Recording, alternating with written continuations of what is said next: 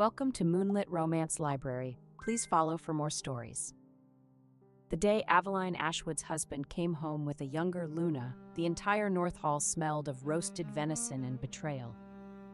She knew something was wrong the moment the iron gates groaned open at noon, because Garrick Blackmere never returned early from border campaigns. Garrick liked his wars the way he liked his ale, long, loud, and preferably involving someone else's suffering. For him to cut a 3-month campaign down to 6 weeks meant one of two things.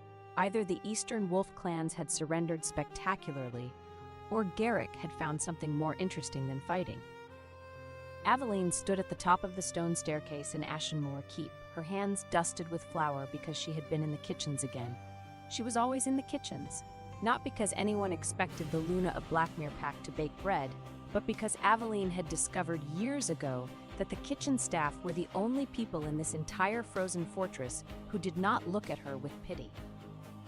My lady. Berta, the head cook, appeared at her elbow, breathless. Berta was 63 years old, built like a wardrobe, and possessed the singular talent of being able to communicate catastrophic news through the angle of her eyebrows alone. Right now, both eyebrows were practically touching her hairline. He's brought someone. He always brings someone. Last time it was 47 prisoners of war and a stolen catapult. It's not a catapult. Is it bigger than a catapult? Berta's mouth pressed into a line so thin it nearly disappeared. It's younger than a catapult. Aveline set down the bread dough. She wiped her hands on her apron slowly, methodically, the way she did everything, not because she was calm, but because she had learned that if she moved slowly enough, people assumed she was in control. She walked to the narrow window that overlooked the main courtyard, and she looked down. Garrick Blackmere rode through the gates on his black warhorse, his dark hair wind-tangled, his jaw sharp enough to cut accusations, his silver-gray eyes catching the winter light in that way that had once made her heart stutter. He was, as always, devastatingly handsome. 6 feet and 4 inches of alpha wolf wrapped in black leather and the unshakable conviction that the world owed him something. Beside him, on a white mare with ribbons braided into its mane, rode a girl. She was perhaps 23, golden-haired, pink-cheeked, wrapped in white furs that looked brand new. She rode with the particular posture of someone who had been told she was precious approximately 400 times that morning. And on her left wrist, Aveline's wolf eyes could see it clearly from this distance, was a Luna binding mark, fresh, still faintly glowing with the amber light of a completed ceremony. "Ah," Aveline said. "My lady. That is a very nice horse she's riding." "My lady, he's bound her. The mark is—" "I can see the mark, Berta." Below, the household guard was assembling. The servants were gathering. Garrick dismounted with the easy grace of a man who expected applause for existing, and then he turned and lifted the golden-haired girl down from her horse with both hands on her waist, and she giggled. She giggled. Aveline had not giggled in approximately 4 years. She was 31 years old, and she had been Garrick's Luna since she was 22. And she had run this household through 2 border wars, a grain famine, a collapsed mine shaft, 3 outbreaks of river fever, and the time the East Tower caught fire because Garrick's beta had tried to roast a whole elk indoors. She had earned every single gray hair that she did not yet have but fully expected by next winter. And now there was a girl in her courtyard wearing her title. "Well," Aveline said, untying her apron and folding it neatly, "I suppose I should go down and introduce myself. It would be rude not to." "My lady, you don't have to." "Berta, if I don't go down there right now, I will have to go down there later, and later I will have had time to think about it, and if I think about it, I will be forced to acknowledge that my husband of 9 years has ridden home with a replacement wife like she's a new pair of boots, and I will feel something about that, and I don't feel like feeling something right now, so I'm going down." She went down. The great stone staircase of Ashenmoor Keep had 114 steps. Aveline had counted them during her first week as a new bride, giddy and in love and absolutely certain that Garrick Blackmere was the greatest man alive. She counted them again now. 114 steps between who she had been 5 minutes ago and who she was about to become. The courtyard was full by the time she reached the bottom. Garrick's warriors had dismounted. The household staff had formed their usual receiving line. And there, standing at the center of it all like a painting of a saint who had wandered into the wrong chapel, was the golden-haired girl, clinging to Garrick's arm. Garrick saw Aveline. She watched it happen, the flicker of something in his silver eyes. Not guilt, exactly. Garrick Blackmere did not do guilt. It was more like the brief inconvenience of remembering that you had left a candle burning in a room you no longer intended to use. Aveline. Garrick. This is Lenora. She is the daughter of Lord Voss of Goldenmere. How nice. What is she doing here? Lenora smiled. It was a sweet smile, practiced and perfect, the kind of smile that had probably been rehearsed in a mirror decorated with dried wildflowers. I'm so honored to finally meet you, Lady Ashwood. Garrick has told me so much about. What is she doing here, Garrick? The courtyard went quiet. Even the horses stopped shifting. Garrick straightened.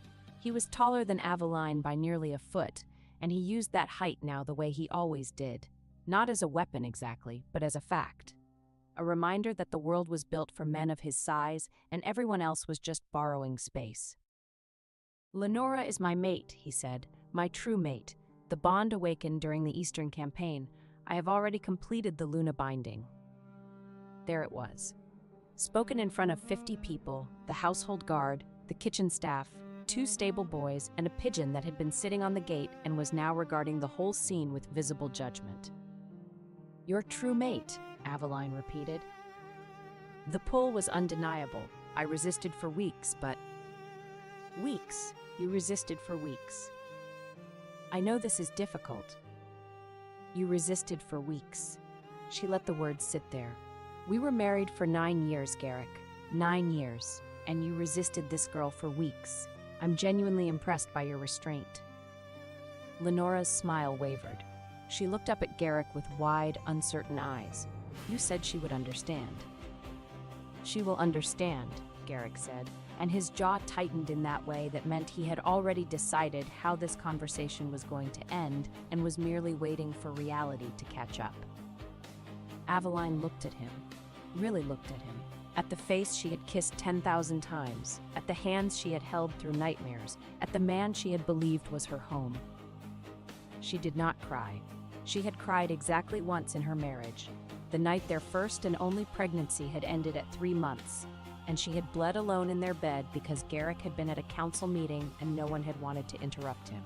She had decided after that night that crying was a currency she could not afford to spend on people who would not value it. You're right, she said. I understand perfectly. Then she turned to Lenora and she smiled. It was not a kind smile. It was the smile of a woman who had balanced 9 years of household accounts, negotiated grain prices with merchants who thought female Lunas were decorative, and once physically carried a wounded border scout 6 miles through snow because the patrol wagon had broken an axle. Lady Lenora, welcome to Ashenmore Keep. I'll have the servants prepare a room for you. The East Tower is lovely this time of year. The roof leaks only when it rains, but it almost never rains here, so you should be fine. She looked back at Garrick. Except it's winter, and winter means snow, and snow melts. So I suppose the roof will leak constantly, but I'm sure your true mate is very resilient. Then she walked back inside. She made it all the way to the kitchen before her hands started shaking. Berta was waiting. Berta was always waiting. The old cook took one look at Aveline's face and said nothing, because Berta was the kind of woman who understood that sometimes the most compassionate thing you could do for someone was to simply witness their composure without testing it. I need to leave, Aveline said. Yes, my lady. Tonight? Yes, my lady. He'll try to keep me here, for appearances. The pack expects a proper transition of Luna status, and Garrick won't want the Northern Territories to think he discarded his Luna without cause. He'll want me to stay and smile and hand Lenora the household keys in some ridiculous ceremony so it all looks civilized. Then we don't give him the chance. No, we don't. Aveline's mind was already working. She had always been like this. She felt things deeply, but processed them practically. Heartbreak could wait. Logistics could not.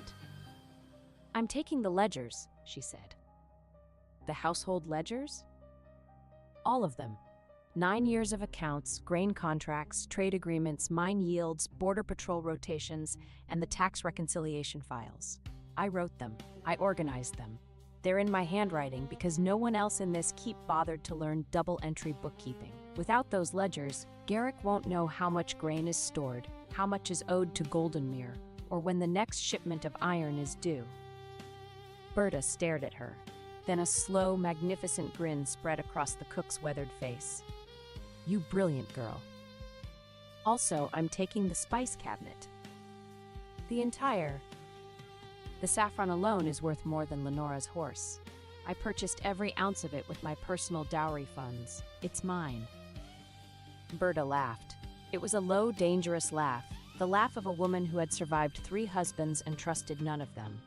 What else? Aveline considered. "My mother's silver, my books. The winter medicine stores, I compounded them myself, so they're mine, and the cheese." "The cheese?" "The aged Firewolf cheese in the cold cellar. 42 wheels. I spent 3 years perfecting that recipe.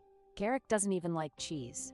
He won't miss it until his new Luna tries to host a feast and realizes there's nothing in the larder but salted pork and regret." By evening, Aveline had packed 14 crates. She had done it quietly, efficiently, with the help of Berta and 2 kitchen maids who had volunteered without being asked, because it turned out that the household staff had opinions about Garrick's romantic decisions, and none of those opinions were favorable. The problem was leaving. Ashenmore Keep sat on a rocky plateau surrounded by pine forest on 3 sides and a sheer cliff drop on the 4th. The main gate was guarded. The postern gate was locked at sundown, and Garrick, for all his emotional failures, was not stupid. He would expect her to try to leave, and he would have instructed the guards to prevent it, not out of love, but because a discarded Luna wandering the northern roads was politically inconvenient. Aveline was standing at the kitchen window, considering her options, when she heard the noise. It came from the old granary behind the keep, a low, rumbling sound, half growl and half whimper. She knew that sound. She had heard it before, on border patrols, in the deep forests. It was the sound of a wolf. Not a shifter wolf, not a pack wolf, but a real wolf, a wild one. She should not have gone to investigate. She had 14 crates to move, a keep to escape, and a rapidly narrowing window of time before Garrick decided to summon her for whatever humiliating conversation he was surely planning. But the sound was wrong. It was pain-wrong, and Aveline had never been able to walk away from pain-wrong sounds, which was how she had ended up married to Garrick in the first place, because 9 years ago she had heard a wounded soldier howling in the rain and had gone to help him, and the wounded soldier had turned out to be the most handsome alpha she had ever seen, and he had looked at her like she was the only warm thing in a cold world, and she had loved him. She had loved him so much. She went to the granary. The wolf was silver, not gray, not pale. Silver, like moonlight, had been hammered into fur. It was enormous, easily twice the size of a natural wolf, with eyes that shone the pale blue of glacier ice. It was also very clearly injured. Its left hind leg was caught in an old iron trap, one of the cruel, spring-loaded things that Garrick's father had set decades ago, and no one had bothered to remove. The wolf snarled when it saw her. "I know," Aveline said. "I wouldn't trust me either. Everything in this keep has terrible judgment." She approached slowly. She had done this before, not with wolves this large, but with injured animals in the forest. The key was to make yourself boring, unthreatening, the kind of creature that clearly did not have the ambition to be a predator. "I'm going to look at that trap," she said, keeping her voice level. "And then I'm going to open it, and then you're going to not bite my hand off because I need my hands. I have 14 crates of cheese and spices to load onto a cart tonight, and it's really hard to drive a cart with stumps." The wolf watched her.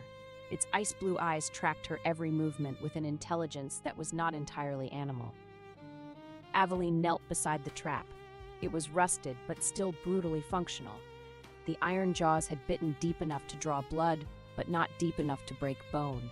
She studied the mechanism. She knew these traps.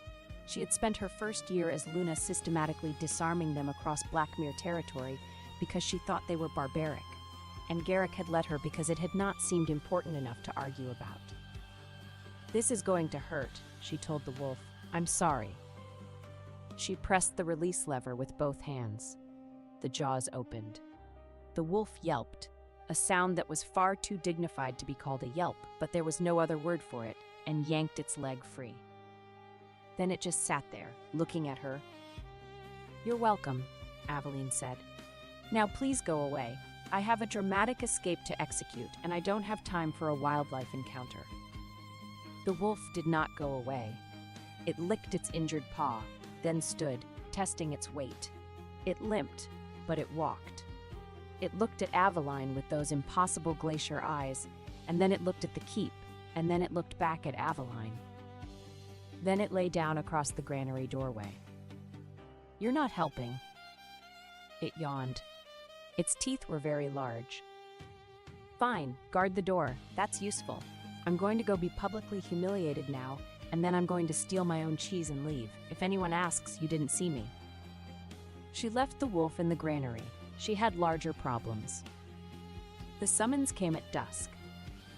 A servant, not one of the loyal kitchen staff, but one of Garrick's personal attendants, a thin man named Harwick, who had the personality of a damp sock, knocked on Aveline's chamber door and informed her that the Alpha required her presence in the Great Hall. "Required," Aveline repeated. "His word, my lady." Of course it was. She dressed carefully.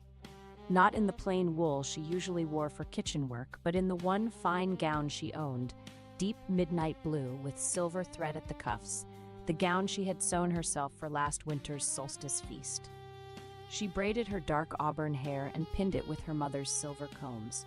She did not do this for Garrick. She did it for herself, because she understood that in the next hour her dignity was going to be tested. And dignity was easier to maintain when you felt like you looked like someone who deserved it.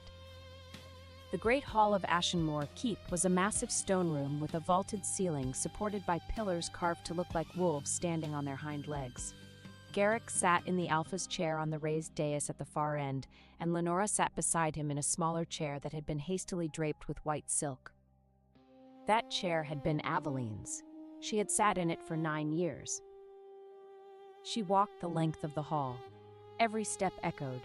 The pack was assembled, warriors, elders, household staff. They watched her with expressions ranging from sympathy to discomfort to the specific blank-faced neutrality of people who knew something was wrong, but were not personally willing to do anything about it.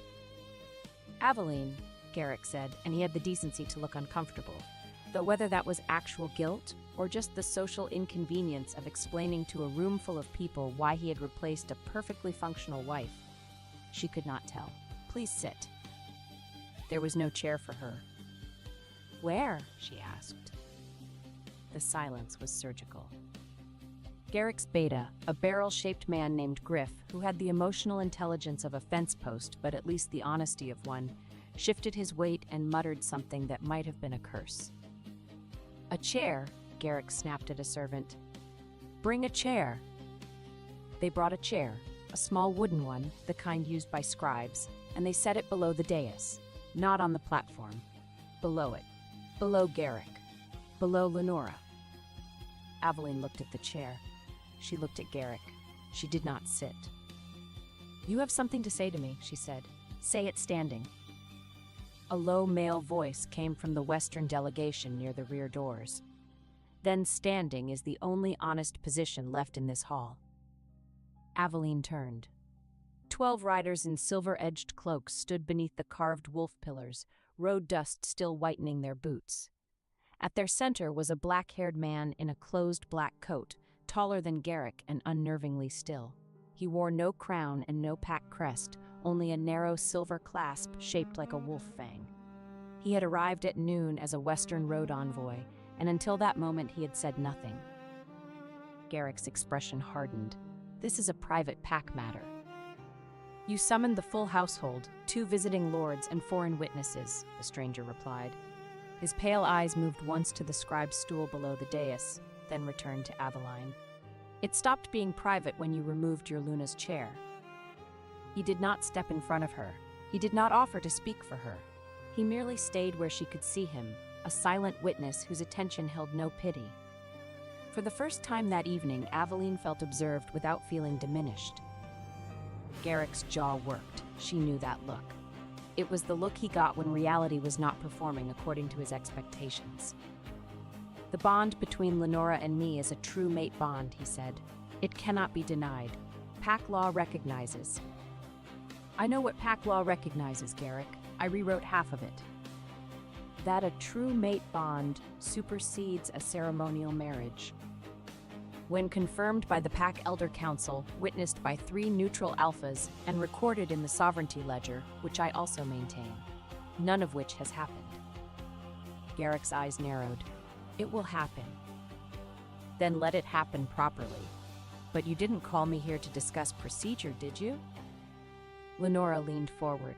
She had changed into a white gown embroidered with gold, probably from the keep's own textile stores, which Aveline had stocked herself. And she had the expression of someone who was trying very hard to appear gracious, and was mostly just appearing nervous. Lady Ashwood, Lenora said, I want you to know that I never intended to. To what?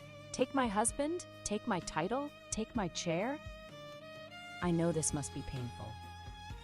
What's painful is that you're wearing a gown made from fabric I imported from the Southern weavers at a rate of 12 silver marks per bolt, and you've cut the hem crooked. Lenora looked down at her hem. It was in fact crooked. Aveline turned back to Garrick. What are your terms? You'll be given quarters in the East Tower. The tower with the leaking roof.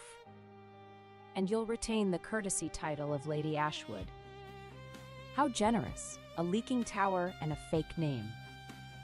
And you'll participate in the formal transition ceremony, where you'll transfer the Luna Seal to Lenora in front of the Pack. The Luna Seal. It was a medallion of dark iron, stamped with the Blackmere wolf, worn by every Luna of the Pack for generations. Aveline had worn it for 9 years. She reached up and touched it now, feeling the cool metal against her collarbone. You want me to hand my seal to this girl, in public, and smile. I want you to do it with grace, Aveline. You've always had grace. Grace, she repeated. You want me to have grace. She looked at him, at this man she had loved since she was 22, this man whose nightmares she had soothed, whose wounds she had stitched, whose household she had held together with nothing but stubbornness and double-entry bookkeeping. She looked at the silver in his eyes and remembered when those eyes had looked at her like she was the only thing worth seeing. All right, she said. When is the ceremony?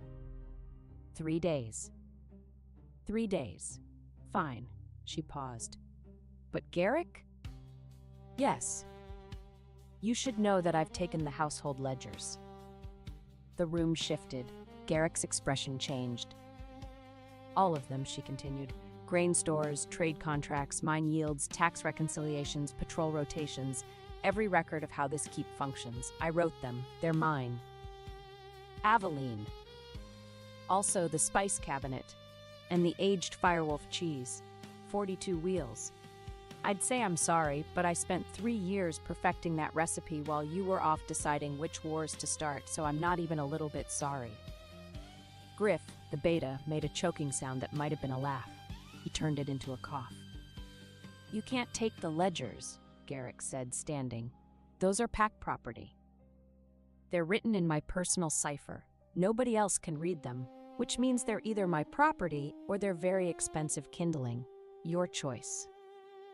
Lenora looked between them with the expression of someone who had just realized that the fairy tale she had walked into had footnotes she had not read. I'll give you the ledger cipher key, Aveline said. When I am released from this marriage with my full dowry restored, my mother's silver returned, and a formal letter of good standing signed by you and witnessed by 3 neutral alphas. Until then, I hope Lenora is good at arithmetic, because winter tax season starts in 6 weeks, and the northern mines will want their yield reports. She turned and walked out of the great hall. Behind her, she heard Garrick say, "Aveline," and she did not stop. She did not stop until she reached the granary, where the silver wolf was still lying across the doorway, and then she sat down on an overturned bucket, and she pressed her hands over her face, and she breathed. The wolf lifted its head and watched her. "Don't look at me like that," she said, her voice cracking exactly once. "I'm fine." The wolf stood. It limped over to her on its injured paw and pressed its enormous silver head against her knee. Its fur was surprisingly warm. It smelled like pine sap and cold stone, and something else, something sharp and electric, like the air before a lightning strike. She put her hand on the wolf's head. She did not cry. But she sat there for a long time with her hand on a wild animal's silver fur, and she breathed, and she planned. 3 days, Garrick had said. She would be gone in one. The escape happened at the third bell past midnight. Berta had arranged a cart. Not one of the fine ones from the keep's carriage house, but a sturdy farm cart from the village below, driven by Berta's nephew Tam, a lanky 19-year-old with perpetually startled hair and the useful quality of asking no questions about anything ever. "Where are we going?" Tam asked. "South," Aveline said. "How far south?" "Far enough that Garrick Blackmere's name is a boring fact and not a present danger." "That's very far south." "Then I hope this horse is well rested." They loaded the crates in silence. 14 crates of ledgers, spices, medicine, cheese, silver, and books. Everything Aveline owned, everything she had earned. Her entire life in Ashenmore. Keep reduced to what could fit on a farm cart. The silver wolf appeared as they were finishing. It materialized from the tree line like a patch of moonlight that had decided to go for a walk, and it sat at the edge of the clearing and watched them with those glacier blue eyes. "No," Aveline said. The wolf tilted its head. "I am not adopting a wild wolf. I have enough problems." The wolf stood up and walked to the cart and lay down underneath it. "That's not, you can't just..." Tam looked at the wolf, looked at Aveline. "It seems decided, my lady." "It's a wild animal." "It seems like a decided wild animal." They left. The postern gate had been locked, as Aveline had expected, but Berta had one final gift, the key. She had taken it from Harwick's belt while he was eating supper, because Berta had the hands of a pickpocket and the moral flexibility of a woman who had watched her mistress be humiliated in front of 50 people. "Go," Berta said, pressing the key into Aveline's hand. "Don't stop until you're past the river crossing, and don't come back for that man, not if he begs on both knees." "Berta, don't you dare cry, not for him. You cry when you're somewhere warm and safe and eating your own cheese, and not a moment before." Aveline hugged her. Berta was not a hugger. She tolerated the embrace the way she tolerated overcooked meat, with stiff disapproval and a faint tremor that suggested hidden emotion, but she hugged Aveline back. "Go," she said again. They went. The cart rattled down the mountain road in the dark. Tam drove. Aveline sat beside him, wrapped in her cloak, the Luna seal still around her neck. She had considered leaving it. She had held it in her hand and looked at it, and thought about setting it on Garrick's pillow with a note that said something cutting and memorable. But she did not leave it, not because she wanted to keep it, but because she had earned it, and she was done leaving behind things she had earned. The silver wolf trotted alongside the cart. Its limp was improving. In the moonlight, its fur shone like liquid metal, and its glacier eyes caught every shadow, every movement, every rustle in the dark pines. It moved with the particular alertness of an animal that was not following, it was escorting. They traveled south for 3 days. On the first day, they crossed the Blackmere border into unclaimed territory, the vast, lawless stretch of pine forests and rocky valleys between the northern wolf packs and the Silver Reaches. Tam drove the cart with the grim determination of a young man who had been raised by Berta and therefore feared nothing in the known world except his aunt's displeasure. Aveline navigated from memory because she had spent years studying the maps in Ashenmore Keep's library while Garrick had been too busy being alpha to notice that his wife had memorized every road, river, and border crossing in the Northern Territories. On the second day, they ran into bandits. There were 5 of them. They emerged from the trees at a narrow point in the road where the pines pressed close and the cart could not turn around. They were the usual sort, rough, unwashed, armed with short swords, and the misplaced confidence of men who had never met a woman who could lift a grain sack over her head with one arm. Aveline could lift a grain sack over her head with one arm. "Off the cart," the lead bandit said. He was missing 2 teeth and most of his charm. "Leave the cargo." Aveline looked at him. She looked at the cart full of her possessions. She looked at the wheel of Firewolf cheese that was sitting on top of the nearest crate, aged to perfection, worth approximately 40 silver marks at market. "No," she said. The bandit blinked. "That wasn't a request." "I know. My answer is still no." The silver wolf, which had been trotting ahead of the cart, came back. It walked out of the trees with the silent, deliberate gait of a predator that had been politely waiting for an excuse. It was enormous in the daylight, shoulder height to a man's chest, teeth like ivory daggers, glacier eyes fixed on the lead bandit with the focused intensity of a creature that had already done the math and decided that 5 against 1 was unfair, but only for the 5. The bandits looked at the wolf.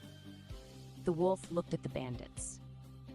The lead bandit looked at Aveline. "Is that yours?"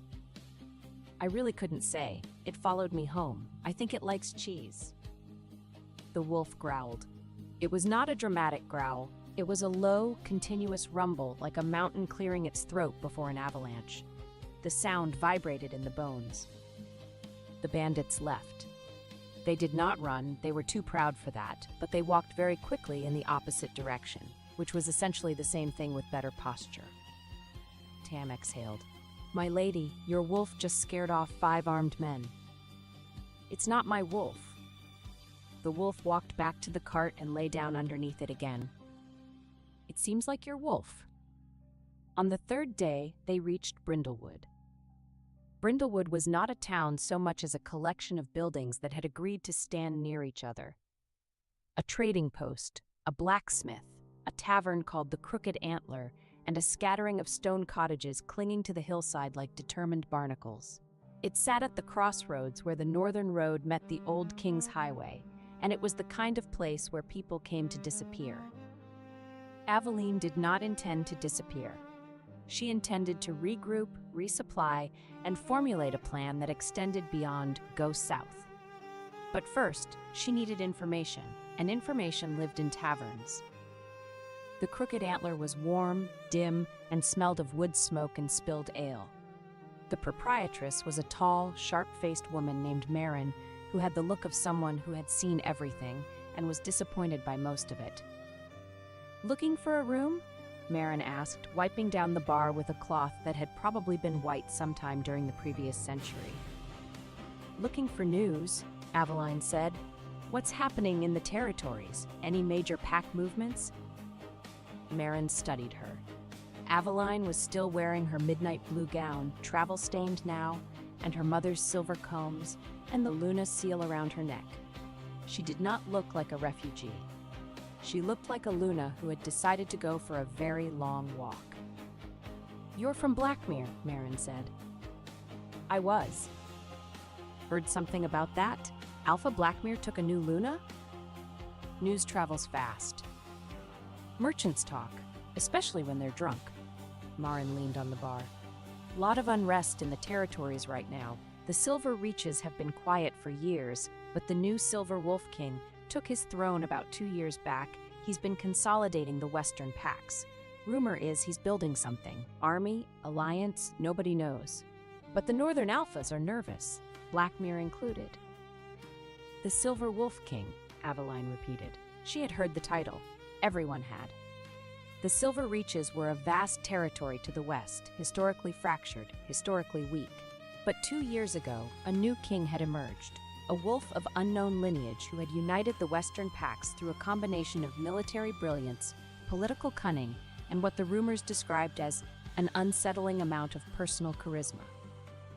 Nobody knew much about him. He did not attend councils. He did not send emissaries to social functions. He was, by all accounts, a ghost who happened to command the largest wolf army west of the mountains. "The Silver Wolf King doesn't concern me," Aveline said. "I need to find work, something that uses organizational skills and an extremely detailed knowledge of northern trade routes." Marin raised an eyebrow. "You're a bookkeeper?" "I'm a Luna who ran a keep for 9 years. I can do accounts, negotiate trade contracts, manage provision routes, mediate territorial disputes, compound medicines, bake bread, and disarm iron traps. I can also lift a grain sack over my head with one arm, but I prefer to lead with the bookkeeping." Marin smiled. It was a thin, surprised smile, the smile of a woman who had not expected to be impressed and was annoyed at herself for it. "There's a position," she said. "Not here, north of here, actually. The border garrison at Thornwall, it's a neutral outpost, sits right on the line between unclaimed territory and the Silver Reaches. They need a quartermaster.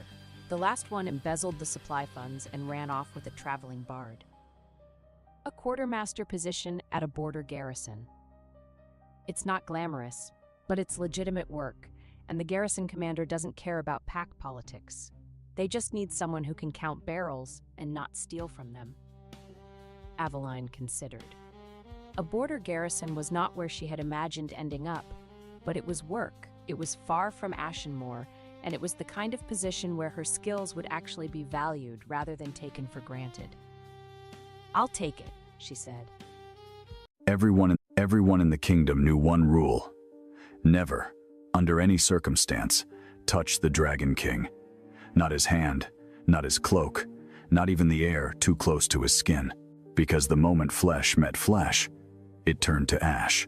And yet before the entire royal court, she grabbed his hand, and nothing happened. No fire, no scream, no smoke rising into the vaulted ceilings of the throne hall. Just silence. A silence so deep it felt like the world itself had stopped breathing. And that was the moment everything began to unravel. She had always been invisible, not in the mystical sense. No magic cloaked her presence. No spell hid her face. She was simply nothing. A servant girl born without a wolf, in a kingdom where even the lowest child carried the pulse of the beast beneath their skin. Among warriors and nobles who could shift into creatures of fang and fury, she remained painfully, humiliatingly human. They called her Empty, a name whispered in corridors, laughed behind goblets, spat like something bitter on the tongue. She scrubbed floors where nobles walked. She lowered her gaze when alphas passed. She learned to make herself smaller, quieter, less noticeable than the shadows that stretched along the stone walls. Because in a world ruled by strength, weakness was not pitied. It was erased. The day of her humiliation arrived wrapped in silk and cruelty. The royal court had gathered every alpha, every noble bloodline, every ambitious eye turned toward the great hall for a ceremonial demonstration of loyalty. Servants were brought forward, one by one, to kneel before the throne and swear their service. It was a tradition meant to reinforce order, but for her, it was something else. A spectacle. When her name was called, a ripple of quiet amusement moved through the court. "Bring forward the wolfless one," a noblewoman murmured, her voice dripping with delight. She stepped forward, barefoot against cold marble, her hands trembling despite every effort to steady them. The weight of hundreds of eyes pressed down on her like a physical force. At the center of it all sat the Dragon King. He did not move. He did not speak, but the air around him shimmered with heat. Even from a distance, it was suffocating, like standing too close to a forge that had never once cooled. His presence was not simply powerful, it was wrong, unnatural, as though his body rejected the world around him, burning everything that dared come near. She had heard the stories. Servants who brushed against him gone in an instant. Guards who tried to steady him, reduced to ash before they could scream. Even his own advisors kept their distance. Because the Dragon King was not just feared, he was untouchable. "Kneel," came the command. She dropped to her knees. "Swear your loyalty." Another voice followed. Her throat tightened. The words felt heavy, foreign. Loyalty implied value, purpose, worth, things she had never been allowed to possess. Still, she opened her mouth, and then it happened. A guard behind her shoved her forward, hard. Her balance broke. Her body pitched ahead before she could stop it. And in that single, irreversible moment, she reached out. Her hand slammed against his. The court gasped as one. Some screamed. Others turned away, already expecting to witness her death. But no fire came. No flames devoured her skin. No ash drifted into the air. Instead, the Dragon King froze. His fingers, which had never held another living being without destroying it, remained still beneath her touch. His eyes, cold, ancient, and terrifying, snapped downward to where their skin met. And for the first time in years, the fire around him flickered. She should have pulled away. Every instinct screamed at her to let go, to retreat, to beg forgiveness. But something held her there, something deeper than fear. Because for a single, impossible second, the heat was gone, not lessened, not weakened, gone. And in its place was something else, something steady, something alive. Don't move. His voice was low, commanding, and laced with something no one in that room had ever heard from him before. Hook. The court erupted into chaos. How is she not burning? This is impossible. She touched him. The nobles rose from their seats, whispers turning into sharp, frantic voices. Some looked at her with horror, others with calculation. But the Dragon King did not look away from her. Not once. Stand, he ordered. She obeyed, her legs barely able to support her weight. Slowly, carefully, he turned his hand, still holding hers. Testing, waiting, watching. Nothing happened. No fire, no destruction, only silence. Bring her closer, he said. The command sent a wave of unease through the court. Your Majesty, one advisor began, pale with fear. I said bring her closer. No one dared argue again. She was guided, pushed, really until she stood directly before the throne. Close enough to feel the remnants of heat still clinging to him. Close enough to see the truth no one spoke of. The Dragon King was not in control. His power was consuming him. Look at me, he said. She hesitated, then obeyed. His eyes burned not with flame, but with something far more dangerous. Need. What are you? He asked. She swallowed. Nothing, Your Majesty. The answer echoed through the hall, and something shifted in his expression. Nothing. Does not survive me, he said quietly. From that moment on, her life no longer belonged to her. She was taken not to the servant quarters, not back to the shadows, but to his chambers. A place no one entered. A place no one survived. The first night was a test. She stood across the room, every nerve in her body alive with tension as he approached. Slowly, deliberately, like a predator, unsure of its prey. Do not run, he said. She didn't. Not because she wasn't afraid, but because something deeper had taken hold. Curiosity. His hand lifted, hesitated, then pressed against her arm. Nothing. No fire. No pain. Only warmth. A sharp breath escaped him, not from exertion, but from relief. Rav. Unfiltered. Addictive. Again, he whispered. And this time, he didn't stop at her arm. Days turned into nights. Nights into something dangerously close to routine. He tested the limits of her presence, her skin, her proximity, and each time, the same result. She neutralized him, calmed him, silenced the fire that had ruled his existence. But there was a cost. She began to feel it, not immediately, not obviously, but slowly. Something inside her drained, like standing too long in winter, unaware of the cold creeping into your bones. And beyond those walls, the court watched, waited, plotted, because power like that could not remain unchallenged. And someone had already decided, if she could touch the Dragon King, then she could kill him too. The first attempt to kill her came before dawn. She woke to the scent of smoke, but not from the king. This fire was different, thin, bitter, crawling beneath the door of the small chamber they had given her beside his own. For one frozen heartbeat, she thought his curse had finally reached through the walls and found her in her sleep. Then she saw the black oil spilling beneath the door, saw the orange glow rising beyond it, and understood the truth. Someone had locked her inside and set the corridor aflame. She stumbled from the bed, coughing, her hands scraping against stone. But the window was too narrow, the door too hot, the smoke too thick. Outside, no guards shouted. No footsteps came. Whoever had done this had chosen the hour well. She pressed both palms against the burning door, expecting pain, expecting skin to blister, but the heat sank into her like water into dry earth. The flames bent toward her, not away, toward her, and deep beneath her ribs, something ancient stirred. She gasped as the fire vanished through the cracks, rushing into her palms in ribbons of gold and crimson until the corridor beyond fell dark. When the door finally burst open, the Dragon King stood on the other side, half-dressed, barefoot against scorched stone, his eyes blazing with terror so violent it almost looked like rage. He did not look at the burned walls.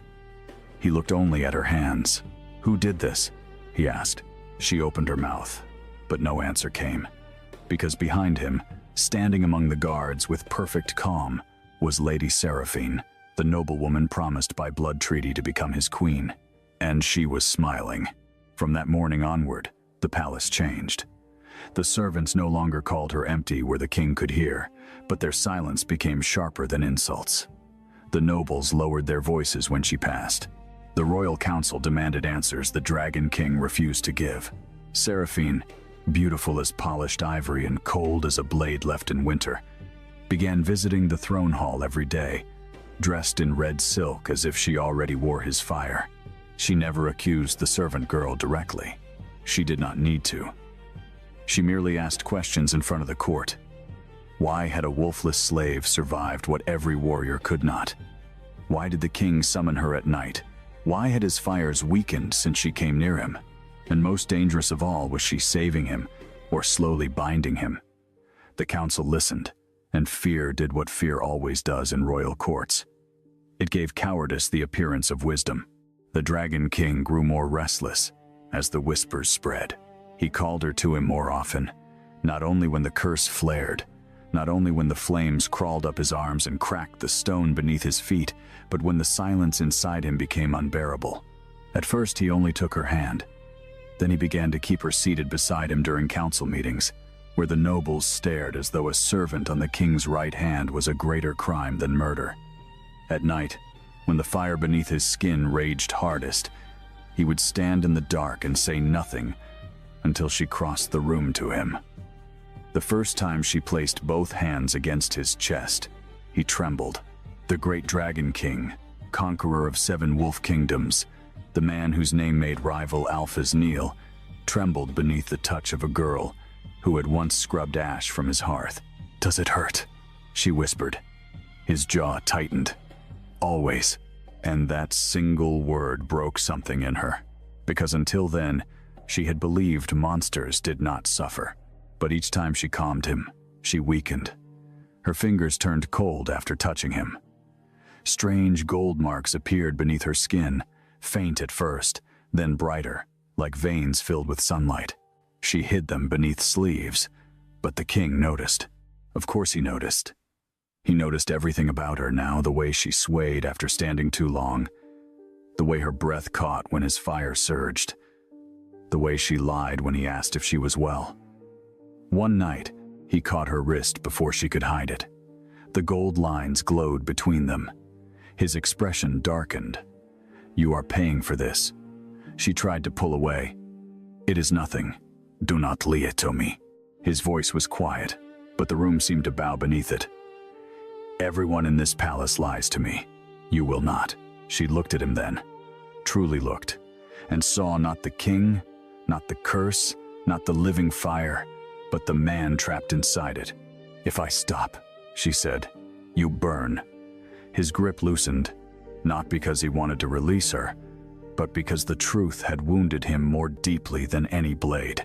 That was the beginning of his restraint, and the beginning of her danger. He tried to keep distance. She saw it in the way he folded his hands behind his back when she entered, the way he stood across the room though the fire visibly tortured him, the way he dismissed her before nightfall even when sweat burned at his temples. But the curse punished him for mercy. Without her touch, his body rejected the world with renewed violence. Candles melted before he passed them. Iron handles glowed red beneath his fingers. The stone floor cracked wherever he stood too long. On the third night, his monstrous form emerged. It began with wings, not fully formed, not free, but shadows of them tearing from his back in a storm of heat and black flame. His spine bowed. Scales rose along his neck. His eyes turned molten gold. The guards fled before he could command them to stay. Only she remained, frozen in the doorway as the Dragon King became the beast his enemies prayed he would become. He roared, and the windows shattered outward into the night. "Leave!" he forced through clenched teeth. "I cannot hold it." She should have obeyed. Every sane part of her begged her to run. But then he looked at her not as a king, not as a beast, but as a man terrified of what he might do. And she crossed the broken glass barefoot. "Do not come closer," he growled. She kept walking. I said, "Leave." The flames rose higher, circling him like a living crown. She stepped through them. They bent away from her skin, then rushed into her body, bright and terrible. When her palms touched his face, the beast inside him shuddered. His claws dug into stone. His wings collapsed into smoke, and slowly, impossibly, he leaned into her hands like a starving creature finding warmth for the first time. By dawn, every courtier in the palace had heard what happened. By noon, Seraphine had turned rumor into accusation. By dusk, the royal council summoned them both before the throne. Not the Dragon King's throne, the ancient judgment seat beneath the Hall of Ashes, where kings themselves could be challenged if the council believed the realm was endangered. It was a trap, and he knew it. Still, he went, because kings who refused judgment looked guilty before history. She stood beside him in plain gray linen, surrounded by nobles in jewels and armor, feeling smaller than ever beneath the painted eyes of dead rulers. Seraphine stepped forward with a silver dagger in her hand and a softness in her voice that fooled no one. "Your Majesty," she said, "we do not question your strength, we question hers." She turned toward the court. A wolfless slave appears from nowhere, survives dragonfire, drains the king's power, and now his curse worsens whenever she is absent. Is that salvation or possession? The council murmured. The Dragon King's hand curled into a fist. Heat rolled across the floor. She felt it searching for her, reaching instinctively, but he held himself back. Seraphine saw it and smiled. Let her prove innocence. Let her touch the sacred flame. At the far end of the hall, an ancient brazier burned with white fire, said to reveal forbidden blood. No servant was allowed near it. No liar survived it. The girl's stomach dropped. The Dragon King turned on the council. "No." His voice shook the pillars. "This judgment ends now." But Seraphine had already won the room. "If she is nothing," she said, "then nothing will happen." They dragged her forward. The king moved, and 20 spears lowered toward him, not because the guards could stop him, but because the council wanted the kingdom to see him choose violence for a servant. She looked back at him once. His face was carved from fury and fear. "Do not touch it," he commanded. But for the first time since she had entered his life, she did not obey. She placed her hand into the white flame. The hall exploded with light, not fire, not smoke. Light. Vast, golden, ancient light surged from the brazier and wrapped around her like a crown remembering its queen. The gray linen burned away into luminous ash, but her skin remained untouched. Across her arms, the hidden gold veins blazed into the shape of scales. Behind her, the shadow of enormous wings unfurled against the wall, not his wings, hers. The court fell to its knees without understanding why. The white flame rose higher, forming words in a language older than the wolf kingdoms, older than the dragon throne, older than betrayal itself. The Dragon King stared at her, as if seeing the answer to a question his blood had been asking all his life. Then the oldest counselor whispered the name no one had spoken for 3 centuries. The Ember Blood Heir. Seraphine's smile vanished. The truth broke over the hall like judgment. She was not wolfless because she was empty. She was wolfless because no wolf could live inside dragon blood. She was the last descendant of the ancient Emberblood Queens, the royal line that had once balanced the Dragon Kings, not by serving them, not by obeying them, but by anchoring the fire inside their bodies so it would not consume the world. Her blood did not absorb his flame by accident. It recognized him, and his fire did not spare her because it was weak. It spared her because it had been searching for her since the day he was cursed. Seraphine lunged before anyone could stop her.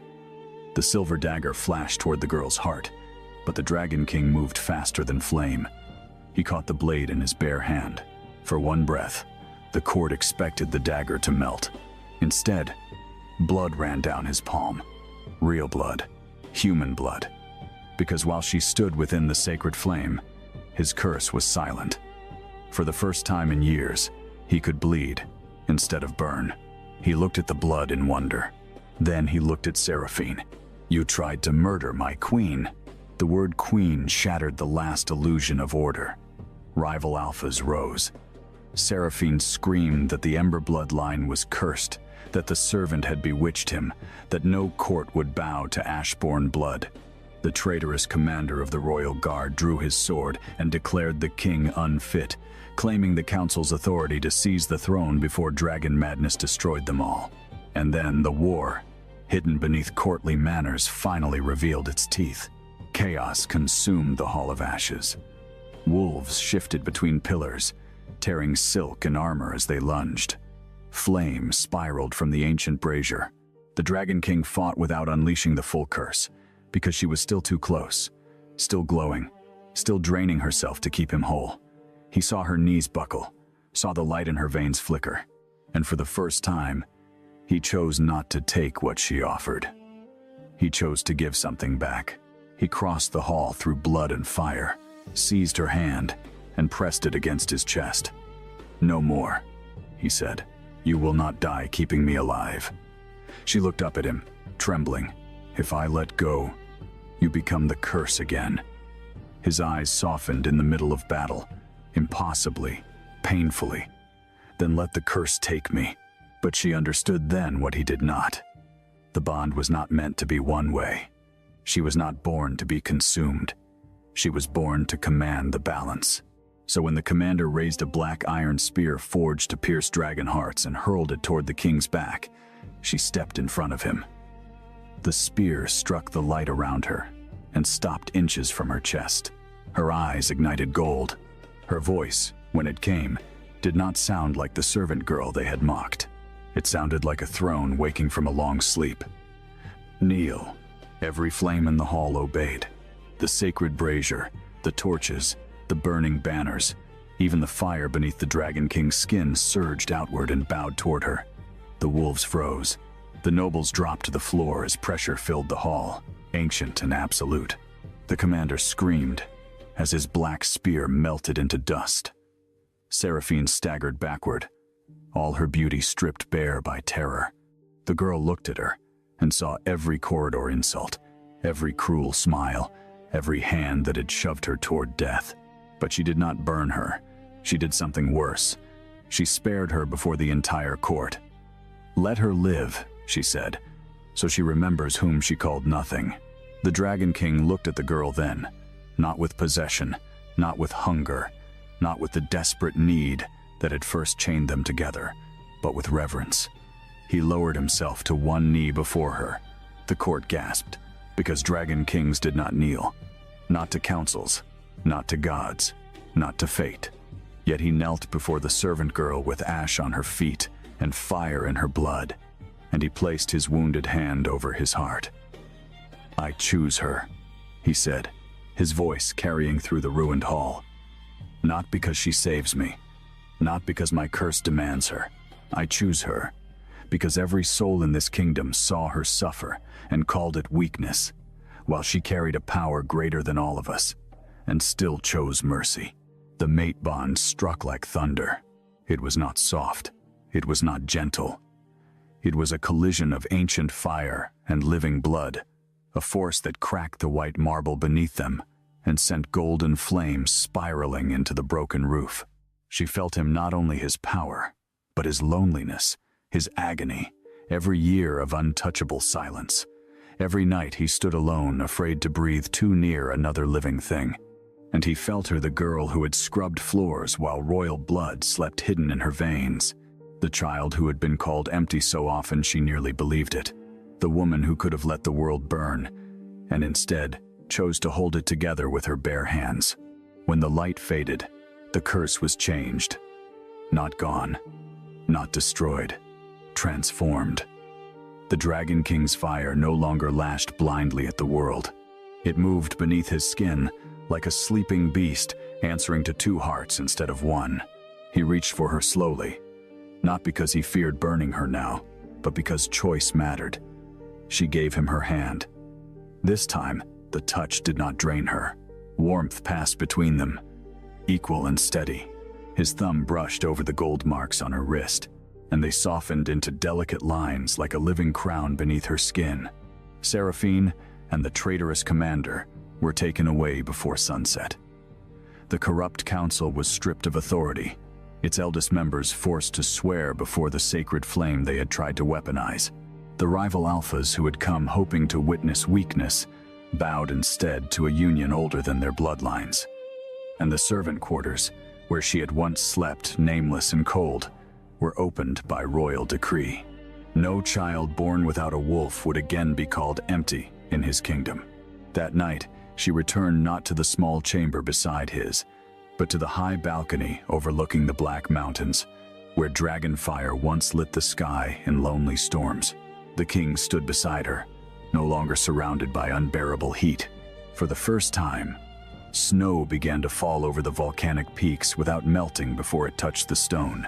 He watched it with quiet wonder, then looked at her as though the world had given him something too fragile to deserve. "You could leave," he said. "After everything this palace did to you, no oath binds you here." She turned her palm upward, the same hand that had once accidentally saved him before the entire court. "And if I stay?" His breath caught, and she saw the feared Dragon King become simply a man afraid to hope. "Then I will spend the rest of my life proving you were never born to be used." She stepped closer. "I was not born to be your cure." "No," he said, lowering his forehead to hers. "You were born to be my equal." And when he kissed her, the kingdom did not burn. The mountains did not crack. The ancient curse did not rise to punish them. Instead, deep beneath the palace, the sacred flame turned gold, and every wolf in the capital lifted its head as one, sensing the birth of a bond powerful enough to change the fate of kings. The girl once called empty stood beside the Dragon King as the last Emberblood queen, no longer hidden, no longer owned, no longer afraid of the fire that had tried to devour them both. And for the first time in his cursed life, the Dragon King slept with her hand in his, not because he needed her to survive the night, but because he had finally found a world that did not reject him. But peace did not come simply because the Dragon King had chosen her. In kingdoms built on old blood and older pride, love was never allowed to arrive without a blade hidden beneath it. By morning, the entire capital knew that the servant girl once called empty had stood in the sacred flame and survived, that the Dragon King had knelt before her, that the court had watched his curse bow to her blood. Some whispered her name with wonder, others with fear, but the most dangerous ones whispered it with hatred. Because a girl raised among ashes had done what noble daughters had failed to do for years. She had touched the untouchable king, and instead of dying, she had become the one person no throne could ignore. The palace tried to dress her in silk before sunrise, but every gown they brought felt like a costume stolen from someone else's life. She stood before a polished bronze mirror, while 3 trembling attendants fastened gold clasps around her wrists, and all she could see was the same girl who had once scrubbed soot from hearthstones until her hands cracked. Only now, beneath her skin, golden lines shimmered faintly, pulsing whenever the Dragon King drew near, and he was always near. Not openly at first, not in a way the court could easily name, but his presence followed her like a storm refusing to break. Guards doubled outside her doors. Poison tasters appeared at every meal. Corridors emptied before she walked through them, not because she commanded it, but because he had made one thing clear without saying it twice. Anyone who touched her without permission would answer to fire. Yet protection could become another kind of cage, and she felt it before he did. The first week after the reveal, he tried to keep her away from every council session, every public ceremony, every noble gathering where resentment might sharpen into danger. "You have survived enough courts," he told her one evening, as red dusk bled through the balcony arches. "You do not need to endure another room full of smiling wolves." She looked at him carefully, at the man who had once demanded her touch, because his own body was a prison, and she understood the fear beneath his command.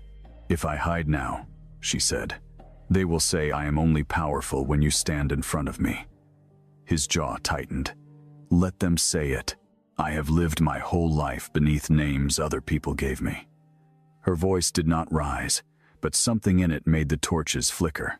Empty, wolfless, servant, threat, curse. I will not add coward to that list. For a moment, anger flashed across his face, not at her defiance, but at the world that had taught her to defend her own existence with every breath. Then the anger faded, leaving only the ache he did not know how to hide. "I cannot lose you," he said. And there it was, the truth neither of them had fully spoken.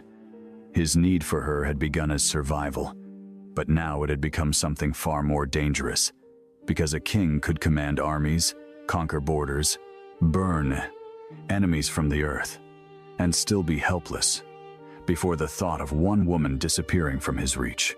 So she went to the council chamber the next day, not behind him, beside him.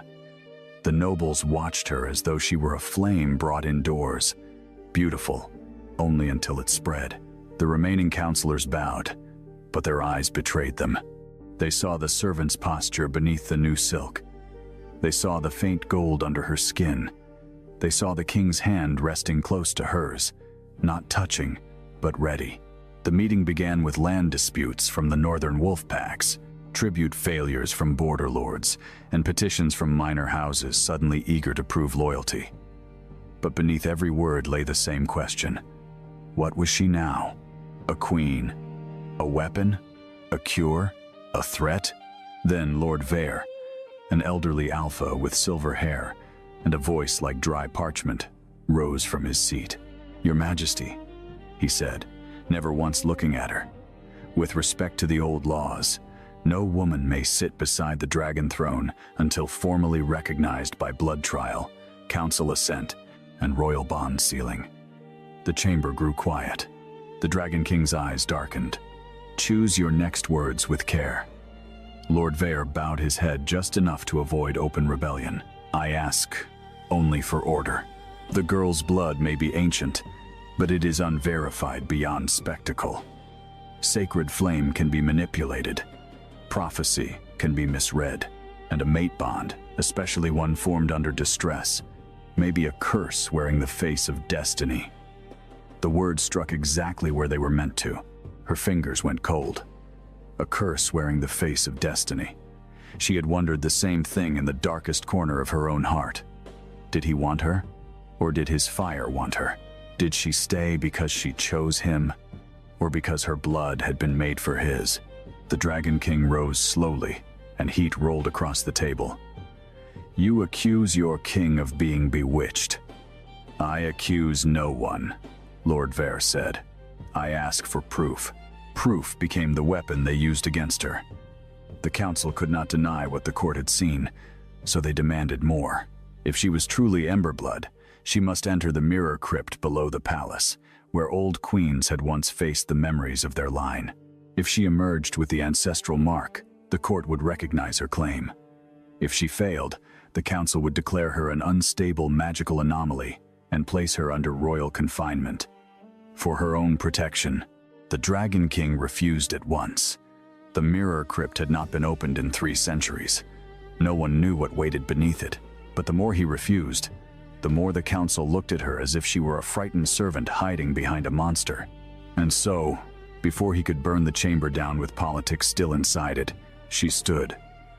"I will enter." His head turned sharply. No. She met his eyes in front of them all. Yes. The room held its breath, sensing the first true fracture between them. He leaned closer, voice low enough only she could hear. "You do not understand what ancient places take from living blood." "Then tell me." Pain moved through his expression. "I cannot. The old records were destroyed." "Then you do not know it will kill me." "I know everything this court asks of you is meant to cut you until you bleed obedience." Her heart twisted, but she did not look away. "Then let them see what rises when I bleed." The mirror crypt opened at moonrise. The entrance lay beneath the Hall of Ashes, sealed behind a door of black stone veined with gold. When the Dragon King pressed his palm to it, the stone did not burn. It recognized the altered fire in him now, the flame steadied by their bond. With a groan like the earth remembering pain, the door parted. Cold air breathed out, not the clean cold of winter, but the ancient cold of sealed grief. She descended alone because the law demanded it, though she felt him above her with every step. Their bond stretched thin between them like a thread of flame. Down below, the crypt was not a tomb. It was a palace beneath a palace, carved from obsidian and filled with mirrors taller than towers. Each mirror reflected a different version of her. In one, she was the barefoot servant girl. In another, a queen crowned in fire. In another, a corpse with gold cracks across her skin. She walked forward, and the mirrors began to whisper. They spoke in voices like women singing through smoke. "Daughter, Ashborn, hidden flame, last of the line." Then the reflections changed. She saw a battlefield from centuries before. Dragon kings burning entire armies because no Emberblood queen stood beside them. She saw women with her same golden veins chained by rulers who loved their power more than their souls. She saw one queen place both hands on a king's chest and burn away into light while he survived, weeping over ashes. She stumbled back, horror tightening around her throat. This was the truth the legends had hidden. Emberblood women had not always been honored. Sometimes they had been consumed. Sometimes they had been called destiny, when the world meant sacrifice. Above, the Dragon King felt her fear through the bond and nearly broke the law to go after her. The council watched him from a distance, tense and eager, waiting for grief to make him reckless. His fists clenched so hard the stone beneath his feet cracked. In the crypt, she reached the final mirror. Unlike the others, it reflected nothing. Its surface was dark, still, and endless. When she touched it, the glass softened like water and pulled her inside. Suddenly she stood in a chamber of white flame, and before her waited a woman crowned in embers. She was older, regal, sorrowful, with the same gold-lit skin and eyes that seemed to carry every dawn ever born. "You are late," the woman said. The girl could barely breathe. "Who are you?" "The first queen who refused to die for a king." The words struck harder than any vision. The woman moved closer, her gown trailing sparks across the unseen floor. "They told you your blood exists to save him, does it not?" The queen's smile was sad. "Your blood exists to balance fire. Balance is not surrender. It is not obedience. It is not letting a man, even a wounded one, turn your life into medicine." Tears burned in her eyes before she could stop them. "Then why does touching him feel like coming home?" "Because some bonds are true," the queen said softly. "And some truths still become chains when fear holds them too tightly." When she emerged from the crypt hours later, dawn had turned the sky pale above the broken roof of the Hall of Ashes. The entire council waited. So did the Dragon King, He looked as if he had not moved once all night. The moment she stepped through the black door, his control nearly broke. But he stopped himself, waiting for her choice, for her signal, for permission to cross the distance. That restraint, more than any vow, told her the crypt had not lied about him. He was capable of need without taking, love without consuming, power without possession. She lifted her hand. Only then did he come to her. The council saw the mark before he reached her. A crown of gold fire glowing at the base of her throat, delicate and unmistakable. Lord Vare went pale. The blood trial had not merely recognized her, it had crowned her. The Dragon King stopped in front of her, his eyes fixed on the mark, and for one fragile breath, the feared ruler of the realm looked humbled beyond words. "What did it show you?" he asked. She answered honestly, because the bond between them could not survive pretty lies. "That women like me have died saving men like you." The words landed in silence. His face changed, and she saw the wound open in him. Not anger, shame. He stepped back at once, as though his closeness itself had become a threat. Then, "I will never ask again. That is not what I said. It is what I should have understood." His Volproti. His voice roughened. "I called you my equal before the court. Then let them send you beneath the earth to prove you deserve to stand beside me." She reached for him, but this time he did not take her hand. "I have spent years fearing my fire would destroy anyone who came near me," he said. "I never feared that my need might do the same." And then he turned away, not because he did not love her, but because he did. That emotional retreat became the cruelest distance between them. He protected her still, honored her publicly, gave her authority the court could not ignore. But he stopped reaching for her in the quiet, stopped asking her to calm the fire when it hurt him, stopped sleeping with her hand in his. At first, she told herself, this was what freedom should feel like. Space, choice, no demand. But every night, through the bond, she felt his pain flare behind walls of restraint. She felt him walking alone in chambers scorched by his own skin.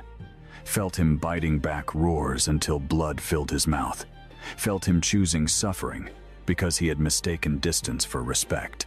And she, proud enough not to beg and wounded enough to doubt, let the silence grow. The palace noticed. Seraphine, though imprisoned in the Western Tower awaiting judgment, noticed most of all. Hatred sharpened her patience.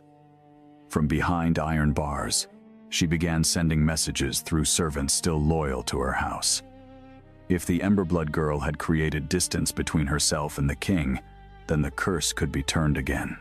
And if the curse returned in full before the realm, the council would have its proof that neither love nor ancient blood could save him.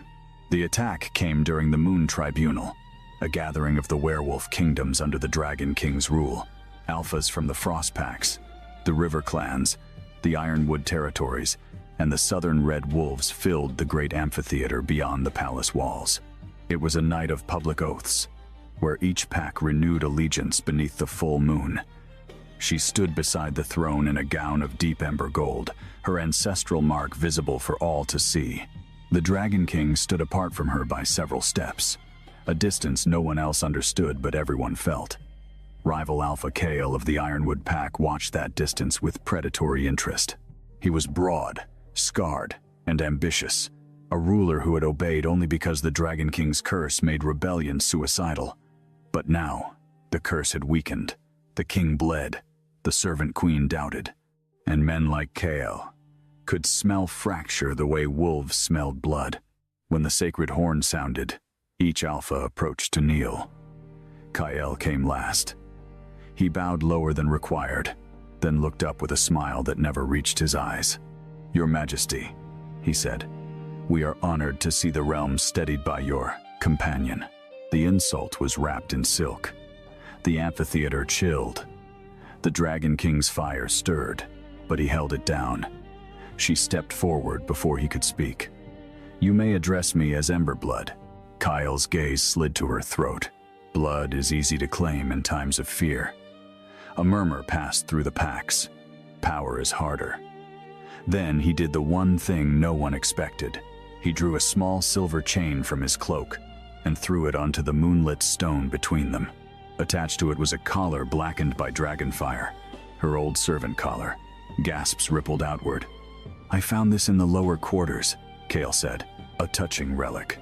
Tell me, my lady, does royal blood remember the feel of a chain?" The humiliation hit like a slap. Not because the collar exposed her past, everyone knew what she had been, but because for one moment she was back there again.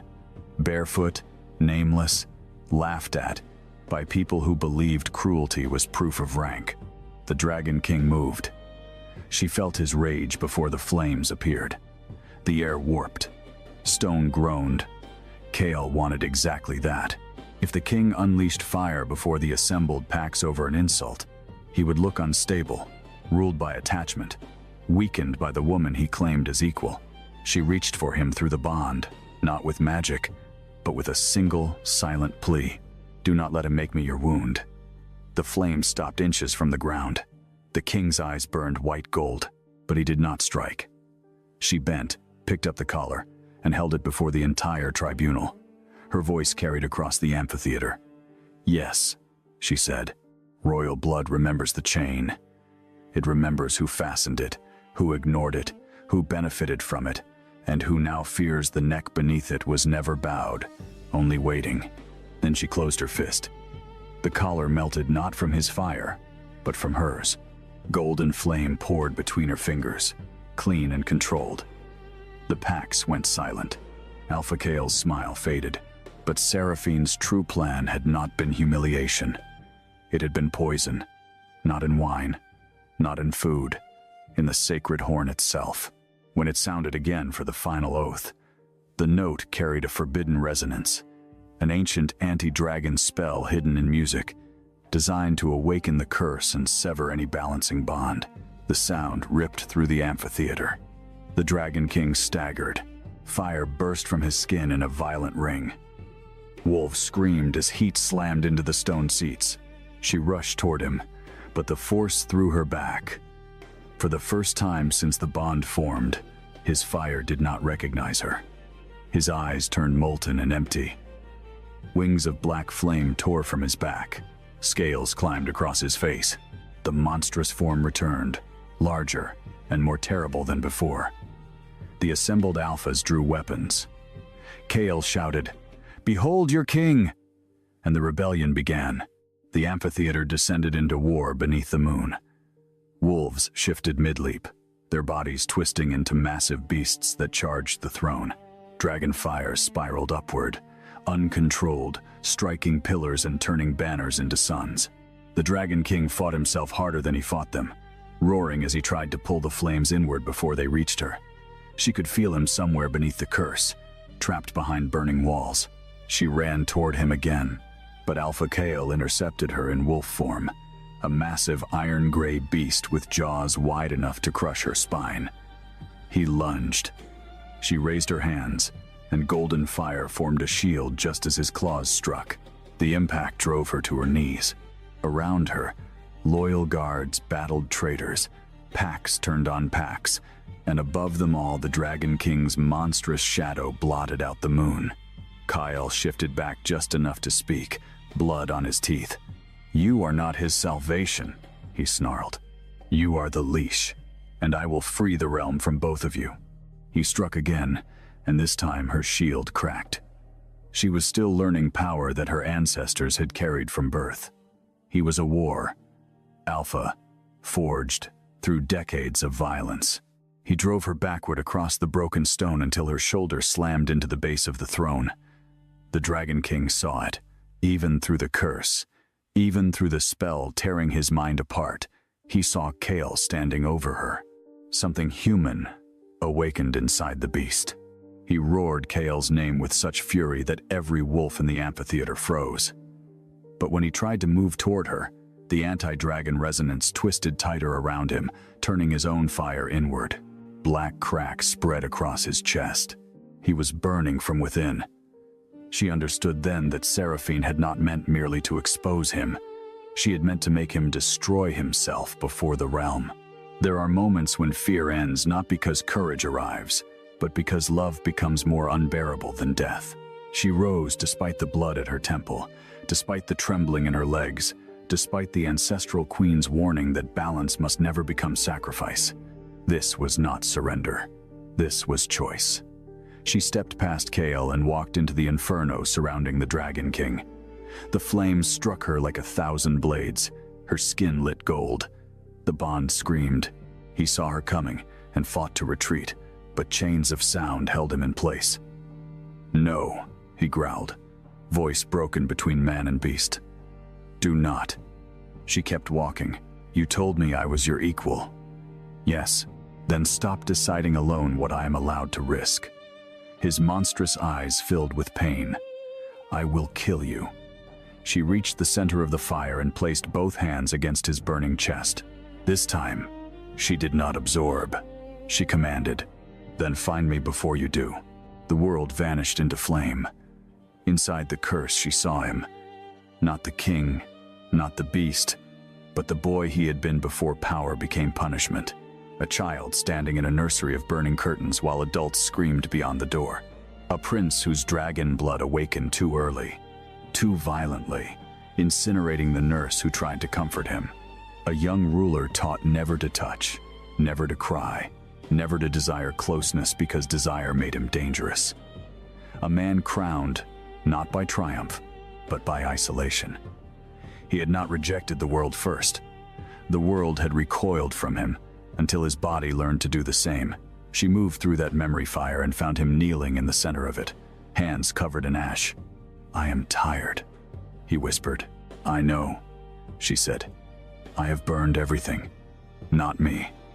He looked up at her, eyes haunted. "I wanted to. The confession would have frightened anyone else." But she heard what lay beneath it. Not cruelty, but terror. He had wanted to hold her so badly that need itself felt monstrous. She knelt before him. "Wanting is not taking." She held out her hand.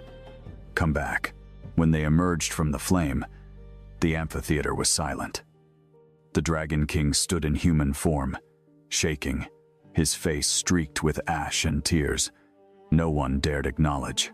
Her hands remained pressed to his chest, but the gold light no longer drained her. It flowed between them in a circle, fire answering blood, blood answering fire. The anti-dragon spell shattered with a sound like glass breaking beneath the moon. Across the amphitheater, the sacred horn cracked open, revealing a hidden black rune carved inside. Every eye turned towards Seraphine's tower in the distance. Her betrayal was no longer rumor. It was proof. Alpha Kael, seeing the rebellion falter, made one final desperate move. He seized a fallen spear and charged not at the Dragon King, but at her. The king turned, but she lifted one hand. This time, she did not need saving.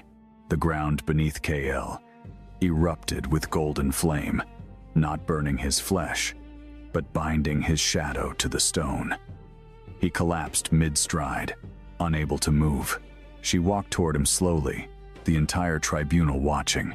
"You wanted proof of power," she said. "Here it is." Kael strained, veins bulging in his neck. "Kill me then." She looked at the assembled packs, at the nobles, at the soldiers who had once watched her humiliation as entertainment. No. Death is too easy for men who mistake cruelty for strength. She turned to the Frostpack Alpha, an older woman with silver eyes who had not joined the rebellion. Let him stand trial before the packs whose sons he brought here to die for his ambition. The Frost Alpha bowed, not to the Dragon King, to her.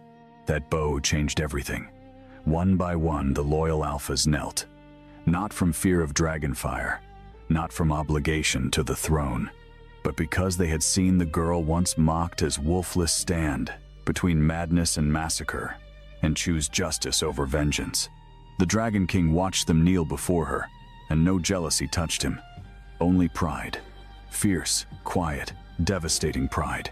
When she returned to his side, he did not reach for her in front of them all. He waited. She slipped her hand into his. The gesture was small, but the amphitheater felt it like a coronation. Seraphine was brought down from the western tower before dawn.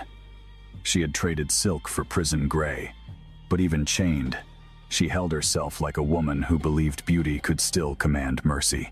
They brought her into the damaged throne hall, where the sacred flame now burned gold instead of white. The council gathered, diminished and afraid. The Pax stood witness. Seraphine looked first at the Dragon King, then at the girl beside him. Hatred flickered, but beneath it was something uglier.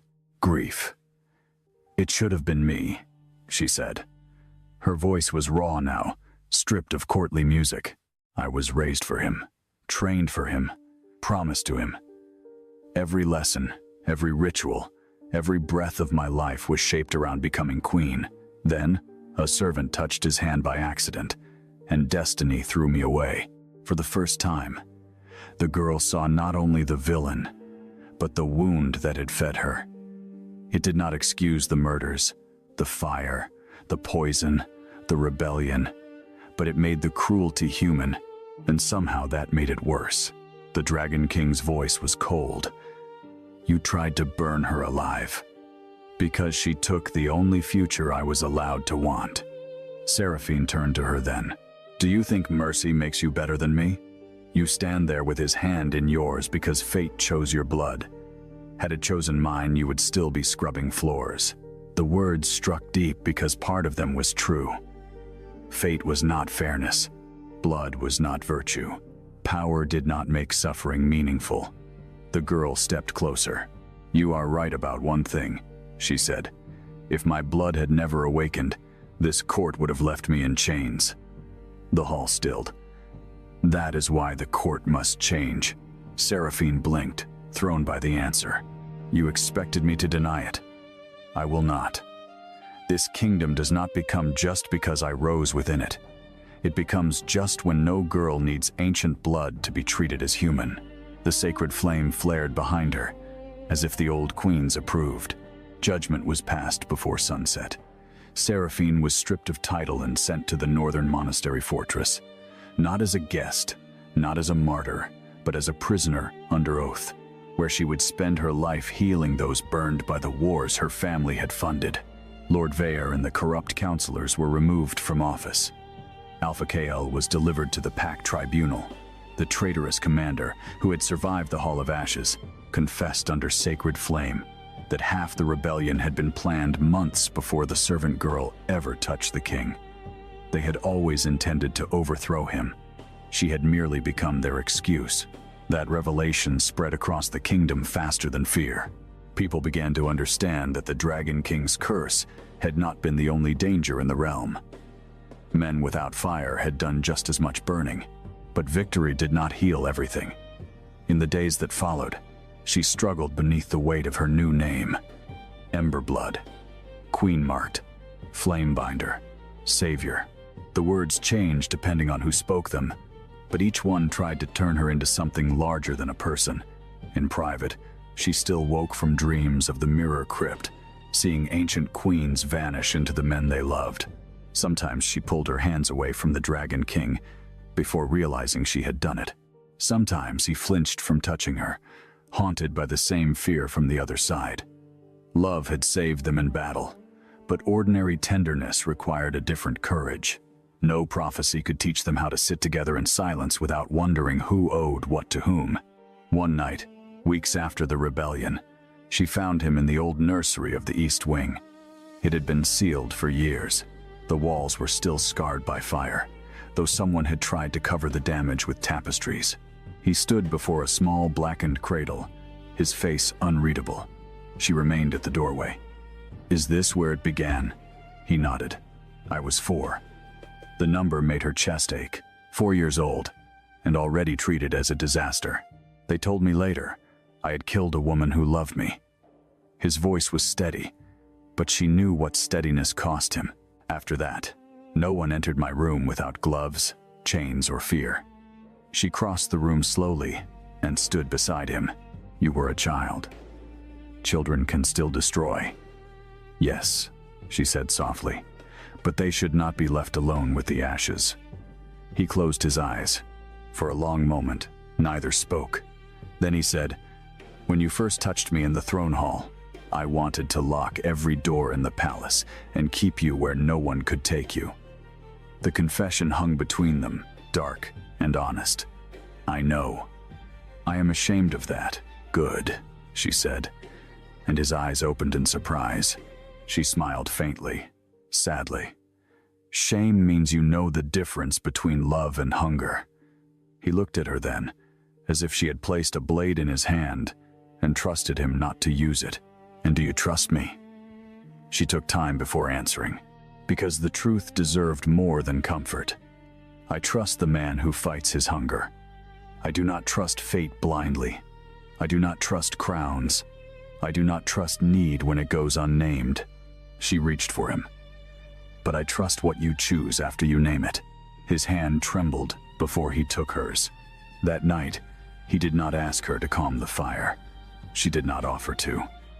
They simply sat together on the nursery floor until dawn touched the burned walls. And somehow, that became more intimate than any desperate touch before it. No curse forced them.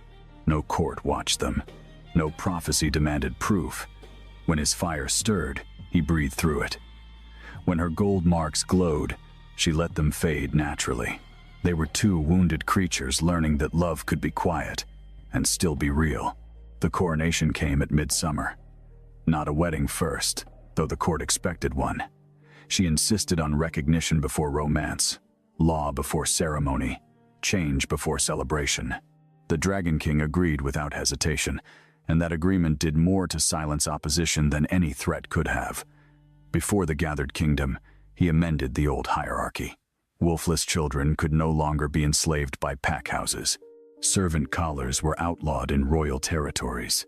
Any noble found using blood status to claim ownership over another living soul would lose title, land, and protection. The alphas shifted uneasily at the decrees, but none dared oppose them openly, not after the Moon Tribunal. She stood beside the king while the laws were read, hearing whispers ripple through the crowd. Some called her dangerous, some called her impossible. But in the back of the hall, among the servants, a little girl with no wolf stared at her with wide, shining eyes. That was the moment the new queen nearly wept. Only after the laws were sealed did she agree to the bonding ceremony. It was not held in the throne hall, where humiliation had first made them visible to each other, nor in the Hall of Ashes, where power had been revealed through violence. She chose the ruined garden behind the East Wing, a place long abandoned because nothing had grown there since the Dragon King's curse first scorched the soil. On the morning of the ceremony, servants cleared the ash, opened the stone channels, and brought water from the mountain springs. She walked barefoot over the black earth in a gown the color of dawn. The Dragon King waited beneath the skeletal branches of an ancient tree, dressed not in armor, not in conquest black, but in simple, dark ceremonial robes edged with gold. He looked less like a weapon that day, more like a man standing before the possibility of being loved without fear. The bond vows were older than the Wolf Kingdoms. He spoke first, voice low enough for intimacy, strong enough for the gathered realm. I do not claim you as cure, shield, possession, or destiny's payment. I choose you as sovereign of your own fire. I choose your will above my need, your freedom above my fear, and your life beside mine only so long as you desire it. The words moved through the crowd like wind through dry grass. Many did not understand how radical they were. She did. Her throat tightened, but when she spoke, her voice did not break. I do not bind myself to your pain as sacrifice, nor to your throne as ornament. I choose the man who came back from the fire when I called, the king who knelt not to own me, but to honor what he had failed to see. I choose your hand when it is offered, never when it is demanded. I choose the flame we carry together. Then she placed her palm against his chest, and he placed his over her heart. For a heartbeat, nothing happened. Then the dead garden bloomed, not slowly, not with the gentle patience of spring. It erupted. Black soil split open, gold-veined flowers burst from ash. Vines climbed ruined pillars. The ancient tree above them shuddered, and leaves of deep crimson unfurled across its branches like living fire. The crowd gasped as petals drifted through the air, glowing faintly before dissolving into warmth. The Dragon King looked around in stunned silence, then down at her. "You did this." She shook her head, smiling through tears. "No, we did." And when they kissed beneath the reborn tree, the fire that rose around them did not threaten the world. It illuminated it. Years later, songs would claim that the servant girl saved the Dragon King with a touch. Songs always preferred simple lies. The truth was harder and far more beautiful. She had not saved him by letting herself be consumed. He had not loved her by needing her more fiercely than anyone else. They saved each other in the places where power was not enough, in restraint, in truth, in the painful choice to unlearn every cruel lesson the world had carved into them. The Dragon King still carried fire beneath his skin. The Emberblood Queen still bore gold in her veins. The kingdom still had wolves with pride, nobles with ambition, borders with enemies, and histories that did not vanish because one crown changed hands.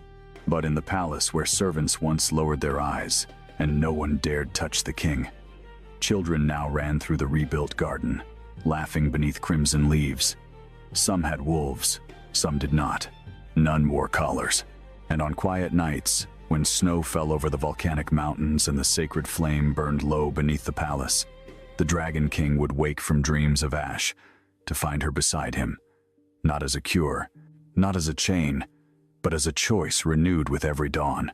Sometimes he would reach for her hand in his sleep, then stop before touching, still honoring the line between need and permission. And every time, she would smile softly in the dark and place her fingers through his. Not because fate commanded her, not because the curse demanded it, but because she wanted him, because the world that once rejected him had become, in the circle of her palm, a place where he could finally rest. Welcome to Moonlit Romance Library. Please follow for more stories. Chapter 1: The Hall of the Moon Vow. The Moon Vow Hall of the Black Pine Pack had stood for 400 years, and in all that time, no Luna had ever been replaced in front of her own people on the night of her own renewal ceremony while wearing the ceremonial silver she had polished herself that morning. Seraphine Marlowe had that honor. She stood at the foot of the moonstone dais where she had stood every winter for 6 years, her golden hair braided with pine sprigs in the old way, and watched her mate, her alpha, her first love, the man whose fever she had once sweated out of him with her own hands for 9 straight nights, walk into the hall with another woman on his arm. The whispers started before Roderick even reached the dais. They rolled through the packed hall like wind through wheat. "Who is that?" "A northern lady. Look at the fur on her cloak. That's White Winter Fox. That's a fortune on her shoulders. Where is she supposed to stand? There's only one place for a woman to stand up there." Roderick Blackpine was, as always, devastatingly handsome. That was the cruelest part. If he had been ugly, if he had been dull or coarse or weak-jawed, Seraphine might have convinced herself she had never really loved him. But Roderick was tall and dark-haired and built like a war poem, with gray eyes that could make a woman forget her own name when they softened, which they used to do, often, when he looked at her. They did not soften now. He walked with the northern woman past the long tables where Seraphine had arranged the winter feast herself. The roast venison she had traded 2 bolts of good linen to secure, the root vegetables from the cellar she had reorganized in September, the honey mead she had bartered from the river merchants using a credit line she had personally guaranteed. He walked past all of it as though it had appeared by magic, and he stopped at the foot of the dais, and he did not look at Seraphine. "Members of the Black Pine Pack," Roderick said, and his voice filled the hall the way it always did, like a bell rung inside a cathedral. "Honored elders, bonded families. Tonight is the night of the moon vow, when the Alpha reaffirms his bond and presents his Luna to the watching moon." Seraphine's hands were steady at her sides. She had rehearsed her part. She would step forward, Roderick would take her hand, they would speak the old words, and the winter would be sealed. She had done this 5 times before. She knew the cadence of it, the way she knew her own heartbeat. "Tonight," Roderick continued, "I present a new bond." The hall went so quiet that Seraphine heard a log shift in the great fireplace 30 feet away. Lady Alara Winterbourne of the Northern Winterbourne family has accepted the position of Luna of the Black Pine Pack. The woman beside him stepped forward, and Seraphine got her first real look at the person who was replacing her. Alara Winterbourne was beautiful in the way that expensive things are beautiful, precise, polished, and utterly without warmth. She had dark auburn hair coiled at the base of her neck, skin like parchment that had never seen honest sun, and eyes the color of frozen river water. She wore white winter fox across her shoulders and a gown of midnight blue velvet that must have cost more than the Black Pine Pack's entire autumn grain budget. Her hands were folded in front of her, and her expression was one of serene, practiced modesty, the kind of modesty that says, "I have already won, and I am being gracious about it." She was also, Seraphine noticed with a clarity that surprised her, wearing a betrothal chain that had been forged at least 3 months ago. The silver had already developed the specific patina that comes from being worn daily against skin. 3 months. Roderick had been planning this for 3 months, through the autumn harvest that Seraphine had managed, through the Salt Road dispute that Seraphine had negotiated, through the silver mine transport crisis that Seraphine had solved by riding out to the mountain pass herself in early snow. 3 months of smiling at her across the breakfast table, of accepting her reports on grain stores, of letting her work herself raw to hold his pack together, while this chain cooled against another woman's throat. Seraphine looked at Roderick. For the first time since he had entered the hall, he looked back. She saw it in his eyes. Not cruelty, not hatred, not even indifference. Something worse. Relief. He was relieved to be done with her. Not because he had never loved her. He had, she knew that with the certainty of 6 years of shared nights and whispered promises and the specific way he used to press his face against her hair and breathe her in like she was the only clean air in the world. He had loved her. But loving Seraphine Marlowe came with a price that Roderick Blackpine had decided he could no longer afford. She was too competent, too necessary, too much. When a Luna runs the grain stores and the Salt Road and the medicine supply and the merchant contacts and the elder relationships, the Alpha starts to feel like a figurehead. When a Luna solves crises faster than the Alpha hears about them, the pack starts to look at her first and him second. When a Luna is brilliant and capable and golden-haired and universally respected, the Alpha starts to wonder if his pack is really his pack or hers. Roderick had found a solution. He had found a Luna who came with an army, a treasury, and a family name that would make other packs think twice before challenging him, and who would, by all appearances, be content to stand at his side and look decorative. It was, from a certain angle, almost reasonable. From where Seraphine was standing, it was the most breathtaking betrayal she had ever experienced, and she had once watched a merchant try to sell her a crate of sawdust labeled as cinnamon. "Seraphine," Roderick said, and his voice was careful now, the way it got when he was handling something he expected to break. "I know this is not what you anticipated for tonight's ceremony.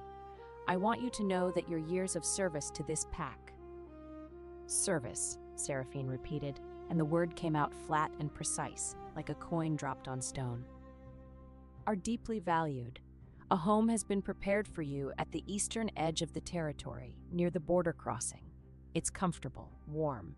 You'll receive a monthly allowance and—" "The eastern border cottage," Seraphine said.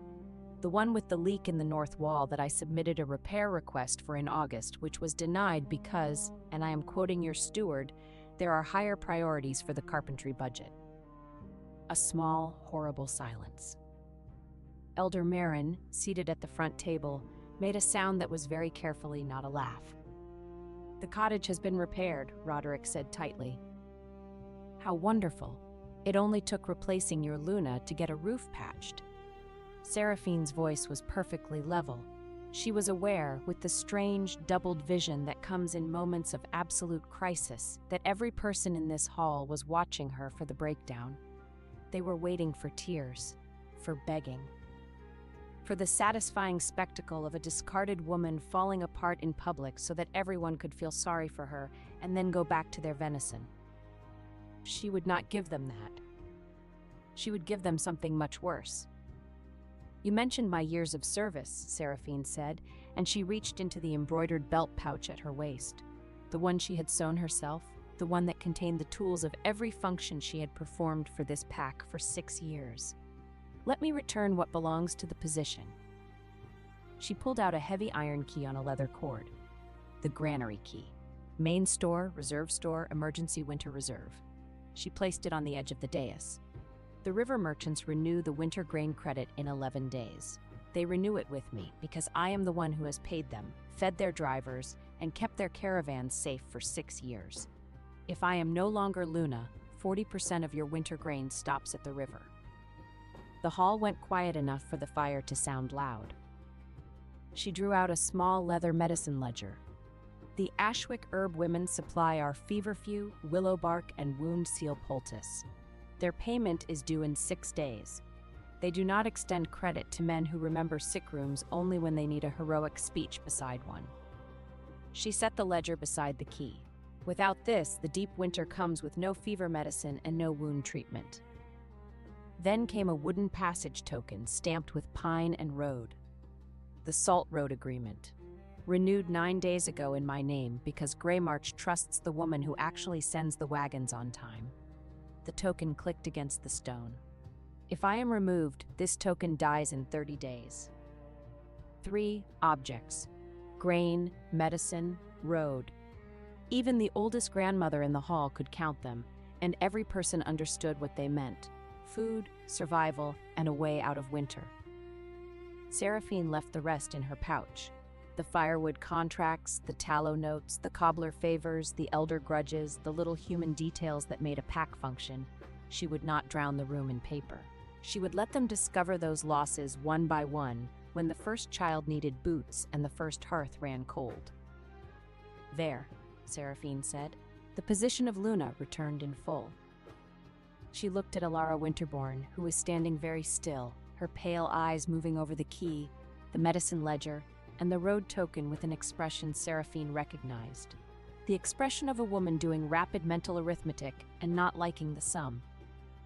I'm sure Lady Winterborn will find it manageable, Seraphine said pleasantly. She looks like a woman who enjoys a challenge. Roderick's jaw was tight. Seraphine, this display is unnecessary. Is it? She turned to him, and for the first time something hot flickered in her golden brown eyes. You are replacing me in front of the entire pack on the night of the moon vow. You have been planning this for at least 3 months, based on the age of Lady Winterborn's betrothal chain. You did not tell me. You did not warn me. You let me organize this feast, polish the ceremonial silver, braid my hair in the old way, and walk into this hall believing I was still your Luna. If anyone in this room is putting on an unnecessary display, Roderick, it is not me. The silence was so complete that Seraphine heard Elder Marin's knuckles crack. You may keep the eastern border cottage, Seraphine said, and the monthly allowance. I will not be a pensioned-off inconvenience living at the edge of your territory, tending a garden while your new Luna wears my ceremonial silver and pretends she knows where the salt comes from. She reached up and unclipped the thin silver chain at her throat, the Luna's chain, the one Roderick had clasped there 6 years ago with shaking hands and wet eyes. She set it on the dais with the rest. What I will take, she said, are my personal effects, my private account ledger, my correspondence, and my own savings, which I earned through personal trade commissions before I was your Luna and which are mine by law. Roderick's face had gone through several colors during her speech. It had settled on a pale, rigid mask that Seraphine knew meant he was furious and knew he had no right to be. Where will you go? He asked. That, Seraphine said, is no longer your concern. She turned and walked toward the great doors of the Moonvow Hall. The crowd parted for her, not out of respect, not yet, but out of the universal human instinct to get out of the way of a woman who is clearly capable of setting a building on fire with nothing but her organizational skills. Behind her, she heard Alara Winterborn's voice for the first time, soft and musical and perfectly modulated. Should someone go after her? And Roderick's voice, tight and defensive. She'll be fine, she always is. Seraphine's fingers curled into fists at her sides. her nails biting into her palms. The pain was useful. It kept her spine straight and her eyes dry for the 47 steps it took to cross the hall, push open the iron-banded doors, and step into the freezing November night. The doors closed behind her. She made it to the courtyard wall before her knees buckled. Chapter 2: The Boarder and the Rabbit. The pain of a severed mate bond is not metaphorical. Seraphine had read about it in the old texts, the scrolls she had cataloged and preserved in the Black Pine Archive, because no one else thought the archive was worth maintaining. The texts described it as a rending of the soul thread, which she had always thought was poetic exaggeration. It was not poetic exaggeration. It hit her 3 miles past the border marker, where Black Pine territory ended and the wild borderlands began. She was walking fast, her winter cloak pulled tight, her satchel of account ledgers and correspondence banging against her hip, her breath coming in sharp white clouds. The November rain had started an hour ago, thin and bitter and relentless. The kind of rain that doesn't soak you all at once, but seeps in through every seam until you realize you are wet to the bone and your fingers have stopped working. The bond snapped like a bowstring. Seraphine gasped, stumbled, and went down on her hands and knees in the mud of the border road. The pain was enormous, not in one place but everywhere, as though every nerve in her body had been stripped raw and dragged across gravel. Her wolf, the silver wolf that lived behind her ribs, howled, a long, thin, terrible sound that only she could hear. He does not want us. She pressed her forehead to the mud and breathed. Rain ran down her neck, under her collar, along her spine. Her fingers clawed at the ground. The account ledger in her satchel, the one she had refused to leave behind, the one that contained every debt, every credit, every supply line, every contact, every piece of information that made the Black Pine Pack a functioning entity, rather than a collection of wolves arguing over scraps, pressed its leather corner into her ribs like a second heartbeat. She did not let go of it. She got up. She wiped her face, which accomplished nothing because the rain immediately replaced everything she had wiped away. She picked up her satchel, slung it across her body, and kept walking.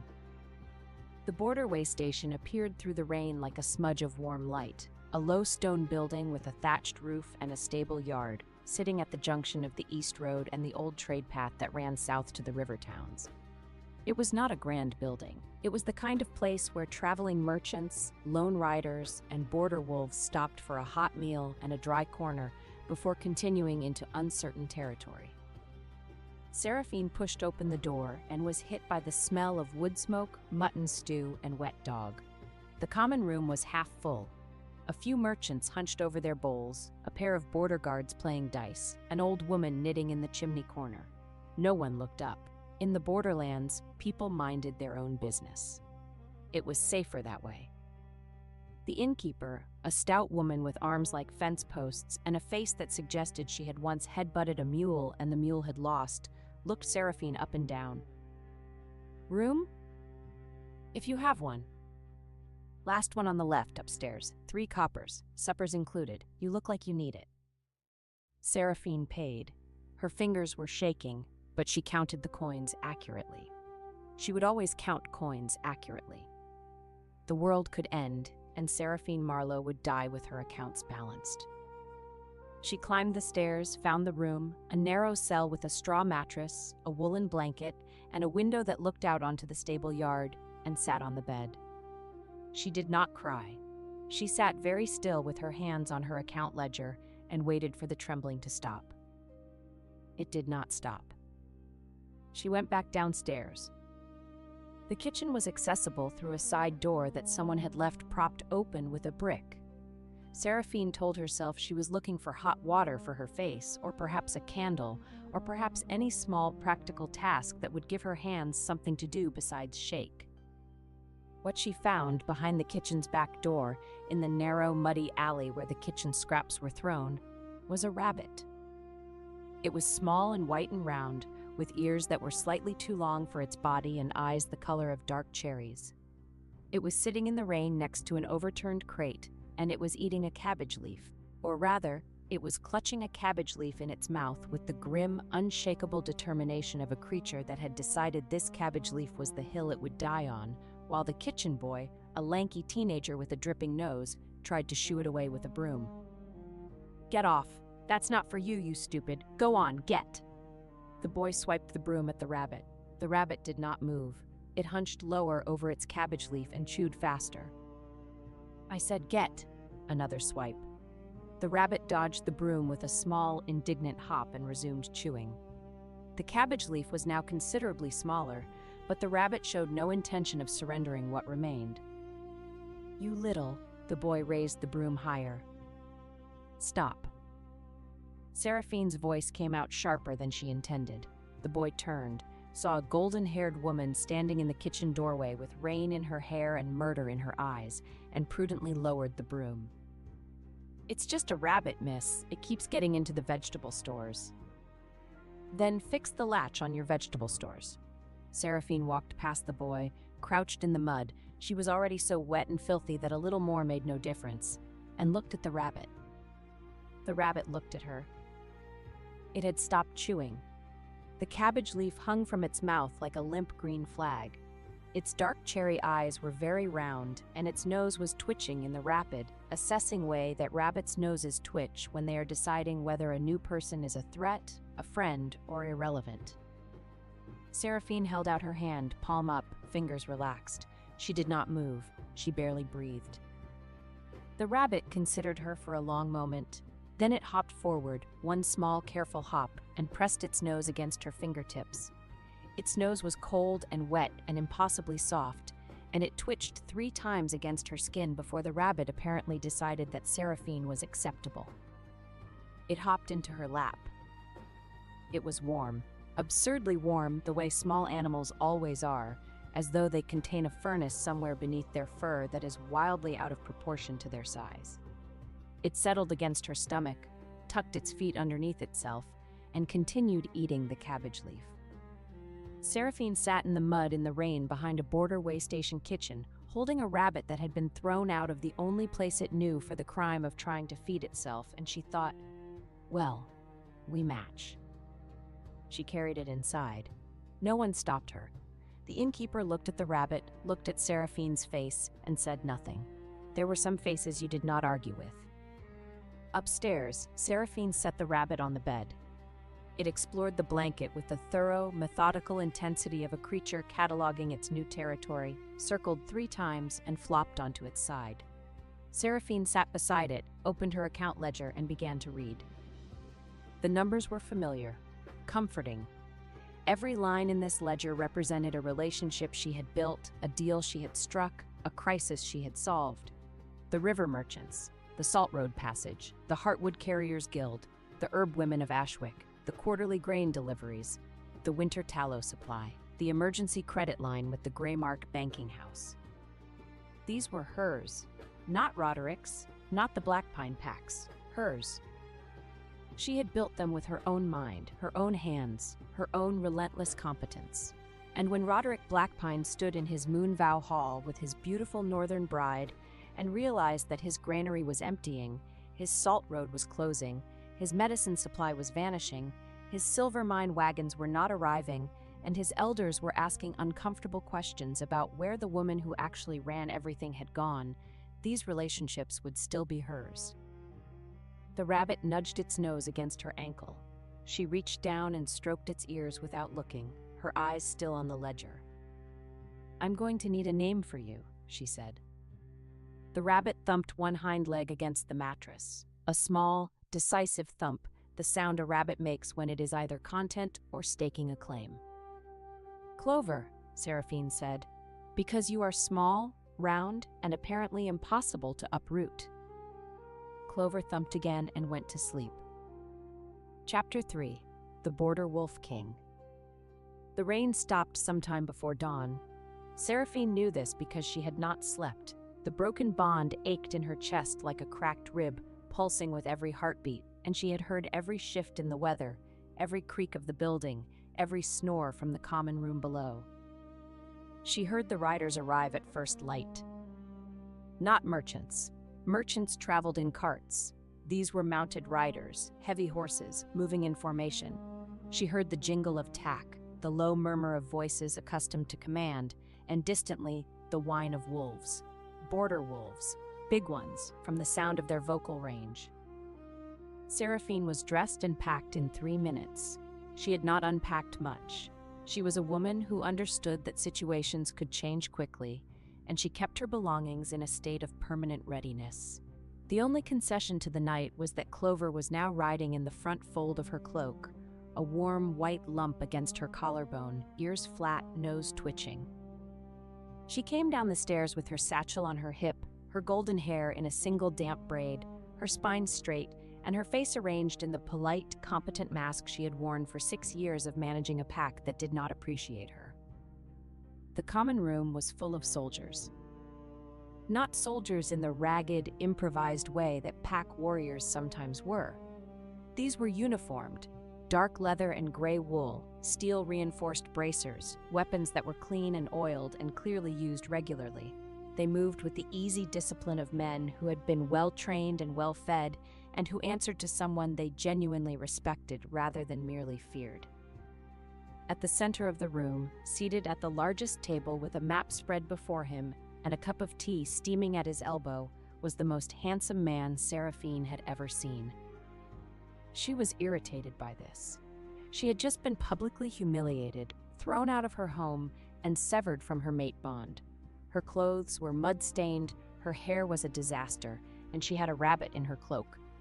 She was not in the mood to notice that a man was handsome, but the universe, apparently, did not care about her mood. He was tall. Taller than Roderick, which she would not have thought possible, since Roderick's height had been one of his most weaponized attributes. His hair was dark, nearly black, cut shorter than the black pine fashion, and his jaw was the kind of jaw that made portrait painters weep with gratitude.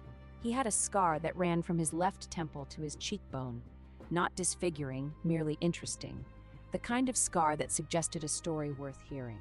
His eyes were a deep, startling blue, and they were currently fixed on the map in front of him with an expression of calm, focused intelligence that Seraphine recognized because she saw it in her own mirror every morning. He looked up. Their eyes met. Seraphine felt absurdly as though the floor had tilted. Not dramatically, not the sweeping, world-stopping way the bards described it. Just a small, subtle shift, as though gravity had quietly rearranged itself around a new center. The man's blue eyes moved from her face to her mud-stained cloak, to the satchel on her hip, specifically to the account ledger visible through the satchel's unbuckled flap, and back to her face. His expression did not change, but something in his gaze sharpened, the way a blade sharpens when it finds the right angle against a whetstone. "You're the Black Pine Luna," he said. It was not a question. It was a statement, delivered in a voice like dark oak, deep, steady, and suggesting structural integrity. "Former," Seraphine corrected. "As of when?" "Last night." One of the soldiers near the door glanced up. The innkeeper, who had been very carefully pretending to polish a mug, stopped pretending. The man at the table studied her for a moment longer. Then he said, "Sit down." "I don't know who you are." "Cale Ashbourne, Alpha of the Iron Ridge Border Pack, Lord Warden of the Eastern March." He paused. "Some people call me the Border Wolf King, which is dramatic, but not entirely inaccurate." Seraphine had heard of him. Everyone had heard of him. Cale Ashbourne held the borderlands between the settled Pack territories and the wild country to the east, a vast, ungoverned stretch of mountain, forest, and trade road that every merchant, every caravan, and every supply chain had to cross. He controlled the passes, the bridges, the river crossings, and the way station network. He was, in practical terms, the man who decided what moved through the borderlands and what did not. He was also, she realized with a start, the man who had been quietly investigating irregularities on the northern trade roads for the past 6 months. She knew this because the Heartwood Carriers Guildmaster had mentioned it, nervously, in his last letter to her. "Sit down," he said again, and this time it was softer. Not a command, an offer. She sat. Clover, disturbed by the change in altitude, shifted inside her cloak. A tiny white ear poked above Seraphine's collar, rotated once like a small furry periscope, and disappeared back into the fabric. Cale Ashbourne looked at the place where the ear had been. He looked at Seraphine. One corner of his mouth moved by approximately 1/16 of an inch. "Is there a rabbit in your cloak?" he asked. "There might be." "Does it have a name?" "Clover." "Of course it does." He took a sip of his tea. "You crossed the border last night, in the rain, without escort, with a broken mate bond and—" his eyes dropped to her satchel again. "What appears to be a full set of commercial account records." "I was not offered an escort. I was offered a leaking cottage and a monthly allowance." "And you chose the rain." "The rain doesn't condescend to me." That 1/16 of an inch movement at the corner of his mouth happened again. Seraphine was beginning to suspect it was his version of a smile. "I've been watching the Black Pine Pack's trade activity for 6 months," he said. "Specifically, the Northern supply contracts that changed hands after the Winterbourne betrothal was announced. Grain prices tripled on the Black Pine purchase orders. The Salt Road usage fees doubled. The Silver Mine transport contract was renegotiated with a penalty clause that didn't exist before." He paused. "All of these changes happened after Lady Winterbourne's family began their involvement with the Black Pine Pack, and all of the original contracts that kept prices stable were negotiated by one person." He looked at her. "You," he said. "Yes." The Black Pine Pack is approximately 30 days from a full winter supply crisis. Their grain will run short in 3 weeks. Their Salt Road closes in a month. Their medicine supply ends in 6 days. Their silver mine transport is in default. "Yes." "And the woman who built and maintained every single one of those supply lines is currently sitting in a border way station with a rabbit in her cloak." "Yes." Cale Ashbourne set down his tea. He leaned back in his chair, crossed his arms, and regarded her with an expression that contained, in carefully measured proportions, respect, calculation, and something that Seraphine could not immediately identify, but that made the broken place in her chest feel slightly less broken. "Lady Marlowe," he said, "I believe you and I have a great deal to discuss. I am no longer a lady of anything." "That," he said, "is a matter of perspective and paperwork." He stood. He was even taller standing, which seemed structurally unnecessary. "I'm riding to Iron Ridge Keep this morning. My steward has been telling me for 6 months that our border trade network needs an overhaul, and I have been ignoring him because I don't have anyone who understands supply chains well enough to do it. You clearly do." He paused. "I can offer you border passage rights, a room in the keep, access to the Merchant Guild Hall, and the legal status of a trade advisor under my protection. In return, I would like you to look at my trade routes and tell me where they're bleeding money." Seraphine stared at him. "You're offering me a job." "I'm offering you a starting position. What you do with it is your decision." "You don't know me." "I know your work. I've been reading the trade records from the Black Pine Pack's supply chain for 6 months. I know that before you took over, their grain costs were 30% higher. I know that the Salt Road agreement you negotiated saved them 600 silver marks a year. I know that the Heartwood Carriers Guildmaster calls you the only honest dealer north of the river. And I know," he paused, and his blue eyes held hers with an intensity that made Clover thump nervously against her collarbone, "that a man who had all of that and threw it away to marry a Winterbourne is either a fool or a coward, and I don't particularly care which." The common room was very quiet. Every soldier, the innkeeper, and the old woman knitting in the chimney corner were pretending very hard not to listen. Seraphine's throat was tight. Not from tears, she would not cry in front of this man, in front of anyone, but from the unfamiliar sensation of being seen. Not pitied, not managed, not handled, seen. "I have a rabbit," she said, because she was the kind of person who disclosed potential complications up front. "I noticed. She eats cabbage leaves and thumps when she's startled. My keep has a kitchen garden. She'll fit right in."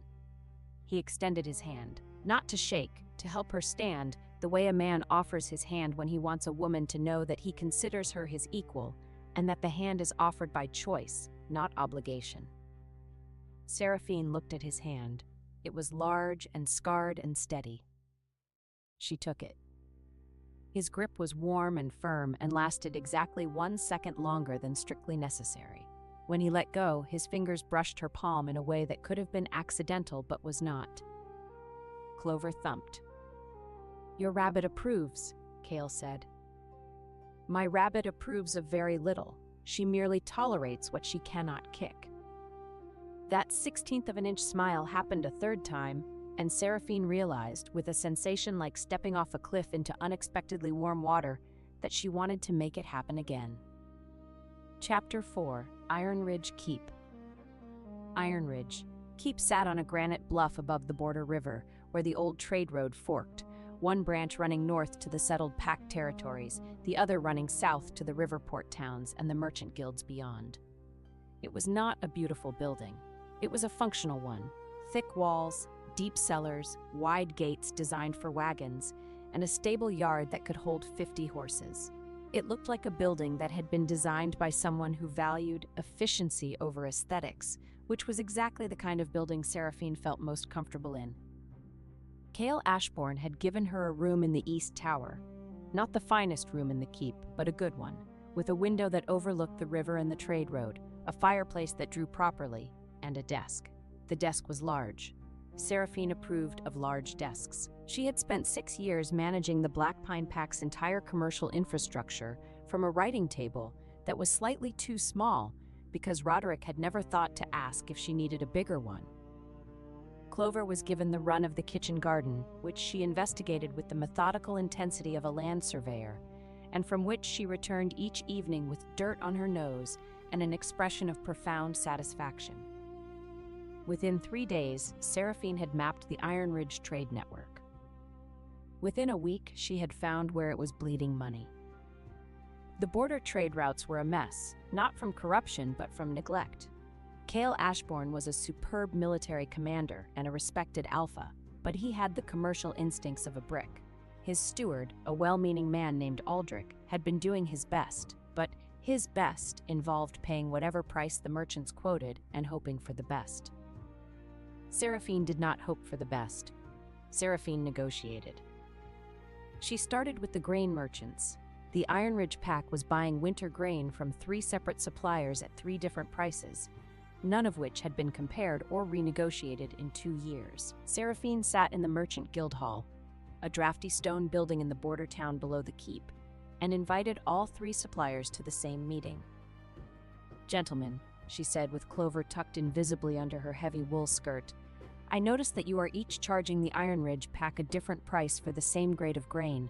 This suggests either that grain quality varies dramatically between your warehouses, which would concern me, or that you have been taking advantage of the fact that no one here has bothered to compare your invoices, which would also concern me." The grain merchants looked at each other. They looked at the golden-haired woman sitting at the head of the table with her hands folded and her expression pleasant and her eyes sharp enough to cut glass. They lowered their prices, all 3 of them, voluntarily. "That," Aldrich said afterward with the dazed expression of a man who has just witnessed a miracle, "has never happened before." "It happens," Seraphine said, "when you read the invoices." By the end of the 2nd week, she had renegotiated the tallow contract, restructured the firewood supply chain, established a new credit arrangement with the river port warehouses, and set up a rotating delivery schedule for the border way stations that cut transport costs by a third. The merchants liked her. The guild leaders respected her. The border guards, who had been eating terrible food for years because no one managed the supply contracts for the waystation kitchens, practically worshipped her. Cale watched all of this.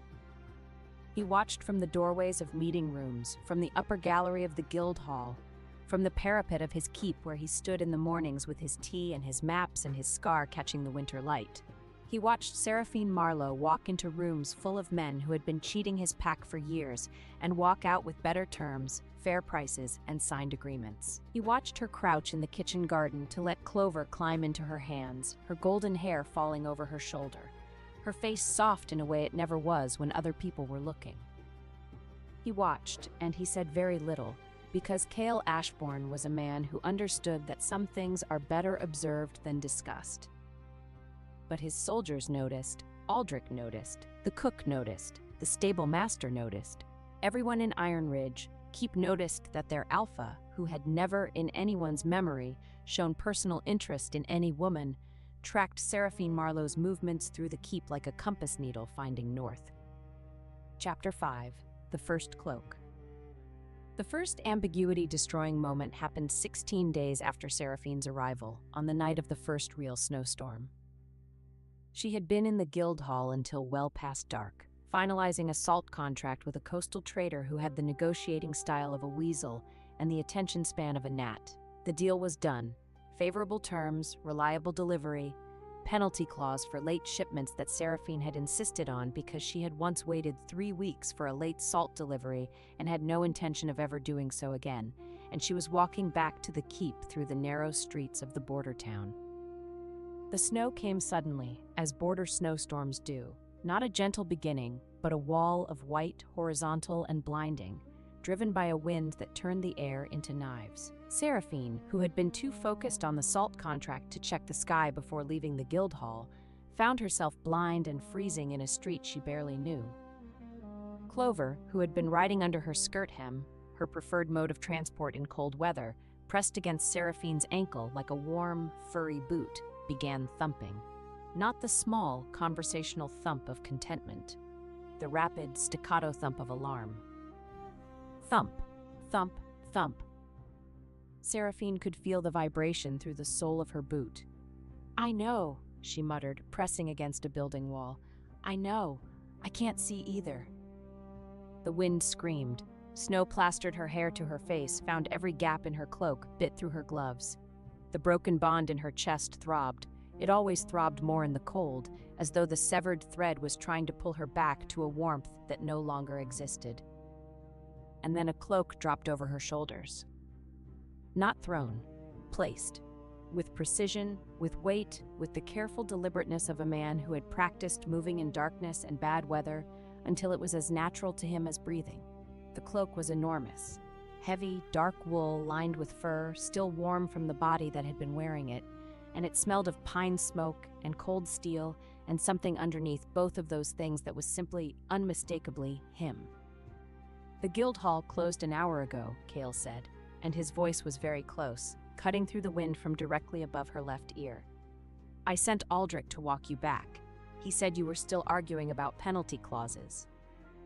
"I won the argument." "I would have been surprised if you hadn't." His hand found her elbow, unerringly, in total darkness and blinding snow, and steadied her. "Can you walk?" "Of course I can walk." "You're shaking." "I'm cold. Those are different things." A pause. She could not see his face, but she was absolutely certain that the 16th of an inch smile was happening. "Walk with me then," he said. "The keep is 4 streets north. I know the way blind."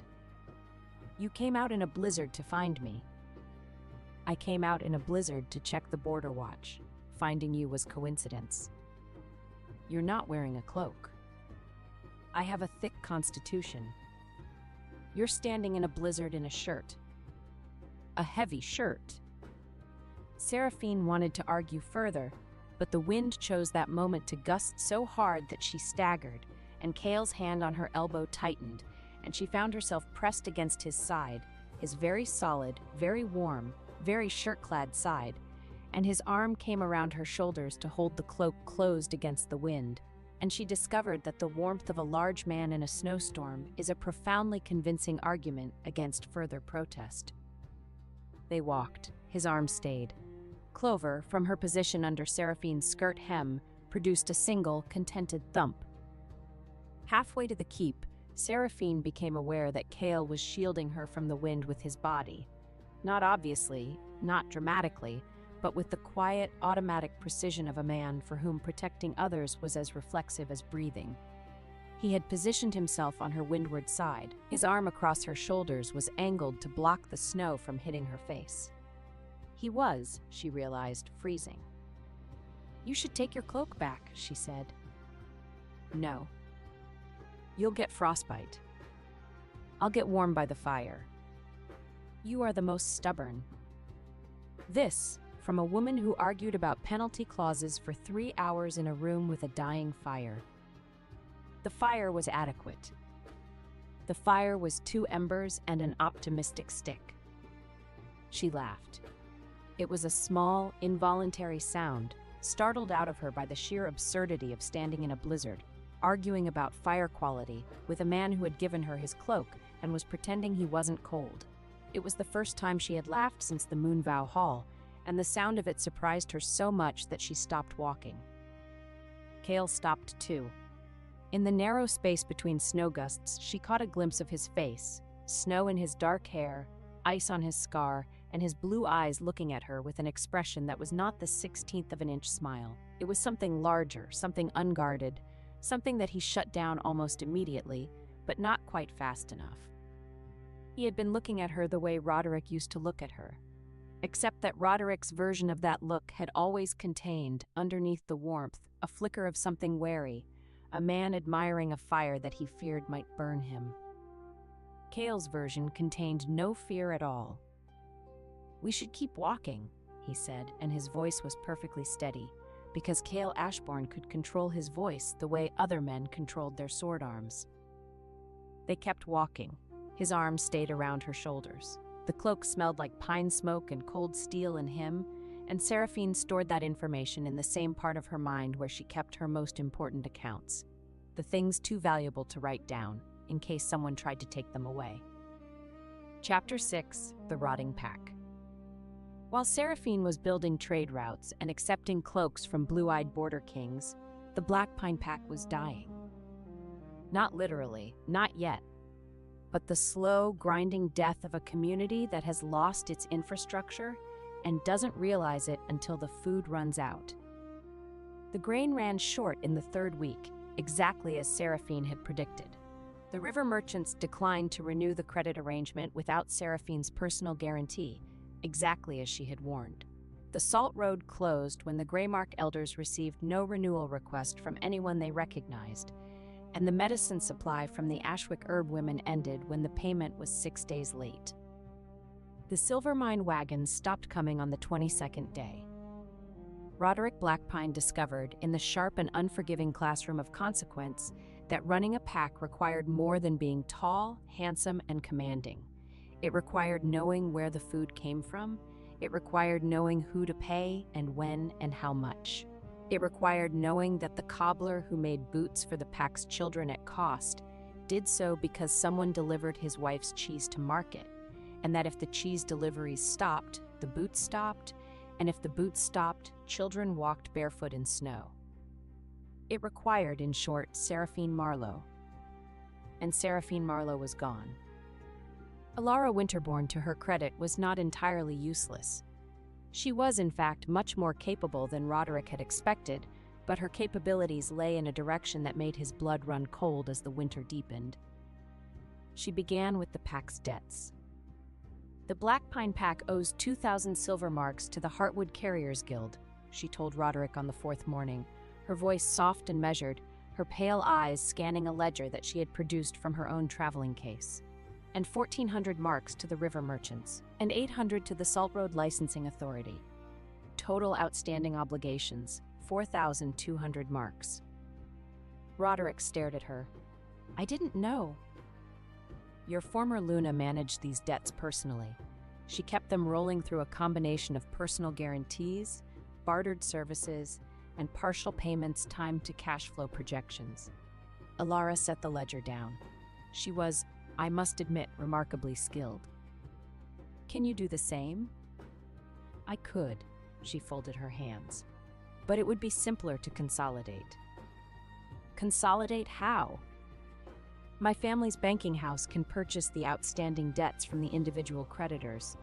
Instead of owing money to a dozen different people, the Black Pine Pack would owe money to one, the Winterbourne family." She smiled. It was a lovely smile, warm and reassuring and utterly without warmth. "It's more efficient." Roderick, who did not understand debt consolidation the way Seraphine would have, and who was too proud to admit this, agreed. This was the second worst decision he had ever made. The first was letting Seraphine walk out of the Moonvow Hall. Because Alara Winterborn had not come to the Blackpine Pack to be a Luna.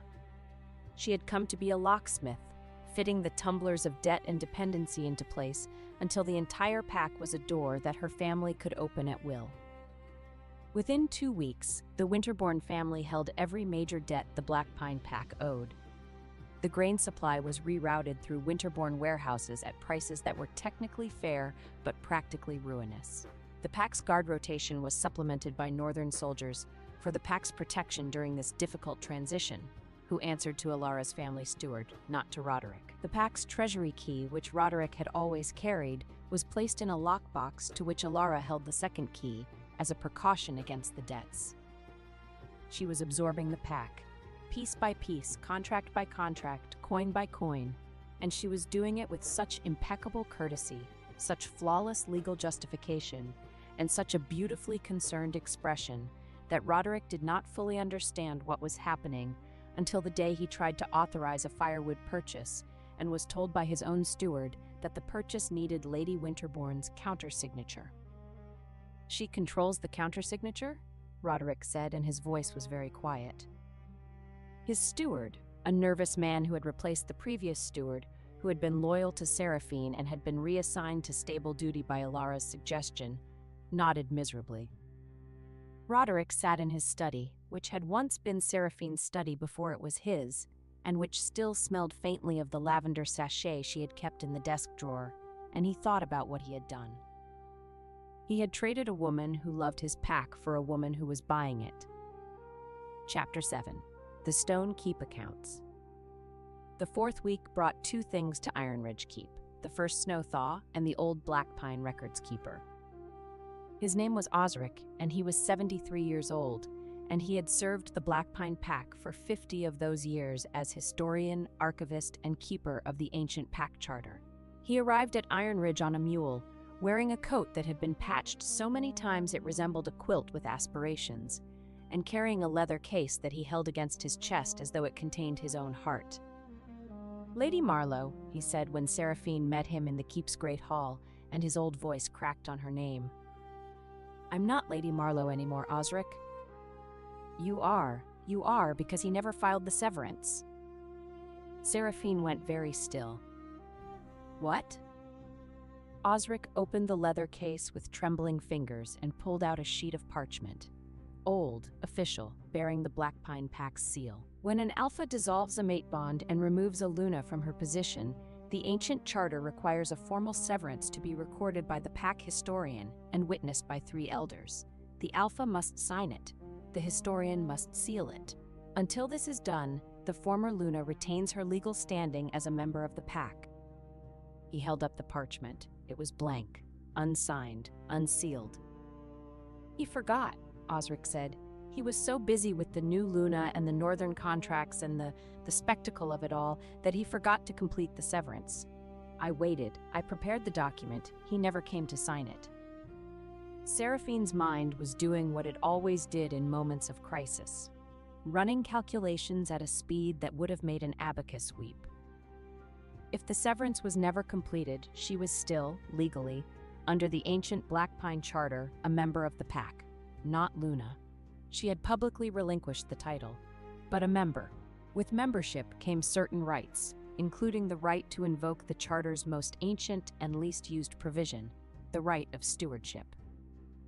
"Osric," she said slowly, "the stewardship clause."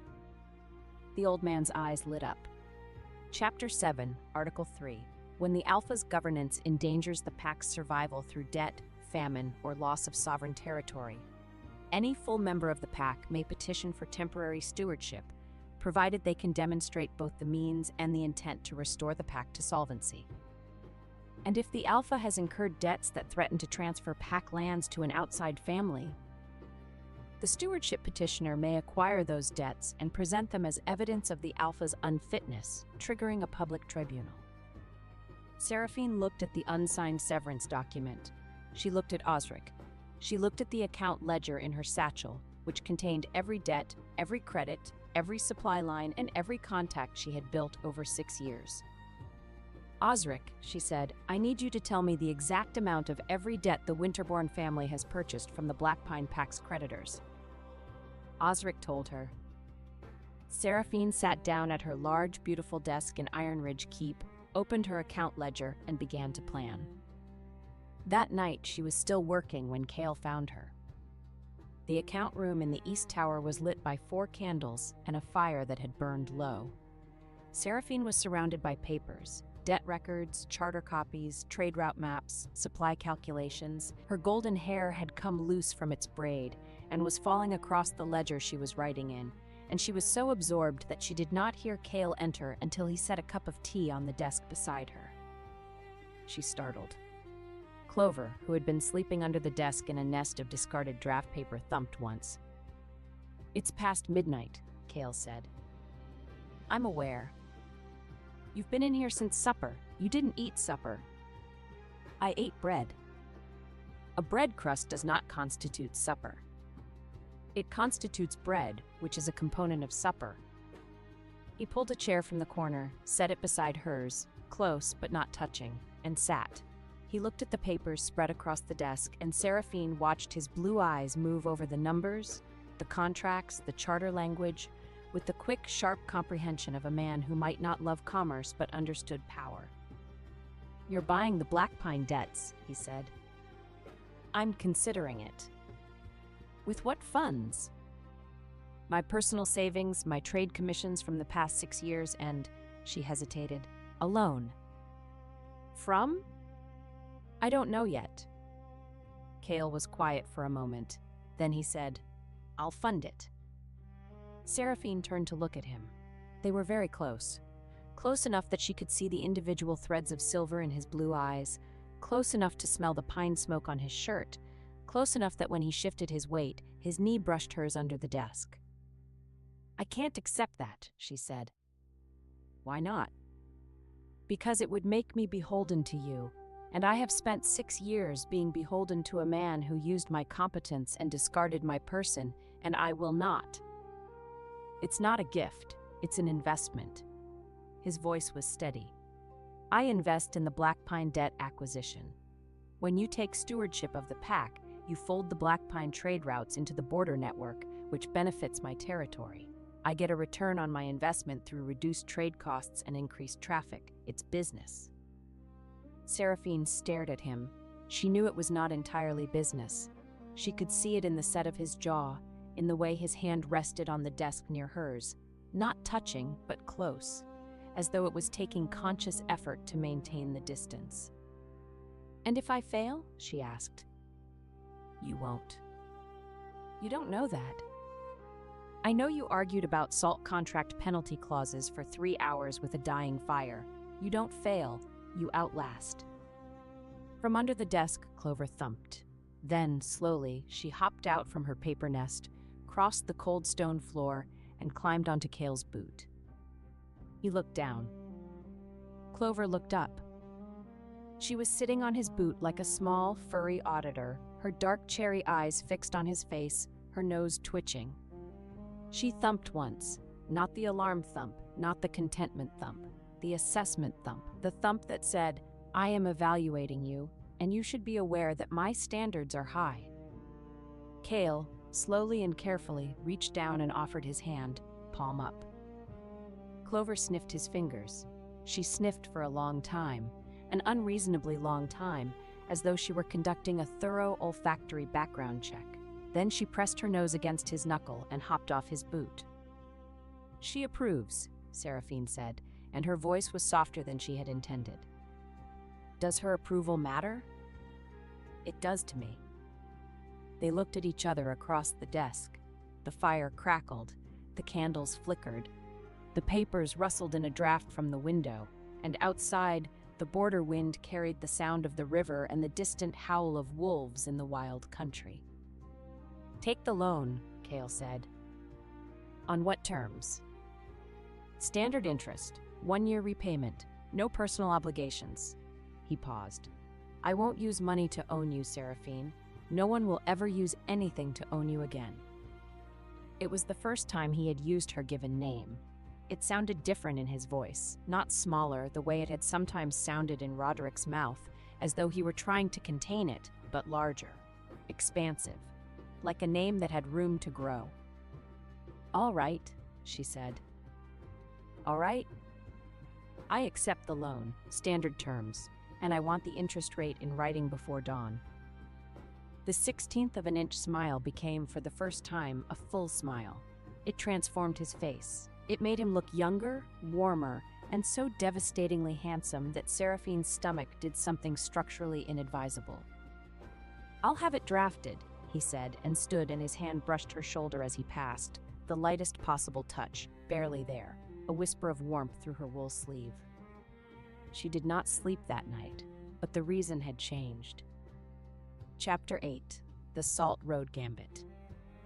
Seraphine Marlowe bought the Black Pine Pack's debts in 8 days. It was, by any standard, a masterpiece of financial warfare.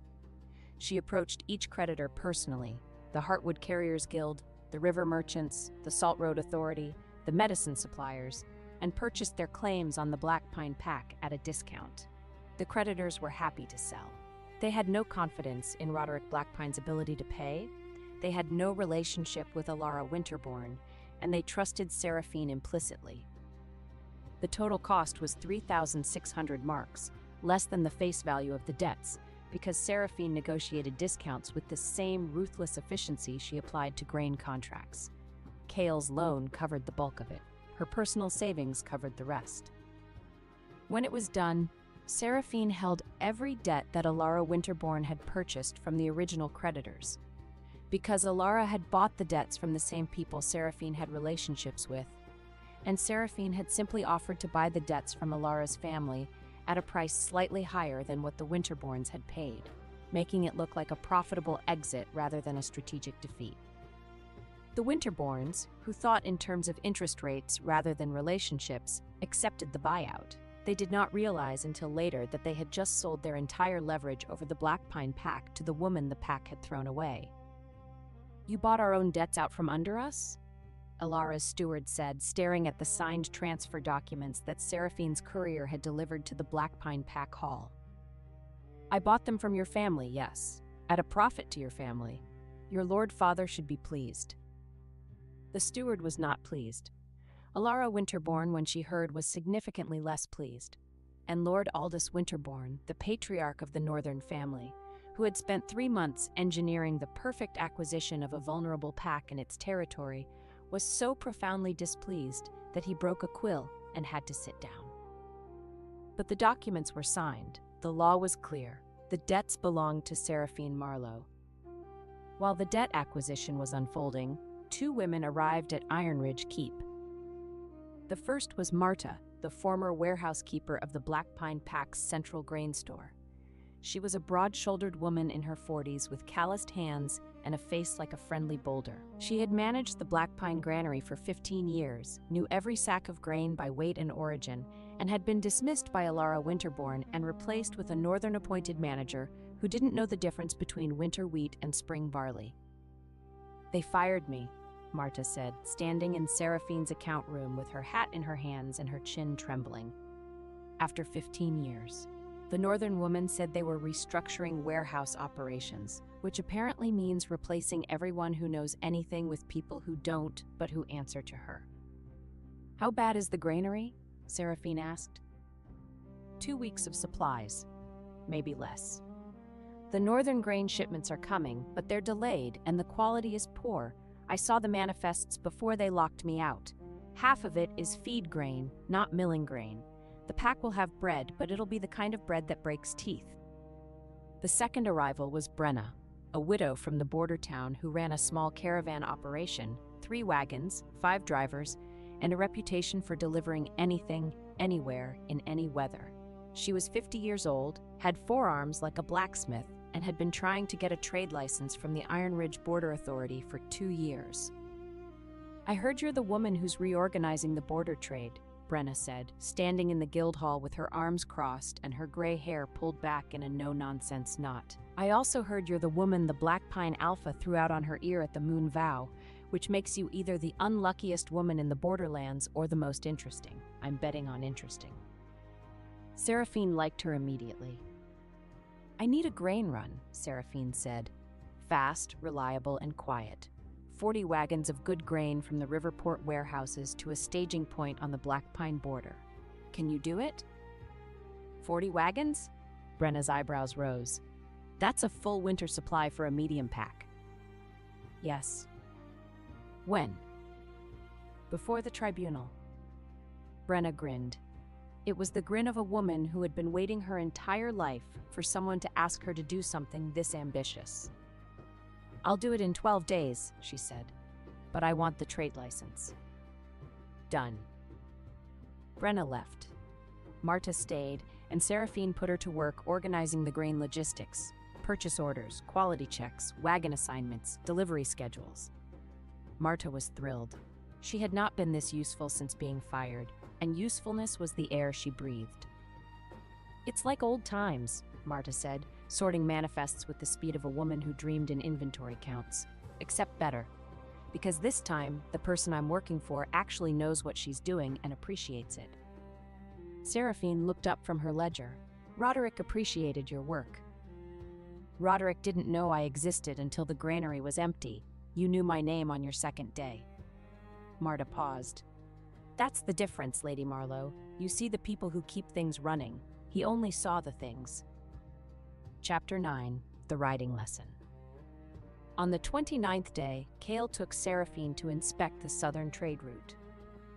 This was technically a business necessity.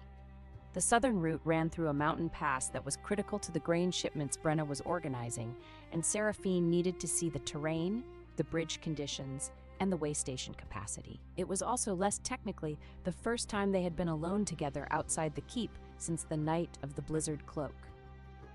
The southern pass was beautiful and terrible. A narrow road cut into the side of a granite gorge with the river roaring 100 feet below and the mountain rising sheer above. The winter sun turned the ice on the rocks into diamonds, and the air was so cold and clean that breathing it felt like drinking water from a glacial stream. Seraphine was a competent rider, but she was not a mountain rider. The border horses were different from the gentle, road-trained animals she had ridden in the Black Pine lowlands. They were sure-footed, opinionated, and alarmingly comfortable with heights. Her horse, a gray mare named Slate, who had the personality of a mildly intoxicated duchess, decided halfway through the pass that the best route was 6 inches from the edge of a 200-foot cliff. Pull her left, Cale said from behind her. I am pulling her left. She is ignoring me. She's testing you. Pull harder. If I pull any harder, I will pull myself off this horse and into the gorge. Cale brought his horse alongside hers. There was barely room for 2 horses abreast on the narrow road, which meant his leg was pressed against hers, his shoulder almost touching hers, and his hand was available to reach over and steady her reins. He did reach over.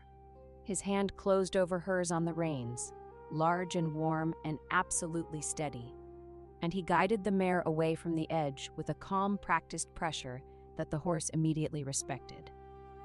She listens to you, Seraphine said, and she was annoyed to discover that her voice was slightly breathless and not from the altitude.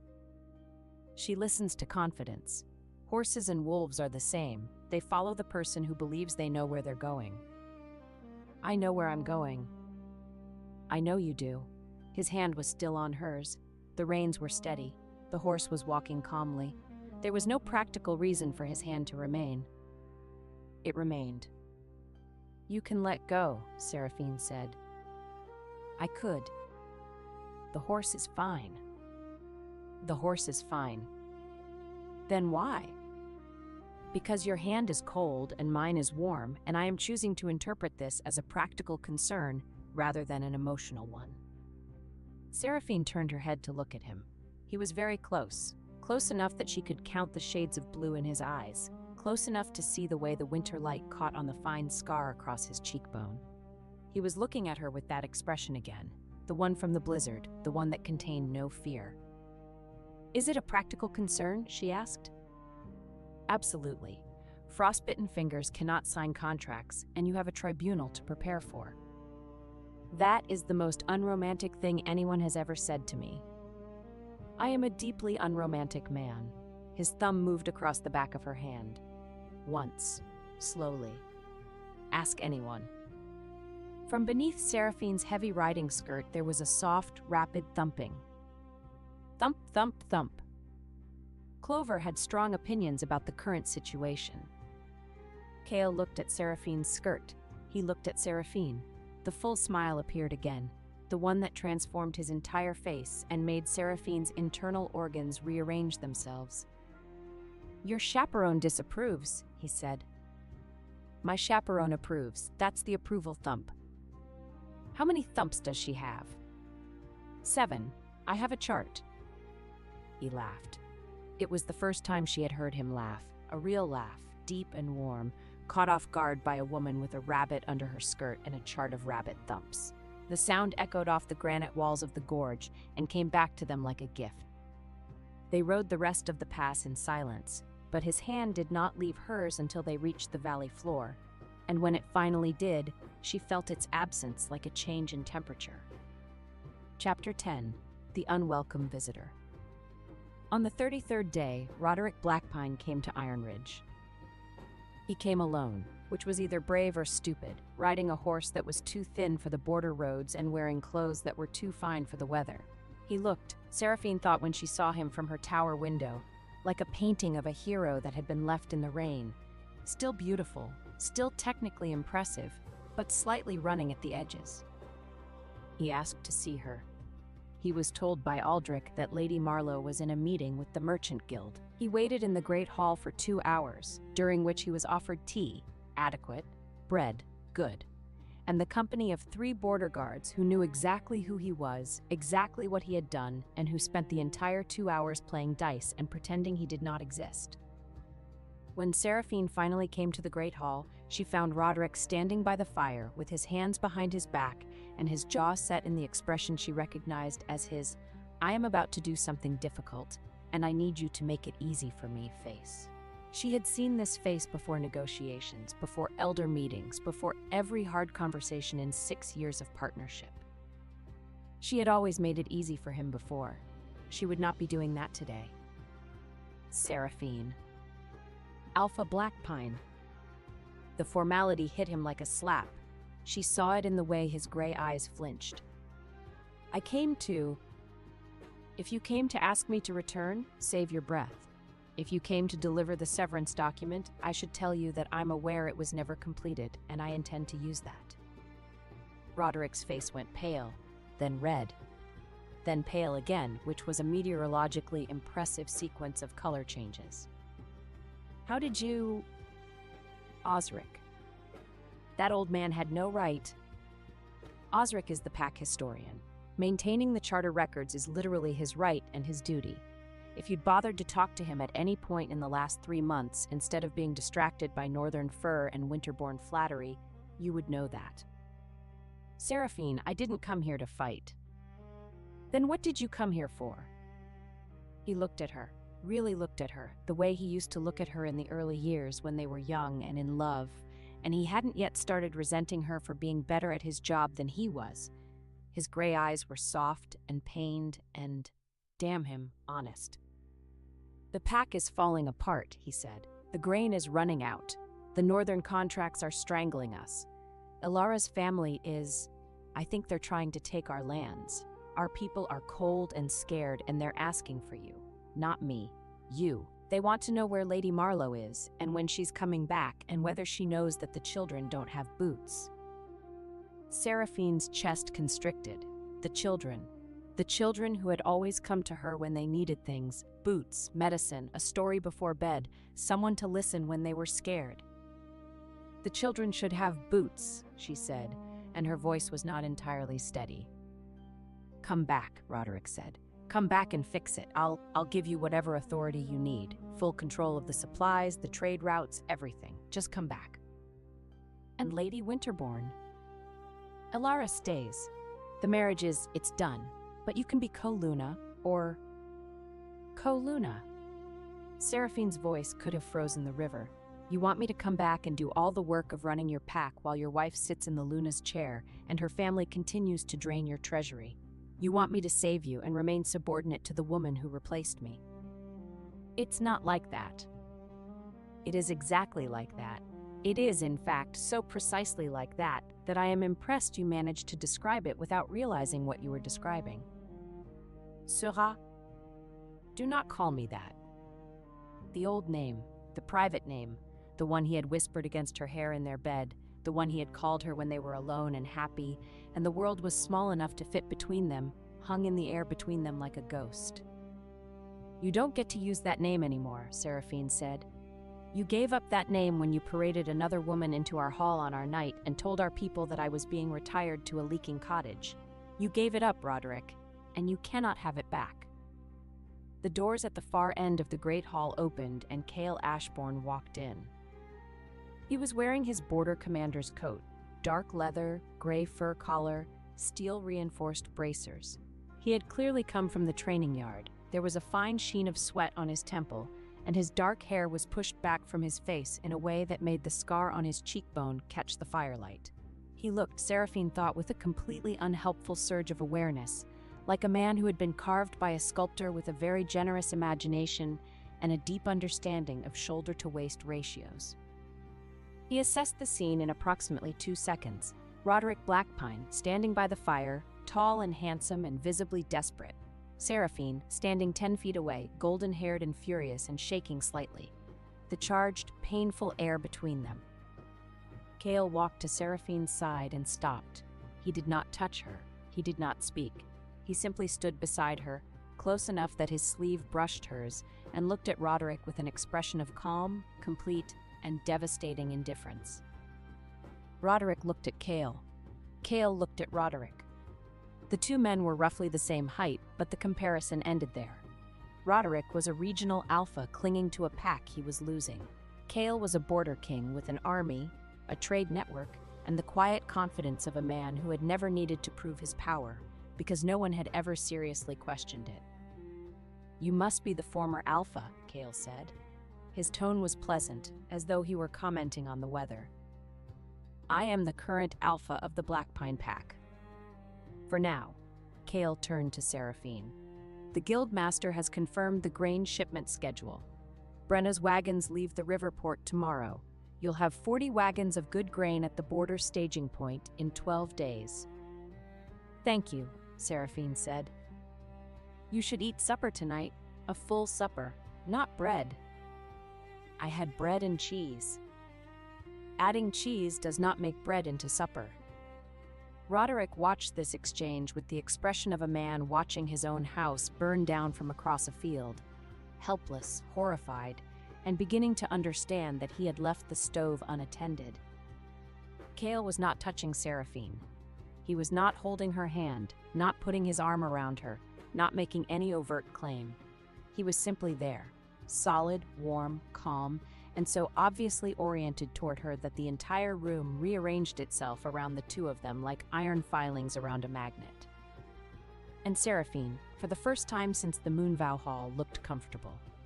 She looked like a woman standing next to someone she trusted, in a place where she was valued, doing work that mattered. Roderick saw all of this. It destroyed him. I should go, he said. Yes, Seraphine agreed. You should. He walked to the door. He stopped. He turned back. I loved you, he said. I need you to know that. I loved you, and I was afraid of how much I needed you, and I chose wrong. I know that now. Seraphine looked at him across the hall. Her golden brown eyes were steady. You loved me, she said, but you loved your pride more, and that, Roderick, is why you lost both. He left. The great doors closed behind him. Seraphine stood very still for a long moment. Then her shoulders dropped half an inch, the only outward sign that the encounter had cost her anything, and she exhaled. Bread and cheese is a perfectly adequate supper, she said to no one in particular. It is not, Cale said. From beneath her skirt, Clover produced a single, emphatic thump of agreement. Chapter 11, The Northern Reckoning. Alara Winterbourne arrived at Iron Ridge 4 days later, and she did not come alone. She came with her father. Lord Aldous Winterbourne was a tall, thin man with hair the color of old iron and eyes like a ledger. Every number noted, every debt remembered, every opportunity calculated to the last decimal. He wore fine clothes without ostentation, spoke softly, and radiated the particular kind of menace that belongs to people who destroy others using paperwork instead of swords. He also brought 20 Northern soldiers, which was technically a breach of border protocol and practically a statement of intent. Cale met them at the gate. He did not invite them in. He stood in the gateway of Iron Ridge Keep with his arms crossed, his border guard flanking him, and an expression that suggested the Northern soldiers had approximately 30 seconds to explain themselves before they experienced the practical implications of trespassing on a Border King's territory. "Lord Winterbourne," Cale said, "your soldiers can make camp outside the walls. Border law does not permit foreign armed forces within Iron Ridge Keep." Lord Winterbourne's thin smile did not waver. "They are an escort, Lord Ashbourne, for my daughter's safety." "Your daughter is safe. The borderlands are my jurisdiction, and I do not lose guests." He paused. "The soldiers stay outside." They stayed outside. Lord Winterbourne entered the keep with Alara and a single steward, and was shown to the hall where Seraphine was waiting. This was the first time Seraphine and Alara had been face to face since the Moonvow Hall.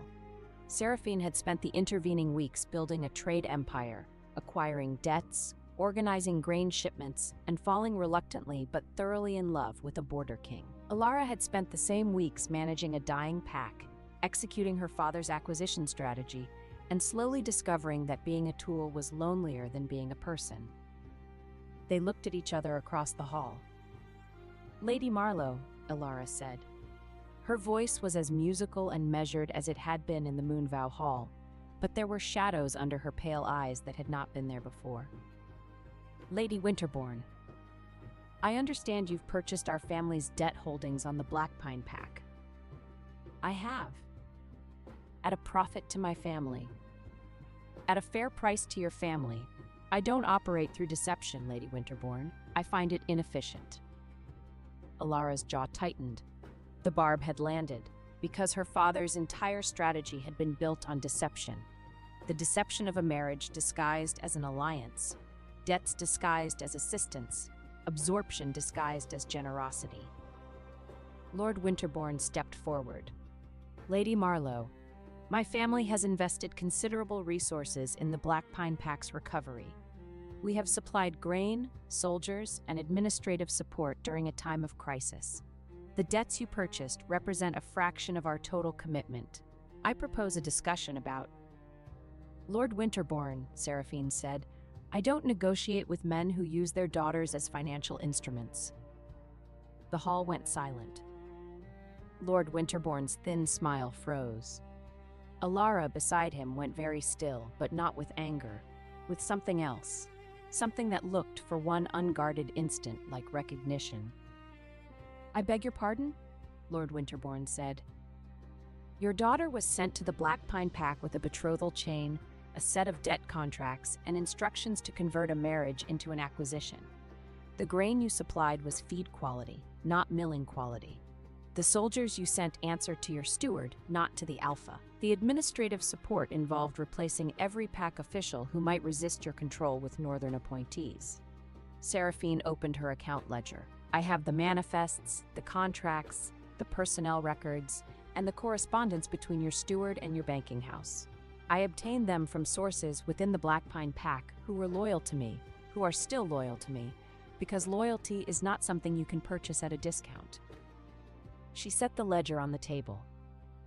"You did not invest in the Blackpine Pack, Lord Winterbourne. You were buying it. And now you can't because I own the debts, I hold the trade routes, and your daughter's leverage has evaporated." Lord Winterbourne's face was a study in controlled fury. He was not a man accustomed to being outmaneuvered, and he was even less accustomed to being outmaneuvered by a woman who had been publicly discarded 5 weeks ago. "This matter will be settled at tribunal," he said tightly. "I agree," Seraphine said. "I have already petitioned for one." After the Winterbournes left the hall, Kale found Seraphine in the kitchen garden, sitting on a stone bench with Clover in her lap, staring at nothing. He sat beside her. Not too close. Close enough. "You're going to win," he said. "I know." "Then why do you look like you just swallowed a stone?" She was quiet for a moment. "Because Alara Winterbourne looked at me when I said her father used her as a financial instrument, and she looked relieved, as if someone had finally said out loud what she already knew. That doesn't make her innocent." "No, but it makes her pitiable, and I don't want to pity the woman who took my place. I want to be angry at her. Anger is simpler." Kale considered this. You can be angry at someone and pity them at the same time. It's called being a good person. "I don't feel like a good person. I feel like a woman who is about to destroy a family's acquisition strategy and potentially orphan a pack from its new Luna, all because I was too proud to accept a leaking cottage." "You were too smart to accept a leaking cottage. There's a difference." She looked at him. The winter sun was behind him, catching in his dark hair, lighting the scar on his cheekbone. He was not smiling, not even the 16th of an inch version. He was looking at her with complete, unguarded seriousness. "You are going to walk into that tribunal," he said, "and you are going to save a pack that threw you away. You are going to do it with your own mind, your own work, your own relationships, and your own courage. And when it is done, everyone in that hall, your former alpha, his new wife, her father, the elders, the merchants, every person who watched you walk out of that Moonvow hall and thought you were finished, every single one of them will know that Seraphine Marlowe is the most formidable woman in the Borderlands." His hand was on the bench between them. She put hers on top of it.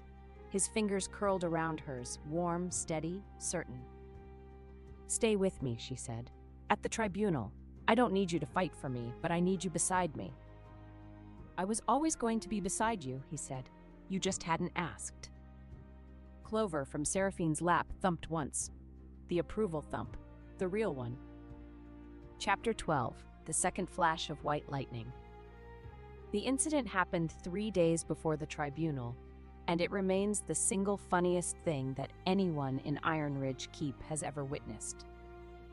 Lord Winterbourne's steward, a thick-necked man named Garrett who had been left at Iron Ridge to coordinate logistics, but who was actually there to intimidate and obstruct, cornered Seraphine in the Guildhall antechamber while she was reviewing the final tribunal documents. Lady Marlowe. He stepped between her and the door. He was a large man, and he used his size the way large men often do, not through direct physical threat, but through the implicit suggestion that the space he occupied was his, and anyone smaller had better work around him. "Your tribunal petition is ill-advised," he said. "Lord Winterbourne is prepared to offer generous terms for a withdrawal, a payment, a property, a position in the Northern household." "No. You would be wise to consider." "I have considered. The answer is no." Garrett stepped closer. "Lady Marlowe, you are a woman alone in the Borderlands with no pack, no family, and no protection. The tribunal may not go the way you expect. Lord Winterbourne has resources. Step back. And influence and allies who..." "I said step back." He did not step back. He reached for her arm, not to grab, not exactly, but to guide, to steer, to physically move her the way men sometimes move women when they want to emphasize that they are larger and stronger and that this is a conversation they intend to control. His hand was 6 inches from her wrist when Seraphine gathered her heavy wool skirt in one hand and lifted it exactly 8 inches off the ground. Clover came out like a white cannonball. The rabbit had been pressed against Seraphine's ankle for the entire conversation, and the thumping, rapid, furious staccato had been building with each word Garrett spoke. When the skirt lifted, Clover launched. She crossed the 3 feet between Seraphine and Garrett in approximately half a second. She hit his right boot at ankle height with both hind legs, a double-footed rabbit kick delivered with the full force of a prey animal that had spent its entire life developing explosive leg muscles for exactly this kind of emergency departure. The kick itself was not devastating. Clover weighed 4 pounds, but the impact, combined with the sheer cognitive disruption of being attacked by a white rabbit that had apparently materialized from a woman's skirt, caused Garrett to lurch sideways. His boot caught on the leg of a chair. The chair tipped. Garrett grabbed for the table to steady himself and caught the edge of a wooden document tray, which slid, taking with it a large inkwell that upended itself across Garrett's shirt sleeve and a stack of correspondence that scattered across the floor like paper snowflakes. Garrett stood in the antechamber with ink running down his arm, papers at his feet, an overturned chair behind him, and a small white rabbit sitting in front of him, thumping one hind foot against the stone floor with the slow, measured cadence of a creature that was thoroughly satisfied with its work. In the doorway, 2 Guildhall clerks and a border guard, who had been passing in the corridor, stood frozen in various states of astonishment and barely contained hilarity. "What?" Garrett sputtered. "What is that?" "That," Seraphine said, gathering Clover up and tucking her back into the safe, warm space beneath her skirt, "is my associate. She has strong opinions about people who crowd her workspace." Garrett looked at the ink on his arm. He looked at the papers on the floor. He looked at the border guard, who was biting his lip so hard it had gone white. "Lord Winterbourne will hear about this," he said, which was the verbal equivalent of a man trying to reassemble his dignity out of wreckage. "I do hope so," Seraphine said pleasantly. "I hear he enjoys a good story." Garrett left. The border guard waited until he was out of earshot, then doubled over laughing.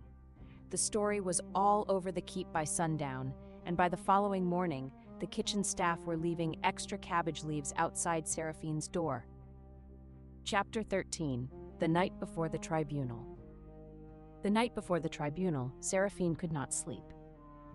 She stood at the window of her tower room and looked out at the border river, silver in the moonlight, and thought about everything she was about to do. She was about to walk into a room full of people who had watched her be humiliated and demand that they acknowledge her authority. She was about to challenge the man she had loved, outmaneuver the woman who had replaced her, and dismantle the strategy of a family that was older and richer and more powerful than she would ever be. She was terrified. Not of losing. She had done the math. The law was on her side. The evidence was overwhelming. She was terrified of winning. Because winning meant going back. Winning meant returning to the Blackpine Pack, to the halls and hearths and faces of the people who had watched her be set aside and said nothing. Winning meant being responsible again for people who had not fought for her. There was a knock at her door. "It's me," Cale said from the other side. She opened the door. He was standing in the corridor in a dark shirt, his hair slightly disheveled, as though he had been running his hands through it. He looked, for the first time since she had met him, uncertain. "I saw your candle from the yard," he said. "You should be sleeping." "I am aware of what I should be doing." "May I come in?" She stepped back. He entered. The room was small with both of them in it. Small in a way that made the air feel charged, as though the space between their bodies was conducting something that neither of them had named. He stood by the window. She stood by the desk. Clover was asleep in a basket by the fire, a small white comma of fur and contentment. "You're afraid," Cale said. "I am not." "Seraphine." She stopped.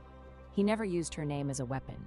He used it like a key, gently, precisely, to open something she was trying to keep locked. "I'm afraid of going back," she said. "I'm afraid of being needed by people who didn't need me enough to keep me." "They needed you. They just didn't know it until you were gone." "That's the same thing as not needing me." "No, it's not." He crossed the room. Not quickly, slowly, deliberately, giving her every opportunity to step back, to refuse the closing distance. She did not step back. It's the difference between a man who doesn't know what air is and a man who doesn't breathe. One is ignorant. The other is dead. He stopped in front of her. Close. Very close. Close enough that she could feel the warmth radiating off his body. Close enough that his breath stirred the loose strands of her golden hair. "Your pack is suffocating without you," he said. "You are the air. You have always been the air. And tomorrow you are going to walk into that hall and remind every person in it what it feels like to breathe."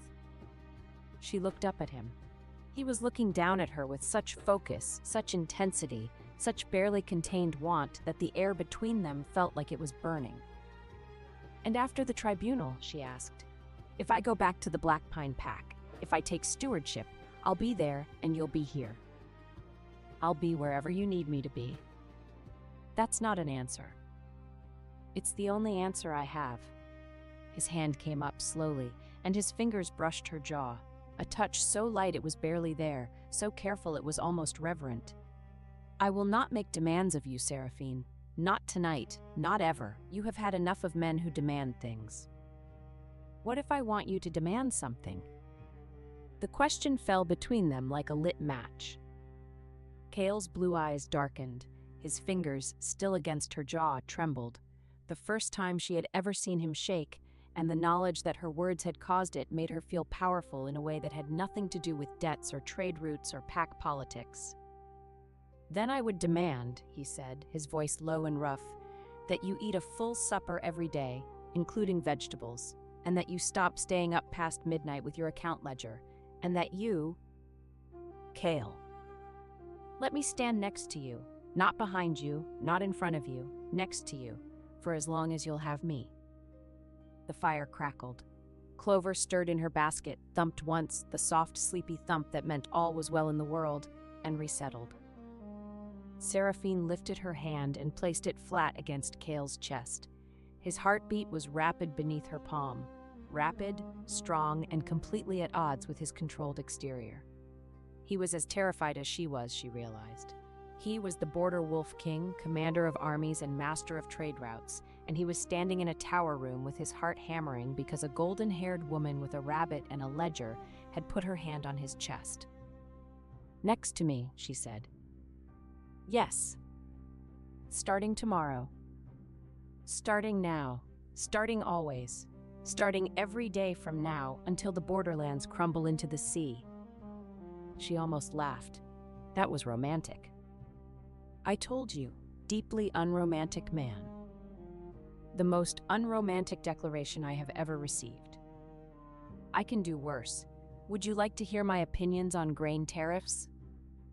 She did laugh then, a real, full laugh that lit up her face and made the room warmer, and his hand slid from her jaw into her hair, gentle and reverent and shaking, and she leaned into his touch, and they stood there in the candlelight with the moonlit river outside the window and the sleeping rabbit by the fire, and an entire future balanced on the edge of tomorrow. Chapter 14, The Tribunal. The tribunal was held in the great hall of the Black Pine Pack's ancestral keep, a vast, cold, stone-vaulted room with pillars carved like pine trees, and a dais at the far end where the Alpha's chair sat under a banner of silver and black. Everyone was there. Roderick Blackpine sat in the Alpha's chair, and he looked terrible. Not in appearance, he was still devastatingly handsome because genetics are not subject to political consequences, but in demeanor. He was thin. His gray eyes were shadowed. His hands, resting on the arms of the chair, were not steady. He looked like a man who had not slept well in weeks, which was accurate because he had spent the last week discovering the full scope of the Winterborn acquisition and understanding, with mounting horror, that he had voluntarily married his pack into a trap. Alara Winterborn sat beside him in the Luna's chair, and she looked composed. Her auburn hair was immaculate. Her gown was immaculate. Her expression was immaculate. She was, to all appearances, a picture of confident authority. But Seraphine, who had spent 6 years reading people's faces across negotiation tables, saw the tension in Alara's jaw and the way her fingers were locked together in her lap. Not folded, locked, the way people hold themselves together when they are afraid of what will happen if they let go. Lord Winterborn sat in the honored guest's chair, flanked by his steward Garrett, whose sleeve still had a faint ink stain, and a lawyer whose expression suggested he had been promised an easy victory and was beginning to suspect he had been lied to. The 7 elders of the Black Pine Pack sat along one wall. Elder Marin, the oldest, caught Seraphine's eye as she entered the hall and gave her a nod so small it could have been a twitch. But it was not a twitch. The Merchant Guild representatives sat along the other wall. The Heartwood Carriers Guild Master, the River Merchants Factor, the Salt Road Commissioner, the Herb Women's spokeswoman. They had come because Seraphine had asked them to come, and because every one of them owed their best contracts to a golden-haired woman who actually read invoices. Brenna sat with the merchants, her gray hair pulled back, her arms crossed, her face set in the expression of a woman who had driven 40 wagons of grain through mountain passes in winter weather and was frankly looking forward to watching the bureaucrats try to match that. Marta sat beside Brenna, clutching a ledger of grain inventories and looking like she might vomit, but also like she might punch someone, and she had not yet decided which. Osric the historian sat in his designated corner with his leather case and his quilt coat and his 73 years of institutional memory, looking like a man who had been waiting for this day for a very long time. And Cale Ashbourne sat at the side of the hall, in a chair that had been placed slightly apart from the others, not on the dais, not with the merchants, not with the elders, but in a position that gave him a clear line of sight to Seraphine and, not coincidentally, to every door in the room. He was wearing his border commander's coat, and his expression was the kind of calm that comes from absolute certainty about what he would do if anyone in this room made a wrong move. Seraphine entered last.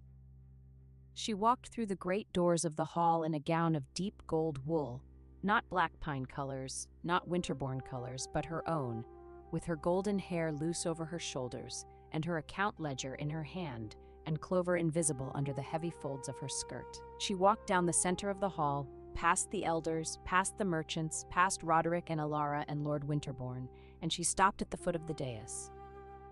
She did not look at Roderick, she looked at the elders.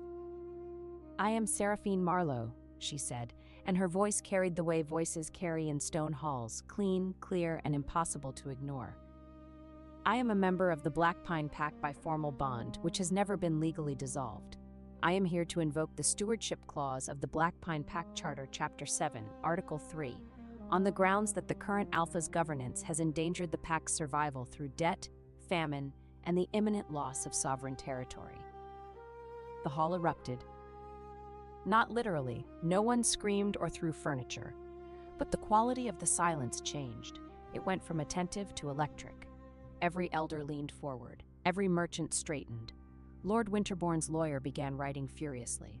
Roderick gripped the arms of his chair.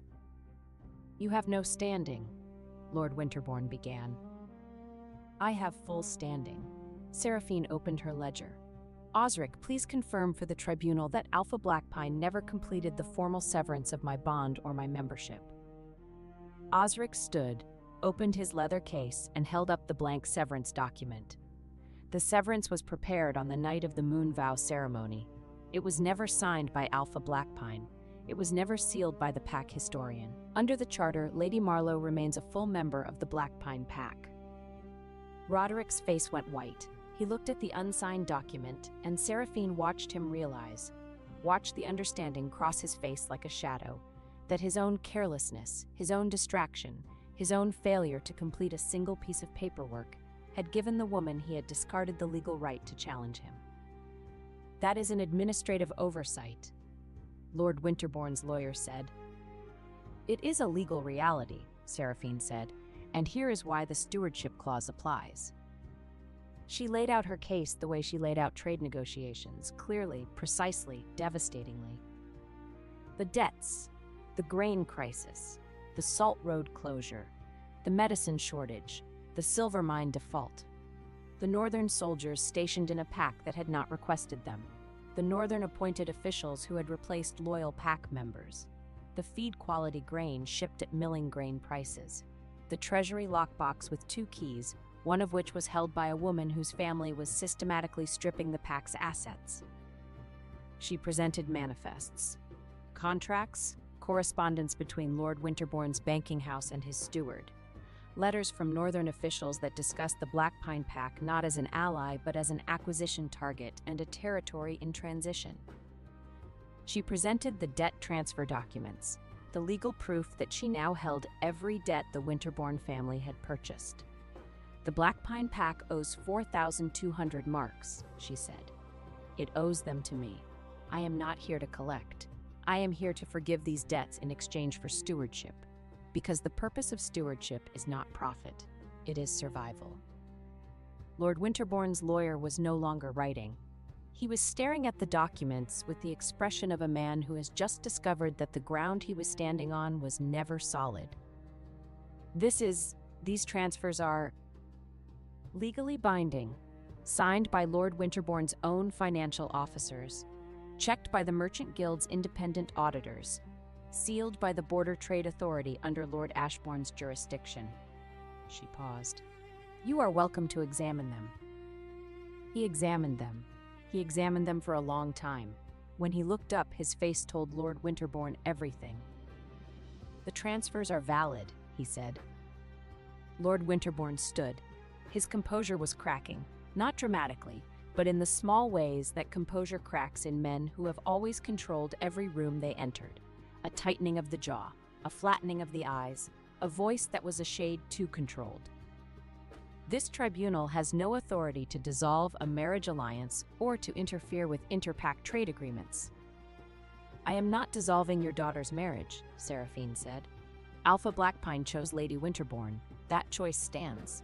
But the trade agreements your family imposed on this pact were not agreements. They were tools of acquisition. And the stewardship clause exists precisely to protect a pact from being absorbed by an outside force through debt manipulation. She turned to the elders. I ask the Council of Elders to rule on my petition. I have demonstrated the debts. I have demonstrated the threat. I have demonstrated my means. 40 wagons of good grain are currently at the border staging point, ready to enter Blackpine territory. Winter fuel, medicine, and craft supplies follow within the week. I am prepared to take stewardship of this pack, forgive its debts, restore its supply lines, and reopen its trade routes. She paused. All I need is your vote. Elder Marin stood. She was 81 years old, barely 5 feet tall, and she had the moral authority of a mountain. I have a question, she said. Yes, Elder. If we grant stewardship, what happens to Alpha Blackpine? Seraphine looked at Roderick. He was staring at her. His gray eyes were bright with something that might have been tears, or might have been the reflection of the firelight, or might have been the terrible, luminous clarity of a man who was seeing for the first time the full shape of what he had lost.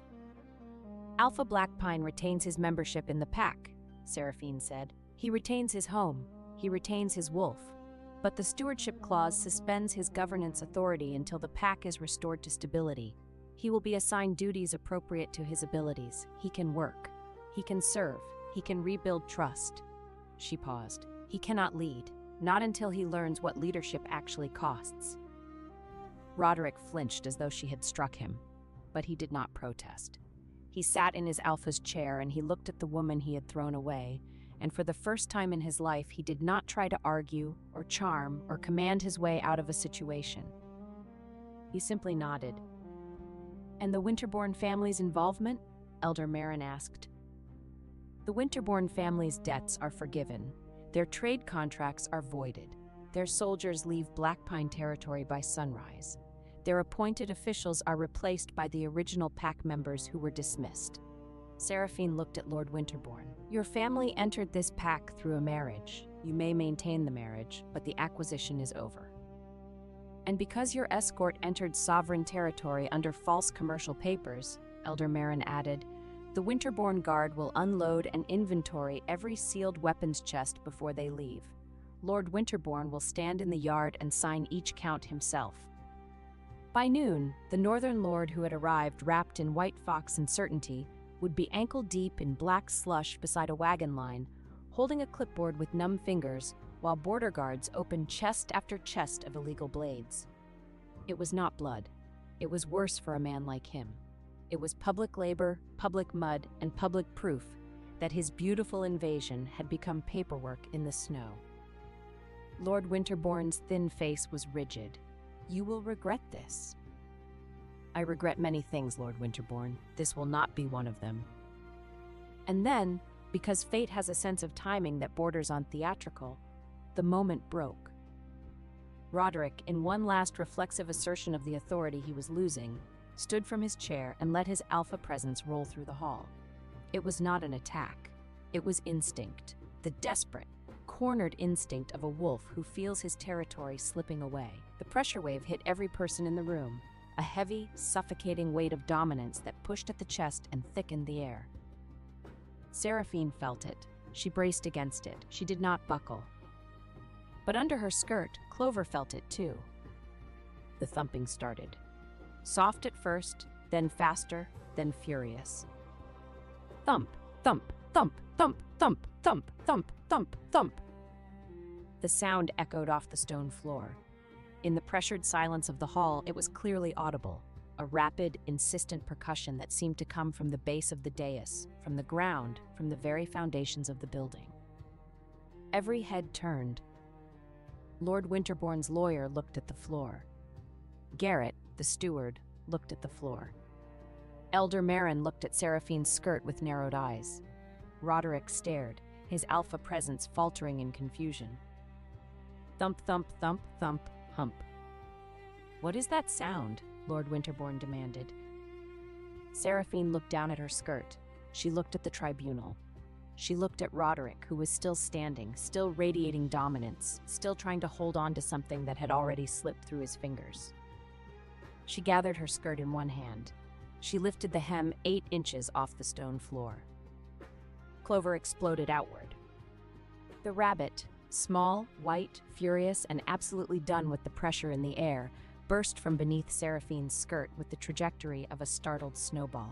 She hit the dais step, slipped on the polished stone, bounced sideways, and crashed into the wooden document tray that held the tribunal's official seal, inkstand, and signing quills. The tray tipped. The seal rolled. The inkstand, full because Osric had filled it that morning, flipped end over end and landed upside down on the exact spot where Roderick had been resting his hand on the arm of the Alpha's chair. Black ink fountained across the chair arm, across Roderick's sleeve, and across the front of his ceremonial coat. Clover, having achieved maximum chaos by accident and wanting no further part in public law, froze in the middle of the dais. Her dark cherry eyes were wide. Her nose twitched rapidly. Her small white body trembled with the offended dignity of a rabbit that had found the entire room too loud, too tense, and too alpha. The hall was frozen. Then Elder Marin, 81 years old, 5 feet tall, moral authority of a mountain, began to laugh. Then Elder Marin, 81 years old, 5 feet tall, moral authority of a mountain, began to laugh. It started as a wheeze, progressed to a cackle, and became the kind of full-bodied laughter that makes old women clutch their ribs. Brenna joined in, then Marta, then the Heartwood Guildmaster, then the border guards, then the clerks, then one by one the elders, until the entire hall was ringing with laughter, and Roderick Blackpine was standing on his dais in an ink-splattered coat, while a terrified white rabbit tried to hide behind Seraphine's hem. Cale, from his chair at the side of the hall, watched Seraphine. He was not laughing. He was smiling. Not the 16th of an inch smile, not the full smile, but something else entirely. Something private. Something that he would probably deny later if anyone asked. He was looking at her the way a man looks at the person he is going to spend the rest of his life next to. The person who brought a rabbit to a tribunal and somehow made it the most memorable moment of judicial history. Seraphine bent down and picked Clover up. The rabbit tucked herself against Seraphine's chest and thumped once. Satisfied, definitive, done. "I apologize for the interruption," Seraphine said to the tribunal, her voice perfectly steady despite the fact that her lips were twitching. "My rabbit objects to loud men and poor governance." Elder Marin wiped her eyes. "The associate's feelings are noted." She straightened, still wheezing slightly. "The council will vote. All in favor of granting stewardship to Seraphine Marlowe?" 7 hands rose. Every elder, unanimous. "Stewardship is granted," Elder Marin said. "Lady Marlowe, the Blackpine Pack is yours." Chapter 15. The Homecoming. Seraphine Marlowe returned to the Blackpine Pack on the morning after the tribunal, and she did not return empty-handed. Brenna's 40 wagons of grain rolled through the pack gates at first light, driven by border teamsters and guarded by Iron Ridge riders. Behind the grain came wagons of firewood, tallow, salt, and medical supplies. Behind those came Marta, who walked into the granary she had managed for 15 years, looked at the feed-quality northern grain that had been stored in her absence, said, "Absolutely not," and began organizing the replacement with the focused intensity of a woman who had been personally insulted by substandard wheat. The pack watched from their doorways and windows as the wagons rolled in. They watched in silence at first, the wary, uncertain silence of people who have been let down too many times to trust easily. Then an old woman in the baker's row stepped out of her house, looked at the grain wagon, looked at Seraphine, and said, "Is that milling grain?" "Yes." "Good quality?" "I inspected it personally." "River Valley or mountain?" "River Valley, this year's harvest, dry stored in the port warehouses since October." The old woman nodded. Then she did something that broke the silence of the entire street. She applauded. A single, sharp clap that echoed off the stone buildings, followed by another and another. The baker's wife joined, then the cobbler's apprentice, then the families in the doorways, one by one, hands coming together in the cold morning air until the sound rolled up the street like thunder. Seraphine stood in the center of it, golden-haired and straight-backed, with a rabbit under her skirt and a wolf in her chest and tears that she absolutely refused to let fall, and she thought, This is what power is for. The northern soldiers left by midday. Their departure was not graceful. Lord Winterbourne's steward Garrett, who was supervising the withdrawal, managed to trip over a grain sack that Marta had deliberately placed in the narrowest part of the gate corridor. He went down on one knee, his sword caught on his cloak, and his belt pouch split open, sending a cascade of copper coins across the cobblestones. 3 children, who had been watching the departure with the frank, unfiltered delight that children take in watching adults look foolish, scrambled to collect the coins and presented them back to Garrett with angelic smiles. "Thank you for visiting," the eldest child said. She was 7 years old and had clearly been coached. "Please don't come back." Garrett turned crimson, retrieved his coins, and left without further incident. Lord Winterbourne himself departed on horseback, his lawyer beside him, his thin face set in an expression that promised retribution. Seraphine watched him go from the parapet of the keep wall. "He'll be back," she said. "Eventually," Cale agreed. He was standing beside her, always beside her now, as naturally as breathing. But not soon. His leverage is gone, his debts are forgiven, his soldiers are withdrawn. The most he can do is complain to other northern families that a woman with a rabbit outmaneuvered him, and I don't think his pride will allow that. "And Alara?" They both looked down into the courtyard, where Alara Winterbourne was standing alone. She had not left with her father. She was standing by the well in the center of the courtyard, her auburn hair escaping its careful coil for the first time since Seraphine had known her, her midnight blue gown creased and travel-stained, her hands at her sides. She looked, stripped of her composure and her family's backing, very young. Seraphine went down to the courtyard. They stood on opposite sides of the well, and for a long moment, neither spoke. "Your father is gone," Seraphine said. "Yes." "You stayed." "The marriage is valid. Roderick is my husband. Whatever else has changed, that has not." Alara's voice was steady, but the shadows under her eyes were deep. "Unless you intend to dissolve it." "I don't dissolve marriages, I dissolve bad contracts. Your father's contracts were bad. Your marriage is your own business." Alara looked at her. "You hate me." "I don't hate you. I hate what you were sent here to do, but I watched you in the tribunal, and I don't think you enjoyed doing it." Something cracked in Alara's composure, a small, controlled fracture, like a line appearing in ice. "I was trained," she said, "from the time I was 12. Ledgers, contracts, debt structures, acquisition strategies. My father taught me to see every relationship as a transaction and every weakness as a purchase opportunity. I was very good at it." "You were excellent at it." "I didn't want to be."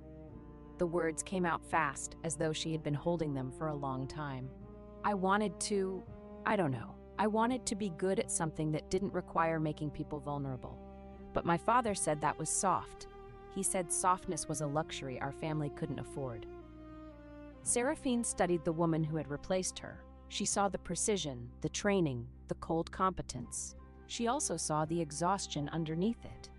The weariness of a person who had spent her entire life performing a role that someone else had written. "You are good at accounts," Seraphine said. "You are good at reading contracts, managing numbers, seeing patterns. Those are valuable skills. They do not have to be weapons." "What else can they be?" "Tools. For building something instead of taking something apart." She paused. "The pack needs a treasury manager. Someone who understands debt, credit, and financial structures. Someone who can prevent the kind of crisis your father's family exploited. It would not be a glamorous position. It would not be the Luna's chair, but it would be useful, and it would be yours." Alara stared at her. "You're offering me a job." "I'm offering you a choice. You can go back to your father and be his instrument again, or you can stay here and be something else." The crack in Alara's composure widened.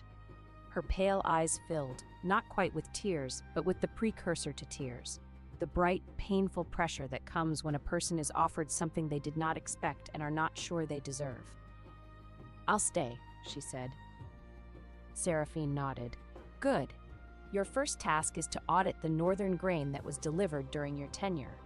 Marta says half of it is feed quality. I want to know exactly how much we were overcharged, because I intend to send the invoice to your father."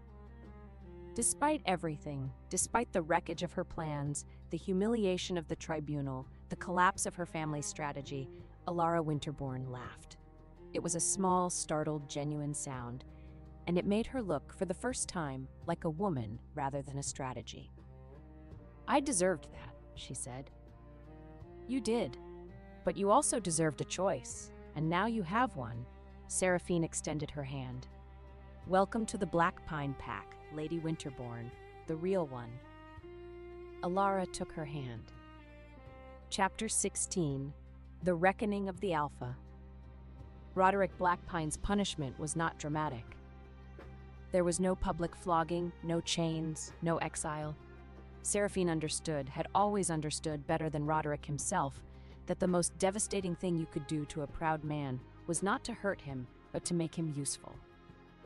He was assigned duties, humble ones. He carried grain sacks from the wagons to the granary, heavy, dirty, back-breaking work that he had never done in his life because he was an alpha. And alphas gave orders about grain sacks rather than carrying them. He repaired the eastern border cottage, the one with the leaking roof, the one he had tried to banish Seraphine to, under the supervision of the pack's carpenter, who was a woman named Dag, who had once arm-wrestled a bear and who took visible pleasure in correcting Roderick's shoddy roof work. "That nail is crooked," Dag said. "It's functional." "It's crooked. Pull it out and do it again. Lady Marlowe lives in a keep with straight nails. The least you can do is provide the same standard for the cottage." Roderick pulled the nail and did it again. He did not complain. He had lost the right to complain in the Moonvow Hall, and he knew it. He saw Seraphine every day.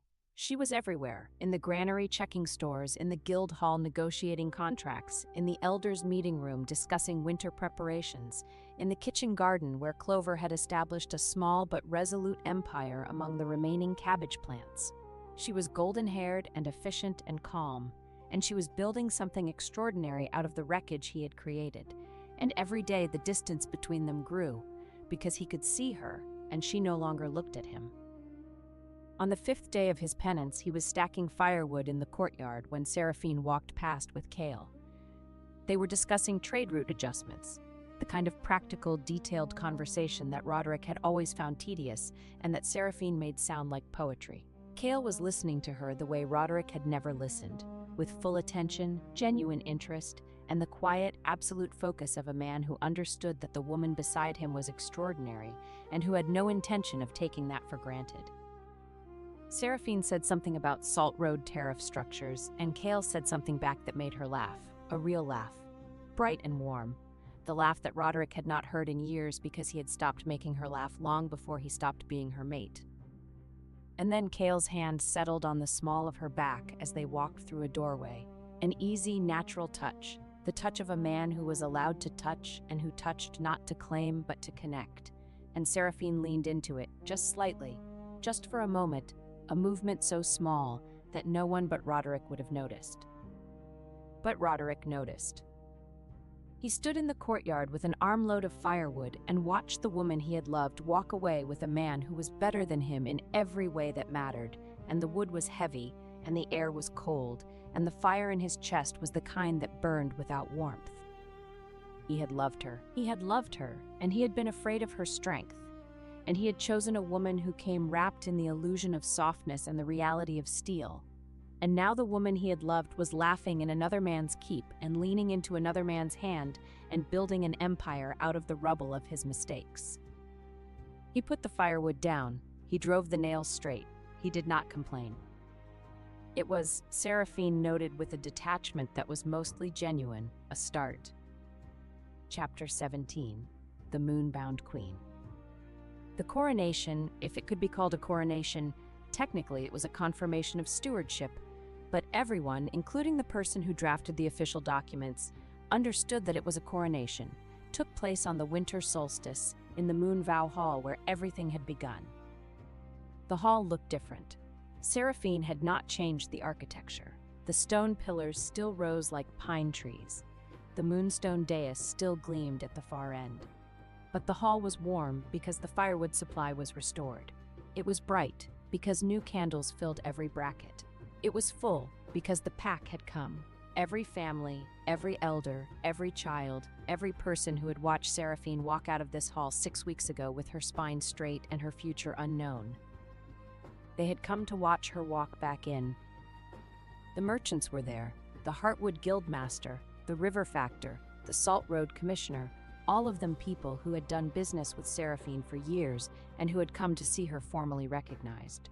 Brenna was there, wearing a new coat and the trade license that Seraphine had promised her, looking like a woman who had driven 40 wagons through a mountain pass and would do it again tomorrow if asked. Marta was there, standing near the granary delegation, clutching a grain manifest that showed the stores at full capacity for the first time in 3 months. Osric was there, in his quilt coat, holding the charter as though it were a holy relic, which to him it was. Alara was there. She sat in the second row, not the first, in a plain woolen gown instead of midnight blue velvet. She looked composed, but differently composed. Not the composure of a woman maintaining a mask, but the composure of a woman who was discovering, tentatively, what her face looked like without one. She was holding a ledger, the treasury audit she had completed at Seraphine's request, and when Seraphine's eyes found her, she gave a small nod that contained, if you were looking for it, something that might have been gratitude. Roderick was there. He stood at the back of the hall, near the doors. He was wearing a plain coat, no ceremonial silver, no Alpha's insignia. He had come not because he was required to, but because, for the first time in his life, he wanted to be present for something that was not about him. And Kale was there. He stood at the front of the hall, near the dais, but not on it. He was wearing his commander's coat, the dark leather and gray fur that had become, for Seraphine, the most comforting sight in the world. His blue eyes were on her as she walked the length of the hall, and his face held nothing, no mask, no composure, no strategic neutrality. Just warmth. Pure, unguarded, unflinching warmth. Seraphine walked to the dais.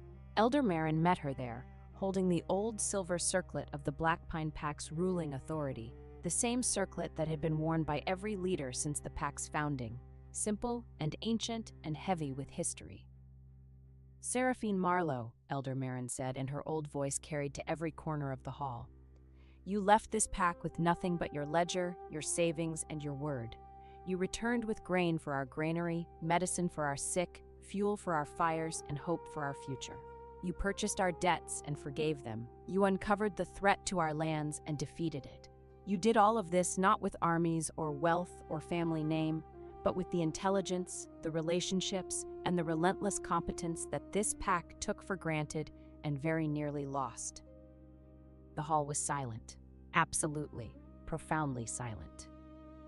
I ask whether this woman, who has earned the loyalty of every trade partner, the respect of the Border Wolf King, the gratitude of Black Pine, the trust of Iron Ridge, and the very loud approval of a particular rabbit, should be recognized not as a temporary steward, but as what she has already become on every road, in every granary, and at every bargaining table, a queen.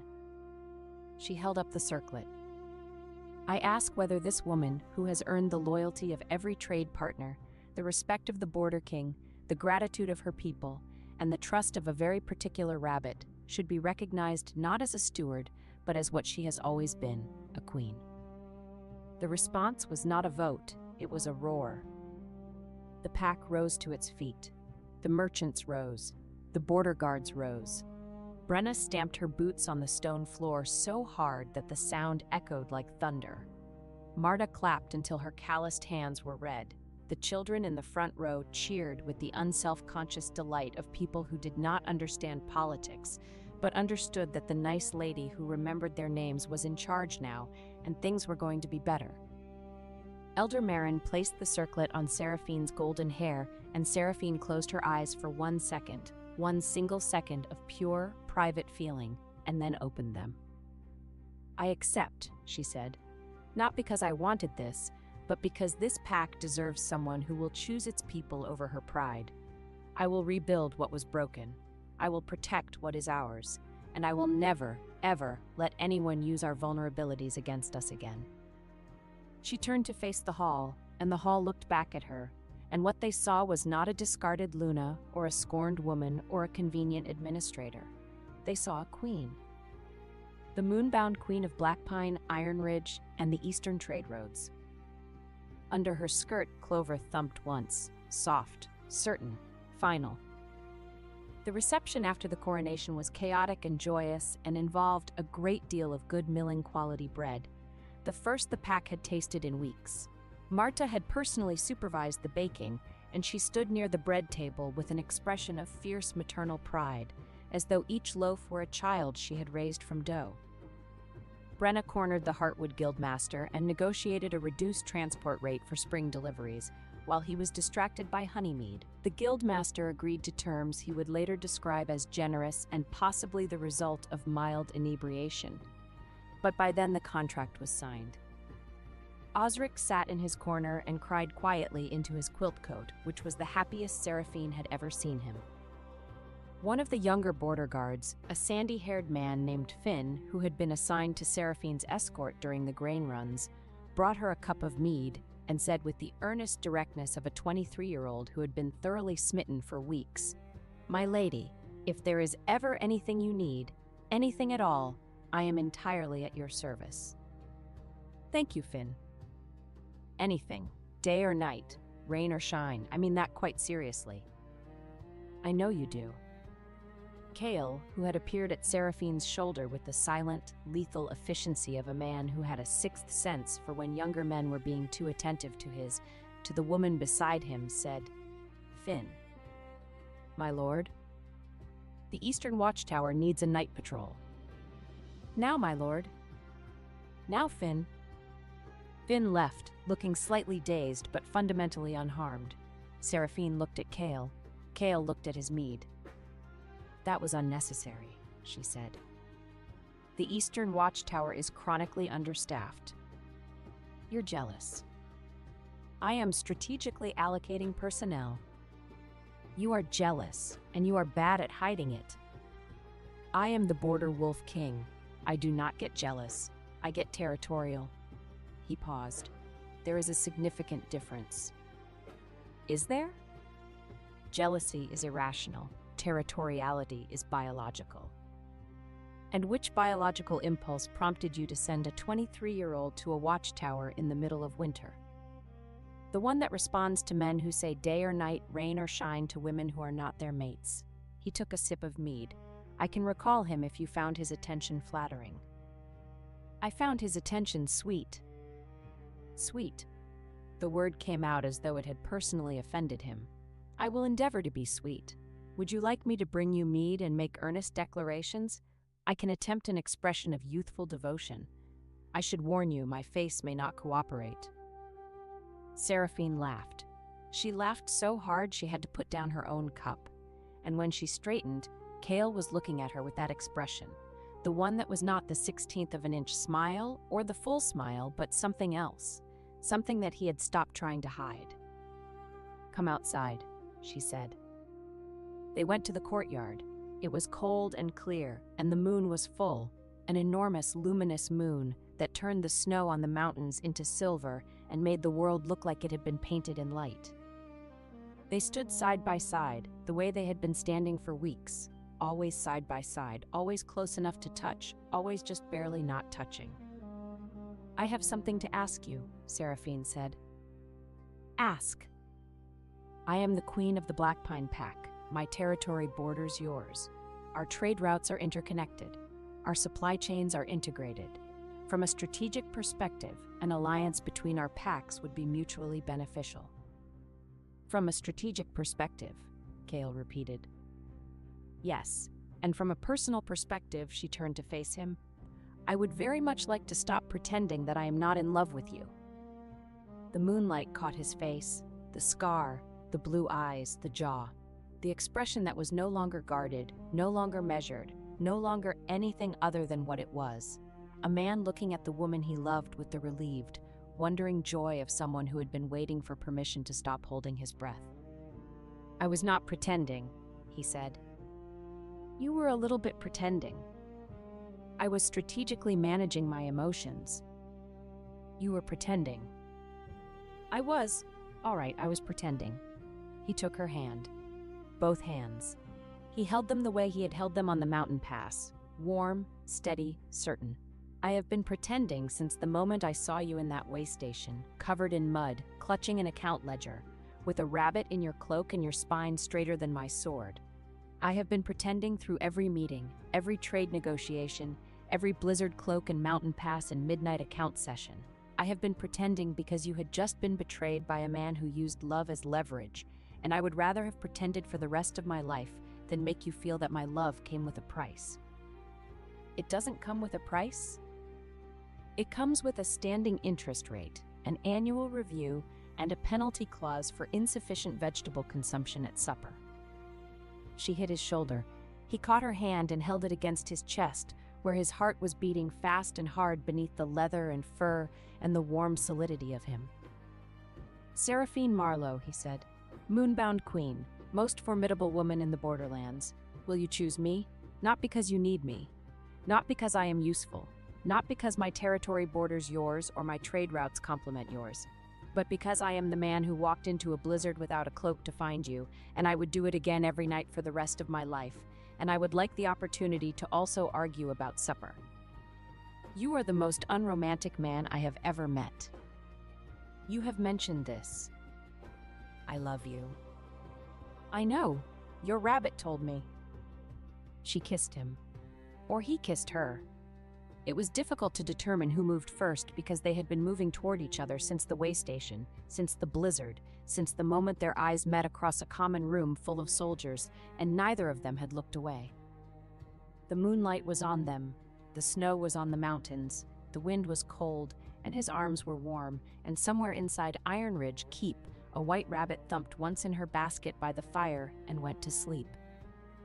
Epilogue: The New Road. Spring came to the Borderlands the way spring always comes, slowly, reluctantly, one snowdrop at a time. The Black Pine Pack survived the winter. Not just survived, thrived. The grain lasted, the medicine held, the firewood kept every hearth burning. The Salt Road reopened under new terms that Seraphine negotiated personally, with better rates and fairer access for the border merchants. The silver mine wagons resumed their monthly runs, and the Heartwood Guildmaster, who had been worried about his contract for months, sent Seraphine a crate of the real cinnamon, not sawdust, the real thing, with a note that read, "For the only honest dealer north of the river, with gratitude and excellent spices." Brenna expanded her caravan operation to 12 wagons and became, within 6 months, the most successful independent hauler in the border trade network. She credited Seraphine publicly, frequently, and at considerable volume. Marta reclaimed her granary and ran it with the fierce, methodical joy of a woman who had been given back her purpose. She also adopted 3 cats to patrol the grain stores for mice, and she named the meanest one Garrett. Osric retired to a cottage near the archive, where he spent his days writing a history of the Black Pine Pack that placed Seraphine Marlowe at its center, because, as he said, history should record who actually kept the lights on. Finn, the young border guard, accepted his watchtower assignment with good grace and eventually fell in love with the daughter of the border baker, who appreciated earnest devotion and found day or night, rain or shine, to be exactly the kind of thing she wanted to hear. Alara Winterbourne stayed. She managed the treasury with precision and care, and over time she began to laugh more and calculate less. She and Roderick did not have a happy marriage. The foundation of the marriage had been built on acquisition rather than love, but they had a working partnership, and Alara discovered that being useful for someone else's benefit rather than her father's was not the same as being weak. Lord Winterbourne sent 3 letters demanding her return. She burned all 3. She never heard from him again. Roderick Blackpine carried grain, mended roofs, guarded the border, and learned, slowly, painfully, one humbling day at a time, what it meant to serve. He watched Seraphine lead the pack he had nearly destroyed, and he watched her love a man who deserved her, and he did not complain. Some nights, when the moon was full and the wind carried the sound of wolves in the wild country, he stood at the edge of the pack territory and looked toward Ironridge Keep, where a light burned in the east tower, and he thought about everything he had lost. He did not go back. There was nothing to go back to. The woman he had loved was not the woman he had thrown away. She was bigger now, brighter, more herself than she had ever been when she was his. She had outgrown the space he had made for her, and the only honorable thing left was to be grateful she had saved his people despite what he had done to her. He was grateful. It was not enough. It would never be enough. But it was a start. And Seraphine Marlowe, moonbound queen, steward of the Blackpine Pack, trade partner of the Border King, owner of the most opinionated rabbit in the borderlands, stood on the parapet of her keep in the first warm wind of spring, with Kale beside her and Clover at her feet, and the trade road stretching south, like a ribbon of possibility. And she looked at her kingdom and her king and her future, and she smiled. It was not a strategic smile. It was not a measured smile. It was the smile of a woman who had been thrown out, beaten down, stripped of her title, severed from her bond, offered a leaking cottage and a monthly allowance, and who had responded by buying back the debts of the people who betrayed her, outmaneuvering a northern banking dynasty, winning a tribunal with the help of a rabbit, and becoming a queen. It was in every way that mattered, the smile of a woman who had chosen herself, and who had been chosen in return by a man who understood that love is not about possession, but about standing next to someone in a blizzard and giving them your cloak. Clover thumped. Kale looked at the rabbit. The approval thump? The approval thump. Good. He took Seraphine's hand. I aim to maintain a satisfactory rating.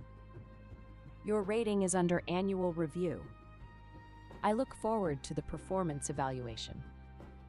The spring wind blew, warm and full of promise, and the trade road was open, and the grain was in the granary, and the boots were on the children's feet, and the moonbound queen stood on her wall with her king beside her and her rabbit at her feet, and the whole bright, difficult, wonderful world ahead of her.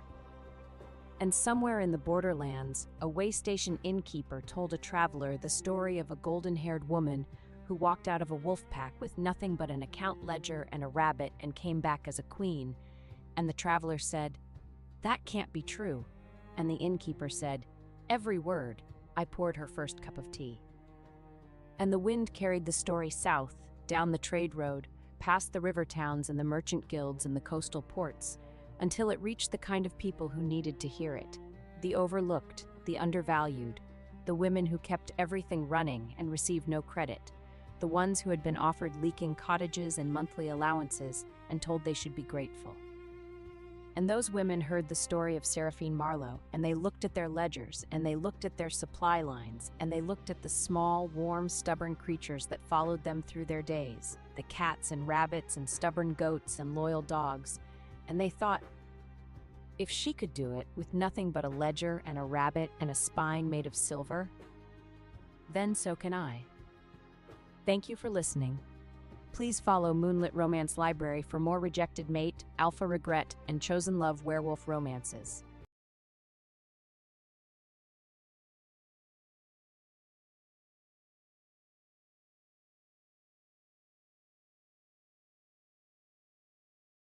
The first thing Serafina Hale heard through her bedroom wall was her fiancé laughing at the word accident. The second thing she heard was Lady Corvina Marrow saying, "Snow hides foolish girls very well." Serafina stood in the middle of her chamber with a silver brush in one hand and a hunting boot in the other. The fire had burned low. The mirror showed a woman of 26 in a dark green house gown, hair half braided, face too still. At her feet, 8 royal winter hounds stopped chewing the same stolen slipper and lifted their heads together. Prince Oren Vale spoke again on the other side of the carved panel. His voice had the lazy softness he used at council dinners. "She knows the forest paths. Make her trust the western stag trail. The ravine will do the rest." Corvina gave a small, delighted gasp. "You sound almost cruel." "Cruel would be breaking the betrothal in open court," Oren said. "This is cleaner. A tragic misdirection during the winter hunt. Her hounds will scatter. She will panic.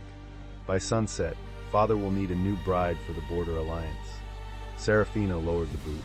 Captain Biscuit, largest of the hounds, rose with the patience of a judge. Duchess followed. Buttons wagged once, then sneezed into the slipper. Oren added, "Besides, she is only the royal kennel master's pretty daughter. My father liked her mother's service record. That does not make her fit to sit beside me." The silver brush bent in Serafina's hand. For 3 breaths, she did nothing. That was important. Her mother had taught her not to loose a hound until the hound understood the shape of the field. So Serafina listened. She heard silk brush stone. She heard Oren lift a cup from the little table in the adjoining guest salon. She heard Corvina murmur that she had already moved the western trail markers. Then Serafina set the brush down and smiled at her hounds. "Good evening, respectable criminals," she whispered. "We're going to practice manners." Every tail began to move. She crossed the room, opened the hidden panel, and stepped into the guest salon with all 8 hounds at her skirts. Oren was standing too close to Corvina beside the wine table. His dark blue coat was unbuttoned at the throat. Corvina's white fur wrap sat over Serafina's own chair. They both turned at once. Serafina looked at the wine, the trail map, the shifted markers drawn in red ink, and the little knife Corvina had used to scrape wax from the royal hunt seals. "My lord," Serafina said, "my lady." Oren went pale. "Suha, this is not what it appears to be." "Excellent," she said, "because it appears to be a planned disappearance with poor handwriting." Corvina recovered faster. She smiled with her lips and not her eyes. "You should not enter rooms without knocking." Serafina lifted 2 fingers. Captain Biscuit put both front paws on Oren's chest and flattened him onto the carpet. Oren made a sound that would not have impressed a rabbit. Duchess seized the hem of his coat and dragged him 3 feet from the wine table. Buttons leapt on Corvina's fur wrap and shook it with such moral fury that white hair filled the air. Mutton, who had never respected royalty, placed one enormous paw on Oren's stomach and licked his chin. "Call them off," Oren shouted. "You wanted me lost in a ravine," Serafina said. "I want your collar buttons lost under a settee. We are not the same." Corvina shrieked when Pepper caught the sash of her gown and pulled it loose enough to tangle her ankles. No one was hurt. Only tailoring suffered. The hounds had been trained to catch sleeves, cloaks, straps, and pride. They did their work with frightening cheer. Serafina stepped over Oren's boot and took the trail map. She took the scraped seal knife. She took the little red pouch of false markers from Corvina's hand while the lady was busy trying to save her sleeve from foxglove. Oren tried to rise. Captain Biscuit lowered his head and breathed directly into the prince's face. "He has eaten boiled cabbage," Serafina warned. "Make choices with that knowledge." Oren froze. For one wild moment, laughter climbed Serafina's throat. It was sharp and bright and wrong. She let it out anyway. The sound startled Corvina more than the hounds had. Serafina backed toward the panel. "I will send someone for the furniture. You may want new furniture. Also new soles." "Sarah," Oren said, voice breaking, "you cannot do this. Watch me." She whistled once. 8 hounds released silk, wool, buttons, and dignity. They rushed after her through the panel. Serafina shut it, bolted it from her side, and ran. She laughed down the corridor until the laugh cracked. She laughed past the tapestry of the first winter hunt. She laughed down the servant's stair, while Buttons carried Corvina's fur wrap in his mouth like a fallen enemy banner. By the time she reached the kennels, The laugh had become a sob she could not swallow. The royal kennels were warm with straw, iron stoves, and dog breath. 32 hounds lifted their heads from their beds.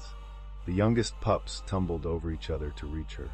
The old lead bitch, Grandmother Pike, opened one eye and judged everyone. Serafina shut the kennel door behind her and pressed both hands to her mouth. Oren had planned the western ravine.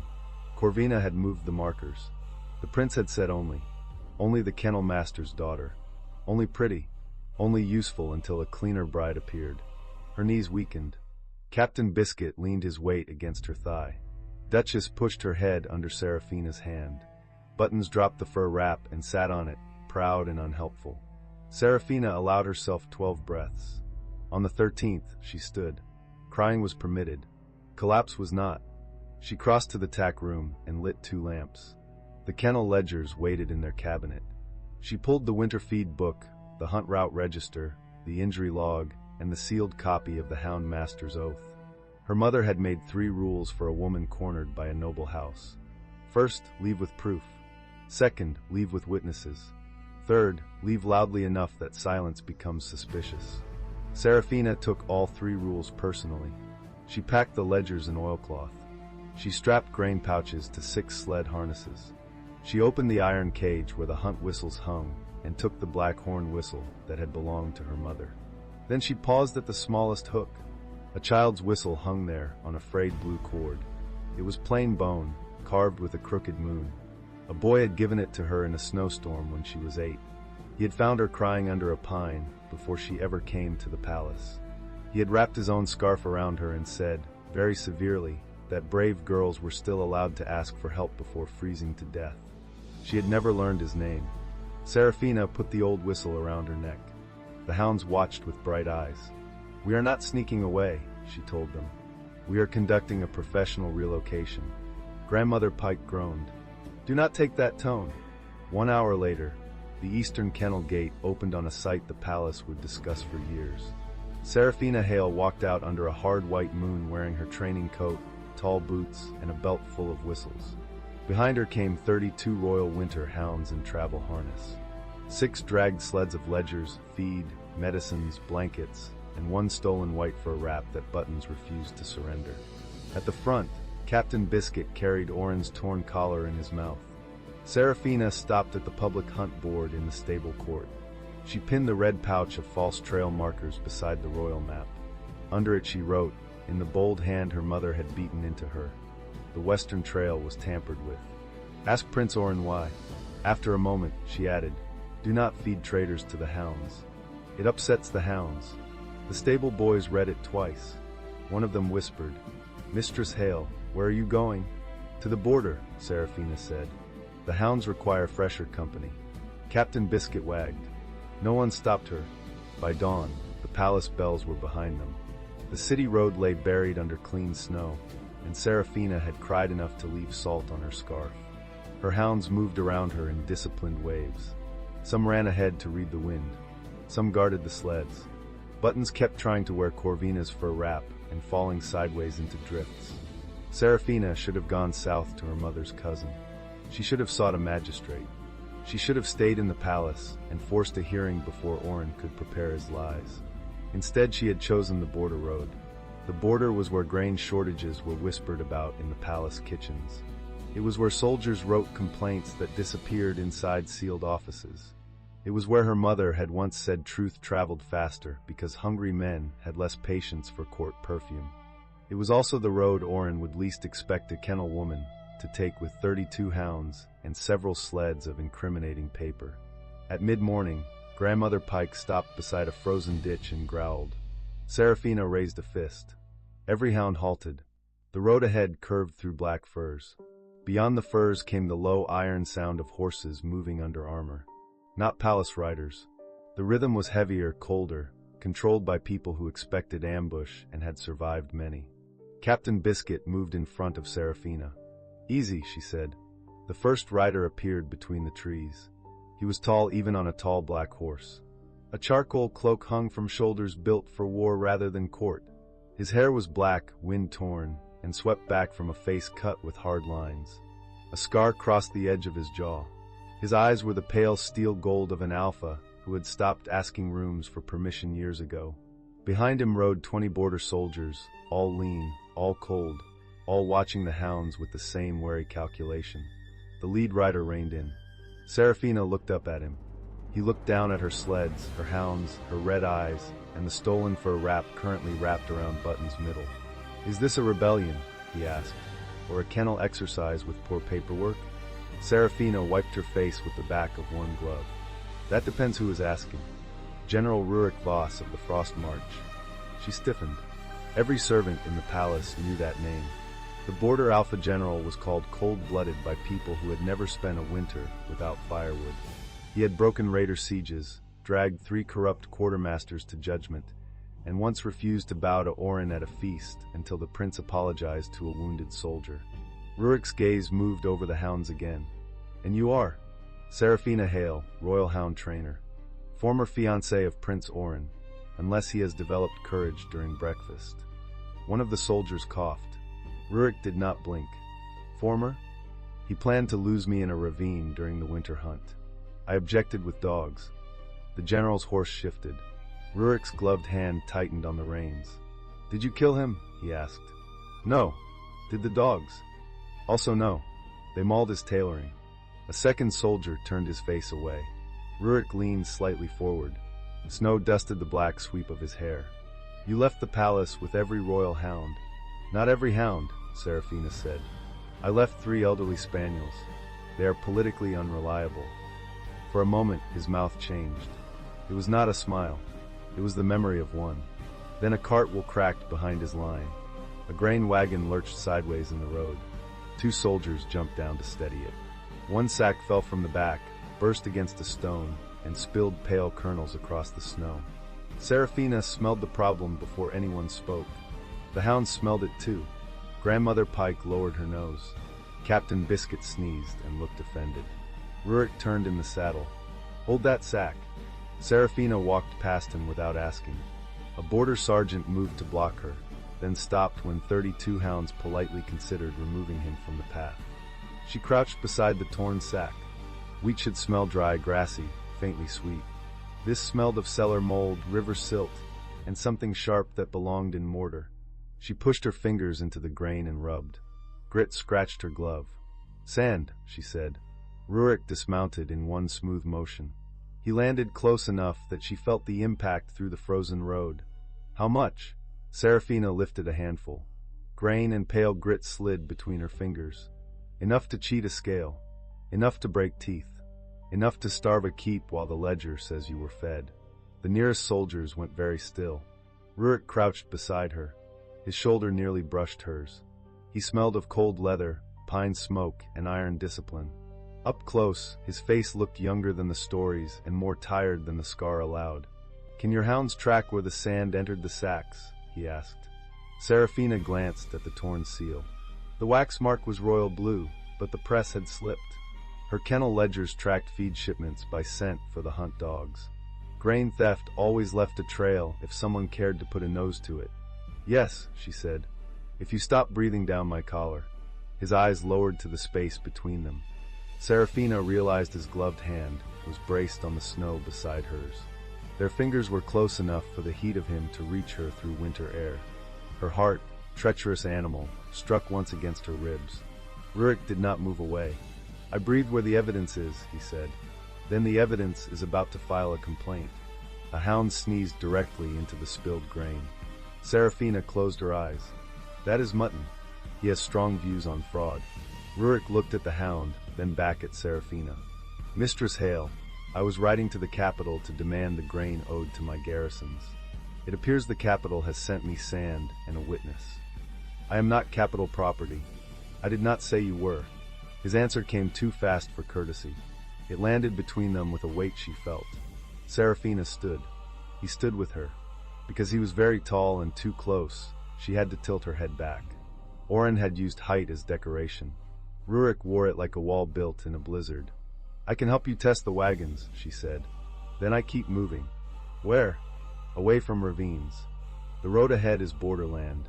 Wolves answer to me there. Hounds answer to me everywhere." One of his eyebrows rose. Captain Biscuit chose that moment to sit on Rurik's boot.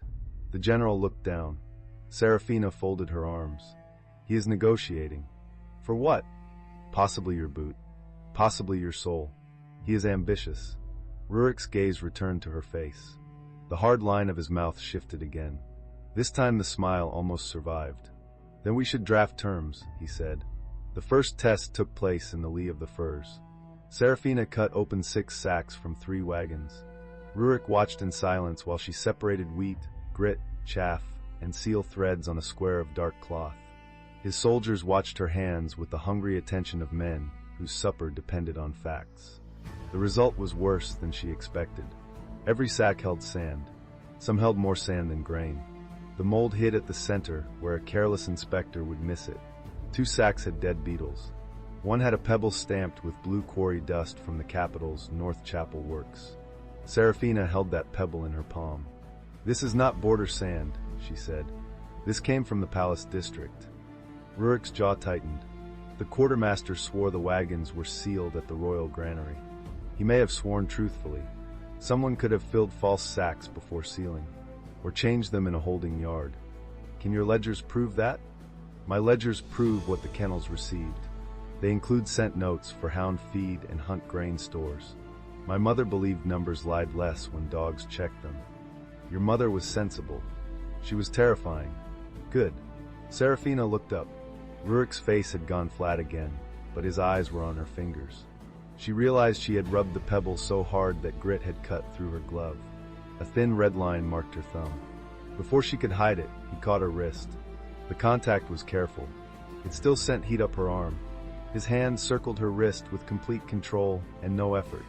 She could feel the difference between restraint and weakness. He had both strength and the decision not to use it. "Small cut," she said. "Open skin in winter is not small. You command armies. Do you inspect every thumb?" "Only the ones holding evidence." His thumb pressed the heel of her glove back. The motion exposed the cut. He took a clean strip from inside his cloak and wrapped it around her thumb with efficient hands. Serafina meant to make a remark. The words left her when his knuckle brushed the inside of her palm. Rurik looked up. The space between them changed. Snow moved through the fir branches. The soldiers' voices faded. His fingers still held her wrist. His eyes had lowered to her mouth for one dangerous beat before returning to her face. "Mistress Hale," he said quietly, "you are shaking." "I walked all night. That is not the only reason." Serafina should have pulled away. Instead, she leaned half an inch closer, angry that he had noticed, angrier that the notice did not feel cruel. "Do you always diagnose witnesses?" "Only when they arrive with 32 hounds, a stolen fur, and evidence of a planned disappearance." "A planned disappearance. Do not inflate my importance. I rarely need to inflate what is already large." His voice had gone lower. It struck under her ribs with an alarming lack of permission. Captain Biscuit sneezed between them. Serafina snatched her hand back. That was late but effective. Rurik looked at the hound. "He objects. He believes bandages should be paid for in dried liver." "Reasonable." The general gave the hound a strip from his saddlebag. Captain Biscuit accepted it with the solemnity of a treaty signing. By noon, Rurik had turned his column toward Frostgate Keep instead of the capital. Serafina objected immediately. "I said I would help test wagons. I did not agree to become a military attachment." "You have no safe lodging on this road," Rurik said. "Prince Oren will send riders. My keep has walls, witnesses, and enough legal clerks to make a liar regret literacy." That sounded almost charming until the clerks. "My charm is rationed. Your soldiers must suffer. They are alive." He said it without pride. Serafina heard the cost under it. They rode with her hound caravan between the grain wagons and the cavalry. Rurik offered her a spare horse.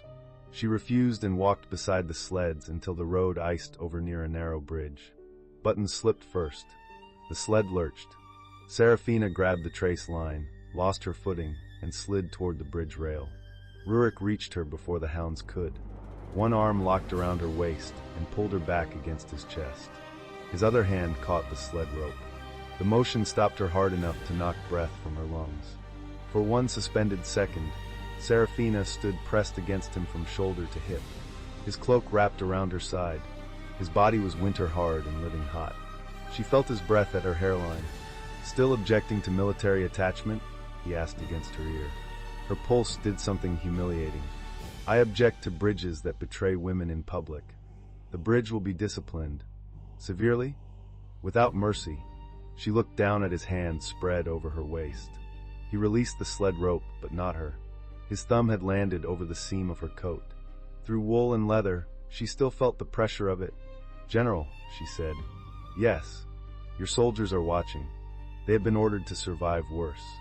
Serafina turned her head. His face was close enough that she could see pale frost in his lashes. The cold-blooded Alpha General did not look cold now. He looked controlled by the width of a knife edge. "I can stand," she said. "I know. Then why are you still holding me?" A pause opened. His answer was very quiet. "Because you nearly fell. That was earlier." "I am aware." The hounds began to howl. Not a danger howl. Worse, a delighted howl. Serafina closed her eyes as all 32 hounds announced to the entire road that their mistress was being held by a tall man and had not bitten him. Rurik released her slowly. "Your pack reports everything," he said. "They were raised in court. Gossip is in the mortar." The hounds kept howling until Grandmother Pike barked once. Silence fell at once. Rurik looked at the old bitch with respect. "I want her on my council." "You cannot afford her." "What does she demand?" "Blankets, meat, and the right to judge men from a cushion." "Half my council already does that." Serafina laughed before she could stop herself. The sound surprised them both. Rurik looked at her as if the laugh had shown him a door he had not known existed. Serafina looked away first. Frost Gate Keep rose from the border cliffs at dusk. It was not beautiful in the palace sense. No gold domes, no painted saints, no perfumed arches. It was black stone, smoke, iron gates, and men on the walls with crossbows. The mountain wind struck it and broke. Hungry soldiers lined the yard when the wagons entered. Their cheeks were hollow. Their winter coats had been patched too often. A young guard in his early 20s stared at the grain sacks with such plain hope that Serafina's stomach twisted. Rurik dismounted before the main steps. "No sack opens for the kitchens until Mistress Hale and my quartermaster inspect it," he ordered. "Any man who steals before inspection eats sand first." The soldiers managed a tired laugh. A young woman in a brown grainwatch coat pushed through them with a ledger under one arm and a steel staff across her back. Her dark braid was pinned high, her nose had been broken once, and every starving soldier made room for her without being told. "General, if the capital has sent us more rotten wheat, I am feeding the royal seals to the goats." "Grainwatch Captain Marave," Rurik said. "She monitors the border grain line, audits every wagon, and breaks the fingers of men who think hunger is paperwork." "Captain, this is Serafina Hale, Royal Hound Trainer." She found sand in the shipment. Marave looked Serafina up and down. "You brought dogs." "Hounds," Serafina corrected. "They eat." "With enthusiasm." "Then they are soldiers. Welcome." Serafina liked her at once. Marave gave no court bow. She offered Serafina a square nod, then crouched and held one hand toward Captain Biscuit. The hound sniffed her knuckles, sneezed once, and accepted her as a public servant with potential. "He approves," Serafina said. "Good," Marave replied. "I have been rejected by bishops. I could not survive rejection by a working dog." Rurik said, "Captain Vey is honest, armed, and impossible to flatter." "A rare government office," Serafina said. Marave pointed her ledger at the sacks. "Then let us make it useful before someone important lies at me." Within an hour, the keep yard became an inspection hall. Torches burned in iron baskets. Sacks were opened under guard. Serafina set hounds in pairs to scent mold, silt, and false grain oil. Marave weighed samples, sealed jars, and made every driver say his route aloud in front of witnesses. Rurik stood over the work with the stillness of a locked gate. One wagoner tried to step backward when Duchess found silt under the clean top layer. Marave caught him by the elbow, turned his wrist with neat efficiency, and sat him on a flour barrel before he could blink. "Running makes ink suspicious," she told him. The wagoner swallowed. "I was stretching," then stretched toward the truth. Serafina tried not to laugh and failed. Rurik looked at Marave with the expression of a commander watching a regulation write itself. More than half the shipment was fraudulent. The soldiers did not shout. That was worse. Hunger had already burned the noise out of them. Serafina watched a young guard pick 3 good kernels from a bad sack and place them in his pocket. Not stealing, saving proof that the good grain had existed somewhere before it was taken. Her throat tightened. Rurik saw her looking. "This is why I was riding to the capital," he said. The Frost March paid taxes in silver, timber, and service. The royal granary answered with excuses. Oren knew. "I sent 6 petitions." He signed 3 dismissals. The prince's name turned the cold inside her into a cleaner thing. "Then we will give him a 7th document," she said. "One he cannot dismiss." Rurik turned toward her. Serafina was tired. Her eyes burned. Her thumb hurt. Her heart had been dragged over stones by a man who had planned to lose her in snow. Yet standing in that yard, among hungry soldiers and honest hounds, she felt the first hard shape of purpose. "I need a table," she said. "A lamp. Fresh wax. Thread from every sack. A map of the capital granary yards. Access to your petitions. And dried liver for the witnesses." Marave grunted. "The dog witnesses? They work cheap. Better than most inspectors," Marave said. "They cannot read a bribe and pretend it is weather." Captain Biscuit wagged once, as if accepting the promotion. Rurik's gaze did not leave Serafina's face. "You will have all of it, and I am not your prisoner." "No, I decide when to leave." "Yes, I keep my own room." His eyes changed at the edges. "Also yes." Serafina heard the roughness under the last answer and felt heat rise under her collar. She looked down at the ledgers before her face betrayed her. "Good," she said. "Then bring me your fraudulent wheat." Buttons trotted past, wearing Corvina's fur wrap again. Marave stared. "Why is that one dressed like a bankrupt duchess?" "Evidence," Serafina said. Rurik looked at the hound. "Against fashion? Against many things." They worked until the moon stood high over the keep. Serafina discovered 3 patterns before midnight. First, the worst sacks came from wagons marked with the blue seal of the Royal Chapel District. Second, the thread used to stitch them was not granary hemp, but fine white court cord. Third, each false sack carried a faint scent of rose oil. Corvina Mero wore rose oil. She had spilled it in Serafina's bedroom once, and complained that the hounds had sneezed for a day. When Serafina told Rurik, he did not look surprised. "Lady Mero's father owns warehouses near the chapel works," he said. "Of course he does. Her family also brokers grain contracts." "Of course they do. Prince Oren approved the winter reserve transfer 3 weeks ago." Serafina set down her pen. "Of course he did." The room assigned to the investigation had once been a chapel. It now held maps, sacks, scales, and hounds asleep under every bench. The hearth gave off a hard orange heat. Rurik stood at the long table beside Serafina, one hand braced near her inkpot. He had removed his armor. Without it, he looked less like a fortress and more dangerous. Black wool fit close across his shoulders. His throat was open at the collar, showing a narrow scar near the base. Serafina had not meant to notice. She noticed thoroughly. "You should sleep," he said. "So should you. I sleep when my keep is fed." "Then you have been awake since autumn." "Close." She looked up sharply. "That was not a joke. It was an approximation." "General." "Rurik," he said. The name sat in the warm room between them. Serafina looked down at her ledger. "You should not give me your first name while I am holding ink. I may use it to forge something." "What would you forge?" "A requisition for blankets." "Your hounds need more." "My hounds?" "Your soldiers, then." Quartermaster Mara, they classified mine as soldiers. "I am adapting." Rurik leaned closer to read the ledger lines she had marked. His arm brushed hers. Neither moved. "You blush when you are angry," he said. Serafina's pen stopped. "I do not." "You do. That is not useful evidence. It tells me when to stop speaking, and yet you continue, because I also want to see what happens." Her breath caught. The silence turned thick. Rurik's shoulder remained against hers. His hand shifted on the table, not touching her, close enough that one small movement would change the night. Serafina could smell soap on his skin under leather and smoke.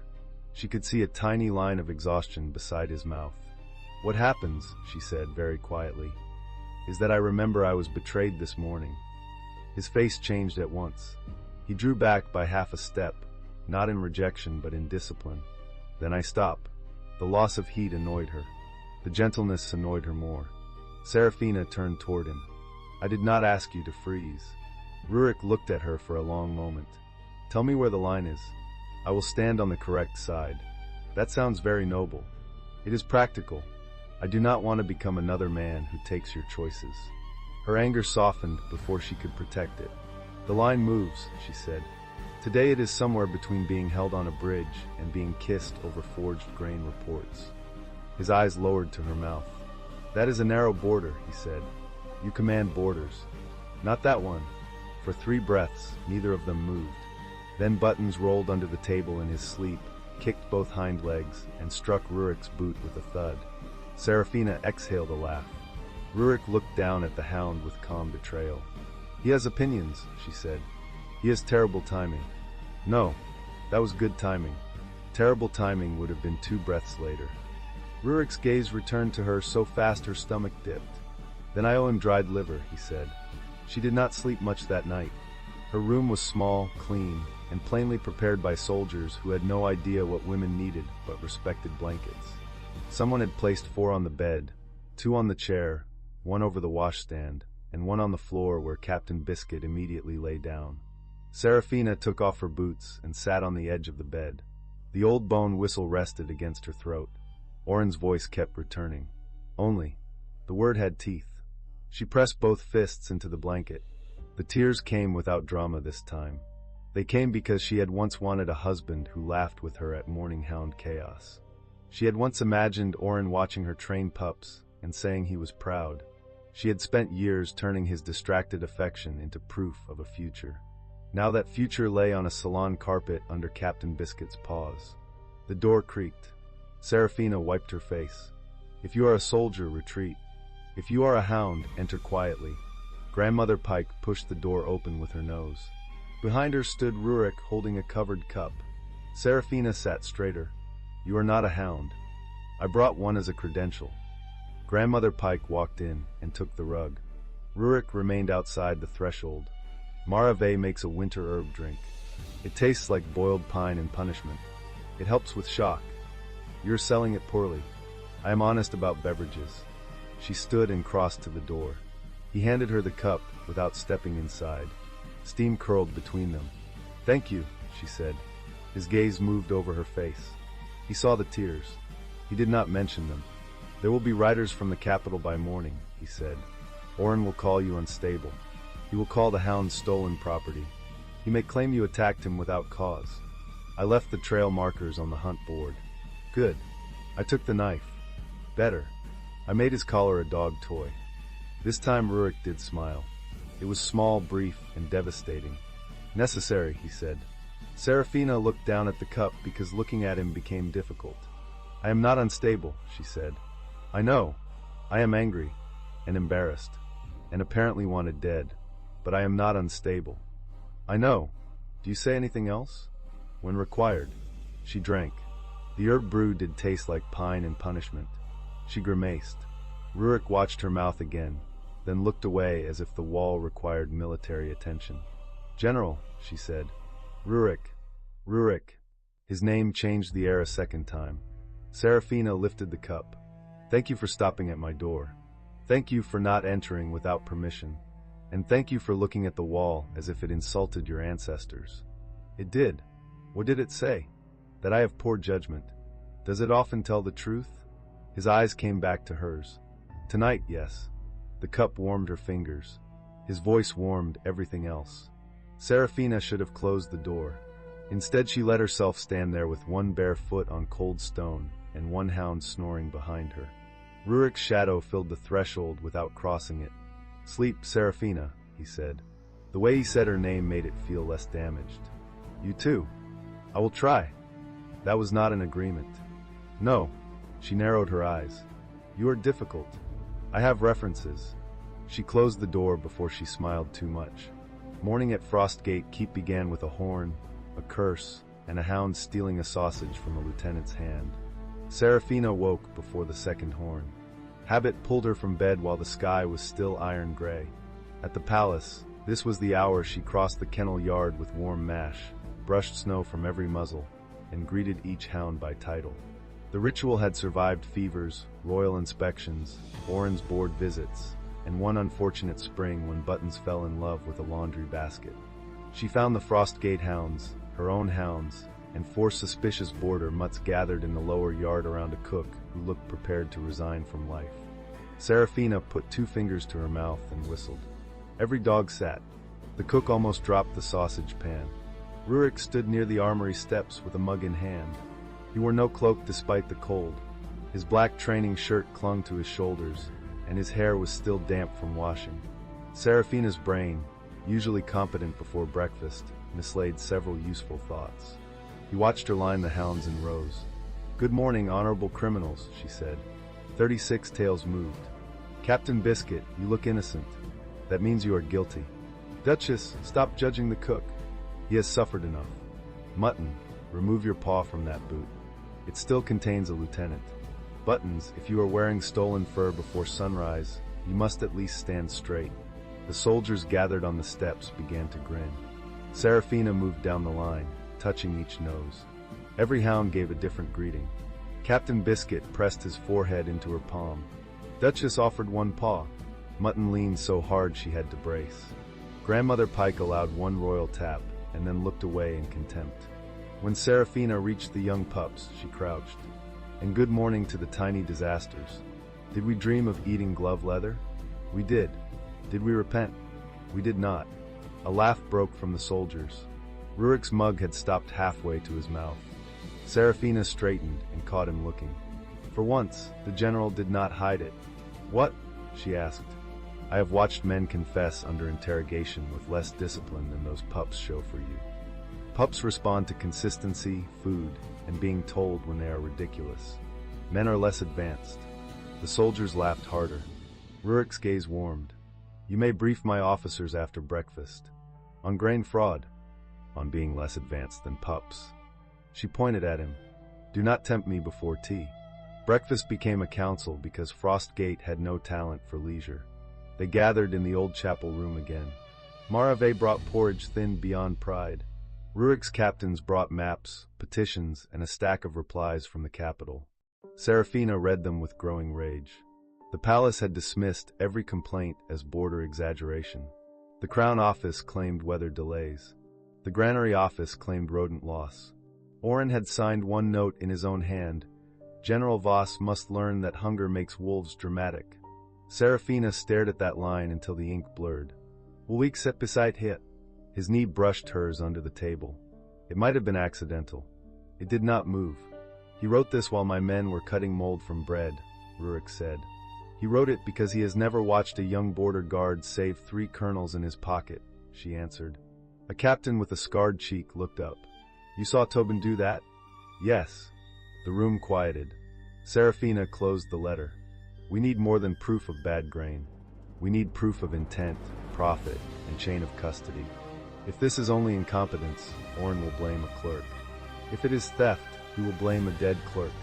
If Lady Marrow's family is involved, they will blame a foreign merchant." Marave nodded. "Then we need their own numbers." "And scent," Serafina said. "Numbers can be copied. Scent travels poorly through lies." Rurik pointed to the capital map. 3 places: Royal Granary, Chapel Warehouse, North Weighing Yard. The wagons passed all 3 before coming to us. "The rose oil was in the sacks," Serafina said. "Corvina touched them, or her personal servants did." One officer frowned. "Could perfume cling that long? To court cord, yes. To wax, less so. To hounds, forever, because they are petty archivists." Duchess lifted her head from under the table, as if sighted. Rurik leaned toward the map. His shoulder touched Serafina's again. This time the contact lasted. "If I ride to the capital now, Oren will bar the gates. He cannot bar the winter hunt." Marave's eyes sharpened. Serafina tapped the marked route register. "All noble houses must attend in 3 days. The hunt opens the Old Oath Road. Hounds, riders, grain sponsors, chapel officers, and border envoys gather in one place. If I accuse him there, he cannot hide the accusation inside a clerk's drawer." "Dangerous," Rurik said. "Yes." "Public." "Yes." He already planned to lose you there. Then he will expect fear, not an audit. Rurik turned his head toward her. His eyes were close. You intend to walk back into the trap? No, I intend to bring the trap witnesses. Captain Biscuit sneezed under the table. An illegal team, she added. Preferably one that bites cloth. The plan required a day of ugly work. Serafina sorted thread samples. Marave wrote chain of custody statements in a hand so sharp it looked capable of cutting bread. Rurik's captains interviewed wagoners who had been too frightened to speak before. Marave found the turn in the route first. She slapped one inked finger onto the map. Here. Every false wagon stopped at the chapel warehouse after the royal seal was applied. Honest wagons passed straight through. Rotten ones took the pretty road. The pretty road? Serafina asked. The one with guards who call theft logistics. A pattern emerged. Each driver had been told the delay came from Prince Oren's personal hunt preparations. Each received a sealed coin purse from a Marrow steward. Each had also been warned that Captain Vey was a hysterical woman who disliked noble accounting. Marave smiled without warmth. I adore noble accounting. It confesses when you hold it upside down. By afternoon, Rurik sent 3 scouts to intercept one such steward on the road. They returned with the steward, 2 purses, and a face that suggested he had considered running until Captain Biscuit smiled at him. The steward broke in 7 minutes. Serafina did not enjoy the man's fear. She enjoyed his documents. He carried a small coded invoice listing good grain weights, sand weights, and payments to chapel warehouse guards. The largest notation bore Corvina's private mark, a rose pierced by a pin. Beneath it was an instruction. Prince Oren wants the kennel woman away before the hearing. Make sure the western trail remains open. Rurik read the line once. The room grew cold. He gave a written order, Marave said. A stupid written order. She laid the document flat and pinned one corner with her thumb. A fresh bruise darkened her knuckles from the wagoner who had tried to be athletic with the truth. He did not write, I am stealing grain because I am a peacock with a title, Marave said. Sadly, but the order is enough. It moves the western trail open, pulls the hound master away, and sends the chapel warehouse officers to handle the sealed sacks without public weighers. Serafina looked from the order to the map. So Oren did not just want me gone. He needed my hounds gone. Marave nodded. A lie is easiest when the noses are removed. Buttons lifted his head from the corner, deeply offended on behalf of noses everywhere. Vanity makes people use stationery, Serafina said. Her voice sounded steadier than her hands felt. Rurik noticed. He always noticed. He took the paper from her fingers before she crushed it.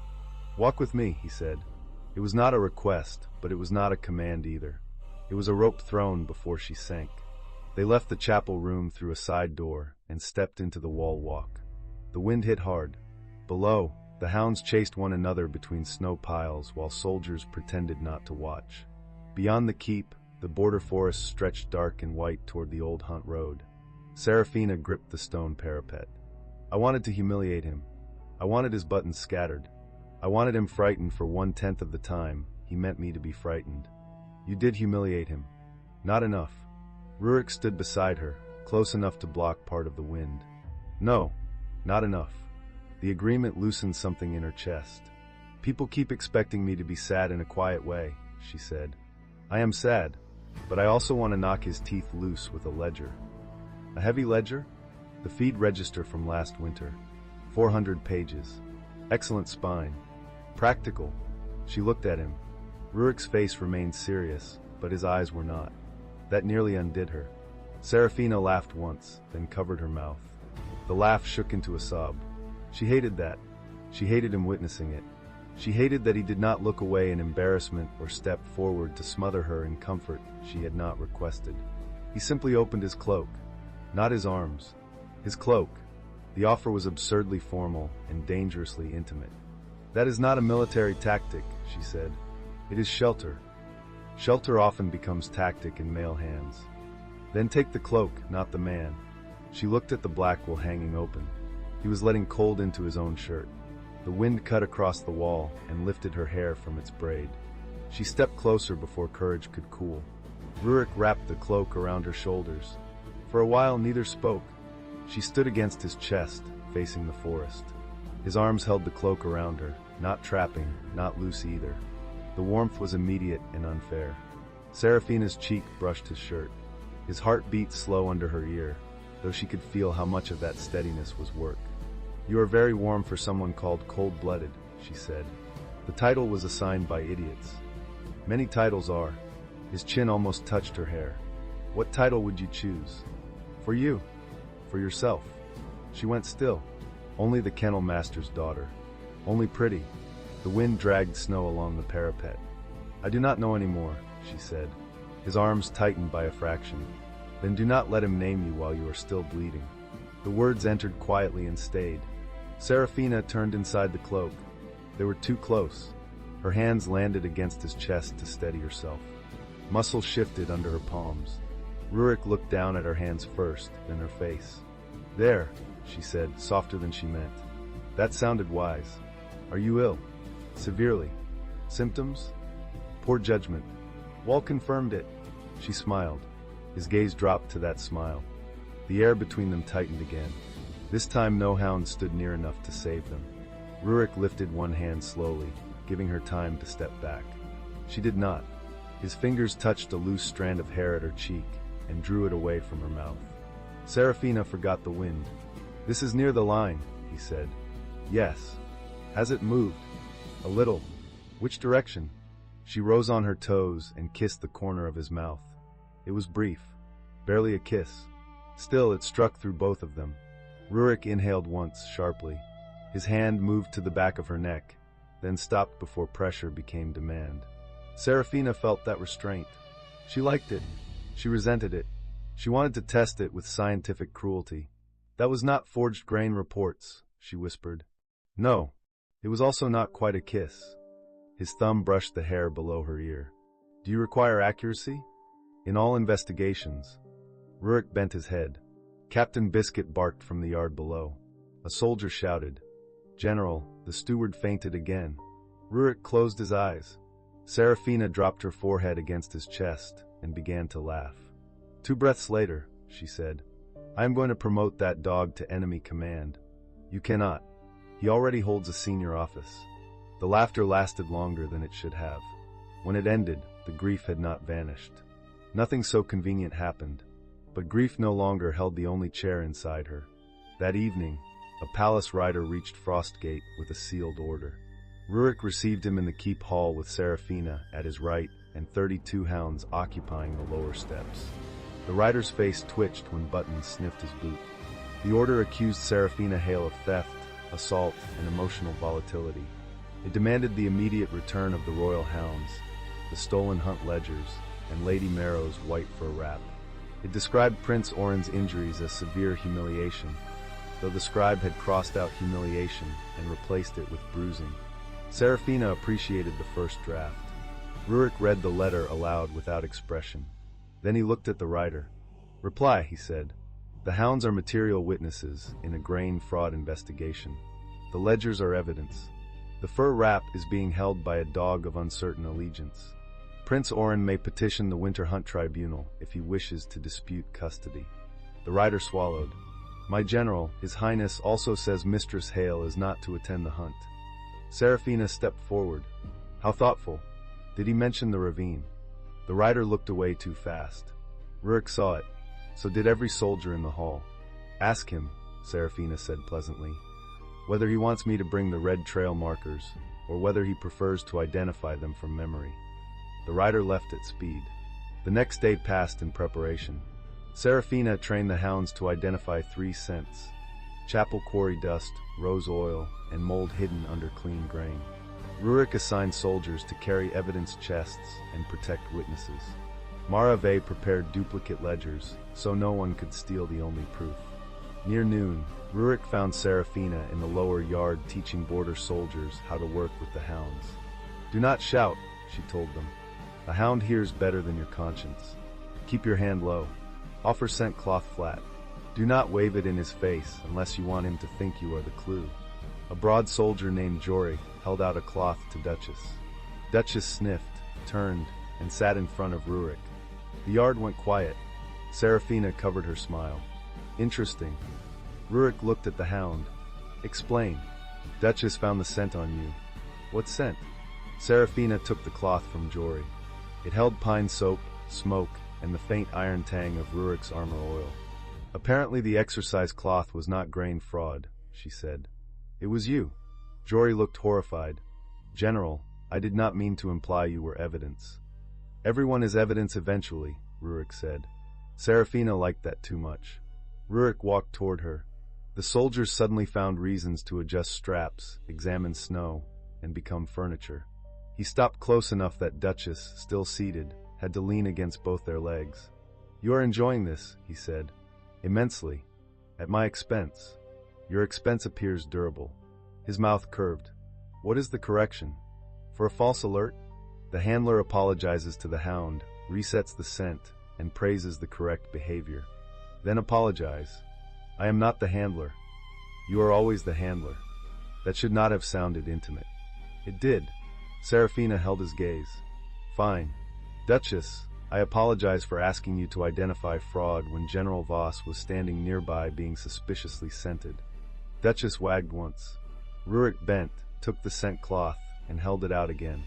His shoulder brushed Serafina's hip as he crouched. She felt the contact all the way up her spine. Try again, he told the hound.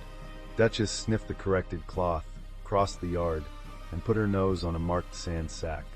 The soldiers cheered. Rurik stood. Good. Serafina looked up at him. That is all. Good. She saved your honor. My honor has survived worse than a hound's nose. Has it survived wearing Corvina's fur wrap? His eyes narrowed. Do not test command structure. I would never. Buttons appeared behind him dragging the white wrap. The entire yard inhaled. Rurik did not turn around. Mistress Hale. Yes. Is there a hound behind me with enemy fabric? No. A pause. Define no. There is a hound behind you with evidence. Jory made a strangled sound. Rurik turned. Buttons placed the wrap over the general's boot and looked proud. Serafina expected Rurik to scowl. Instead he reached down, lifted the wrap, and draped it over one forearm as if accepting a ceremonial mantle. If I must enter the winter hunt with this, he said, I will declare war on fashion. The soldiers laughed until Marave shouted that anyone with lungs that strong could carry evidence chests. Later, when the yard emptied, Rurik walked Serafina to the kennels built against the inner wall. The hounds settled around them in straw and lamplight. Outside, wind climbed the stones. Inside, the smells of clean fur, leather, and warm mash wrapped around her like something close to home. Rurik stopped beside a pen of young hounds. You look different here. Covered in hair? At ease. She fed a pup from her palm. Kennels make sense. Eat, work, play, sleep. If a hound loves you, he shows it. If he hates you, he also shows it. Court could learn from that. You belong there less than they told you. Her hands stilled. Do not be kind just because I am useful, she said. I am not kind. That is your defense. It is my reputation. Your reputation is terrible company. I know. The quiet after that was not uncomfortable. It was worse. It invited honesty. Serafina touched the old bone whistle at her throat. Rurik's eyes followed the motion. Where did you get that? He asked. A boy gave it to me when I was little. Before the palace. I got lost during a winter market storm. He found me under a pine, wrapped me in a blue scarf, and scolded me for freezing quietly. Rurik went still. Serafina looked at him. What? He reached toward the whistle, stopped, and lowered his hand. It was not blue. Her breath caught. What? The scarf was gray when my mother made it. I had fallen through creek ice the week before and stained it with the dye from a merchant's glove. It looked blue after that. The kennel sounds faded. Serafina's fingers closed around the whistle. You! Rurik's face had lost its hard command. Under it stood a boy with serious eyes in a snowstorm. I was 14, he said. You were very small, very angry, and determined not to cry where anyone could see. I was 8. You told me brave girls did not make noise. And you said brave girls were allowed to ask before becoming decorative ice. I was not diplomatic. A laugh escaped her, soft and stunned. You were rude. You were freezing. I kept the whistle. His gaze moved over her face in a way that felt almost painful. I looked for you the next morning. The market had cleared. No one knew where the little girl with the hound pup had gone. My mother found me first. She nearly killed 3 guards in one weather vane. Then she took service at the palace 2 years later. I remembered you, he said. The words were plain. They did not feel plain. Serafina leaned back against the rail because her knees had become unreliable.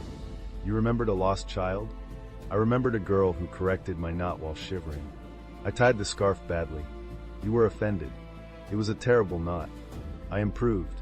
His voice had dropped. Serafina looked at the man before her, the general with scarred hands, the alpha who stood at thresholds, the boy who had given her a whistle without asking for anything back. Something in her chest shifted from interest into recognition. Not fate. She did not trust words that removed choice. Recognition was different. Recognition said, "There you are, and I decide what that means." "You saved me once," she said. "Your mother saved you. I found you first. Do not argue with a woman holding 32 witnesses." He stepped closer. "I am not arguing. You look like you are. I am trying not to touch you." The confession struck clean. Serafina's fingers tightened on the rail. "Why?" "Because you learned today that I was part of an old memory that can make a person feel cornered by gratitude. You think too much. Often. Stop for a minute." His eyes darkened. She took his hand and set it at her waist. Rurik went completely still. The touch was over coat and corset and wool, but his fingers spread as if he had been made to hold that exact line of her body and punished for discovering it late. Serafina stepped closer until the toes of her boots touched his. Her free hand rested against his chest. "I am not grateful right now," she said. "I am tired, angry, and choosing badly on purpose." His thumb moved once at her waist. "This is not bad. It may be unwise. Most things worth guarding are." She lifted her face. He bent slowly. This kiss was accurate. It began carefully, because both of them were too aware of what had broken behind her. Then his hand tightened at her waist, and hers slid up to the back of his neck, and careful became something warmer. He tasted of winter herb drink, and restraint finally given a task. Serafina rose higher on her toes. Rurik's other arm came around her back, steady and firm, pulling her closer without taking the choice from her feet. A pup sneezed. Neither of them stopped. Another pup barked. Rurik made a low sound against her mouth that had nothing to do with command. Serafina smiled into the kiss before she could help it. Grandmother Pike barked once. They separated at once. The old bitch stared from her cushion with ancient disapproval. Serafina pressed both hands to Rurik's chest and breathed. That was not 2 breaths later. That was adequate timing. Rurik rested his forehead near hers. "I dislike that hound less now. Her approval is difficult to win." I noticed. The hound settled again. Serafina should have been frightened by how quickly her body had trusted his. She was frightened. She was also alive in a way grief had tried to smother. Rurik touched the whistle cord lightly. "Keep this visible at the hunt." "Why?" "Old border law honors a rescue token. It proves I knew you before court could buy or name you. If Oren claims you manipulated me for protection, I will show that I owed you none and gave it anyway." "You did not owe me protection." "No, and you are not giving it anyway." His eyes searched hers. She tapped his chest. "You are giving me soldiers, clerks, evidence chests, and a very severe quartermaster. I will protect myself in public. You may stand close enough to make stupid people reconsider their hobbies." Rurik's slow smile returned. "That I can do." "Good." "Serafina." "Yes. After the hunt, when the evidence is read and your name is yours again, I will ask if the line has moved farther." Heat climbed her neck. "That is arrogant. It is strategic patience. You make patience sound indecent. Only near you." Grandmother Pike barked again. Serafina pointed at the old hound. "Do not judge me. You had 6 mates and bit 3. Rurik choked on a laugh. The hunt began under a sky the color of polished steel. The royal forest lay 2 hours from the capital, where old pines crowded a ceremonial road lined with antler poles and blue banners. Noble houses arrived in fur and jewels. Priests from the Moon Chapel carried silver bowls. Merchants brought decorated grain baskets for public blessing. Border soldiers entered last, without decoration, pulling sealed evidence chests on sleds. Serafina rode at the front of the hounds. She wore no bridal white. She had chosen her dark green training coat, polished boots, and her mother's black horn whistle at her belt. The old bone whistle lay visible at her throat. 32 hounds moved around her in perfect formation. Buttons wore no fur wrap today because Maraveh had locked it in an evidence chest after discovering he had tried to trade it for sausage. Rurik rode beside Serafina on his black horse. He wore border armor under a plain cloak. No jewel marked him. He did not need one. People moved aside because their bodies understood him before their pride did. Whispers rippled through the gathered houses. There she is. She stole the hounds. He brought the border wolf. Prince Oren stood on the high viewing platform beside King Albrecht, Lady Corvina, and the council. Oren's collar sat high enough to hide several bruises. Corvina wore a pale blue gown and a new white fur wrap. Her smile thinned when she saw Serafina. Serafina smiled back.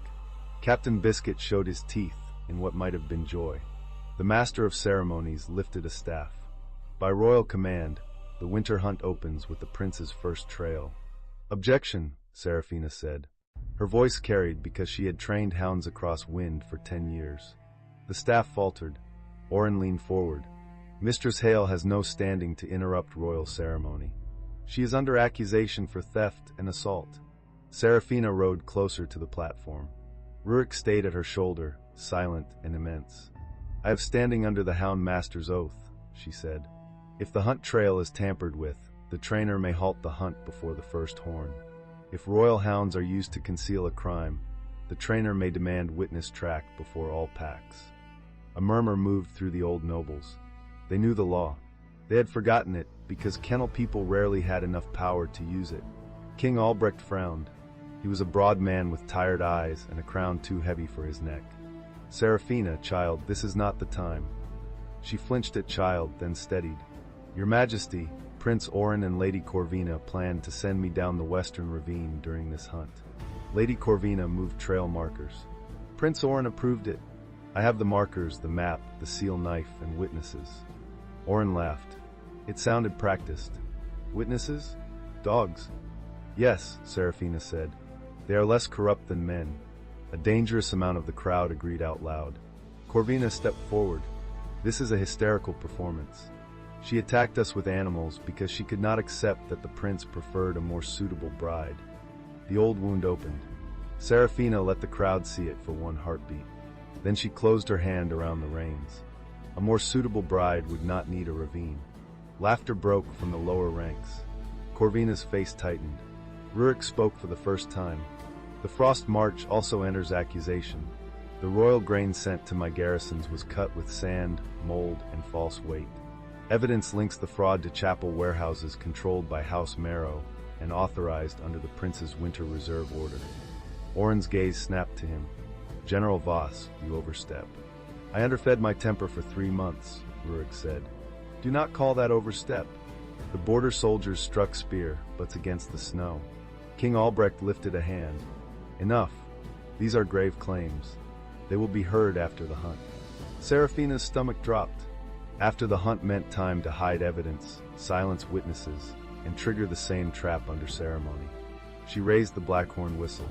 No, she said. The entire field stilled. King Albrecht stared at her. Serafina's voice shook once, then steadied. The oath says before the first horn, not after. The hounds are not decorations, Your Majesty. The hunt is not a toy for princes. If the western trail remains open while the accusation stands, every rider here enters a tampered course. If the grain blessing proceeds while sand sits in royal sacks, every hungry border child hears the crown bless fraud. The king's face changed. Oren saw it and struck fast. She is manipulating you with kennel law. Father, she is angry because I ended a childish match. She stole royal animals. She fled the palace in the night. Serafina dismounted. Snow crunched under her boots. I left in the night, she said. After you planned to leave me in the snow. I took ledgers, hounds, and proof. That is not flight. That is transportation of evidence. Rurik dismounted behind her. He did not touch her. She felt him there anyway. The master of ceremonies looked helplessly at the king. Before the king could answer, Corvina smiled again. Then let the hounds track, she said. If Mistress Hale trusts beasts more than nobles, let beasts decide. Serafina did not like how easily Corvina agreed. Rurik's hand brushed the back of Serafina's glove. One brief contact. Warning, not command. Corvina turned to the crowd. Let them track the western markers. If her accusation is true, the hounds will find my scent, yes? If not, she should surrender the hounds and accept a healer's rest. A healer's rest meant quiet confinement. Oren looked relieved. Serafina understood the trap. Corvina had replaced the marker scent. She wanted a simple track because she had cleaned the obvious clue. So Serafina changed the game. Agreed, she said. The hounds will track 3 things everyone can understand. Your rose oil, the Marrow warehouse seal, and the prince's own grain order. We will begin with your new fur wrap, Lady Corvina. Corvina's smile froze. Buttons, sitting beside Mara Vey's evidence chest, perked up with religious interest. Mara Vey stepped forward and opened the first chest. Inside lay the original white fur wrap, sealed in linen, along with Corvina's scraped wax knife and red markers. The crowd leaned in. That is my property, Corvina snapped. Yes, Serafina said. It has been very useful. Buttons wagged as if thanked personally. The king rubbed a hand over his face. Proceed. The hound track became the most watched ceremony in winter hunt history. Serafina gave Duchess the fur wrap scent first. Duchess crossed the snow, ignored Corvina's current wrap, and put her nose on the trail map table beside the platform. Then she pawed at the underside. A clerk lifted the tablecloth. 3 spare red markers were taped beneath the wood. The crowd erupted. Oren shouted. Anyone could have put those there. Correct, Serafina said. So we continue. Mutton tracked the Marrow warehouse seal from the false sacks to a chapel guard satchel. The guard tried to run. Mara Vey moved first, swept his ankle with her staff, caught his collar before his face met the snow, and set him on his knees with insulting politeness. The satchel held seal wax, rose oil, and a payment token marked with House Marrow's rose. Corvina's mother fainted with excellent timing. No one helped quickly. Grandmother Pike tracked the same sour warehouse dust to 2 Marrow wagons parked behind the blessing tent. Under the canvas, good wheat filled the top layer of each display basket. Sand and mold filled the lower sacks meant for public shipment after ceremony. The border soldiers began to shout. Rurik raised one hand. They fell silent, but the silence had claws. Serafina looked at Oren. His face had lost its handsome laziness. Without it, he looked smaller. You signed the transfer, she said. I signed what my officers prepared. And the note about me? She turned to Mara Vey. Mara Vey opened the second chest and handed the steward's order to the king's clerk. The clerk read the line aloud. Keep the kennel woman away from the hearing. Leave the western trail open. Ovi. The field went so quiet Serafina heard harness bells in the far snow. Oren's eyes flicked from the king to the nobles to Rurik.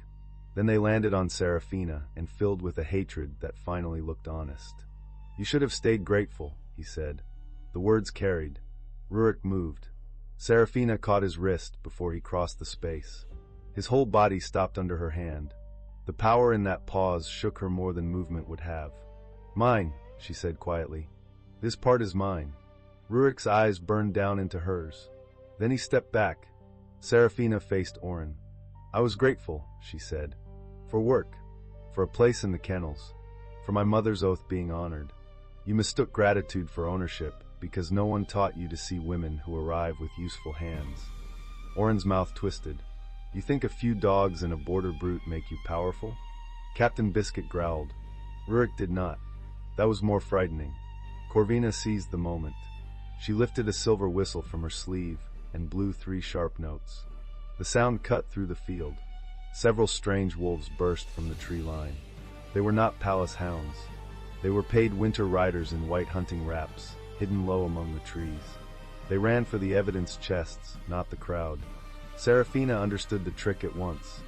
Ruin the proof, blame panic, and call the hearing unsafe. Serafina blew the black horn whistle. Her hounds surged. No wounds. No frenzy. She had trained them for crowd control, not harm.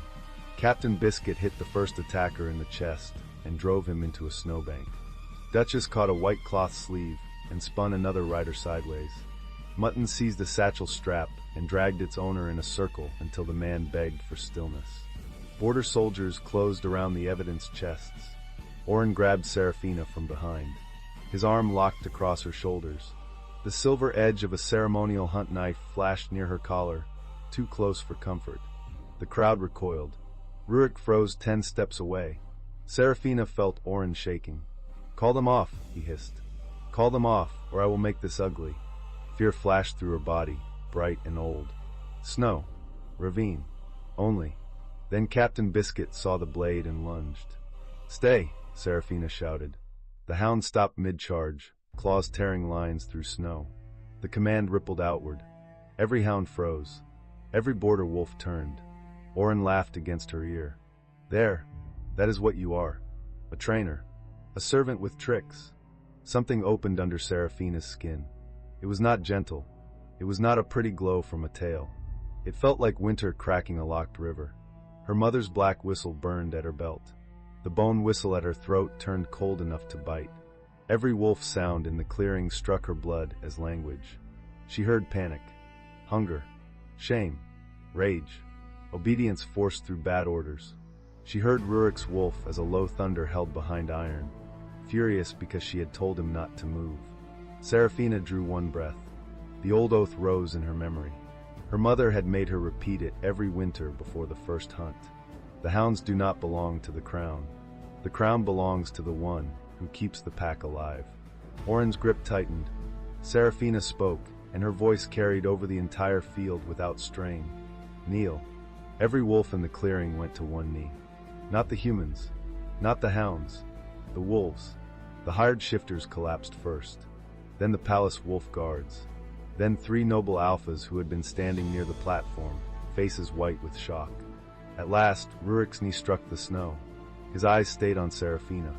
The sight nearly broke her concentration. Rurik Voss, border general, cold-blooded alpha, kneeling because her blood had commanded every wolf in reach. Oren did not kneel. He had no true wolf in him, only borrowed authority and a title. Seraphina understood before anyone spoke. A sound moved through the crowd. Old Winter Line. Old Kennel Oath. Winter Steward. King Albrecht stood. His face had gone ashen. Oren's grip loosened. Seraphina drove her heel into his instep. He yelped. She caught his wrist, turned under his arm the way she taught handlers to escape a tangled lead, and slammed his hand against his own chest. The ceremonial blade fell into the snow. Captain Biscuit sprang, caught Oren's coat sleeve, and dragged him face first into a drift. The field exploded into noise. Seraphina did not look away from the kneeling wolves. Her body shook with the force moving through it. She could command them to stay down. She could command them to crawl. The power invited cruelty with a sweet, cold voice. Then she saw Tobin, the young guard with kernels in his pocket, kneeling among the border wolves. His face was frightened, not of her exactly, but of what power might do when it finally changed hands. Seraphina released the command. "Stand," she said, "by your own will." The wolves rose slowly. Rurik stood last. Snow clung to one knee of his black trousers. His face held no humiliation, only awe, anger, and something that looked dangerously like devotion. Seraphina pointed to the evidence chests. "Read the grain oath. All of it." The king's clerk hesitated. Rurik turned his head. "Read." The clerk read. The old winter grain oath was plain enough for every rider, cook, and kennel girl to understand. The crown had one winter duty before all ceremony: feed the border honestly. Any heir who stole grain, falsified hunt trails, or threatened the hound master's witnesses lost winter authority before the assembly. At the final clause, the clerk's voice broke. If the crown fails the pack, the winter steward may take charge until the packs choose succession openly. Everyone looked at Seraphina. She looked at King Albrecht. The king gripped the rail of the platform. Age had turned him slow, but not stupid.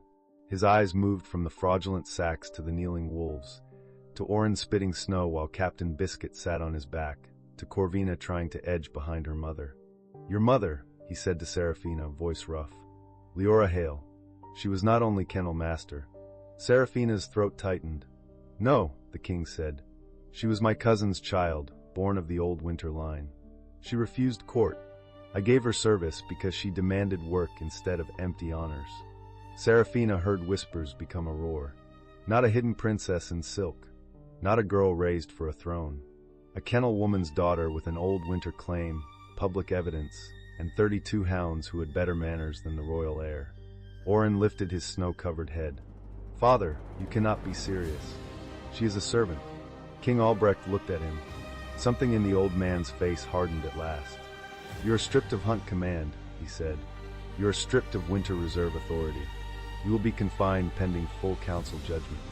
House Marrow's warehouses are seized for audit and repayment to the Frost March. Lady Corvina Marrow is detained for conspiracy, grain fraud, and attempted evidence destruction." His voice carried harder. "Every high officer who signed, sealed, ordered, or protected the false grain will stand public judgment under the winter grain oath. If the evidence proves deliberate starvation, the sentence is death. There will be no private pardon behind a velvet curtain." The chapel warehouse officers went white. One granary lord dropped his ceremonial cup into the snow. Marave caught it with one boot before the wine could splash the evidence chest. "Littering during treason," she said. "Bold." Several terrified clerks laughed before remembering they were terrified. Corvina screamed then. It was not elegant. Buttons barked at her once, offended by the pitch. The king turned back to Serafina. "The old law requires a steward. Will you claim it?" The field seemed to tilt. Rurik stood 10 steps away, hands loose at his sides. He did not nod. He did not prompt. He only watched her with a face that said he would hold the line whatever she chose. Serafina thought of the palace kennel at dawn. She thought of her mother oiling leather straps by lamplight.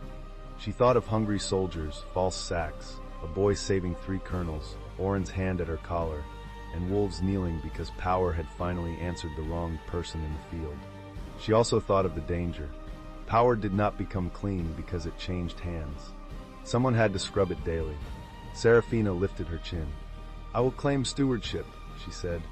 "Not as decoration, not as bride, not as grateful servant. I claim it under the grain oath until the packs can choose openly. First order, Frost March receives full grain from seized Marrow stores before sunset. Second, all reserve ledgers become public record. Third, Prince Oren's confinement includes basic food, clean blankets, and no ravines. We are not becoming him." The crowd stared. Then Marave struck her ledger against a shield. One border soldier followed. Then another. The sound spread across the field, shield, staff, boot, spear, hand. It became approval not polished enough for court, but strong enough to shake snow from the banners. Rurik bowed his head. Not a court bow. A border oath. Serafina's eyes stung. Captain Biscuit dragged Oren 3 more inches for emphasis. "Enough," Serafina said. The hound released him immediately. "Thank you," Oren gasped. Captain Biscuit sneezed into his hair. The first act of Serafina's rule was not dramatic. She signed grain release orders with hands that would not stop trembling. Marave stood on her left correcting totals. Rurik stood on her right, making anyone who approached with nonsense reconsider. Border soldiers loaded seized Marrow grain into inspected wagons. Hounds checked every sack before it moved. Court nobles tried to speak to Serafina in the new tone people used for power they had recently mocked. She disliked it intensely. One lord bowed so low his hat feather brushed Mutton's nose. Mutton ate the feather.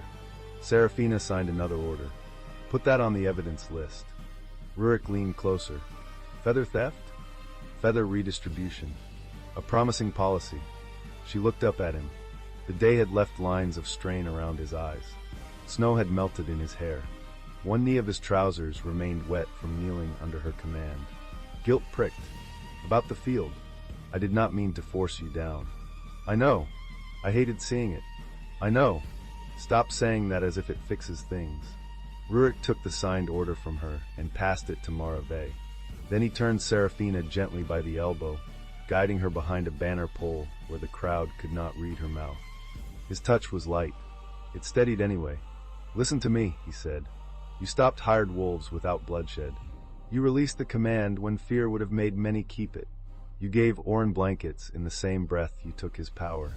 Do not spend your first hour as steward apologizing because corrupt men forced an old oath awake with a threat." Her breath shook. "You knelt. My wolf recognized winter authority. My pride survived. You are sure?" His mouth tilted. "I have knelt for worse reasons. Boot repairs. Fallen maps. a hound sitting on my foot. Captain Biscuit is very heavy. Marave stepped around the banner pole with 3 fresh warrants under one arm and the expression of a woman who had just found religion in properly numbered arrests. "Hi, steward," she said, then paused. "Am I allowed to call you that before the ink dries?" "Only if you promise not to faint," Serafina said. "I have never fainted in my life. I once broke a smuggler's jaw with a sack of barley." Rurik looked mildly impressed. "That is not in your service record." "Because I wrote the record. I am merciful to boring historians." Serafina laughed, and the laugh steadied something inside her. "Captain Vey, until the full assembly votes, you are acting warden of the grain line.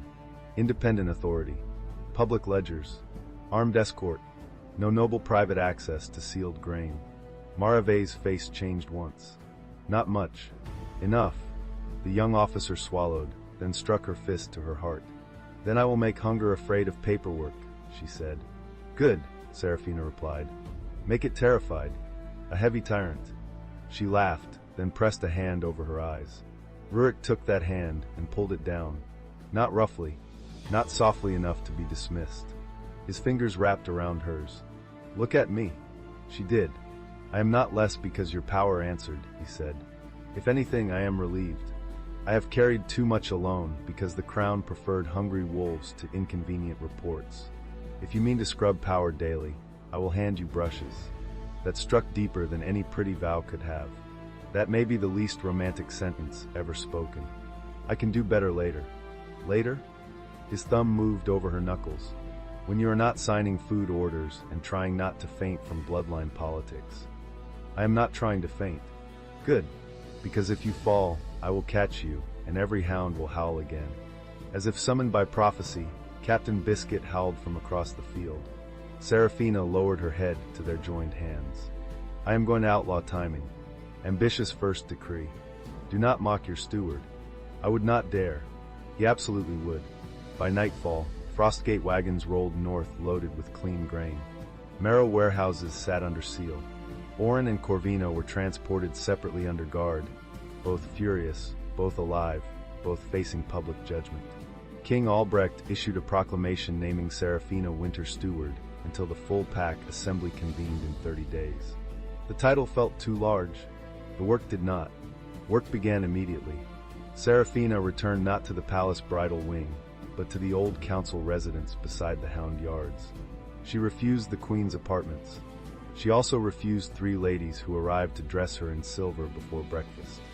"I am auditing grain stores," she told them. "If any sleeve prevents me from opening sacks, the sleeve is treason." They retreated. Rurik arrived 10 minutes later with a stack of petitions, 2 clerks, and Captain Biscuit trotting proudly at his side. Serafina stared. "Why is my hound with you?" "He followed me." "He does not follow. He supervises." "Then I am supervised." Captain Biscuit dropped a glove at Serafina's feet. She looked at Rurik's bare right hand. "Did he steal that from you?" 3 corridors ago. I chose not to negotiate with a superior force." "Wise." Rurik set the petitions on her table. "The first council sitting begins in 1 hour. Before that, Marave needs signatures for the second grain release. The palace steward wants to know whether you will preserve Oren's household staff. 3 noble houses request private audience. For request public distance from House Marrow. The chapel claims innocence with impressive volume. Also, your hounds have occupied the East Fountain." Serafina sat down slowly. "Why?" "It contains fish." "There are no fish in the East Fountain." "There were 2.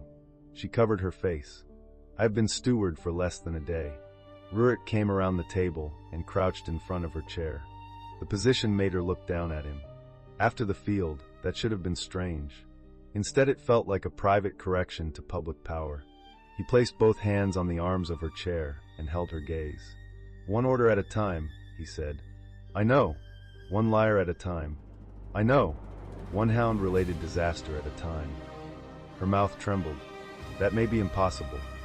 "Then 2 disasters. Maximum." She laughed. Rurik's eyes softened. He reached up and touched her cheek with the backs of his fingers. "There you are." The words went straight through her. His thumb paused at the corner of her mouth. It was barely a touch, indecent only because both of them stopped breathing over it. "General," she said, and her voice came out lower than planned. Steward, he answered. You are too close for administrative efficiency. I noticed. Move back. His eyes dropped to her mouth. Is that an order? She should have said yes. Instead, her fingers closed around the front of his coat and held him exactly where he was. Captain Biscuit, apparently recognizing a government crisis, sat down beside the chair and began to pant with open delight. Serafina leaned forward before fear could count reasons. She kissed him in the middle of petitions, stolen gloves, and fish crimes. Rurik rose into it, one hand sliding to the back of her chair, the other settling at her waist with a restraint that was somehow worse than greed. The chair creaked. Serafina made the mistake of opening her mouth against his, and Rurik answered with a sound so low that her knees forgot they were seated. Captain Biscuit made an approving grunt. Serafina broke the kiss first, breathless. Door. Closed. Clerks. Outside. Hound. Judging. Good. Accuracy matters. Rurik's hand flexed once at her waist. If I keep kissing you, the clerks will invent a new category of delay. Let them. You are High Steward. Then I can authorize delays. He laughed under his breath and rested his forehead against hers. For one dangerous second, he looked less like the cold border general and more like a man losing a battle he wanted to lose. For one full second, neither of them moved. Serafina closed her eyes. I'm going to promote the first person who invents silent paperwork. Rurik's smile appeared against her mouth. Always. Someone outside cleared a throat, aggressively official. The smile vanished from both of them. Marave's voice came through the wood. If you two are done establishing diplomatic contact, the grain orders need ink. Serafina turned scarlet. Rurik looked at the door. Quartermaster. General. You heard nothing. I heard governance. It sounded inefficient. Captain Biscuit barked once. Marave added, the dog agrees. Serafina dropped her forehead to Rurik's shoulder and laughed until the pressure in her chest eased. 30 days later, the full pack assembly met beneath the repaired antler poles of the winter hunt field. This time, no trail markers had been moved. Serafina checked them herself at dawn with Duchess and 3 board clerks. Every grain basket had been cut open, tested, weighed, sealed, and marked by public hand. The chapel warehouse officers stood under guard. House Marrow's accounts had been read until even the nobles understood the theft. Good grain had reached Frostgate, Northmere, Greyford, and the 3 villages that supplied sled dogs to the border. No one called hunger dramatic anymore. Oren stood before the assembly without his prince's cloak. He had eaten plain food, slept on clean blankets, and complained through most of it. The public judgment stripped his succession rights, seized his private hunting estates for restitution, and sentenced him under the winter grain oath for falsifying a hunt, endangering a witness, and protecting deliberate starvation. No noble name softened the sentence. It would be carried out away from the field, without spectacle, after the victims' accounts entered the public record. Corvina Marrow, her mother, the royal steward, the chapel bursar, 2 granary lords, and every high officer who signed the false route books received the same judgment. Lower clerks who had confessed early kept their lives and gave testimony. Drivers who had moved sealed wagons under threat were assigned supervised restitution. High officials who had traded border hunger for court comfort met the full sentence of the oath. The seized Marrow silver funded border reserves, kennel repairs, and a public grain office staffed by people who had eaten army porridge and were therefore immune to elegant excuses. Serafina watched the orders signed and felt no triumphal music rise inside her. Relief was quieter. It wore ink on its fingers. When the votes were called, the pack representatives chose her as High Steward for a full winter term, with authority to reform grain, hunt, and hound law before a permanent Crown Assembly. The old winter line made her eligible. The evidence made her credible. Her choices in the field made people trust the claim. Serafina's first permanent appointment came before any courtier could ask for a private favor. Marave, she said. The grain watch captain stepped forward in her brown coat, steel staff at her back, and ledger hugged to her ribs. For once, she looked young. You helped expose the theft when silence would have been safer, Serafina said. You protected witnesses, held the grain line, and told the truth without waiting for permission. By my authority as High Steward, I name you High Warden of the Grain Line. Your office answers to the public ledger, not to noble kitchens." Marave stared at her. Captain Biscuit barked once. "He seconded the appointment," Serafina said. Marave struck her fist to her heart. "Then I accept before the dog changes policy." The field laughed. The laugh mattered. It meant the new law had a face, a staff, and a woman who would hit corruption with both hands. That distinction mattered to her. After the vote, King Albrecht removed the winter circlet from its velvet cushion. It was not a queen's crown. It was black iron set with one pale stone, made for work and weather. He held it out to her with both hands. "Leora's daughter," he said. "The crown should have known you before crisis forced it." Serafina took the circlet. "Yes, it should have." A few courtiers inhaled at the bluntness. The king bowed his head. "Then let that be recorded too." She placed the circlet on her own head. The field bowed. Hounds did not bow, because hounds were sensible. Captain Biscuit sat on Rurik's boot instead, which many observers understood as a border endorsement. Rurik stood beside the steward's platform, not behind it. Serafina had insisted. He had argued for 7 minutes that a general belonged at her flank in public crisis. She had argued for 7 minutes and one eyebrow that a woman who had been almost erased by a fiancé did not need another man arranged as her shadow. They had compromised. He stood at the edge of the platform, close enough to intercept threats, visible enough to annoy traditionalists, and far enough that no one could pretend he held her strings. After the assembly, when the crowd moved toward the feast tents, Serafina found him in the old pine lane. Snow balanced on the branches. Evening light turned the path blue. For once, no clerk followed her. No noble waited with a complaint. No hound appeared except Grandmother Pike, who settled at the end of the lane and pretended not to guard them. Rurik looked at the circlet on Serafina's head. "It suits you. It pinches. Most authority does. I am considering replacing it with a warm hat. A radical reform." She stepped closer. Would the Frost March support it? With enthusiasm. He reached up and adjusted the circlet with careful fingers. His knuckles brushed her hair. Serafina closed her eyes for 1 second, letting the touch land. When she opened them, his hand had lowered to her shoulder, but had not left. "You have not asked," she said. "I said I would ask after the hunt, then after the evidence, then after the assembly. You kept acquiring emergencies. I may continue acquiring them. I noticed. So ask before someone steals a fish." Rurik's hand slid from her shoulder to her waist, slow enough to give her every chance to refuse. She did not. The winter lane shrank around that touch. "Has the line moved?" he asked. Serafina looked at the man who had found a lost child without trying to own the memory.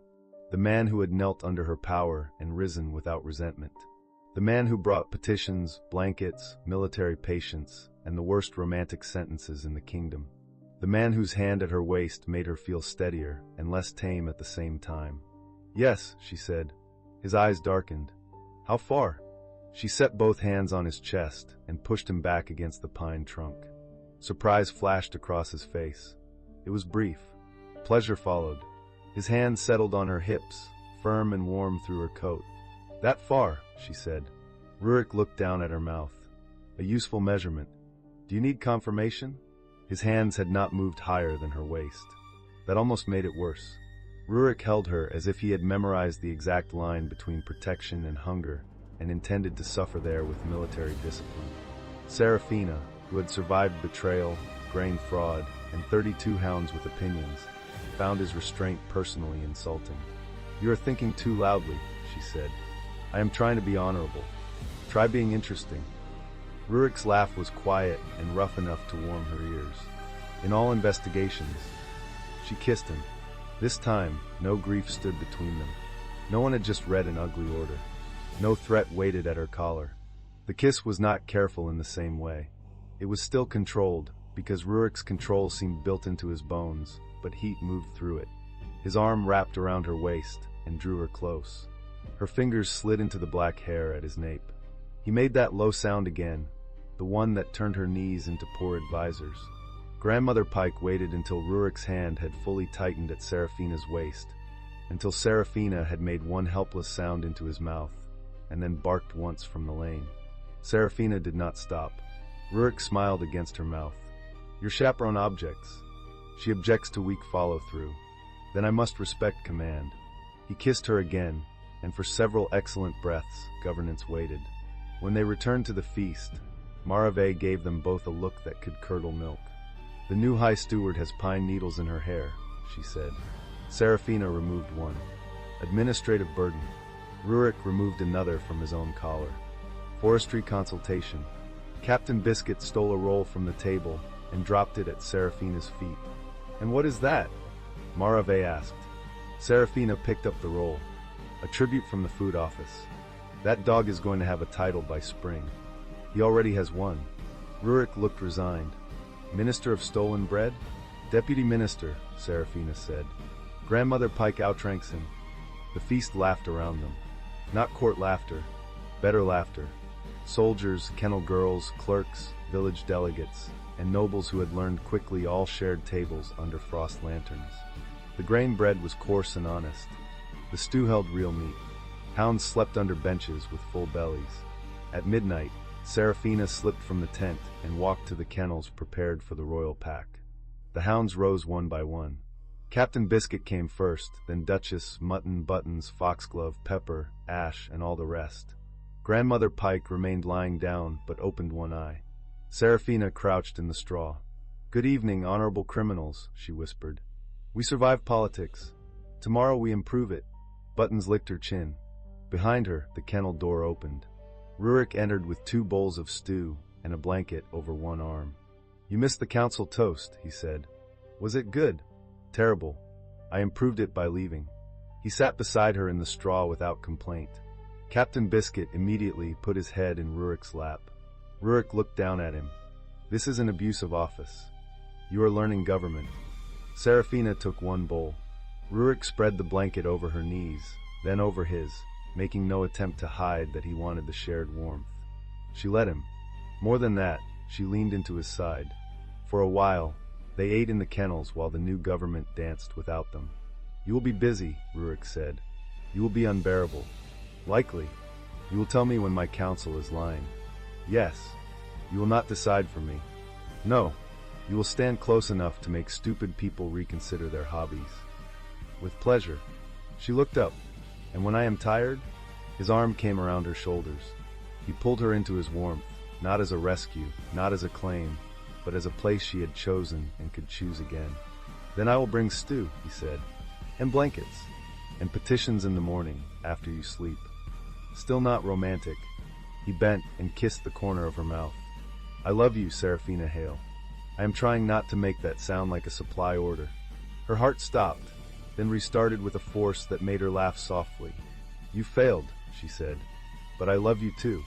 Rurik kissed her properly then in the straw, under the supervision of 32 hounds and 1 ancient judge on a cushion. The kiss tasted of stew, winter, and the strange mercy of being wanted after being underestimated. It did not erase what had happened. Better than that, it met her on the far side of it. Outside, the first clean grain wagons rolled north under guard. At the head of the line rode High Warden Marave, steel staff across her saddle and public ledger sealed at her hip. The road would not belong to hungry excuses again. Behind the assembly hall, bells marked the completed sentences of the condemned high officers. The sound was brief, formal, and cold. No one cheered. Serafina had not asked for spectacle. Justice did not need theater to be final. Inside, the High Steward of Winter rested her head against the Border General's shoulder, while Captain Biscuit snored across both their boots. By morning, there would be reforms, angry nobles, hungry villages, and a fountain that still had to be investigated for missing fish. Serafina would rise before dawn, greet every hound by name, and put her hands on the work of ruling. This time, she would not be only anything. If you enjoyed this story, subscribe for more wolf romance, winter revenge, and stubborn women with dangerous hounds. Welcome to Moonlit Romance Library. Please follow for more stories. Part 1. Ashes and Silence. Serafina Ashgrove returned from the Sanctum Healing Ward with a death sentence in her pocket and found her husband's Old Alliance bride hanging above the hearth in his private chamber. Before she could tell Obsidian Drake that Ashheart Corrosion had given her 4 months to live, He would defend a portrait more fiercely than he had defended his wife in 6 years. If the universe intended to kill her, it had chosen a remarkably petty Tuesday to begin. Ash heart corrosion, the healer had said that morning, turning the crystal diagnostic sphere in his weathered hands. Inside it, Seraphina's blood sample pulsed with threads of dark silver. Beautiful, actually, if you didn't know what it meant. The decay has already entered your bloodstream and begun affecting your optic channels. I estimate 4 months, perhaps 5 if you avoid all magical exertion. Seraphina sat very still on the examination bench. The leather was cold beneath her palms. She counted 3 cracks in the ceiling plaster before she trusted her voice. And if I don't avoid magical exertion? The healer looked at her then. His eyes held the particular pity reserved for those who had already decided their answer. 2 months, maybe less. At the door, a young apprentice healer named Ellen Vale pretended not to listen and failed completely. She was freckled, sharp-chinned, and still young enough to be angry at cruelty before she remembered to be afraid of rank. When Seraphina rose, Ellen silently tucked an extra vial of pain tonic into her glove and looked away, as if mercy were a clerical error. She nodded once, precisely the way she did everything. Then she stood, smoothed her heavy wool cloak, charcoal gray, because apparently that was the only color the universe would permit today, and walked out without paying. Not because she couldn't afford it, but because she'd forgotten, which was worse. The cold hit her face like a slap. Good, she needed it. 4 months. She had spent 6 years as the contractual wife of Obsidian Drake, Duke of the Black Dragon Eyrie, Lord of the Dragonbone Mines, Commander of the Sky Cavalry, and Chairman of the Dragon Gold Merchant Consortium. 6 years of being invisible in her own home. 6 years of whispers behind fans.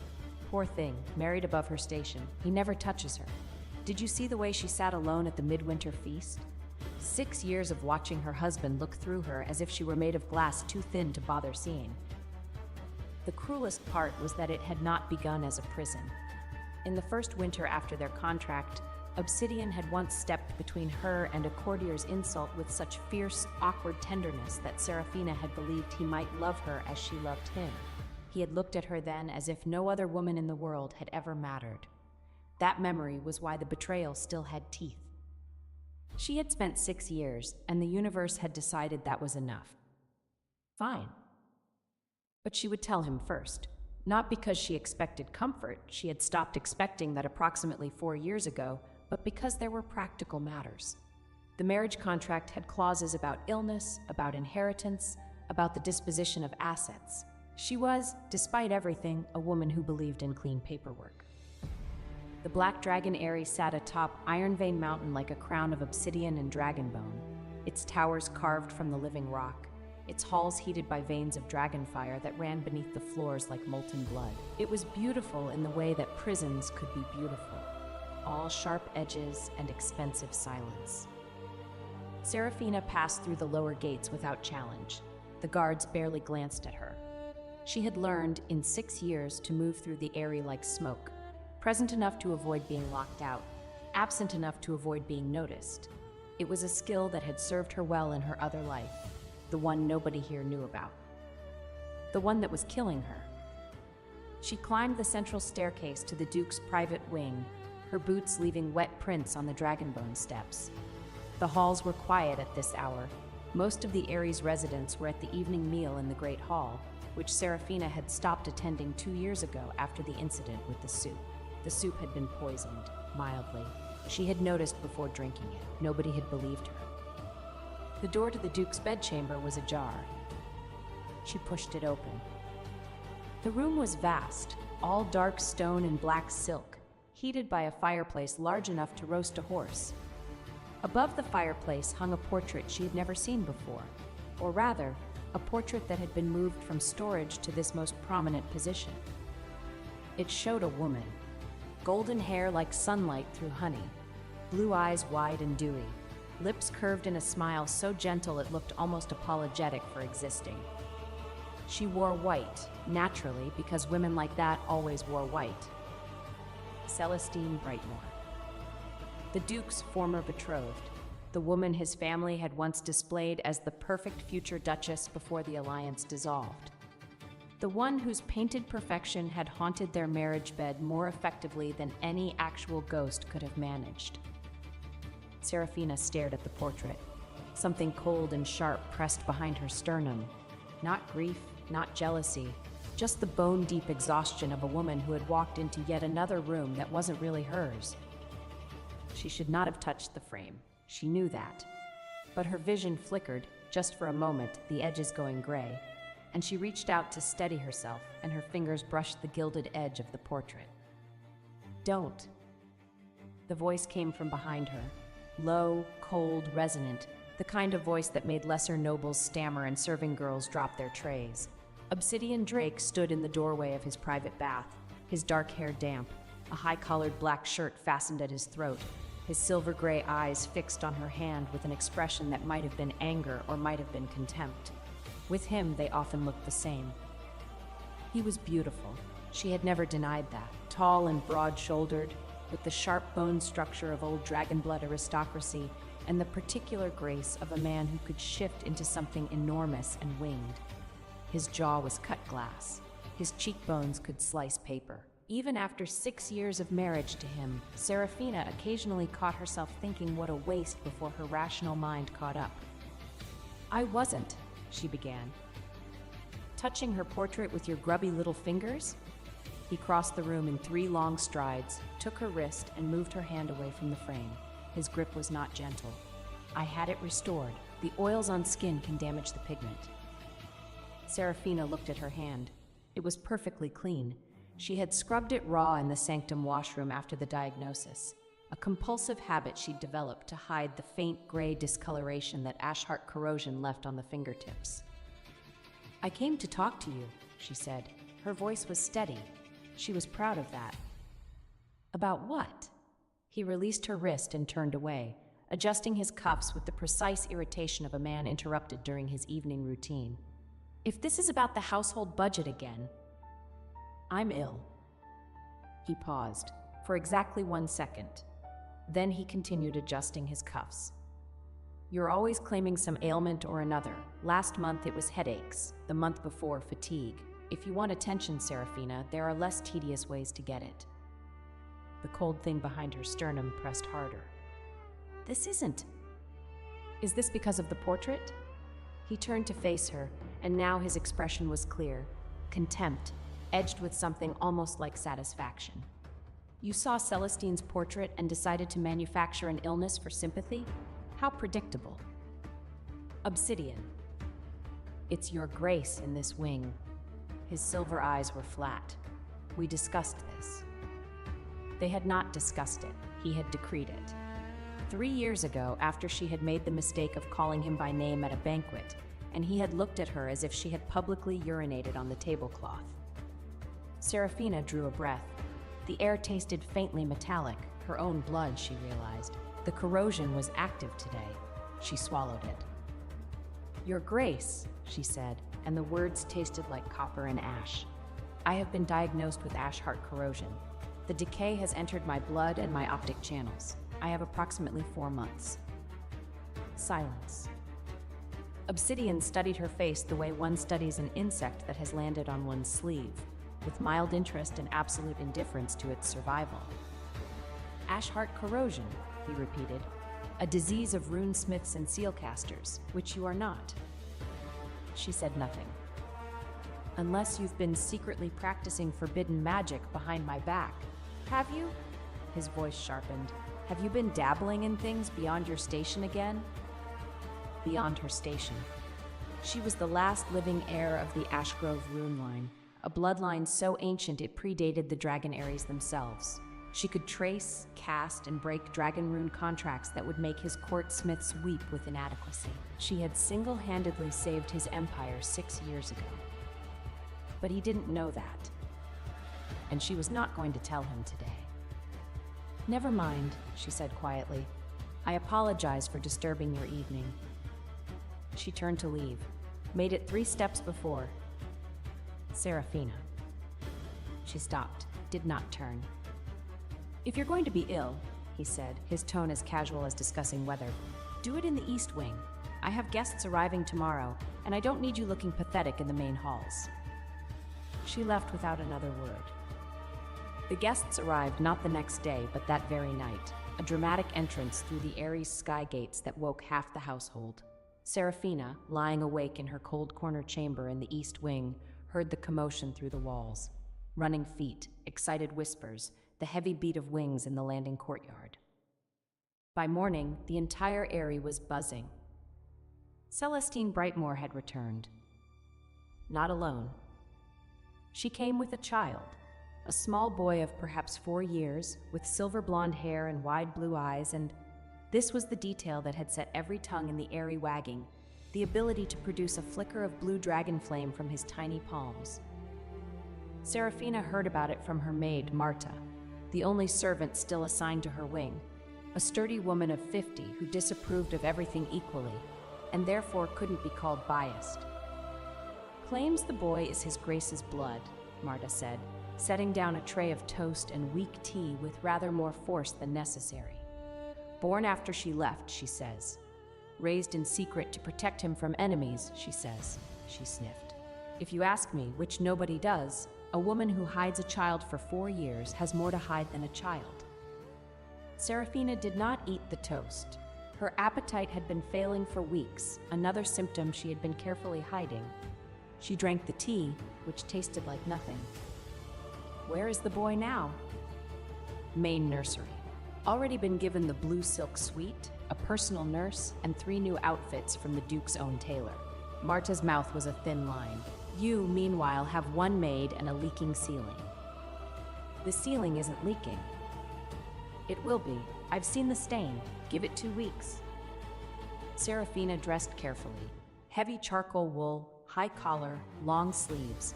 She pinned her dark hair back with the simple iron clasp she wore daily, avoiding the ornate dragon crest jewelry that had come with the marriage contract and sat untouched in its velvet case. She checked her reflection, pale but composed. The gray discoloration hadn't reached her face yet. Good. She would need to see the boy. Not because she was jealous, she was dying. Jealousy required a future. But because something about the claim did not add up. Black dragons produced black dragon fire. The Obsidian bloodline had never, in 800 years of recorded history, produced blue flame. But she would need to be careful. The Ares residents already saw her as the unwanted wife. If she questioned the child's parentage openly, she would look like exactly what they expected, the bitter woman trying to eliminate a rival's offspring. She left her chamber and walked toward the main wing. The corridors were busier than usual, servants scurrying with fresh linens, courtiers clustering in doorways to whisper. They fell silent as she passed, then resumed at twice the volume behind her. She found the scene in the winter garden. Celestine Brightmore sat on the carved stone bench beneath the frost roses, wearing a gown of white that somehow wasn't wrinkled despite her night of travel. Her golden hair fell in perfect waves. Her skin was porcelain. Her expression was one of fragile bravery, the look of a woman being very strong about something very difficult. The boy sat at her feet, playing with a set of dragon bone figurines. He was beautiful, Serafina admitted. Silver blonde hair, enormous blue eyes, chubby cheeks flushed pink. He made small sounds as he played, and occasionally a tiny lick of blue flame curled from his fingers. Obsidian stood beside Celestine. Not sitting, he never sat in public with anyone, but close enough that his shadow fell across her. His hand rested on the bench back behind her shoulder. Not touching her, but close. He was looking at the boy with an expression Serafina had never seen on his face before. Something soft, something wondering, something that might, in a less frozen man, have been called hope. He had never looked at Serafina like that. Not once. She stopped in the garden archway, took it in, filed it away in the small, cold compartment in her chest where she kept things that hurt too much to examine. Celestine noticed her first. Those blue eyes widened with perfectly calibrated surprise. "Oh, you must be." She looked at Obsidian with a flutter of concern. "I didn't know we would be interrupting." "You're not interrupting anything," Obsidian said flatly, without turning to look at Serafina. Seraphina, this is Celestine Brightmore and her son Lucian. He may be my heir. Maybe. At least he had that much caution still. How wonderful, Seraphina said. Her voice was perfectly level. Welcome to the Eyrie, Miss Brightmore. Celestine smiled, tremulous, grateful, as if Seraphina's welcome meant the world. Please, call me Celestine. I do so hope we can be friends. She reached out a delicate hand. I know this must be difficult for you. Seraphina looked at the outstretched hand, then at Celestine's face. The smile was flawless. The eyes were calculating. She shook the hand, brief, professional. Not difficult at all, she said. I hope you find the Eyrie comfortable. She turned to leave, and her vision flickered. Just a moment. Just the edges going gray, the world tilting sideways. She caught herself on the archway, knuckles white against the stone. Are you quite well? Celestine's voice, sweet with concern that carried perfectly across the garden. Obsidian did not turn around. Perfectly, Seraphina said, and walked away. 3 days passed, each worse than the last. Celestine established herself in the Eyrie with the efficiency of a military campaign disguised as helplessness. She needed a larger room. The boy had nightmares without windows. She needed different food. Her constitution was delicate. She needed Seraphina's personal sitting room for the boy's lessons. It had the best morning light. Obsidian granted every request without consulting his wife. The boy, Lucian, was paraded before the court daily. His blue flame was displayed, admired, exclaimed over. A true dragon child, the nobles murmured. Look at those eyes, just like his Grace's mother's side. Nobody seemed to remember that Obsidian's mother had been a black dragon whose eyes were silver, not blue. Seraphina watched. She said nothing. She noticed things. She noticed that Lucian's blue flame flickered oddly, not the steady burn of natural dragon fire, but the stuttering pulse of a flame sustained by external fuel. She noticed that Celestine's delicate wrists bore faint powder marks where something had been regularly applied and wiped away. She noticed that the boy flinched when Celestine touched his shoulder in a certain way. She noticed, but she could not yet prove. On the 4th day, Celestine made her first real move. It happened in the Great Hall at the noon meal. Seraphina had come to retrieve a book she'd left on her usual side table. She no longer ate in the hall, but she occasionally sat there to read during off hours when nobody would bother her. The hall was crowded today, some minor celebration for the boy's official presentation to the court. Seraphina was crossing the hall toward the side table when Celestine appeared from behind a pillar, carrying a tray of sweets. Their paths intersected. Celestine stumbled, a graceful, floating stumble, the kind that looked effortless, and went down. The tray scattered. Celestine hit the floor with a cry that echoed off the vaulted ceiling. Every head turned. She pushed me, Celestine gasped, one hand clutching her ankle. Tears, actual glistening tears, filled her blue eyes. The Duchess, she cast something at my feet. The hall erupted. Courtiers surged forward. Guards appeared. Obsidian materialized from wherever he'd been lurking, his face thunderous. Seraphina. His voice cut through the noise like a blade. What did you do? She looked at him. He was already decided. She could see it in his eyes, the verdict rendered before the trial. Of course he would believe the weeping golden woman over the gray, silent wife who had never given him tears. The old Seraphina, the one from 6 years ago, fresh-faced and still hoping, might have stammered a denial, might have begged him to listen, might have dissolved into the pleading, desperate creature he clearly expected her to be. The current Seraphina did none of those things. She removed the iron ring from her left index finger, her ash print ring, the only visible tool of her true craft, and pressed it to the stone floor. A pulse of gray light spread outward from the point of contact, thin as spider silk, illuminating the floor like frost on glass. Everywhere it touched, previously invisible marks became visible, footprints of residual spell energy glowing faintly gold. The courtiers gasped. There, clearly visible on the floor, was a neat line of Trip Hex energy. It originated not from Seraphina's path, but from directly beneath Celestine's own feet. The woman had hexed herself, tripped herself, thrown herself down, and blamed it on the silent wife standing 6 feet away. The glowing marks faded after 3 seconds. Ashprint diagnostic traces were not permanent, but 3 seconds was enough. Half the court had seen. Celestine's tears dried remarkably fast. Her expression shifted, just for a heartbeat, from wounded innocence to something sharp and furious before the mask slid back. I don't understand what that was, she whispered. Some kind of illusion? Obsidian, she's casting things? It was a diagnostic reveal, said a voice from the crowd. Old Magister Thornwell, the Ares senior arcanist, pressed forward. His rheumy eyes were sharp. Shows the origin point of recently cast hexes. Can't be faked. The hex came from under her. He pointed at Celestine, not from the Duchess. Silence. Obsidian looked at the floor where the marks had been, then at Celestine, then at Seraphina. He said nothing. He did not apologize. He turned and walked away.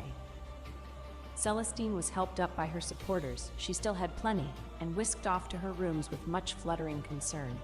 The court dispersed, buzzing. Seraphina stood alone in the great hall. Her vision flickered again, longer this time. She pressed her palm against the cool stone of the pillar until the grayness receded. Then she walked to the side table where Lucien's silver water cup had been left among the lunch debris. She turned it over. With a movement so small no one would notice, she pressed her ashprint ring to the cup's inner base, leaving a blood trace marker that would activate when the cup was next used.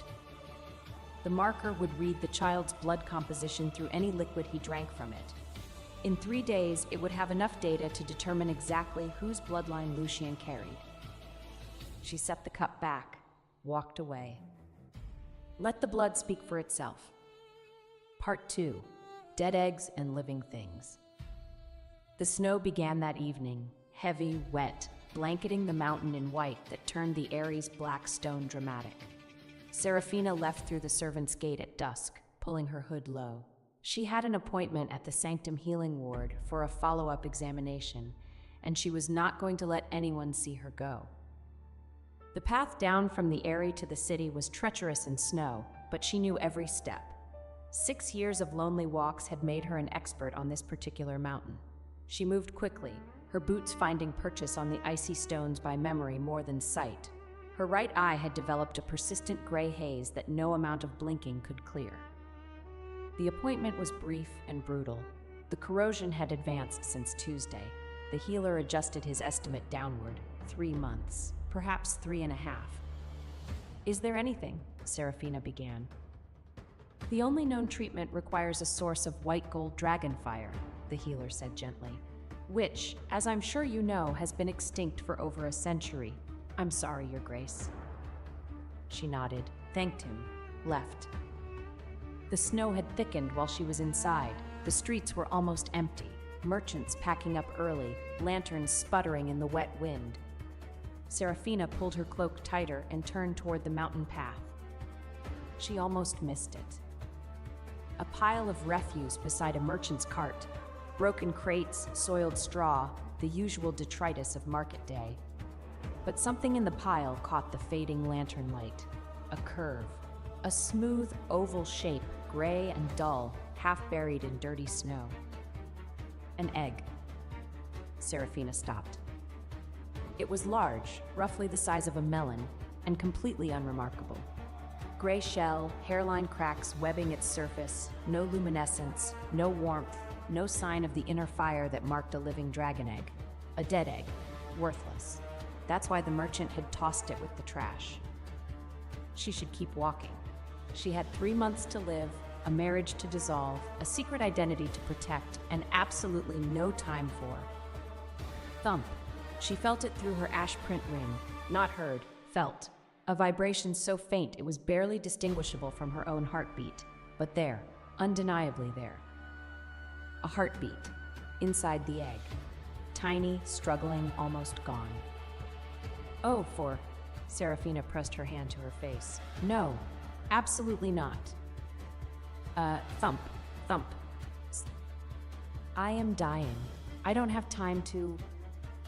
Thump thump. This is ridiculous. You're probably going to die anyway. We'll die together in my cold room and they'll find us both frozen in 3 months like some pathetic... Thump. She picked up the egg. It was heavier than it looked, and cold, so cold that even through her gloves she could feel the chill radiating from its shell. She tucked it inside her cloak, against her chest, where her own body heat might do something. The heartbeat steadied slightly. I'm not keeping you, she informed the egg. I'm merely preventing you from dying in garbage, which is the bare minimum of decency. Don't get attached. The egg did not respond, obviously. It was an egg. She carried it home. The east wing of the Eyrie was cold, as always. Serafina's chambers consisted of a sitting room, a bedroom, and a small private study, all furnished in the Eyrie's leftover pieces that nobody else wanted. The heating runes in this wing had been temporarily reduced 3 years ago during a budget dispute and never restored. She set the egg on her bed, surrounded by pillows, and covered it with her spare wool blanket. Then she fed the fireplace until the room was warm enough that her breath no longer fogged. Then she sat and stared at the egg. Well, she said, now what? The egg sat, gray, silent, cracked. Serafina touched her ring to the shell. Gently, carefully, a whisper of diagnostic magic. The heartbeat was there, slow but steady. The egg was alive. The cracks weren't decay, they were stress fractures, possibly from impact when it was discarded. The creature inside was... She frowned. The diagnostic couldn't get a clear reading on the species. Dragon, certainly, but the subsignature was muddled, as if something was actively obscuring it. Self-camouflage? In an unborn creature? Aren't you interesting? She murmured. The egg gave no reply. She fell asleep beside it that night, one hand resting on its shell. In the morning, she found it had somehow rolled 3 inches closer to her, pressing against her hip. She chose not to examine this too closely. Over the next week, the egg developed what Serafina could only describe as a personality. When she was in the room, it was perfectly still, silent, inert. The picture of a dead egg that happened to not be dead. The moment she left, Marta confirmed this with increasing bewilderment, it became active.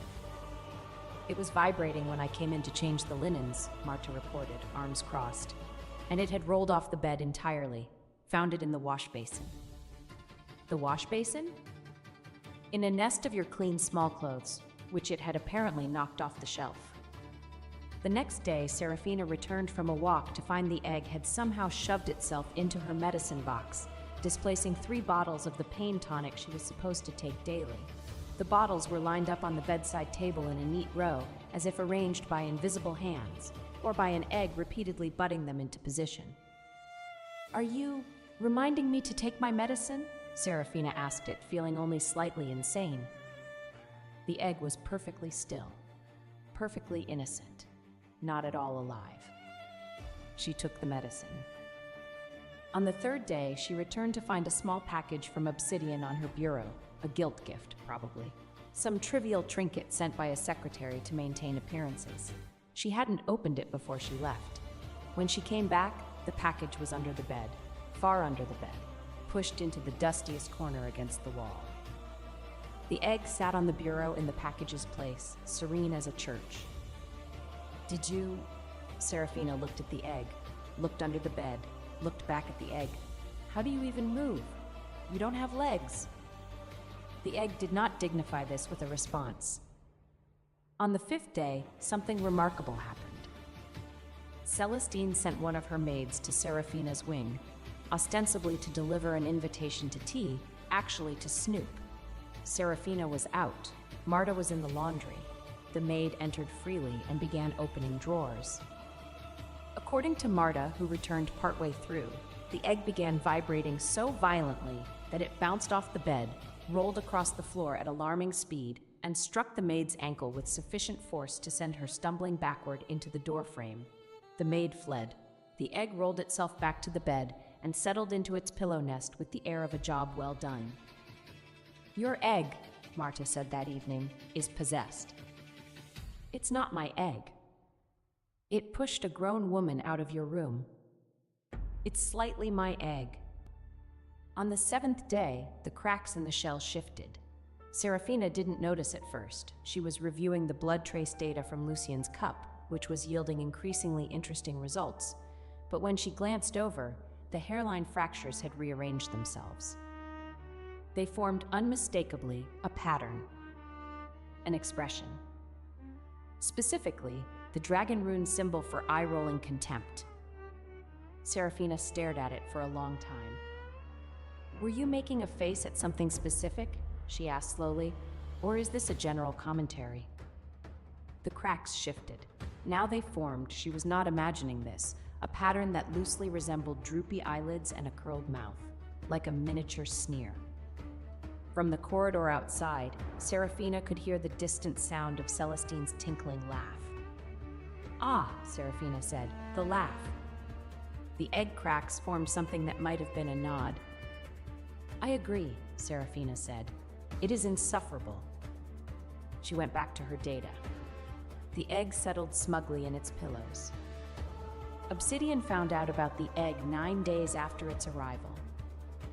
He came to the East Wing, a rare event that startled Marta so thoroughly she dropped a water pitcher, ostensibly to inform Serafina that her household budget would be further reduced to accommodate Lucien's needs. He delivered this news standing in her doorway without entering, his gaze sweeping the room with the distant assessment of a landlord inspecting a property he planned to sell. His eyes landed on the egg. "What is that?" Serafina did not look up from her book. "An egg." "I can see it's an egg. Why is there a cracked, dead egg in your bedchamber?" "It's not dead." Obsidian stepped into the room, first time in months, and approached the bed. The egg was very still, very gray, very unremarkable, but the cracks were visible, and to someone like Obsidian, who had grown up around dragon eggs, they looked wrong. "This is a reject," he said flatly. "Where did you get it?" "The street." "You picked up a street egg." His voice carried the particular disbelief of the very privileged. "Serafina, do you understand what could be incubating in a discarded egg? Parasite worms, blight mites, corruption spawn. It has a heartbeat. Many parasites have heartbeats." He reached for the egg, and the egg pulsed. A single flash of heat, brief but intense, that made Obsidian snatch his hand back. He stared at his palm. Across the inside of his fingers, faint as a watermark, a pattern of white gold scales had appeared. They faded after a moment, leaving his skin unmarked. The room was very quiet. "That," Obsidian said carefully, "should not have happened." Serafina had seen it, filed it, white gold, not black, not blue, white gold, a color that had not been seen in dragonkind for over a century.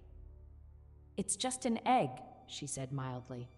"Probably reacting to your dragonfire proximity. You know how unstable damaged eggs can be." Obsidian looked at her. For the first time in a long while, his expression held something other than contempt, uncertainty. It lasted only a moment before his usual mask reassembled. "Get rid of it," he said. "I'll send someone with a purification basin tomorrow. It's clearly contaminated." "No."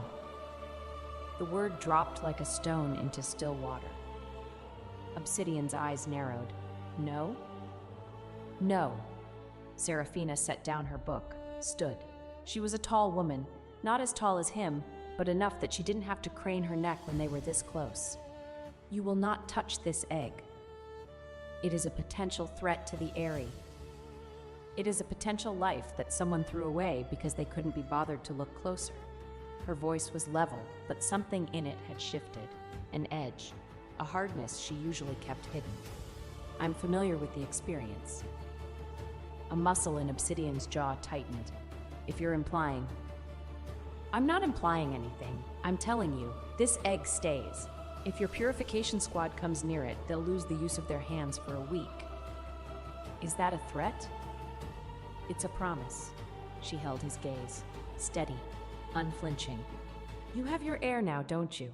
The golden boy with blue fire. What do you care about one gray egg in a wing you never visit? Obsidian stared at her. Something flickered in his silver eyes, surprise maybe. She had never spoken to him like this. In 6 years, she had been quiet, accommodating, invisible. The sudden steel in her voice was clearly unexpected. Fine, he said at last through his teeth. Keep your dead egg. But if it hatches something that threatens my household. At least if it hatches something dangerous, Seraphina said, picking up her book again. It'll be honestly dangerous, not dressed in white and calling itself family. Obsidian went very still, his mouth opened, closed. He turned on his heel and left without another word. The egg, in the silence that followed, emitted a tiny pulse of warmth against Seraphina's hip, almost approving. Don't start, she told it. Part 3. The Dissolution.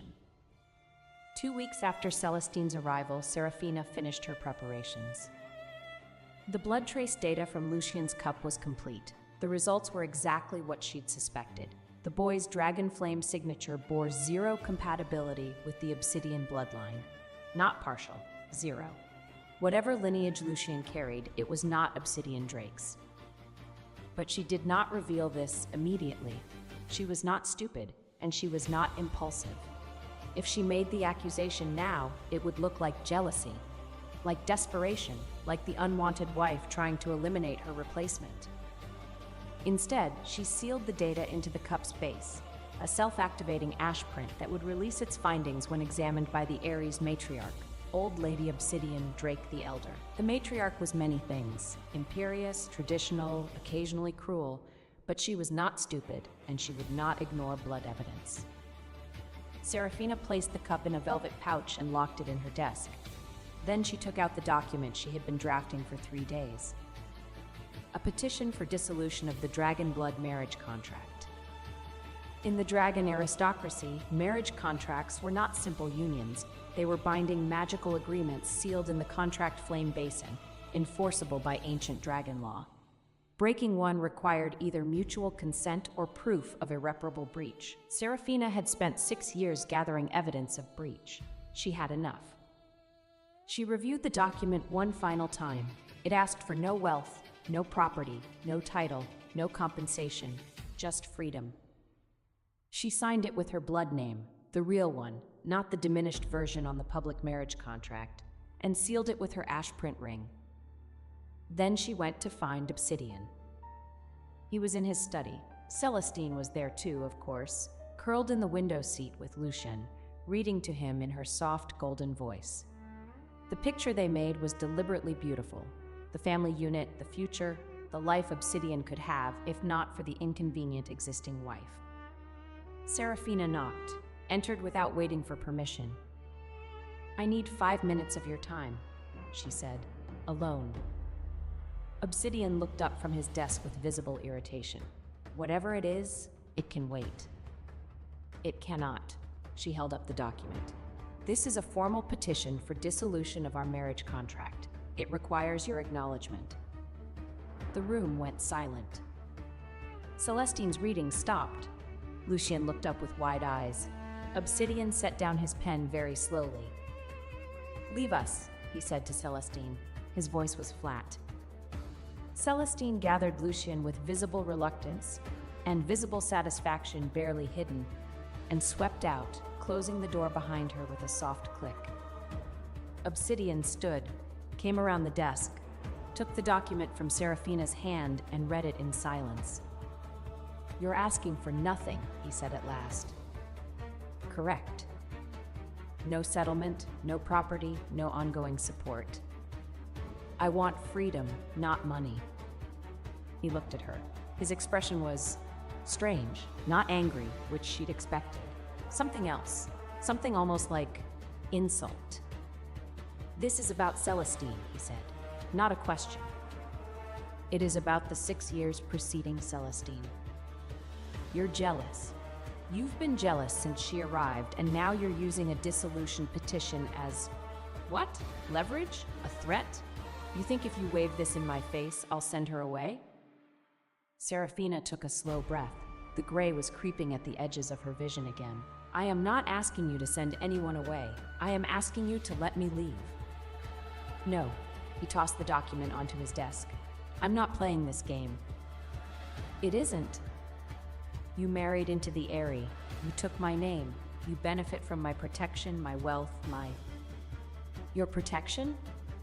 The word came out sharp enough to cut. When have you ever protected me? When was the last time you entered this study and thought I should check on my wife? When was the last time you remembered I existed without someone reminding you? He stared at her. I'm dying, Obsidian. Her voice cracked. Just barely. Just once. I told you that. 12 days ago, you told me to do it in the East Wing where no one would see. That is what you call protection? Something shifted in his face. The faintest flicker of, not guilt, not yet, but something close to the precursor of guilt, if guilt were a seed that needed much longer to germinate. You were exaggerating, he said, but his voice was less certain. You're always. Sign the paper or don't. I'll petition the matriarch directly if you refuse. She turned and left. He did not sign it. In the days that followed, Celestine moved with increasing boldness. She installed herself in the main wing as if she were already mistress. She directed servants. She rearranged furniture. She chose menus. She sat in Seraphina's chair at formal dinners, the one beside Obsidian's, and nobody corrected her. She also began sending Seraphina small, deliberate humiliations disguised as requests. Would Seraphina mind organizing the linen closet in the guest wing? The nursery needed fresh flowers. Could she arrange them? The Dragon Flame breakfast required a specific rare tea that only grew in the lower markets. Would Seraphina fetch it? Seraphina completed none of these tasks. She simply didn't respond to the requests, which drove Celestine to a particular white-lipped fury that she hid behind concerned sighs to the court. I do worry about her. She seems so withdrawn. Is she eating properly? The egg, during this period, seemed to develop opinions about Celestine. Every time her name was mentioned within earshot, or when her signature perfume drifted down the East Wing corridor from a passing servant, the shell cracks would rearrange into what Seraphina had come to recognize as the egg's disgusted expression, a pattern resembling narrowed eyes and a turned-down mouth. You've never even met her, Seraphina told the egg one evening. The cracks rearranged themselves emphatically. Fair point. I suppose the perfume is evidence enough. Celestine's next move involved Lucian and the egg.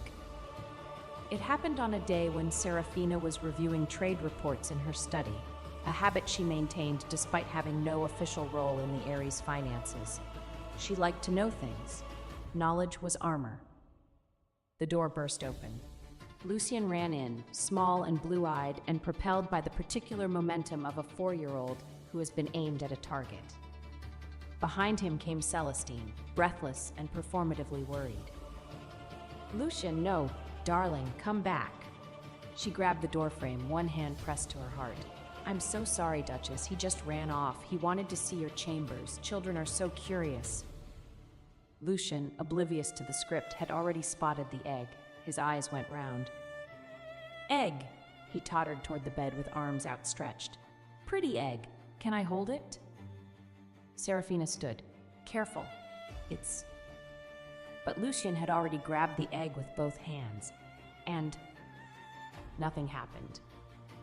No flash, no burn, no defensive pulse. The egg sat perfectly still in the child's arms, as docile as a stone. Lucian grinned, clutching it to his chest. Celestine's eyes sharpened. This was not what she'd expected. Seraphina could see the calculation shifting behind those pretty blue irises. She'd clearly been hoping the egg would react badly, would shock or burn the boy, providing evidence that the contaminated egg was dangerous and should be destroyed. But Seraphina had planned for this. 3 days ago, she'd laid a softening charm on the egg's outer shell, not to change its nature, but to ensure that any accidental contact would be cushioned. If someone tried to manufacture the egg hurt the air incident, the egg would feel no harder than a pillow. Lucian was now hugging the egg like a stuffed toy, showing no inclination to release it. Mine, he declared. No, darling, give it back. Celestine reached for the egg. Lucian dodged. Hazard. A sunstorrow. Romantically, Glinsby hears this sash, a village gravitated about great Hazard. Seraphina watched with something that might, in a healthier woman, have been amusement. The boy clearly had no malice. He was 4, acting on 4-year-old impulse. Whatever Celestine had planned, the child wasn't playing along. Lucian.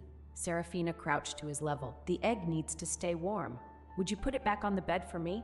You can visit it again later. Lucian considered this. Promise? Promise. He set the egg down with surprising gentleness, patted it twice, and ran back to Celestine. As he passed his mother, Seraphina noticed something. The boy's hands, which had been clutching the egg, bore no trace of blue flame. Not even a flicker. Every other time she'd seen Lucian hold something, his excitement triggered small bursts of dragonfire. It was, according to Celestine, involuntary, yet with the egg, nothing. Interesting. Seraphina looked at the boy's wrists. There, fading quickly but briefly visible in the warm light, were faint powder marks. The same marks she'd noticed on Celestine's wrists. Blue flame powder, applied externally, making the boy appear to produce dragonfire he could not actually produce on his own. She said nothing, filed it, added it to the growing collection of truths she would deploy at the right moment. We'll let you rest, Celestine said sweetly, ushering Lucian out. Do take care of yourself, Duchess. You look so pale lately. The door closed. The egg's cracks reformed into what was unmistakably a rude gesture. Language, Seraphina said.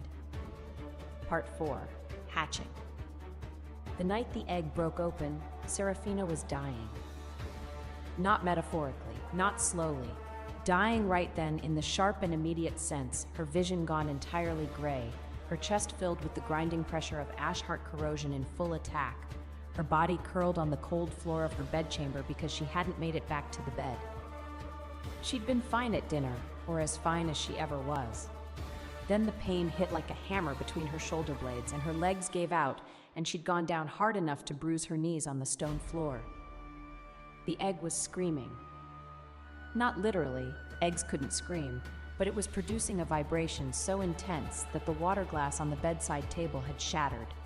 The shell was glowing white-hot, the cracks spreading and widening, liquid light pouring through them like molten metal. Seraphina crawled toward it. Her hands left gray-smeared trails on the floor. The corrosion was leaking through her skin now, painting everything she touched with ash. Her vision was nearly gone, the world reduced to blurs and brightness. Don't! She reached the bed, got her hands on the egg. It was burning, searing, but she pressed her ash-print ring against the shell anyway, feeding it her own blood magic in a desperate attempt to stabilize whatever was happening inside. The shell cracked. Not the gentle hatching of a baby dragon, the explosive fracture of something immensely powerful, forced through too small a container. The shell blew apart. White gold fire erupted upward, scorching the canopy of her bed, washing across the ceiling in a wave of light so bright it burned through even her failing vision. Heat, brilliance, the smell of ozone and old magic. Then silence. Seraphina blinked. Her vision was returning, slowly the gray receding as if pushed back by the residual warmth in the air. She was still on the floor beside the bed, surrounded by shell fragments that glowed faintly platinum in the darkness. On the bed, where the egg had been, sat a man. There was, embarrassingly, not a stitch of clothing involved. 3 frantic minutes, 1 thrown cloak, 1 overturned chair, and a very firm order through the door about imaginary alchemical fumes later, the impossible stranger sat wrapped from shoulders to ankles in Seraphina's heaviest wool cloak.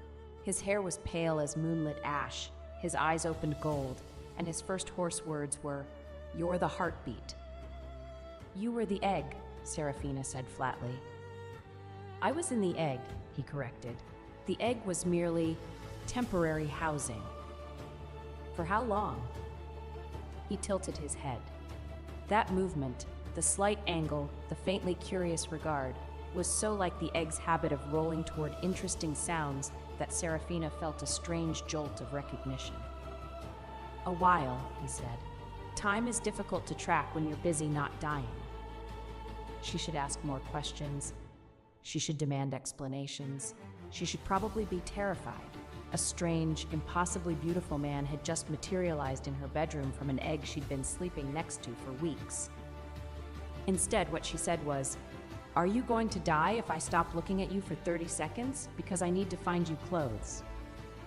His mouth curved, just slightly. A smile that was less innocence and more quiet delight, as if she had said exactly the thing he'd been hoping to hear. "I will endeavor to survive your absence." She did not dignify this with a response. She went to the wardrobe, pulled out the largest shirt she owned, one of Marta's that had been mixed in with the laundry, and a pair of loose trousers from her own collection, the ones she wore for physical work. "These will be short on you," she said, tossing them to him, "but they'll have to do until morning." He dressed with the unself-conscious ease of someone who had never learned to be modest, or perhaps someone so ancient that modesty was a concept he'd once invented and grown bored of. The shirt stretched across his shoulders. The trousers ended above his ankles. He looked ridiculous.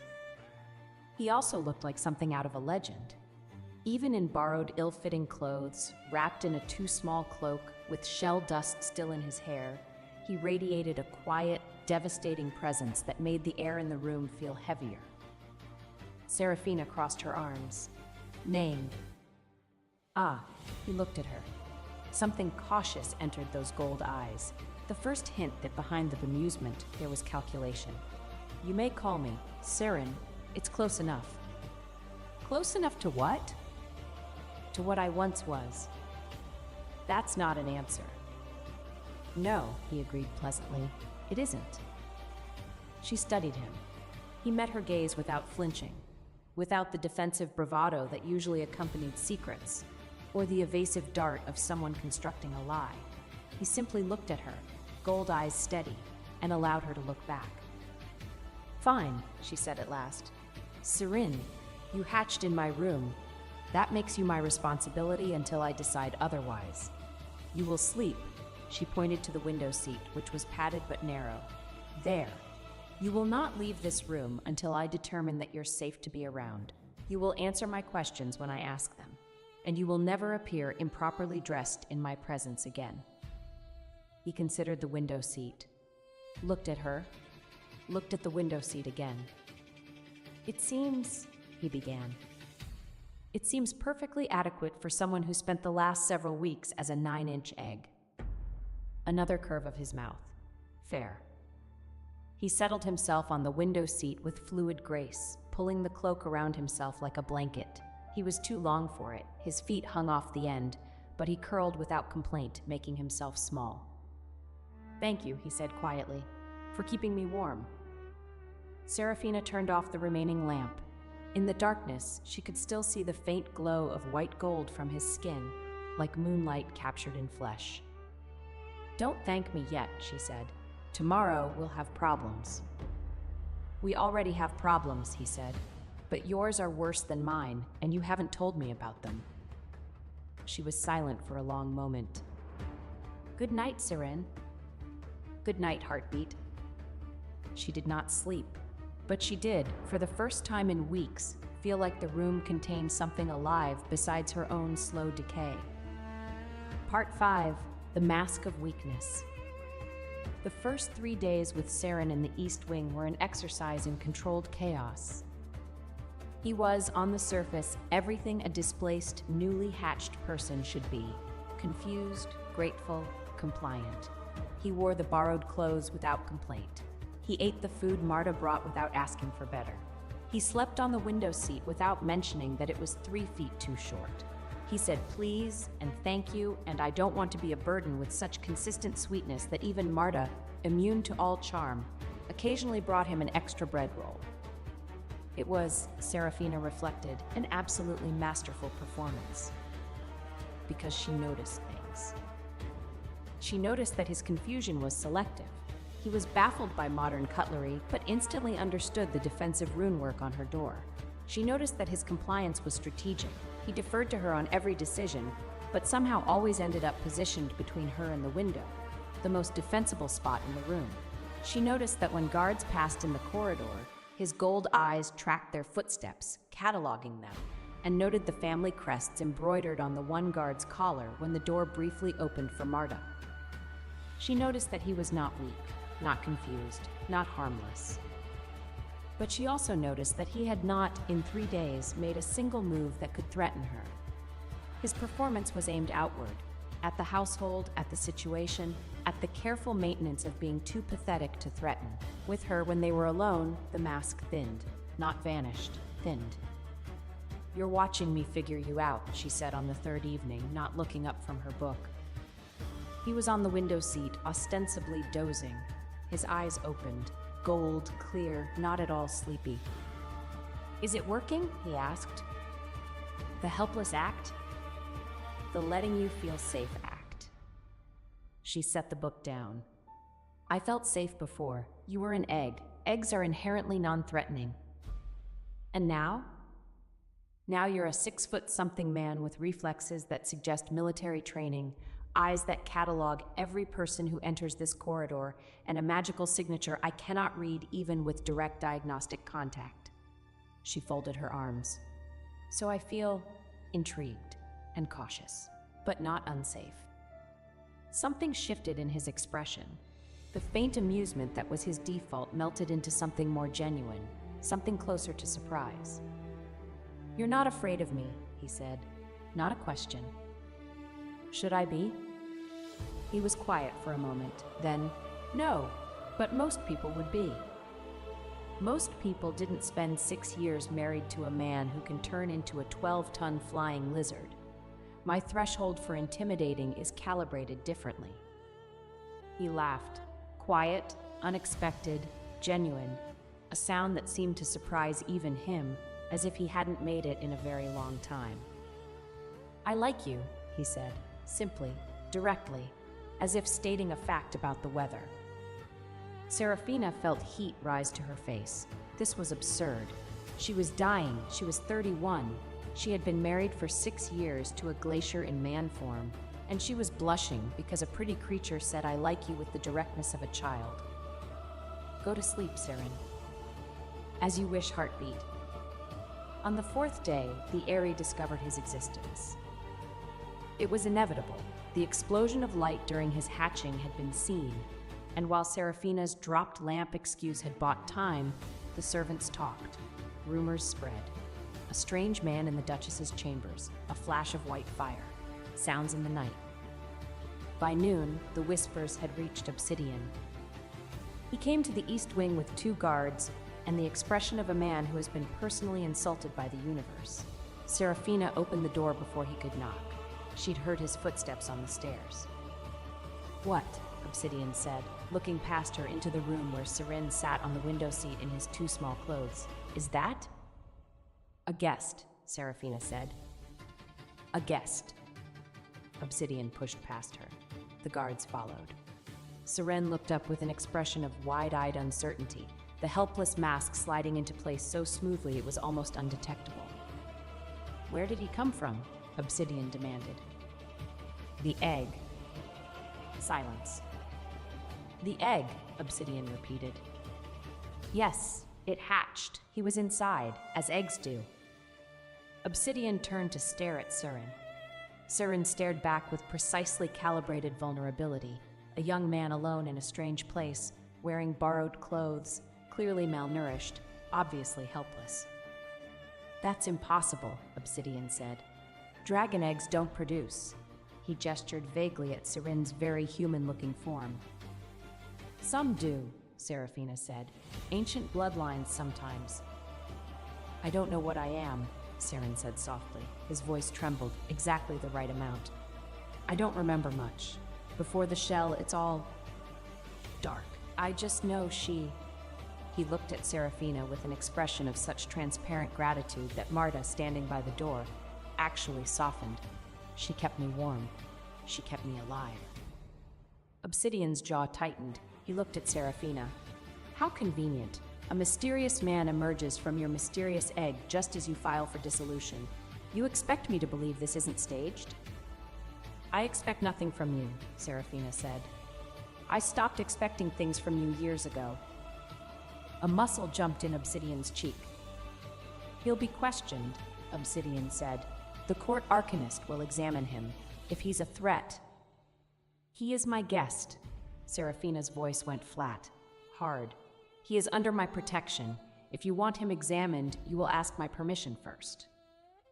You don't have the authority. I have the authority of someone who is still, legally, your wife. The East Wing is my domain by contract. My guests are my jurisdiction. Unless you've signed those dissolution papers? She raised an eyebrow. No? Then my authority stands. Obsidian stared at her, then at Seren, then back at her. You've changed, he said. Not quite an accusation. Not quite anything else. No, she said. I've always been this. You just never looked. He turned, walked out. The guards followed. In the silence, Seren released a long breath. The mask dropped, the vulnerability dissolving into something cooler, sharper, more amused. He's, Seren began, an idiot. I was going to say blind, but yours works too. Serafina shot him a look. He met it with perfect innocence, but his gold eyes glittered. The interrogation happened the next day. Magister Thornwell came to the East Wing with his diagnostic tools, a concession to Serafina's authority that clearly galled Obsidian. Serene submitted to examination with the cooperative meekness of a church mouse, coughing delicately at appropriate intervals. Thornwell's findings were inconclusive. High dragon blood, certainly. Ancient lineage. But the specifics are muddled, as if something is suppressing the full signature. He looked at Seren over his spectacles. Can you produce flame? Seren produced a tiny flicker of white gold fire from his fingertip. Just a spark. Just enough to confirm dragon heritage without revealing its full power. Thornwell made notes. Weak fire, probably a minor side branch of some extinct line. Nothing dangerous. Seren coughed again, delicately, shoulders curving inward with just the right amount of fragility. Serafina watched this performance from her reading chair and thought, very clearly, you absolute fraud. After Thornwell left, Seren straightened from his cough-curved posture and stretched like a cat. That went well. You enjoyed that. I enjoyed being underestimated. His gold eyes cut to her. You enjoy it too. Different method, same principle. She couldn't argue with that. What happened next was gradual, insidious, and, Serafina suspected, entirely deliberate on Seren's part. He made himself indispensable. Not in a dramatic way, not in a way that could be called overstepping, just present, helpful, exactly where she needed him without being asked. When her vision grayed out during her morning preparations, the tea was already at her elbow, warmed to exactly the right temperature. He'd seen her squint at the cup the day before and adjusted. When Celestine sent another of her snide requests via messenger, Seren answered the door before Serafina could, looked at the messenger with his wide gold eyes, and said in his softest, most confused voice, I'm sorry, could you repeat that? The Duchess is what needs organizing. Is there no one else who can? The messenger left without delivering the request. When she coughed, the deep, painful cough that brought flecks of gray to her handkerchief, he didn't fuss, didn't ask, just pushed the medicine bottle an inch closer to her hand, as if it had always been there. You're managing me, she told him one evening when the medicine appeared at her elbow for the third time that day. He was on the window seat, his window seat now with a proper blanket and pillow she'd given him, reading a book he'd found in her study. He looked up with faultless innocence. I'm being helpful. You're being strategically helpful in ways designed to make me dependent on your presence. Is it working? She threw a pillow at him. He caught it without looking up from his book. Also, she said, you've been wearing my old cloak exclusively, the one I wrapped you in the first night. I've offered you better clothes 3 times. This one is warm. It's threadbare. It smells like you. He said it casually, without looking up, as if it were a perfectly normal thing to say, but his ears, she noticed, turned faintly pink at the tips. Serafina stared at the back of his head for a long moment. Then she returned to her own book and said nothing, because she absolutely did not know what to say. The dynamic between them settled into something Serafina could not quite name. It wasn't friendship, too charged for that. It wasn't romance, too early, too fraught, too complicated by the fact that she was still technically married and also dying. It was a vigil. Two people in a cold room, keeping each other company against things they couldn't say aloud. He never pushed, never demanded, never tried to kiss her or hold her or make declarations. He simply was there, warm and alive and occasionally devastatingly funny in ways that caught her off guard. "Your husband's portrait," he said one morning, examining the painting of obsidian that hung in the corridor outside her chambers. "Is the jawline accurate, or did the artist add extra geometry?" "It's accurate." Tragic. A man that angular should have at least one soft opinion, as compensation. She choked on her tea. Another time, watching Celestine parade through the courtyard below the east wing windows. She's wearing white again, in a snowstorm. Either she's committed to the aesthetic, or she's hoping to disappear entirely. "Seren, I'm simply observing. If one stands very still in that outfit against a snowy wall, one achieves perfect camouflage. Very practical for avoiding accountability." And perhaps most dangerously, when Celestine made one of her public declarations of concern for Serafina's health, she asked if I was eating properly in front of 12 courtiers while sitting in my chair. Seren, without looking up, perhaps she was asking as your chair's new occupant. The chair might have dietary concerns. Serafina laughed before she could stop herself. It was the first time she'd laughed in months, and the sound surprised them both. Seren looked up from his book with an expression she would later describe as caught, briefly unmasked, briefly unguarded, briefly and obviously pleased with himself in a way that had nothing to do with cleverness and everything to do with her. He looked away quickly, returned to his book, said nothing else. But he was smiling, slightly, behind the page. Part 6. The Night She Lost. 1 month after Celestine's arrival. 3 months, approximately, before Serafina expected to die. 2 weeks after Seren hatched into her life with all the subtlety of a comet in a teacup. The night started with an argument. Not between Serafina and Obsidian. They had stopped arguing, which was worse. Arguments implied engagement. What happened between them now was more like weather. She existed. He acted upon her. She endured. The argument was between Obsidian and the truth. A truth Serafina had made the mistake of speaking aloud during a council meeting she'd been summoned to, a rarity and suspicious in itself. The council was discussing Lucien's formal recognition as heir. Celestine had petitioned for a blood ceremony, a public magical ritual that would confirm the boy's parentage and grant him inheritance rights. Serafina, seated at the far end of the table like an afterthought, had listened in silence for 40 minutes before saying, "Has anyone considered that his fire is blue?" The table went quiet. "Black dragons produce black fire," she continued. Her voice was mild, conversational, the tone of someone pointing out that it was raining. In 8 centuries of documented Obsidian bloodline history, there has never been a single instance of blue flame. Not one. Even mixed heritage offspring produce flames within the black to gray spectrum. Blue is from an entirely different lineage. Celestine, seated beside Obsidian like a second shadow, went very still. "Dragonfire color can vary with diet, environment, and emotional state in young children," she said quickly. "Sweet, reasonable."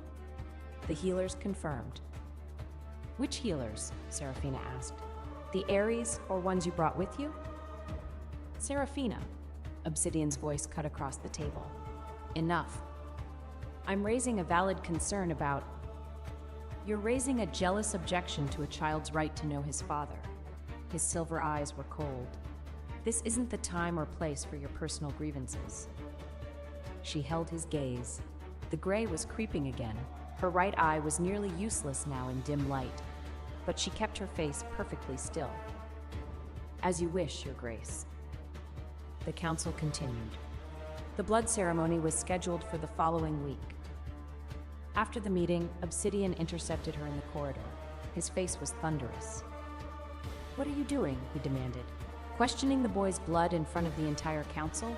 Making yourself look bitter and—" "I'm trying to prevent you from making a legal error that will—" "You're trying to undermine Celestine because you can't stand that someone else might give me what you never could." The words landed like a blow. Not because they were cruel, she was used to his cruelty, but because of what they revealed about his understanding of her. 6 years, and he still thought she was motivated by competition, by jealousy, by the petty desire to be chosen. She was motivated by being right. She was motivated by the fact that a woman was lying to him, using a child as a weapon, and he was too proud and too guilt-ridden to see it. But he would never believe that coming from her. "The blood ceremony will answer everything," she said quietly. "I hope, for the boy's sake, you're prepared for what it finds." She walked away. He let her. That night, Obsidian had her locked in the runesmith chamber. He didn't come himself. He sent guards, 2 of them, large and apologetic, who appeared at her east wing door at midnight with the message that His Grace required her to reflect on her behavior in a secure location until morning. The runesmith chamber was in the lower levels of the Dragon Gold Consortium building, a separate structure from the main Eyrie, connected by a sky bridge. It was where the Consortium's master smith worked on Dragon Rune contracts. It was also, during the winter months, essentially an unheated stone box. Serafina did not fight the guards. She could have. Her ash print abilities could disable them in seconds, but doing so would require revealing capabilities she was not ready to reveal. So she went, quietly, without making a scene Celestine could use. She did, however, have time to do one thing before leaving. She pressed her ash print ring to Seren's wrist, leaving a binding mark. "Don't move," she whispered. "Don't reveal yourself. Whatever you hear tonight, stay in this room. That's an order." His gold eyes blazed. She could see the rage behind them, barely contained, nothing like the soft creature he pretended to be. "They're taking you. And they'll bring me back in the morning. But if you follow, if you fight, they'll know what you are. And right now, being underestimated is the only advantage we have." She pressed her fingers against the mark on his wrist. "Trust me." He caught her hand, held it for one breath. 2. "If they hurt you." "They won't. It's just a cold room." She was wrong about that. The runesmith chamber was not just cold. It was magically insulated, designed to prevent rune resonance from escaping during delicate work. This meant that all ambient magical energy was blocked, including the faint residual dragon fire that heated the Ares floors, including the ambient warmth of any passing spell work. The temperature dropped rapidly once the door sealed. Within an hour, Serafina could see her breath. Within 2, her fingers were numb. The ash heart corrosion, which responded to cold and stress with accelerated attacks, activated fully. The pain was extraordinary, like someone had poured molten glass into her chest and then frozen it there. Her vision collapsed to a pinhole. Her lungs seized. She slid from the workbench to the floor, unable to hold herself upright. And somewhere in the pain and the cold and the darkness, the tiny spark inside her, the one she'd been trying not to acknowledge, the one the healer had tentatively identified just days ago as a dragon imprint, a pre-viable pregnancy, flickered and went out. She knew what had happened before the pain faded. The body knows these things, knows when something that was becomes something that was not, a particular emptiness, a particular silence. She curled on the stone floor and did not cry. She did not have the energy for tears. The cold took everything, took her warmth, her vision, her dignity, her tiny secret hope that she hadn't even allowed herself to name, and left her with nothing but breath, shallow, gray. From outside the chamber, through stone, spell work, and the order she had placed on his wrist, The binding mark on Saren split open. He did not reveal his full nature, but white gold fire clawed through one seam of the warded door. The metal screamed. Heat poured through. He could not shatter the inner lock without exposing what he was to the entire area, so he did the next possible thing. He held the torn seam open with his own blood and forced warmth around her body until her breath stopped fading. Before dawn, he burned a white gold warning into Marta's wash basin and sent every bell in the East Wing ringing. It was not enough to save the child. They came before dawn. Marta first, pushing past the guards with the fury of a woman who had been woken by a supernatural fire message and prevented from doing her job all night. Then the Ares healer, summoned by Marta's shouting. Then Obsidian, standing in the doorway with an expression she couldn't read because her vision was still mostly gray. She was carried to the East Wing. Examined. The healer found evidence of acute corrosion attack, hypothermic shock, and... There was a dragon imprint, the healer said carefully, looking at Serafina with too much pity. Early stage, very faint. It is no longer viable. Obsidian was not in the room for this conversation. He had been told she was recovering from cold exposure and had returned to his own wing with what Serafina assumed was moderate indifference. She looked at the healer, spoke clearly despite the rawness of her throat. Record it as a diagnostic error, an imprint misread, not a loss. The healer stared. Your Grace. Do it. But His Grace should know. His Grace locked me in a freezing room because I questioned his former betrothed's lies at a council meeting. Her voice was level, perfectly controlled, perfectly dead. I will not give him a grief to perform. I will not give him a guilt to weaponize. I will not become the tragic wife whose suffering finally makes him pay attention. Record it as an error. That's final. The healer recorded it as an error. Serene was at her bedside when everyone else left. His binding mark was still glowing faintly on his wrist. He had obeyed her, stayed in the room, not revealed himself. But the cost was visible. His eyes were bruised with exhaustion, his hands trembling. He'd funneled warmth to her all night through stone and shielding, draining himself to keep her alive. He did not ask what happened. He did not offer condolences or rage or solutions. He sat on the edge of the bed, pulled the old cloak, her cloak, the one he wore constantly, over her shoulders, and stayed. They did not speak. Sometime near midnight, she felt his hand close around hers, warm, steady, holding without pulling. She held back. That was all. Part 7, The Clearing. The days after the chamber were quiet, dangerously quiet, the kind of quiet that precedes earthquakes. Serafina recovered. Her body, what remained of it that wasn't being consumed by corrosion, healed the surface damage. Her vision stabilized at roughly 70%. Her strength returned, gradually, to something approximating functional. But something inside her had shifted. A final tether had been cut. The last thread connecting her to the Aerie, to the marriage, to the faint residual hope that Obsidian might one day see her clearly. Gone. Severed. Not with anger, not with grief, but with the cold clarity of a woman who has looked at the bottom and found it empty. She began preparing. Not for death, though that was still coming, for departure. She wrote letters, updated legal documents, made quiet arrangements with the Sanctum regarding her long-term care options. She purchased, through a discreet intermediary, a resting stone placement in the northern peace fields, a burial site for those without family holdings. She did not tell Saren about this, but he knew. She could tell he knew by the way his gold eyes tracked her correspondence, by the tightness around his mouth when she sealed letters with the Ashgrove family crest instead of the Drake one. He said nothing. He did not try to stop her. He simply stayed closer, moved from the window seat to the floor beside her bed without being asked, kept her old cloak wrapped around his shoulders like armor. "You're sleeping on the floor," she said one night, looking down at him from the bed. "I'm comfortable." "You're on stone." "I slept in an eggshell for a century. Stone is an improvement."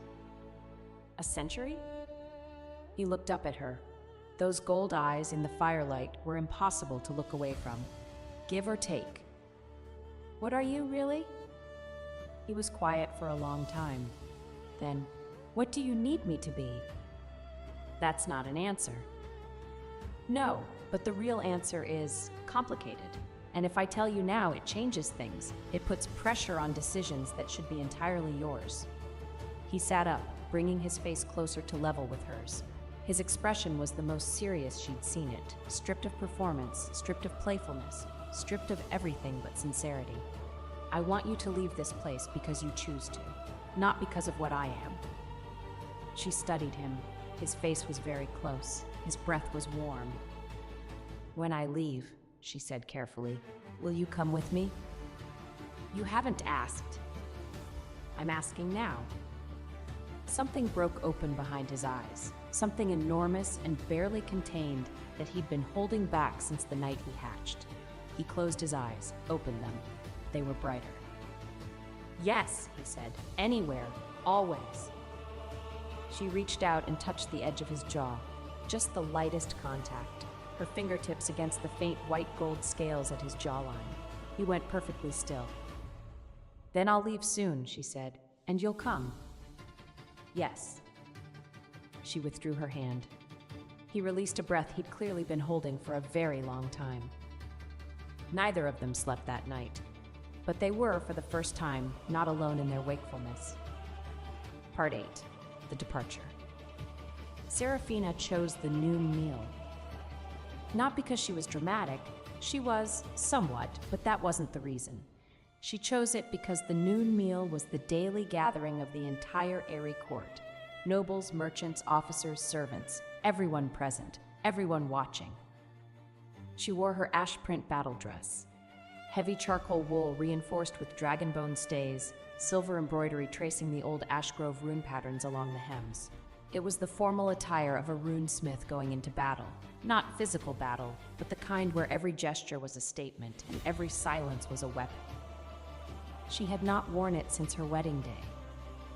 Marta helped her dress in silence, mouth pressed thin, hands steady. When Serafina looked in the mirror, her reflection slightly blurred through her damaged right eye, she saw someone she hadn't been in 6 years. Not the gray ghost of the East Wing, not the silent woman at the end of the table. Someone with edges, someone who remembered how to cut. Ready? Marta asked. Past ready. The great hall was full. The noon meal had become elaborate since Celestine's arrival. Longer, more performative, more obviously designed to showcase the new family. Today was particularly festive. Lucien was to demonstrate his blue flame for the court as a preview of the upcoming blood ceremony. Celestine sat beside Obsidian at the high table, wearing white naturally, her golden hair arranged in a crown of braids that mimicked the ducal coronet. She had positioned herself in what Serafina privately called the wife chair, the seat to the right of the duke, traditionally reserved for the lady of the house. Serafina entered through the main doors. The hall went quiet. It wasn't the gray ghost entrance they were used to, the slipping in through side doors, the finding corners, the being present without being seen. She walked straight up the center aisle, boots ringing on the dragonbone floor, battle dress heavy and correct, and every eye in the room turned to follow her. She reached the high table, stood before it, did not sit. I have an announcement, she said. Obsidian set down his goblet with the air of a man bracing for irritation. Celestine's smile was fixed and brilliant, the smile of someone who believes she has already won. Serafina removed her wedding ring. The ring was dragon gold, set with a single black diamond, the traditional ring of the Obsidian ducal consort. She had worn it for 6 years. Her finger bore a permanent indentation where it had sat. She set it on the table before Obsidian. The sound it made, a tiny gold circle on polished dragon bone, was somehow louder than it should have been. I am dissolving this marriage, she said, effective immediately. Murmurs erupted.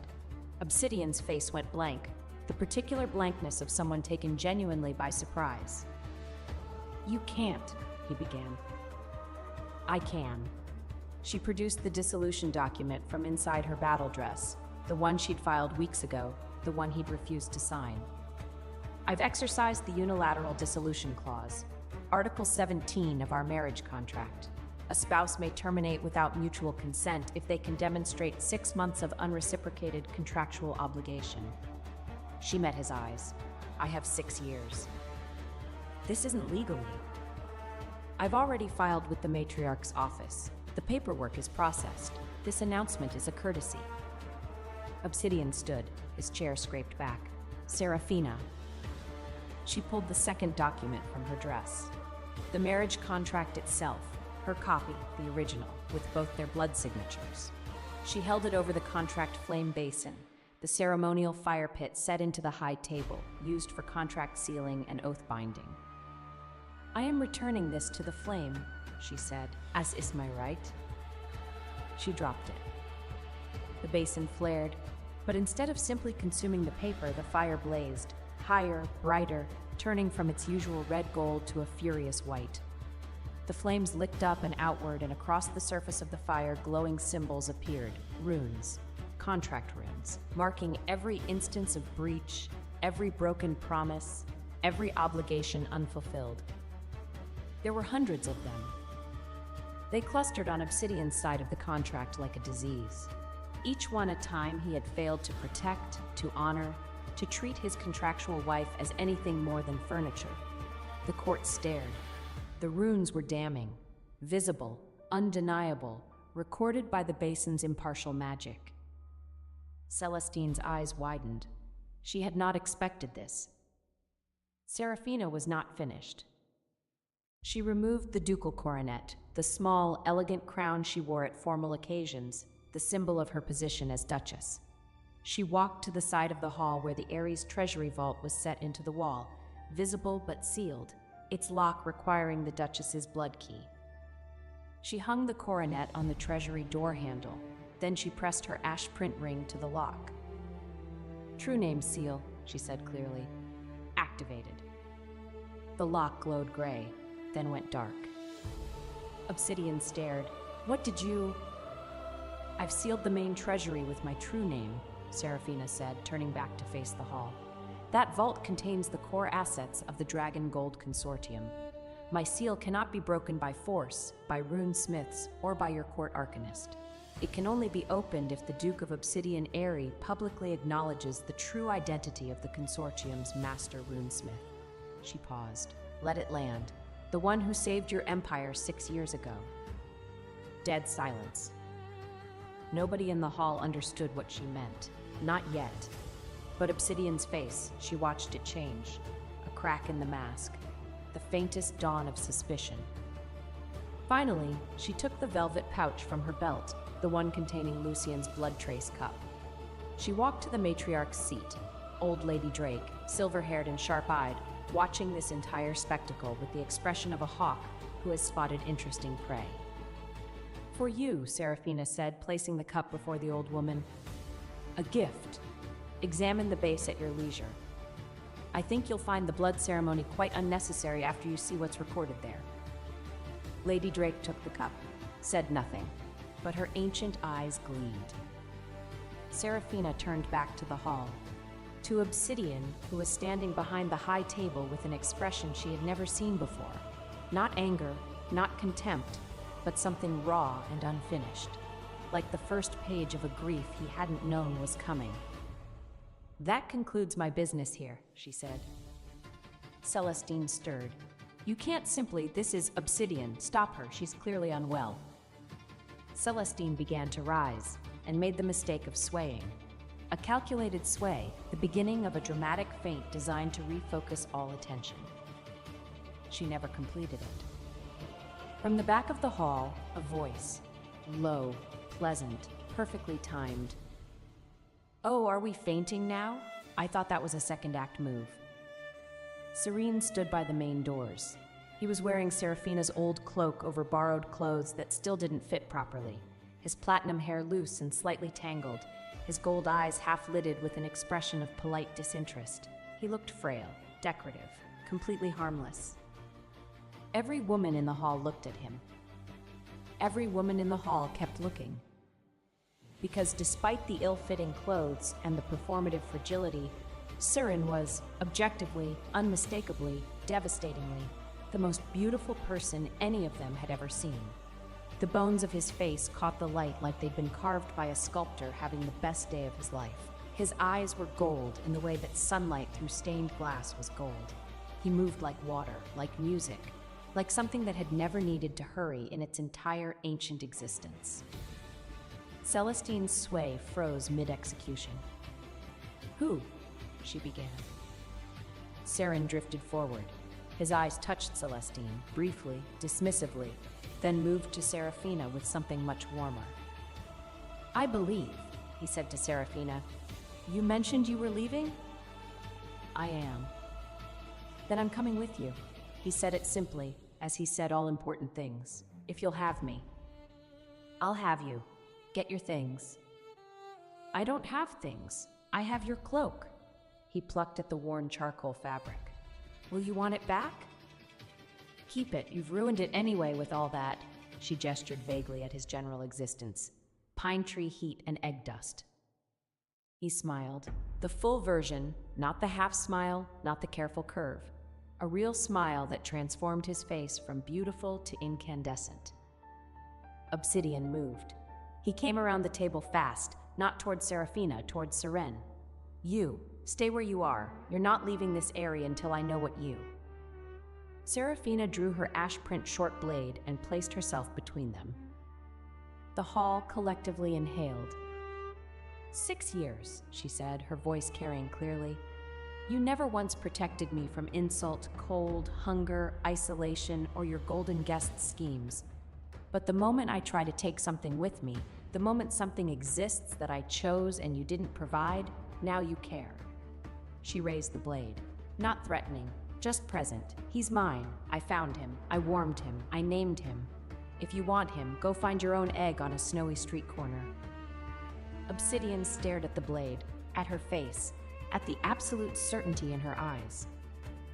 Behind them, Lucian, who had been watching with the wide-eyed fascination of all 4-year-olds confronted with drama, chose this moment to get excited. His small hands sparked. Blue flame jetted from his palms, uncontrolled, enthusiastic, childish.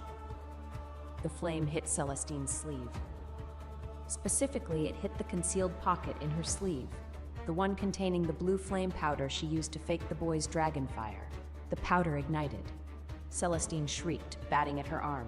The powder billowed outward in a cloud of iridescent blue, coating the table, the floor, and Celestine's very expensive white dress in unmistakable evidence. The hall erupted. Courtiers surged forward. The matriarch's eyes went sharp as blades. Guards moved, toward Celestine for once, not Seraphina. Obsidian stood frozen, staring at the blue powder settling across the table like toxic snow. Seraphina sheathed her blade. "Well," she said, "that was convenient timing." She whistled. From the courtyard beyond the hall's great windows came the sound of hooves on stone, heavy, rhythmic, accompanied by the snort of something very large and very annoyed. A dragonbone stallion, black skeletal and red-eyed, appeared in the hall's entrance. Its rider, nobody. It had arrived riderless, stamped impatiently on the polished floor. Behind the stallion skidded Rose Pike, the youngest stable hand in the Eyrie, red-cheeked, breathless, and holding a snapped lead rope. Rose was barely 20 and spoke to dangerous mounts the way other girls spoke to rude uncles. "He bit 2 grooms, kicked a hay cart, and chose her grace," she announced. "I thought it best not to argue with a horse made of bones." The stallion was a creature of magnificent ugliness. Dragonbone armored, spike-maned, built like a war machine crossed with a nightmare. It surveyed the great hall with the expression of a creature deeply offended by interior decoration. Its iron-shod hoofs scraped the floor, leaving a gouge. "Don't you dare," Obsidian began. The stallion kicked sideways. Its hoof connected with the base of the great stone pedestal holding the Drake family ancestral sculpture, a dramatic piece depicting the first duke in dragon form. The pedestal cracked, the sculpture wobbled, toppled, shattered on the floor into approximately 100 pieces. The hall went very quiet. Serafina walked to the stallion, mounted with the ease of long practice, looked down at the devastation of the great hall, the broken sculpture, the blue powder, the burning sleeve, the cracked contract runes, the sealed treasury, the frozen duke, and allowed herself one small moment of satisfaction. Serafina, Obsidian's voice, hoarse. Is he? He stared at Serene. Are you leaving because of him?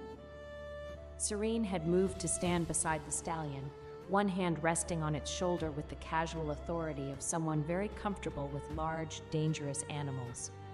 He looked up at Serafina on the horse, then back at Obsidian. Serafina considered the question, looked at Seren, rumpled, beautiful, wearing her old cloak like a badge of honor, looked at Obsidian, perfect, cold, standing in the ruins of a marriage he'd never valued. At least he knew what I was worth on the first day, she said. It took you 6 years to realize you should ask. She extended a hand to Seren. He took it, swung up behind her with effortless grace, not the movement of a frail invalid, but of a warrior remembering old muscle memory. His arms settled around her waist. His chin rested near her shoulder. His shell fragments are still in your pillow, he murmured. I put them there. I know. In case you tried to leave without me. I wasn't going to. I know. A pause. But I liked having insurance. She clicked her tongue. The dragonbone stallion wheeled, took 3 thundering steps, and carried them out of the great hall into the winter sun. Behind them, chaos, blue powder, broken statues, a sealed treasury, and the faint, growing understanding on one cold duke's face that he had just lost something immeasurably more valuable than a wife. Part 9. What he found. Obsidian Drake had not known what silence sounded like until his wife left. Not the silence of an empty room. He'd had that for 6 years, technically.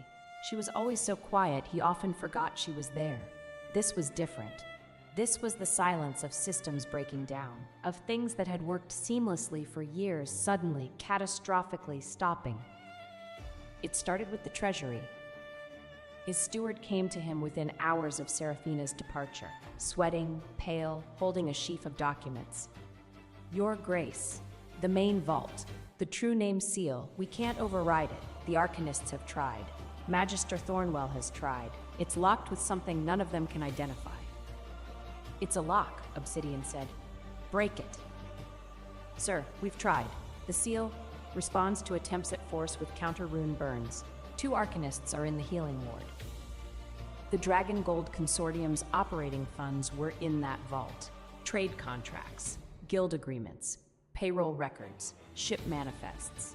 The entire infrastructure of the Empire, Obsidian, had spent a decade building, all sealed behind a gray glowing lock that burned anyone who touched it.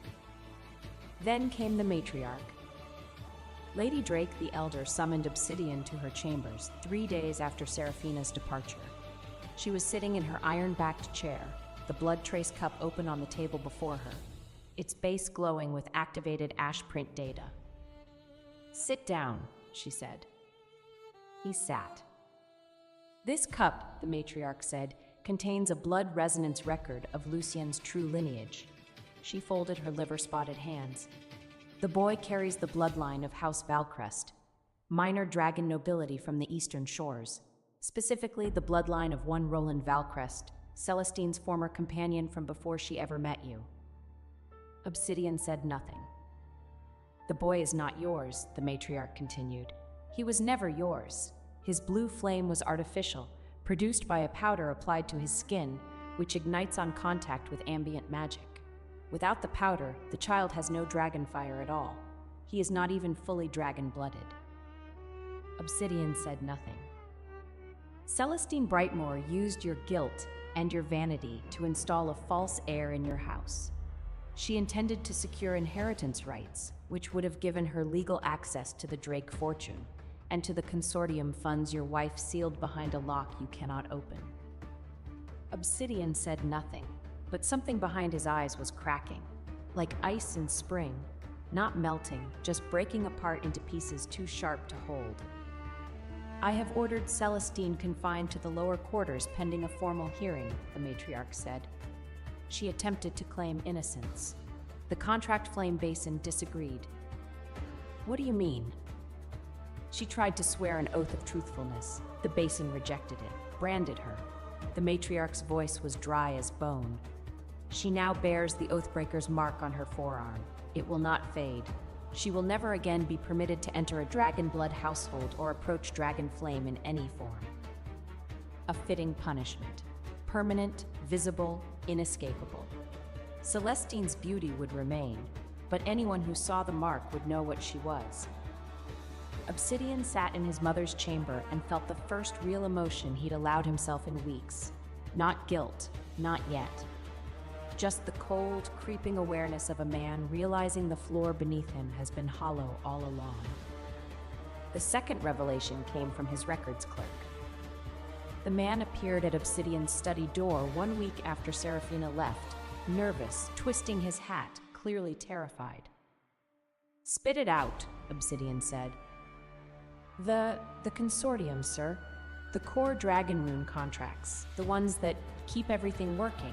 The trade seals, the mining authorizations, the Sky Cavalry binding oaths. What about them? They're degrading. Without the Treasury seal, the renewal cycles are breaking down. And I went through the old records, sir. The maintenance logs, the runework provenance reports. Obsidian waited. 6 years ago, the clerk said, barely above a whisper, when the consortium nearly collapsed, when the core runes failed and everything was, do you remember, sir? We were days from bankruptcy, from losing the mines, the cavalry, the trade alliances. I remember. He remembered it like a fever dream. The worst week of his life, the contracts disintegrating, the empire crumbling. And then, overnight, salvation. An anonymous runesmith had repaired everything, restored the core contracts, rebuilt the entire framework from scratch. Nobody knew who they were. Nobody had ever been able to trace them. I found the provenance signature, the clerk said, on the repaired runes. It took years. The smith used masking protocols, but with the treasury locked and the counter runes active, the masking degraded enough to see the original imprint. He placed a thin crystal slate on Obsidian's desk. On it, glowing faintly gray, was a runesmith's signature. It matched perfectly with the Ashgrove family crest. Seraphina's crest. The third revelation took longest and hurt most. Obsidian found the purchase order for the Northern Peacefields resting stone 2 weeks after her departure. He found it because he was searching, tearing through her abandoned East Wing chambers like a man looking for something he could not name. The room was bare. She had taken almost nothing. A few clothes, her medicine box, her books. The eggshell fragments on the pillow. She'd taken those. But she'd left the resting stone receipt in her desk drawer, tucked between blank pages. Almost hidden, almost. A resting stone placement, reserved for the terminally ill, paid in full. He stood in her empty room and held the receipt and felt something he had not felt in years. Genuine, grinding, annihilating fear. She was dying. She had told him. She had stood in his bedchamber and told him plainly, clearly, directly, I have approximately 4 months. And he had said do it in the East Wing where no one would see. He went to the Sanctum Healing Ward that same day. The healer, the same gray-faced man who had first diagnosed her, was not pleased to see the Duke of Obsidian Eyrie demanding private medical records. But a duke was a duke, and the records were produced. Ashheart corrosion, advanced stage, entered blood, optic channels, and shadow matter. Prognosis, 3 months remaining at time of last examination. Ellen Vale stood beside the healer with both hands locked around a duplicate slate. She placed it on the table before anyone could decide the truth was too inconvenient for a duke. Her voice shook, but she still said, that is the original record, Your Grace. I copied it the day she came in. No one asked me to, which is why no one knew to hide it. And there, a footnote, crossed out, rewritten. Dragon imprint detected, later confirmed as diagnostic error, no viable pregnancy. But the healer's handwriting on the correction was different from the original entry, subtly. Someone used to reading runes noticed such things. Was there really an error? Obsidian asked. The healer looked at him for a long time. Old eyes, tired eyes. The eyes of a man who had watched a young woman choose dignity over justice. She asked me to record it that way, he said at last. Your Grace. Obsidian left the sanctum. He walked. He did not know where he was going. His feet took him to the east wing staircase, to the empty rooms, to the cold bed where an egg had once sat surrounded by pillows, where his wife had slept alone for 6 years, where she had lost. He had locked her in a freezing room, because Celestine told him she was being difficult, because questioning a false child's blood was in his mind a worse offense than slowly killing his actual wife. He sank to his knees on the cold stone floor, put his hands over his face, and for the first time since boyhood, Obsidian Drake made a sound that was not a word, a raw, ugly thing torn from somewhere he'd bricked over years ago. He stayed there a long time. Then he stood and began to chase. Part 10. The North. The northern peace fields were a week's ride from the Eyrie, through mountain passes, across frozen rivers, into the vast white expanse of the far north where the sky was bigger than anything, and the dragonfire aurora lit the heavens in sheets of color that no artist could capture. Seraphina wasn't there for the resting stone. Not yet. She was there for the aurora. I want to see it, she'd told Seren on their second day of riding. Her right eye was nearly blind now. The left was holding, but dimming. Before I can't anymore, I want to see the aurora one time. Seren, riding behind her on the dragonbone stallion, he could have summoned his own mount, could have flown, could have carried her on wings wider than the Ares towers, said nothing. Just tightened his arms around her waist and pressed his cheek to her shoulder. He'd been feeding her white gold fire in small doses since they left. Not enough to cure. Nothing short of a full ancient dragon's healing rite could address Ashheart corrosion at this stage, but enough to slow it, enough to push back the gray, enough to give her time. How much time, he didn't know. He didn't tell her that. They made camp in the northern fields on the 5th night. The resting stone was visible in the distance, a dark monolith in the snow, but Seraphina didn't look at it. She looked up. The aurora had begun. Not the ordinary aurora that tourists came to photograph. Dragonfire aurora, the residual energy of ancient battles, ancient magic, ancient dragons who had lived and fought and died so long ago that their fire had become part of the sky. It moved like liquid, green and gold and white and deep, bottomless blue, rippling across the heavens in waves that seemed to breathe. Seraphina stood in the snow, face tilted upward, and watched the sky burn with something beautiful. It's... she started. What? Seren stood beside her, close, warm. Worth the trip. She looked at him. In the aurora's light, his face was unearthly, the white gold scales at his temples catching the colors, his eyes reflecting the fire above. You're glowing. I do that sometimes. It's showing off. I'm trying to compete with the sky. Is it working? She looked up. Looked at him. Up. Him. The sky's bigger. But I'm closer. She laughed. Small, real, warm. He caught her hand. Drew her fractionally nearer until the cold between them was a memory. When this is over, he began. Which this? The aurora, the disease, or the dramatic former husband situation? Any of them. All of them. His gold eyes were very serious. I want you to know something. Don't say something irreversible. I'm barely managing reversible things. I love you, he said. Quiet, simple, absolute. I loved you when I was a heartbeat in a shell. I loved you when you wrapped me in a blanket and told me not to get attached. I loved you when you threw a cloak at me and threatened structural violence unless I covered myself. I loved you when you stood between me and a duke twice your political rank with a blade in your hand. He lifted their joined hands and pressed his mouth to her knuckles. I loved you before I understood strategy. Everything after that was just me trying to be useful enough to stay. She stared at him. The aurora rippled overhead. Her eyes were burning, not from corrosion, from something else. I'm dying, Saren. Not yet, not while I'm here, not if you let me. Let you what? Be what I am, fully, not the egg, not the wounded stray, what I really am. She studied his face, the scales, the gold eyes, the ancient, impossible beauty of him. What are you really? Ask me after the aurora. I want you to see this first. Obsidian arrived on the 7th day.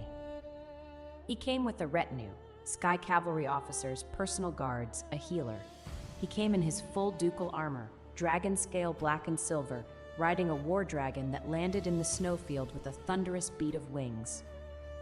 He came holding the old marriage contract, not the dissolved one, but a copy from the registry, holding it like a weapon, like a rope. Seraphina was sitting by the campfire when he appeared. Seren was beside her, wrapped in the old cloak, gold eyes half closed. He looked sleepy. He looked harmless. He was neither. Seraphina, Obsidian's voice carried across the snow. This dissolution is invalid. The unilateral clause requires a 90-day review period, which I satisfied. She didn't stand, didn't look up from the fire. I filed the initial petition weeks before the formal dissolution. Your own office stamped it. Check with your clerk. He was closer now, close enough that she could see his face, and it was different, changed. The cold mask was still there, but cracked. Lines around his eyes that hadn't been there a month ago, a rawness at the corners of his mouth. He'd been crying. At some point recently, he'd been crying. She could tell. It did not move her. I know what you did, he said. 6 years ago, the rune work, the consortium. I know it was you. Good. Then you can publicly acknowledge it and open your own treasury. I know about the... His voice cracked, barely. The healer told me about what happened in the runesmith chamber. About the diagnostic error? Her voice was ice. Yes, there was an error. The healer confirmed it. It wasn't an error. I know it wasn't. Seraphina. He was close now, close enough to touch. He didn't try. I did that to you. I put you there. Yes? She looked up at him then. Her gray-tinged eyes met his silver ones, and she let him see everything. The exhaustion, the damage, the absolute, final closure. You did. And I have decided that it will not be the thing that defines either my death or my life. So I have removed it. From the record. From my story. From yours. You can't just... I can. I did. It's done. Seraphina, please. What would you like me to do with your please, Obsidian? She stood. She was shorter than him, had always been shorter than him. But in this moment, in the aurora light with her battle dress and her iron-straight spine, she seemed his equal in height. Shall I tuck it away and let it warm me? The way your concern warms me, the way your love, the word was acid, warmed me through 6 years of cold rooms and colder silence? He flinched, actually flinched. Obsidian Drake, who had never flinched from anything in his life. I'm not asking you to forgive me, he said, low, rough. I'm telling you, the contract still binds under ancient dragon law, the review period. The review period, said Saren's voice from behind Seraphina, requires confirmation by a dragon of superior bloodline rank. He stood, slowly, unfolding from his seat by the fire like smoke rising, and as he rose, the mask fell away, completely. The white gold scales spread, not just at his temples and upper sleeves, everywhere, along his arms, up his neck, across his cheekbones. His hair lifted in a wind that came from nowhere, platinum white and shimmering. His eyes blazed, not the half-lidded gold of pretended weakness, but the full, searing light of something ancient and enormous. Wings unfurled, white gold, translucent, spanning the width of the campsite, catching the aurora light and refracting it into prisms. The war dragon that had carried Obsidian here made a sound, a low, terrified keen, and dropped to the snow with its head pressed to the ground. The Sky Cavalry officers' mounts did the same. Every dragon, war beast, and fire-blooded creature in the retinue went flat with instinctive, irresistible submission. Obsidian's own dragon blood, the ancient instinct buried in every black dragon's bones, screamed at him to kneel. His legs buckled. He fought it, teeth gritted, muscles locked, but his body was not asking permission. "You," he gasped. "I am Cerinthius." The voice was no longer soft, no longer human warm. It was the voice of mountains, of deep time, of something that had watched civilizations rise and crumble and rise again. The white gold, the first light, high sovereign of the ancient dragon court, whose bloodline authority supersedes every ducal, royal, and imperial dragon rank in existence. He looked down at Obsidian because Obsidian was on his knees now, unable to resist, with an expression that held no fury, no triumph, just a vast, patient, absolute certainty. "I review this marriage contract," Cerinthius said. "I find it valid in form and void in spirit." The Duke of Obsidian Eyrie entered a binding agreement with Seraphina Ashgrove. He failed to protect, failed to honor, failed to value. He concealed no information, but he refused to perceive information freely given. He enabled the persecution of his contractual partner. He facilitated the destruction of, his voice caught, just once, just barely, of something irreplaceable. The aurora flared above them. The white gold wings spread wider. "I declare this contract dissolved, not by clause, not by petition, by sovereign judgment. The woman called Seraphina Ashgrove owes nothing further to the House of Drake. No debt, no obligation, no residual bond. She is free." Silence. Obsidian, on his knees in the snow, looked up at Seraphina. His silver eyes were wet. His face was broken. Not the cold mask, not the proud duke. A man who had finally, catastrophically, too late understood what he had held and what he had dropped. "Seraphina," he whispered. She looked down at him and felt nothing. Not satisfaction, not vindication, not triumph. Just the quiet, complete absence of pain. The cauterized place where love had been, now healed into smooth scar tissue. "Stand up, Obsidian," she said quietly. "You look pathetic." He stood. His legs shook. She turned away from him, raised her hand, her ash print ring, toward the sky, and spoke the activation phrase for the last thing she'd prepared. The aurora rippled, changed, drew together into a new pattern, not random, not natural, but deliberately composed. Runes, images, a story written in dragonfire across the sky. 6 years ago, the Consortium's collapse, the desperate night when every contract failed and the entire Drake Empire hung by a thread, and the anonymous runesmith, small, quiet, working alone in the dark, who had rebuilt it all, who had poured her own blood and magic into seals meant to last centuries, who had taken the backlash and the cost and the slow, patient corrosion onto herself. The sky showed Seraphina's face, her hands tracing runes, her blood sealing contracts, her body absorbing the rebound damage that would, 6 years later, kill her. Every person in Obsidian's retinue saw it, the Sky Cavalry officers, the guards, the healer. They would talk. They would all talk.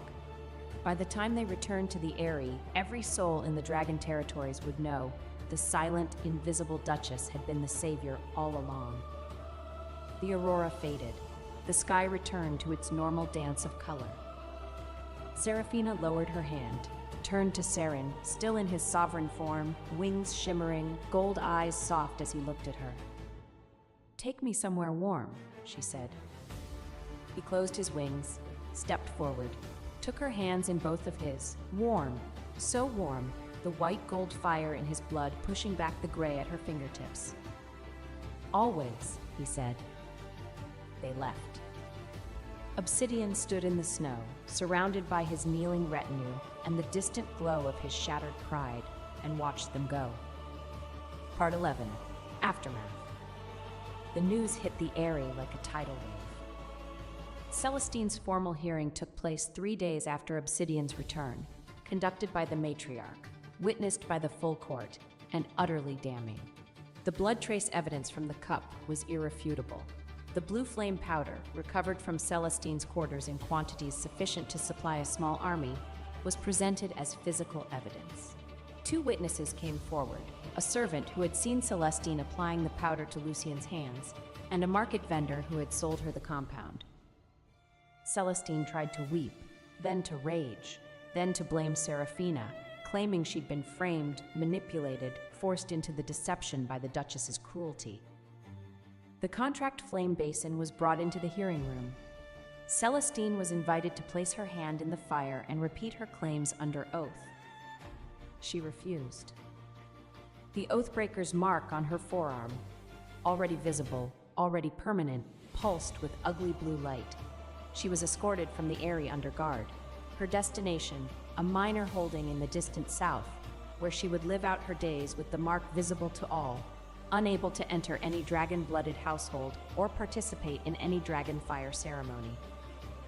She was given no farewell, no sympathy. The court that had adored her turned its back with the efficient cruelty of the very fickle. Lucien was another matter. Serafina had left instructions with the matriarch, quiet, unsigned, but clearly in her hand. The boy was not responsible for his mother's choices. He should be placed with a reputable foster family, his true parentage disclosed to him gently when he was old enough to understand. He should be given a small trust fund, Serafina specified the amount, and access to education. He should not be used as a political pawn by anyone for any purpose ever again. The matriarch, who respected competence above all things, followed the instructions to the letter. Obsidian opened the treasury on a Thursday. It required a public statement, a formal acknowledgement before the court that the Dragon Gold Consortium's salvation 6 years ago had been the work of Serafina Ashgrove, runesmith, sealcaster, last heir of the Ashgrove line, that she had worked anonymously, that she had never been compensated, that her husband had never known, never asked, never bothered to look at the woman beside him and wonder if she might be more than the quiet ghost he'd made her. He made the statement. It cost him everything, his pride, his reputation, the careful image of self-made power he had cultivated for a decade. The treasury lock glowed gray, then faded, then opened. Inside, everything was as it should be, except for one addition. A small envelope placed at the front of the vault, sealed with the Ashgrove crest. It contained a single piece of paper. On it, in Serafina's neat hand, "You're welcome." In the weeks that followed, Obsidian Drake became a different man. Not a good one, not yet, perhaps not ever, but a different one. He dismissed the advisors who had encouraged his coldness. He reorganized the consortium with transparency clauses. He visited the East Wing and did not leave. He sat in her empty room. He touched the pillow where the egg had been. He read the books she'd left behind: philosophy, rune theory, a worn copy of a romance novel with a cracked spine suggesting it had been read many times. He did not chase her again. He understood, finally, belatedly, with the brutal clarity of a man who has run out of self-deception, that chasing was not the same as earning, that he had no right to her forgiveness, her time, or her presence, that the most honorable thing he could do was live with what he'd done and become someone who would not do it again. Whether that person would ever deserve a second look from her was not his decision to make. It was hers. Part 12, The Road Ahead. Serafina and Seren traveled north. Not aimlessly. There were places. Ancient dragon ruins, predating the modern Ares, where healing rituals beyond current medical knowledge had once been performed. The white gold sovereign's blood gave them access to sites that had been sealed for centuries. His power gave her time. His presence gave her something she had not had in 6 years, someone who saw her fully and stayed. The Ashheart corrosion was not cured, not yet. Her vision fluctuated, some days clear, some days gray. The pain came and went. But it was no longer advancing unchecked. Seren's white gold fire pushed back against the decay like a tide against erosion, not reversing the damage, but slowing it enough that hope became rational rather than foolish. "There's a site," Seren said one morning, studying an ancient map over breakfast. They were in a traveler's inn at the edge of the northern wastes, a small, warm place run by a cheerful woman who clearly found them both completely baffling but was happy to take their coin. 3 days' ride. The old records mention a restoration pool used by ancient dragons after battle damage, if any of the magic still functions. If, Serafina said. She was eating toast. Her appetite had returned, partially. Enough. That's a large if. I am an optimist. You are a 1,000-year-old dragon pretending to be an optimist because it makes me less likely to argue with you. He looked at her over the map, his gold eyes crinkled at the corners. Is it working? Marginally. They traveled well together. Better than Serafina had expected, though perhaps she should have known. He had, after all, lived in her pocket, metaphorically, for weeks as an egg. He knew her rhythms, her silences, the difference between her thinking quiet and her hurting quiet. He knew when to be present and when to be absent, when to fill silence with his low, slightly ridiculous observations about the world. That bird is judging us. Specifically, it's judging my cloak. It's a bird, Siren, a critical bird. Look at its eyes, and when to simply exist beside her without words. He also knew when she was thinking about the child she'd lost. He never asked, never pushed, just moved closer, a hand on her back, a brush of warmth, and let her feel his presence without the burden of explanation. You're doing it again, she said one evening, sitting by a fire in the ruins of some ancient structure. Doing what? Being perfect in ways specifically calibrated to make me attached to you. He set down his tea, looked at her with complete seriousness. Would you prefer I be imperfect?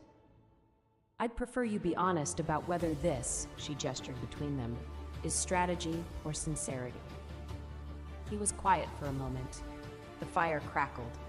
Shadows moved on stone walls carved with runes so old even Serafina couldn't read them all.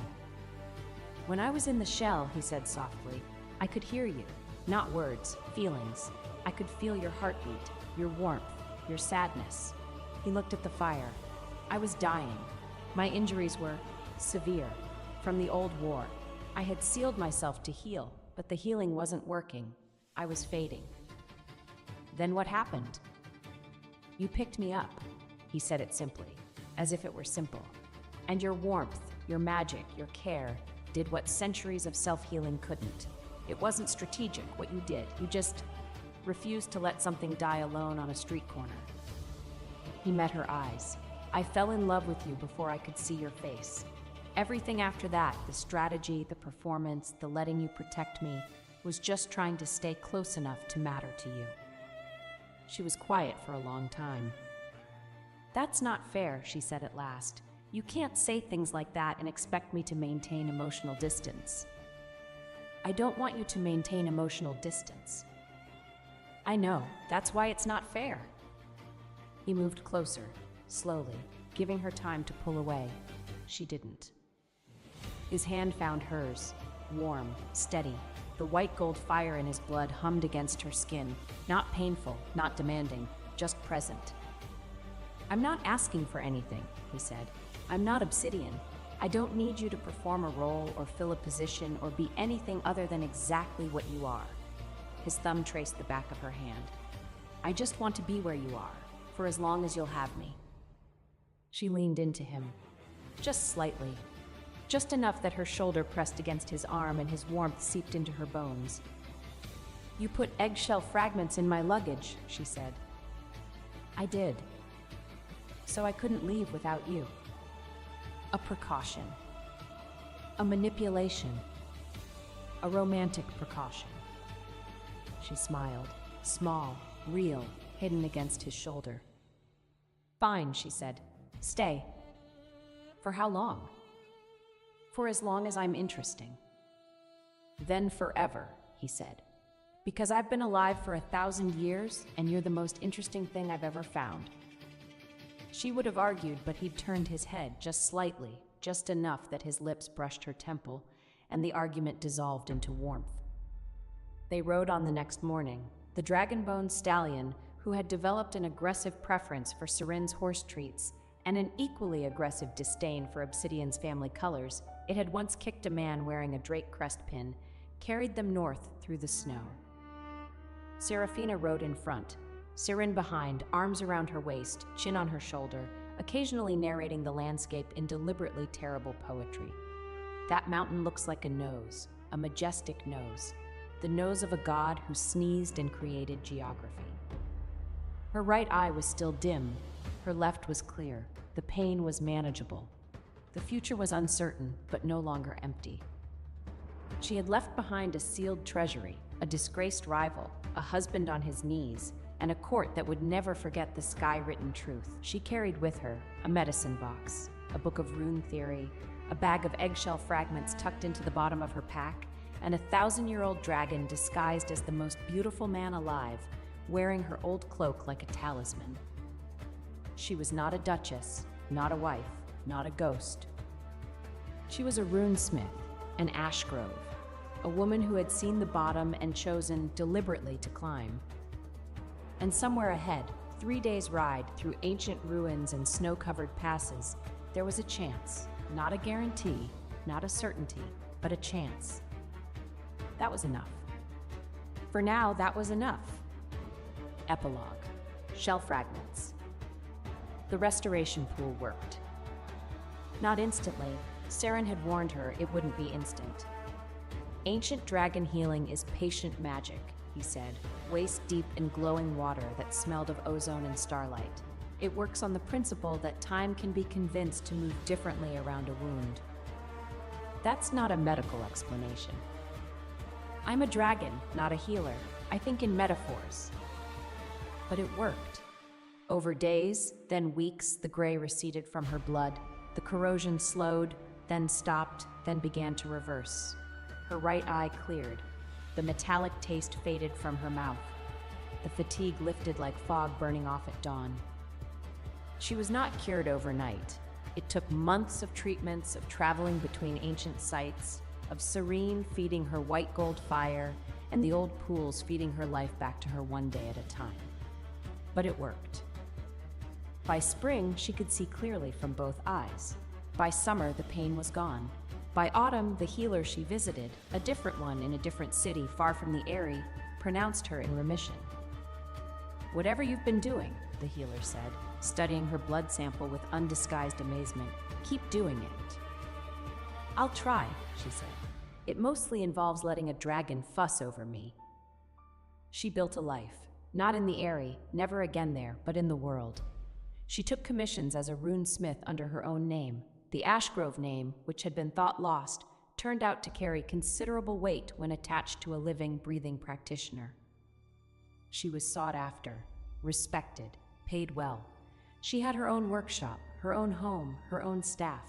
She had friends, other runesmiths, merchants, scholars, women she could laugh with, men who admired her work and occasionally, charmingly, tried to court her, only to be met with the polite but unmovable wall of the white gold dragon, who appeared at her shoulder with a cup of tea and a smile that was 90% territorial and 10% innocent.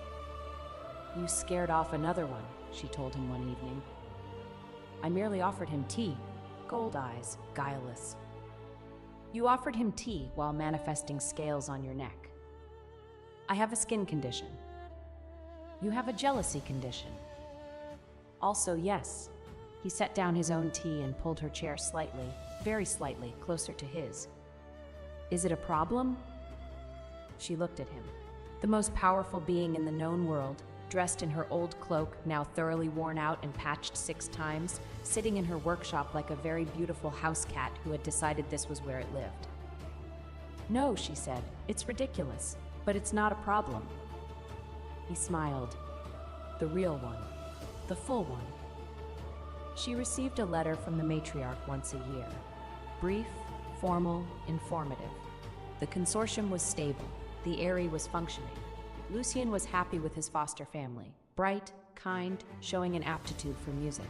Celestine, the matriarch wrote, had not vanished into comfort. The Oathbreaker's mark kept every dragon household shut to her, and she now earned her keep copying harmless estate ledgers in a southern chapel, wearing long sleeves even in summer. It was not forgiveness. It was consequence, slow enough to teach. Obsidian's name appeared rarely in these letters. When it did, it was in passing. Brief mentions of policy changes, structural reforms, charitable acts that seemed deliberately designed to address the specific failures of his past. He did not write to her directly, not once. She respected that. It was the first genuinely thoughtful thing he'd done in their entire acquaintance. One evening, years later, in the home she'd built, surrounded by her work and her life, and the particular warmth of a man who still kept eggshell fragments in his pocket for sentimental reasons, she found herself thinking about the beginning. A Tuesday, a gray diagnosis, a cold egg on a colder street. "You're thinking loudly," Surin murmured from behind her. He was stretched on the sofa, reading, or pretending to read. His gold eyes watched her over the page. "I'm thinking about how close everything was," she said. "How easily it could have gone differently. But it didn't. But it could have. But it didn't." He set down the book, opened his arms. An invitation, not a demand. "Come here." She went, settled against him, warm, alive, both of them alive. "I'm glad I picked up that egg," she said. "I'm glad you did too." His lips pressed to the top of her head. "Though I maintain that I did significant work from inside the shell, the medicine bottle pushing alone." "You want credit for rolling into my medicine box?" It was a very purposeful roll. She laughed. He held her tighter. Outside, snow fell, gentle, white, harmless. Not everything was perfect. She still had checkups, still carried the faint scars of corrosion in her blood, like hairline cracks in porcelain, mended but visible if you knew where to look. She still sometimes woke at night with the echo of cold stone beneath her and the memory of a small absence. But she was alive, she was free, she was loved, not with the brittle, performative passion of a man who only valued what he'd lost, but with the steady, patient, slightly ridiculous devotion of a dragon who had decided, from inside an eggshell, that she was worth the next 1,000 years. That was more than enough. That was everything. Thank you for listening. Please follow Moonlit Romance Library for more Rejected Mate, Alpha Regret, and Chosen Love werewolf romances. Welcome to Moonlit Romance Library. Please follow for more stories. Part 1. The Winter Flame Feast. Chapter 1. The Betrothal That Wasn't. The honey nut cakes stood in a 6-tier tower at the edge of the feast table, and Soot had already noticed them. Serafina Voss stood at the far end of the great hall of Ashenmere Keep, dressed in her only formal coat, a dark wool surcoat with a high collar that hid the scar running from her left ear to her collarbone, and she held a black cat against her chest like a soldier holds a shield. The cat's name was Soot. Soot did not care about the betrothal feast. Soot cared about the honey nut cakes. The Winter Flame Feast was the single largest social event of the Southern Noble calendar. A night when every Dragon Rider family from the Amber Coast to the Greyvale Marshes gathered under enchanted firelight to announce alliances, seal marriages, toast military victories, and most importantly, show off. The Great Hall of Ashenmere Keep had been decorated in red and gold silk banners, each one embroidered with the twin flame crest of House Hareth. Dragonfire candelabras hung from iron chains bolted to the vaulted ceiling, casting everything in a warm amber glow that made even the ugliest lord look halfway tolerable. Long tables ran the length of the room, loaded with roast venison, spiced wine, crystallized ginger, and towering over it all, the honey nut cake display, which was meant to be served after the betrothal announcement. The betrothal announcement. Serafina shifted her weight from one boot to the other. Her boots were military issue. They had mud on them. She had not had time to clean them, because she had ridden 6 days straight from the northern frontier to be here. And when she had arrived at the keep 3 hours ago, the servants had looked at her as though she were a stray dog that had wandered in through the kitchen. No one had prepared a room for her. No one had laid out a dress. No one had told her that the seating arrangement had been changed and her place at the head table had been given to someone else. She had found all of this out by standing in the doorway of the great hall and watching a red-haired woman in a scarlet silk gown take the chair beside Aldrich Hareth, the chair that was supposed to be hers. Aldrich. Herr Betrothed. Her former betrothed, apparently. She watched him now from across the room. Aldrich Herath was, by any honest measure, a handsome man. Tall, broad-shouldered, with a strong jaw and dark copper hair swept back from a high forehead. He wore a formal military coat of deep crimson with gold braiding at the shoulders, and on his chest. Serafina's fingers tightened around Soot. On his chest, he wore 3 medals: the Iron Fang for holding the Greyvale Bridge, the Silver Gate for the defense of Thornwall, and the Winterflame Star for the 3-day siege of Dragonfire Pass. Those were her medals.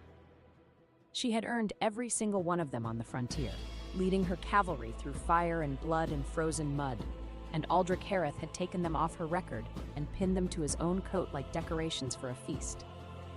Soot's ears flattened. The cat could feel the tension in her arms. "Easy," Serafina murmured. Her voice was low and quiet, the kind of voice that did not carry in a crowded room, which was fine because no one in this room was listening to her anyway. She had known something was wrong when the letters stopped. For 2 months before the feast, Aldrich's correspondence had gone from warm to formal to non-existent. His last letter had been 3 lines long. "The Winterflame feast will proceed as planned. Your presence is expected. Wear something appropriate." She had not owned anything appropriate. She still didn't. The surcoat was clean. The boots were not. The cat was well fed, which was more than she could say for herself. She had given her last ration biscuit to Soot somewhere around the 4th day of riding because the cat had looked at her with those enormous golden eyes, and she was apparently incapable of saying no to a small animal with fluffy ears. This was the great irony of Serafina Voss. She could say no to a charging warhorse, a collapsing siege wall, a screaming battalion of enemy soldiers, and a Dragonfire bombardment that had turned the entire eastern flank of Dragonfire Pass into a lake of molten stone. She could not say no to a cat that wanted a biscuit. "Commander Voss." The voice came from behind her. She turned. A steward in House Herath livery stood at her elbow, looking deeply uncomfortable. He was young, maybe 20, with a thin mustache he was clearly very proud of and a nervous habit of pulling at his cuffs. "Lord Herath requests that you come to the front of the hall," the steward said. "He wishes to make an announcement." "I know what the announcement is," Serafina said. The steward blinked. You do?" "It's a betrothal feast. He's going to announce a betrothal." She paused. "It's just not going to be ours." The steward's face went through a complicated sequence of emotions. Confusion, then realization, then pity.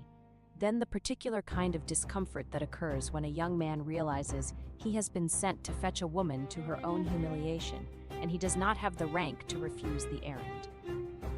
"I'm sorry," he said, very quietly. "Don't be." Serafina adjusted Soot in her arms. The cat had begun to purr, which meant it had spotted something interesting, probably the honey nut cakes. "Lead the way." The walk from the back of the hall to the front was approximately 40 paces. It felt like 40 miles.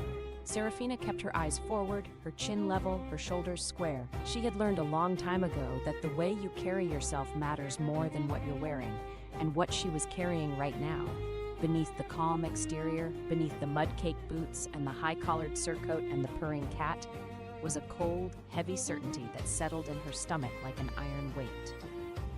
He was going to reject her publicly, in front of everyone. She had considered briefly not coming to the front of the hall. She had considered leaving, walking out the door, mounting her horse, and riding back to the frontier where the people who loved her were waiting. And the only thing that tried to humiliate her was the weather. But Aldrich had her command token. He had her transfer orders. He had her war medals, and, as of tonight, he was going to have her cavalry.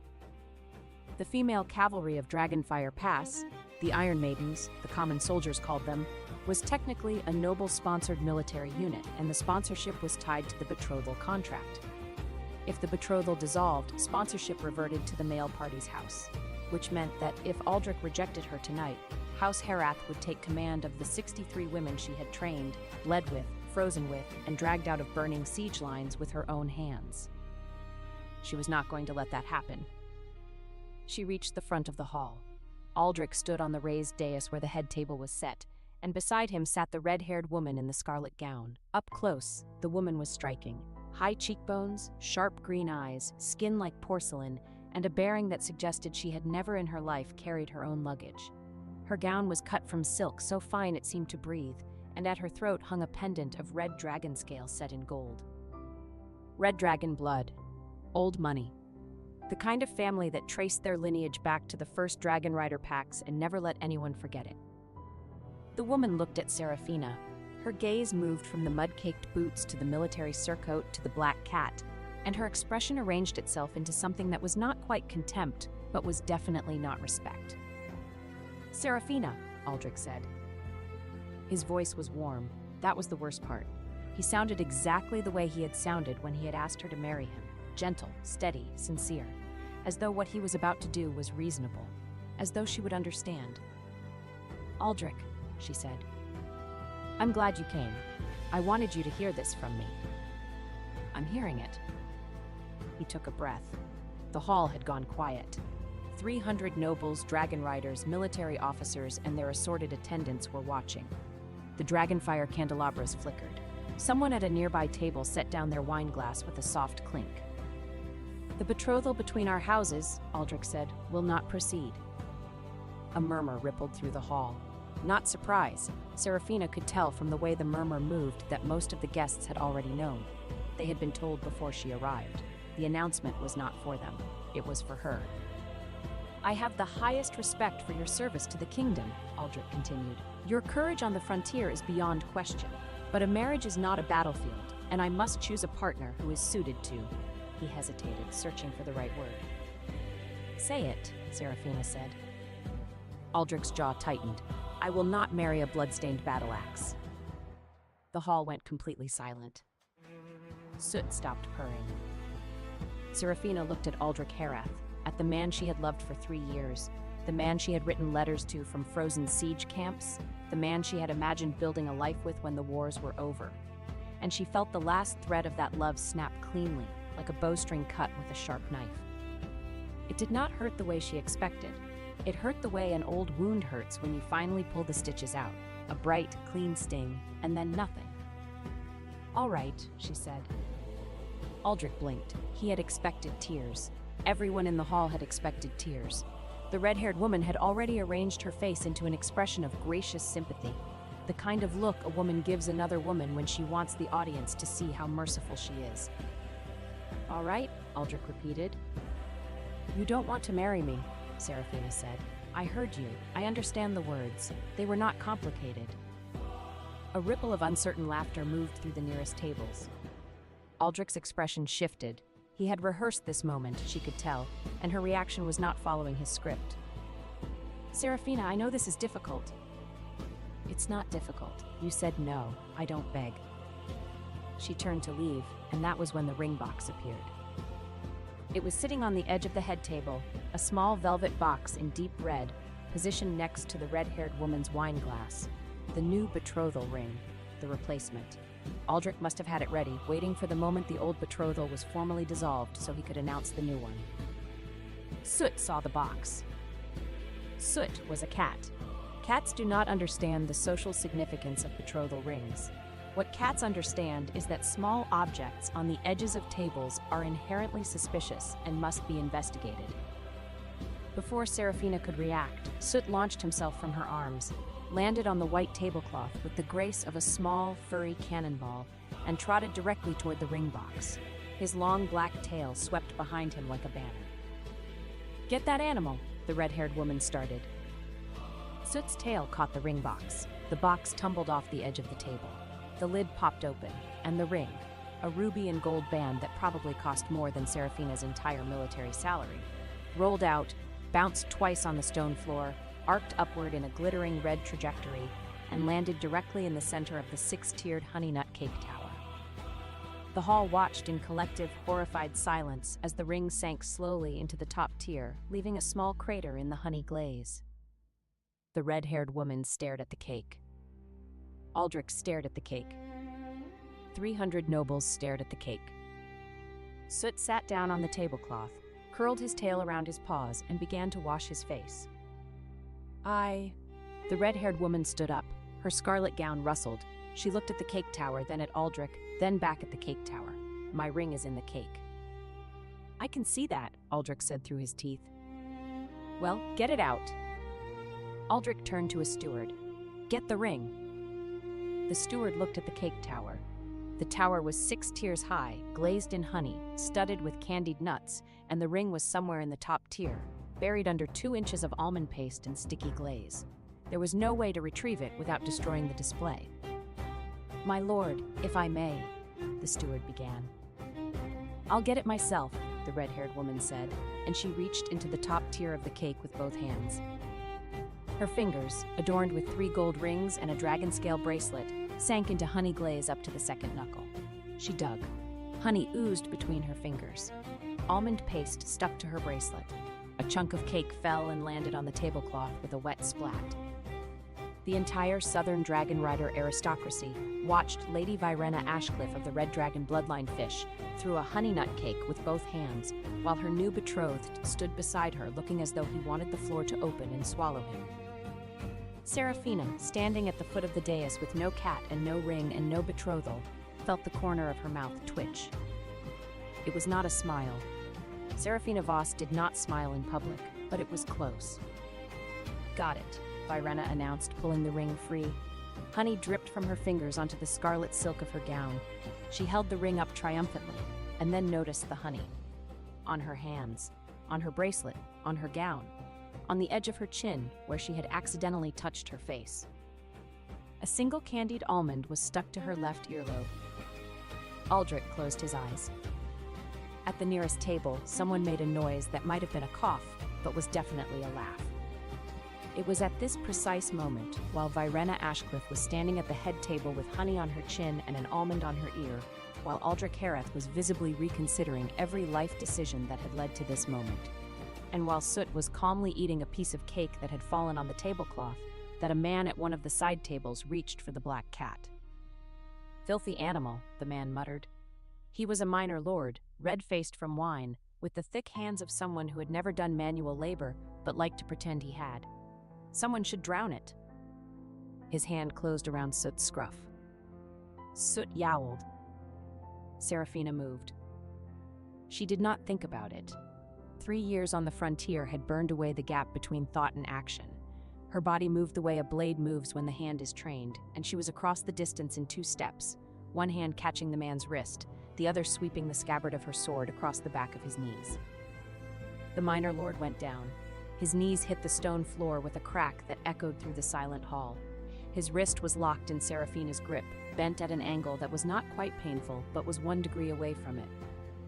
She plucked Soot from his other hand, tucked the cat against her side, and held the man's wrist for 1 breath, 2 breaths, 3 breaths. Long enough for every person in the hall to see that she had not struggled, had not hurried, had not broken a sweat. Then she let go. The man scrambled backward, cradling his wrist. The laughter died. The hall was silent again, but it was a different kind of silence now. Not anticipation, not amusement. This was the silence of 300 people remembering, all at once, that the woman standing at the foot of the dais was not a rejected bride. She was the Blade of the Gate, the woman who had held Dragonfire Pass for 3 days with 63 cavalry soldiers against a force 5 times their number. And the only reason half of them were alive to attend this feast was because she had stood between their lands and destruction and refused to move. Serafina set Soot on her shoulder. The cat settled there like he belonged, his tail curling around the back of her neck. She looked up at Aldrich. "My sword," she said. Aldrich stared at her. "What?" "My sword, my frontier command token, my war medals, and the transfer order for my female cavalry." "Serafina, this is not the time. You dissolved the betrothal. The sponsorship clause is void. My cavalry is mine, my medals are mine, my command token is mine. I want them back, now." "The transfer has already been processed." "Processed by whom?" Aldrich's mouth opened and closed. Beside him, Virena was wiping honey from her fingers with a cloth napkin and watching the exchange with the sharp attention of a woman who has realized that the evening's entertainment has changed direction. "The transfer was filed with the Southern Military Authority this morning," Aldrich said carefully. The cavalry of Dragonfire Pass has been reassigned to House Herath's direct command. This morning, Seraphina repeated, before the betrothal was dissolved, before you announced it tonight. Another murmur. This one was different, darker, uneasy. Filing a military transfer before the formal dissolution of a betrothal was technically legal, but it was also the kind of move that made people look at you sideways, because it meant you had planned the rejection in advance and moved to seize the military assets before the other party could object. Aldrich had planned this. He had planned to reject her, and he had planned to take her cavalry, and he had timed it so that by the time she found out, the paperwork would already be done. Seraphina felt her disaster sense pulse. It came the way it always came, a cold wash across the back of her skull, a ringing in her ears like a distant bell, and then the lines. She could see them, faint golden threads overlaid on the real world, marking stress points, weak links, imminent failures. It was not magic, not exactly. The military physicians had called it hypervigilance, a survival adaptation from too many years of anticipating siege collapses and ambush angles. Seraphina called it useful. Right now, the lines were showing her something interesting. The Great Hall's winter flame hanging frame, a massive iron and oak decorative structure suspended from the ceiling above the dais, hung with banners and dragonfire lamps, was supported by 4 chains. 3 of the chains were solid. The 4th, the secondary support chain on the far left, was not. She could see the stress fracture running through the 3rd link. She could see the slight sway that indicated the bolt had worked loose. She could read the path of the falling frame as clearly as a battlefield map. If the chain failed on its own, the whole structure would swing sideways, crash into the dais, and take out the head table, the cake display, Aldrich, Virena, and approximately a dozen other nobles. 3 breaths. Seraphina drew her sword. The hall gasped. Aldrich stepped back. 2 guards near the dais reached for their weapons. Seraphina did not attack anyone. She turned, measured the angle, and threw. The sword spun through the air in a clean arc and struck the weakened secondary chain 2 links above the stress fracture. The chain snapped, not where it was about to fail, but where she had cut it, at a controlled point. The hanging frame lurched, swung on its remaining 3 chains, and came down at a controlled angle, crashing into an open area to the right of the dais where no one was standing. It landed on the Dragonbone display. House Herath's Dragonbone display was a large glass and oak case positioned at the edge of the dais, filled with what Aldrich's family claimed were authentic, ancient dragon bones recovered from their ancestral territory. The bones had been a centerpiece of the family's prestige for 3 generations, proof of their dragon rider heritage and their connection to the old wars. The hanging frame smashed through the glass case, the dragon bones scattered across the stone floor. And as they scattered, something became very clear to everyone in the hall. The bones were fake. They were carved from cattle bone and painted with mineral dust to look like dragon-scale marrow. The paint flaked off on impact, revealing the pale yellow of ordinary cow femurs beneath. Silence. Deep, absolute, mortifying silence. A repair craftsman near the far wall, a thin, nervous man in a leather apron who had been standing by in case any of the decorations needed adjustment during the feast, went pale. The maintenance funds, someone said. A lord from a nearby table, standing up, pointing at the scattered fake bones. House Herath received a grant from the Southern Military Authority for the upkeep of the Dragonbone collection 3 years running. Where did the money go? All eyes turned to Aldrich. Aldrich's face had gone from furious to bloodless. He looked at the fake bones, then at the craftsman, then at Seraphina, who was standing in the wreckage with her hand out. Her sword had embedded itself in the wooden frame. She pulled it free, checked the edge, and sheathed it. "Your maintenance grants were embezzled," she said, "by your household, and those," she nodded at the fake bones, "are cow." The craftsman, under the combined gaze of 300 nobles, cracked. "It was Lord Herath's steward," he blurted. "He told me to replace the bones 2 years ago and keep silent. The maintenance funds went to the household treasury. I have the receipts. I kept them. I kept all of them." The hall erupted. Seraphina walked through the chaos. She stepped up onto the dais, past the shouting nobles and the horrified stewards and the scattered fake dragon bones, and she stopped in front of Aldrich. He was taller than her. He had always been taller than her. But right now, with the wreckage around them and the truth about his family's fraud spreading through the hall like fire through dry grass, he seemed smaller than she had ever seen him. "My sword," she said again, "my command token, my war medals, and my cavalry transfer order. I'm taking them now." "You can't. The betrothal is dissolved. Your sponsorship claim is void because it was filed before formal dissolution, which violates Article 12 of the Southern Military Code. Your family's maintenance fraud gives me grounds to petition for immediate return of all military assets held under false pretenses.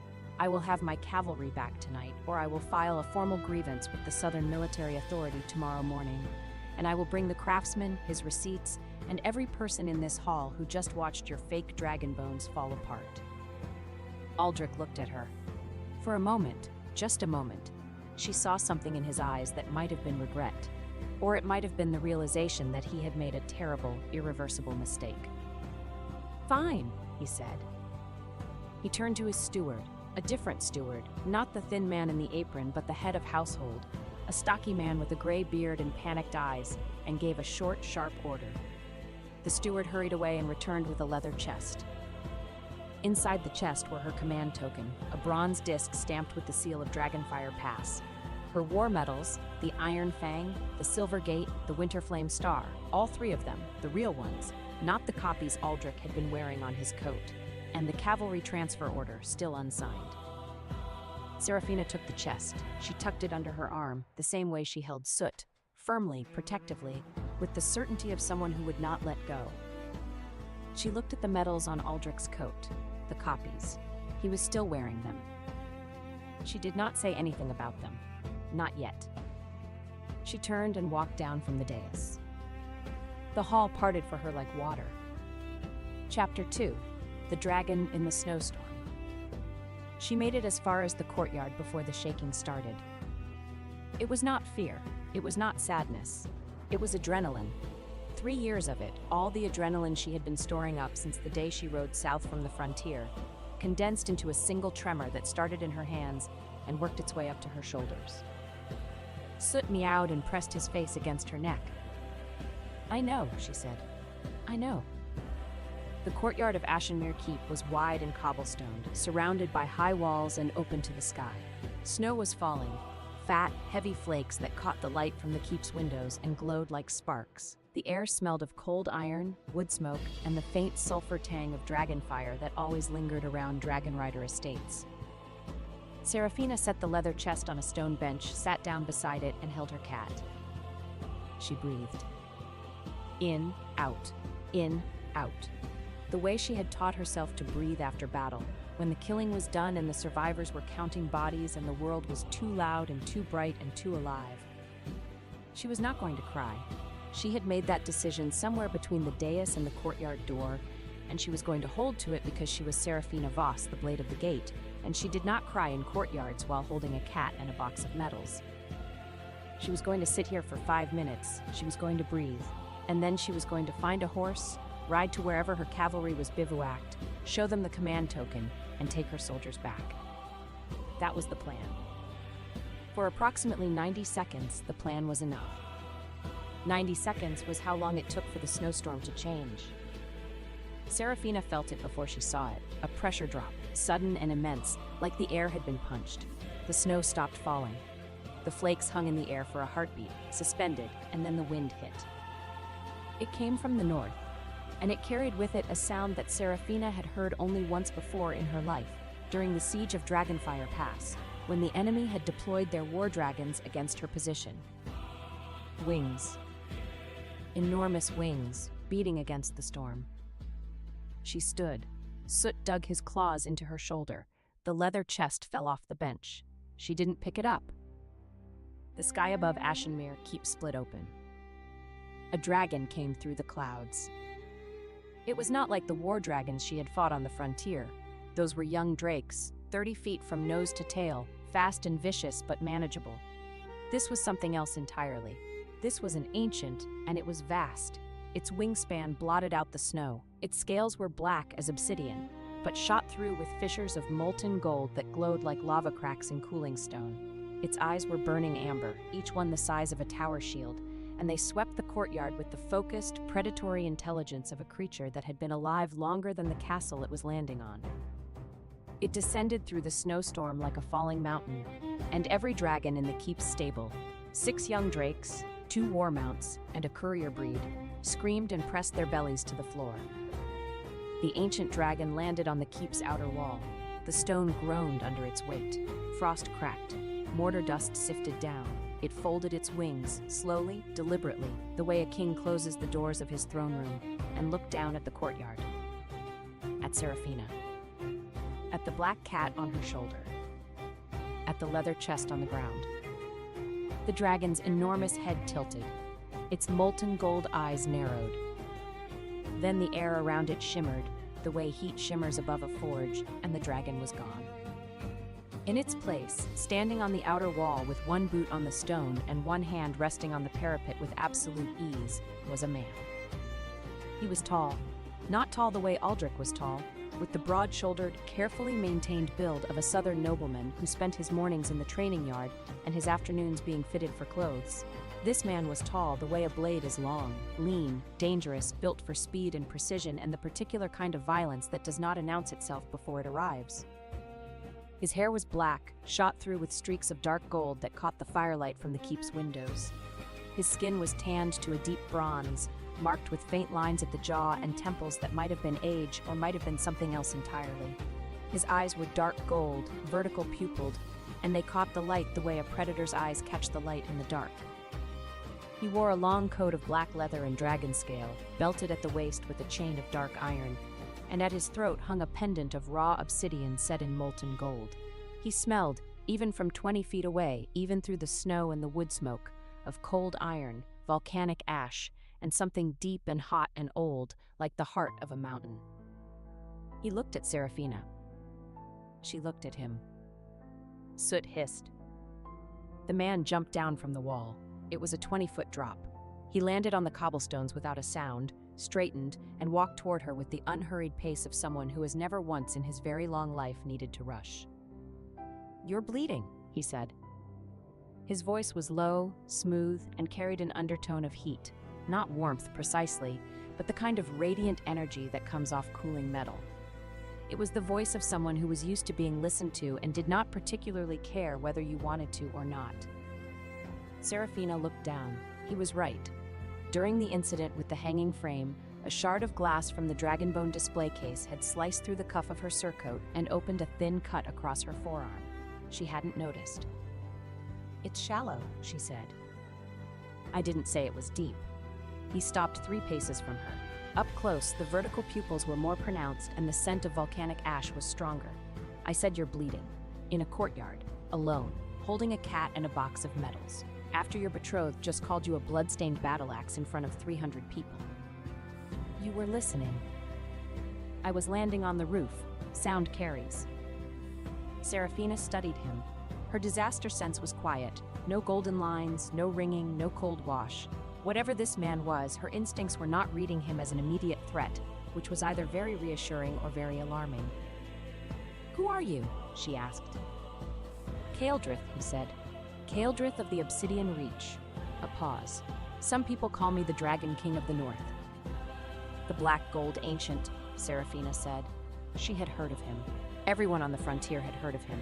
The oldest living Dragon King, ruler of the volcanic dragon nest in the far north, where the fire veins ran hot beneath the stone, and the dragon eggs slept in beds of molten rock. He was a legend. He was also apparently real and standing in front of her in a snowstorm. "You know my title," he said.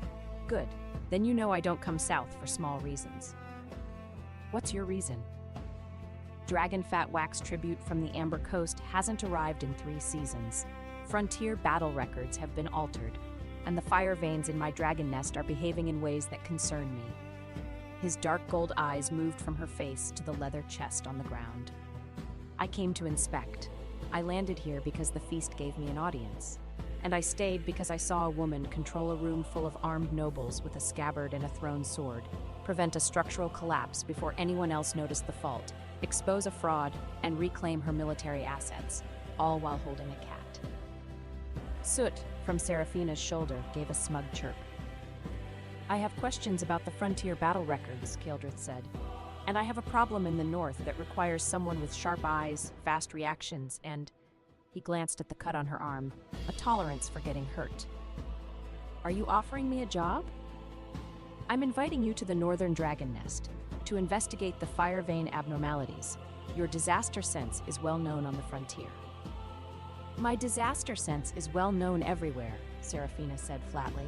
The Southern nobles call me a disaster bringer. The Southern nobles call you many things. Most of them are inaccurate. He stepped closer, not aggressively, but with the deliberate, measured movement of someone testing a boundary. I watched you in that hall, Commander. You saw the chain 3 breaths before it failed. You chose the angle that would bring the frame down safely. You controlled the collapse. That's what disaster sense does. No, that's what you do with disaster sense. The ability is a tool. The judgment is yours. His eyes held hers. Come north. Bring your cat. Bring your sword. Bring your cavalry transfer order if you need it processed by an authority higher than the Southern Military Code. Seraphina considered this.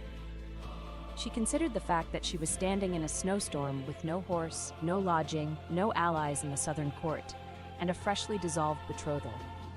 She considered the fact that her cavalry was still technically under House Herath's jurisdiction until the transfer order was formally reversed. She considered the fact that the man standing in front of her was the most powerful Dragon King on the continent, and he was offering her exactly what she needed: a position, an authority, and a reason to leave the South behind. She also considered the fact that he was, objectively, the most striking man she had ever seen, and she was absolutely not going to think about that right now. Conditions, she said. His eyebrows rose. Conditions. I bring my cat, my sword, and my cavalry transfer order. I receive an independent tent, a military position, and direct access to the fire vein sites. I am not a maid. I am not a collectible. I am not a decoration for your court. I will work as a military officer, or I will not work at all. Keldrith looked at her for a long moment. The snow fell around them. The wind caught his coat and hers, sending them snapping in opposite directions, his black, hers dark gray, both of them sharp against the white. Then the corner of his mouth curved. It was not a smile. It was the expression of someone who has found something rare and is deciding how much to let the owner know it. Agreed, he said.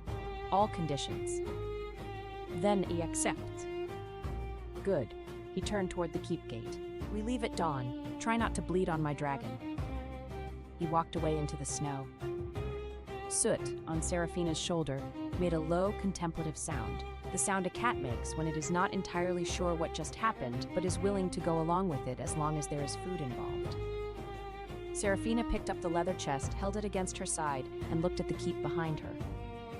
Through the windows, she could see the Winterflame feast continuing. The shouting, the chaos, the scattered fake dragon bones. She could see Aldrich at the head table, trying to restore order. She could see Virena wiping honey from her hands. She could see the stewards scrambling.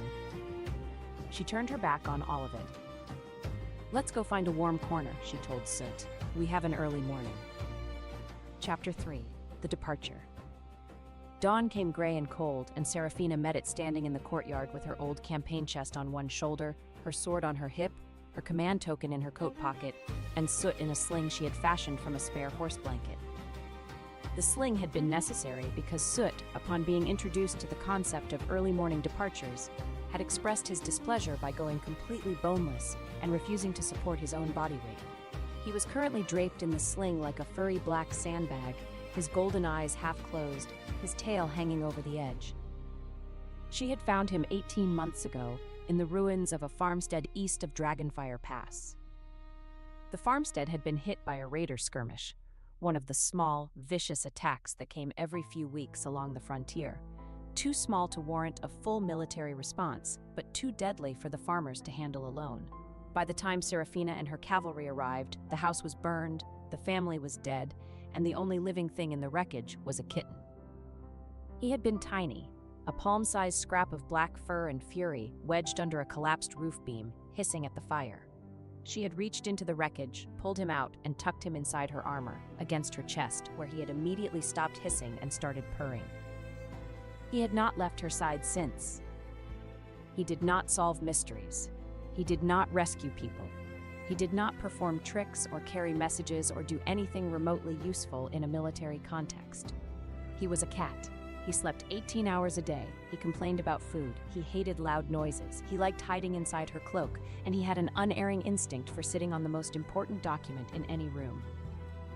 He was the only thing in her life that did not require her to be strong, and she loved him with the kind of fierce, uncomplicated devotion that she could not seem to direct at anything else. Commander. The voice came from the keep gate. Serafina turned. They were standing in a line by the gate, 7 women in cavalry armor, their horses behind them, their faces set in the particular expression of soldiers who have made a decision and will not be talked out of it. Serafina recognized every face. Lieutenant Marin Arsk, her heavy armored shield commander, built like a stone wall, calm as deep water, and capable of evacuating a civilian column through hostile territory with the efficiency of a woman sorting laundry. She had a wide jaw, brown hair cropped short beneath her helmet, and the kind of steady brown eyes that made frightened people stop running and listen. Captain Dagna Vale, her mounted archer, outgoing, sharp-tongued, and possessed of a laugh that could be heard across a battlefield. She had bright red-brown hair, a spray of freckles, and a gap between her front teeth that she refused to hide because, as she said, it gives my insults better airflow. Dr. Thessaly Cade, the military physician, cold-faced, ruthless with a suture needle, and the only person in the cavalry who had ever made Serafina sit down and submit to a medical examination by threatening to put a laxative in her field rations. She was thin, precise, with steel gray hair pulled back tight and spectacles that she peered over the top of when she wanted someone to feel judged. Behind them were 4 more.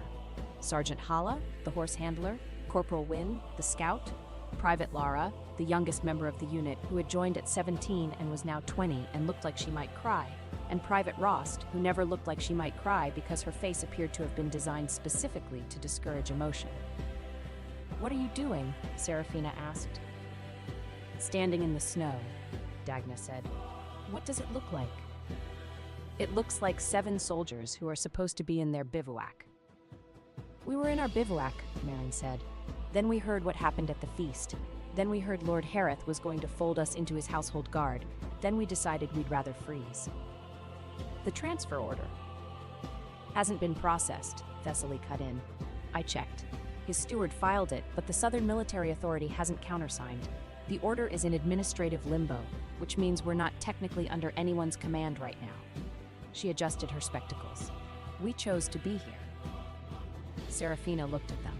7 women in armor standing in the snow at dawn who had walked away from their warm billet and the certainty of House Hareth's protection to stand in a courtyard with a disgraced commander and a cat in a blanket sling. "I can't promise you anything," she said. "I'm going north. The Dragon King has offered me a position in the volcanic nest. I don't know what I'm walking into." "You never know what you're walking into," Dagna said cheerfully. "That's literally every mission we've ever been on. Remember Thornwall? You told us we were going to check on a grain wagon, and we ended up fighting 40 men in a mudslide." "It was 36, Serafina said.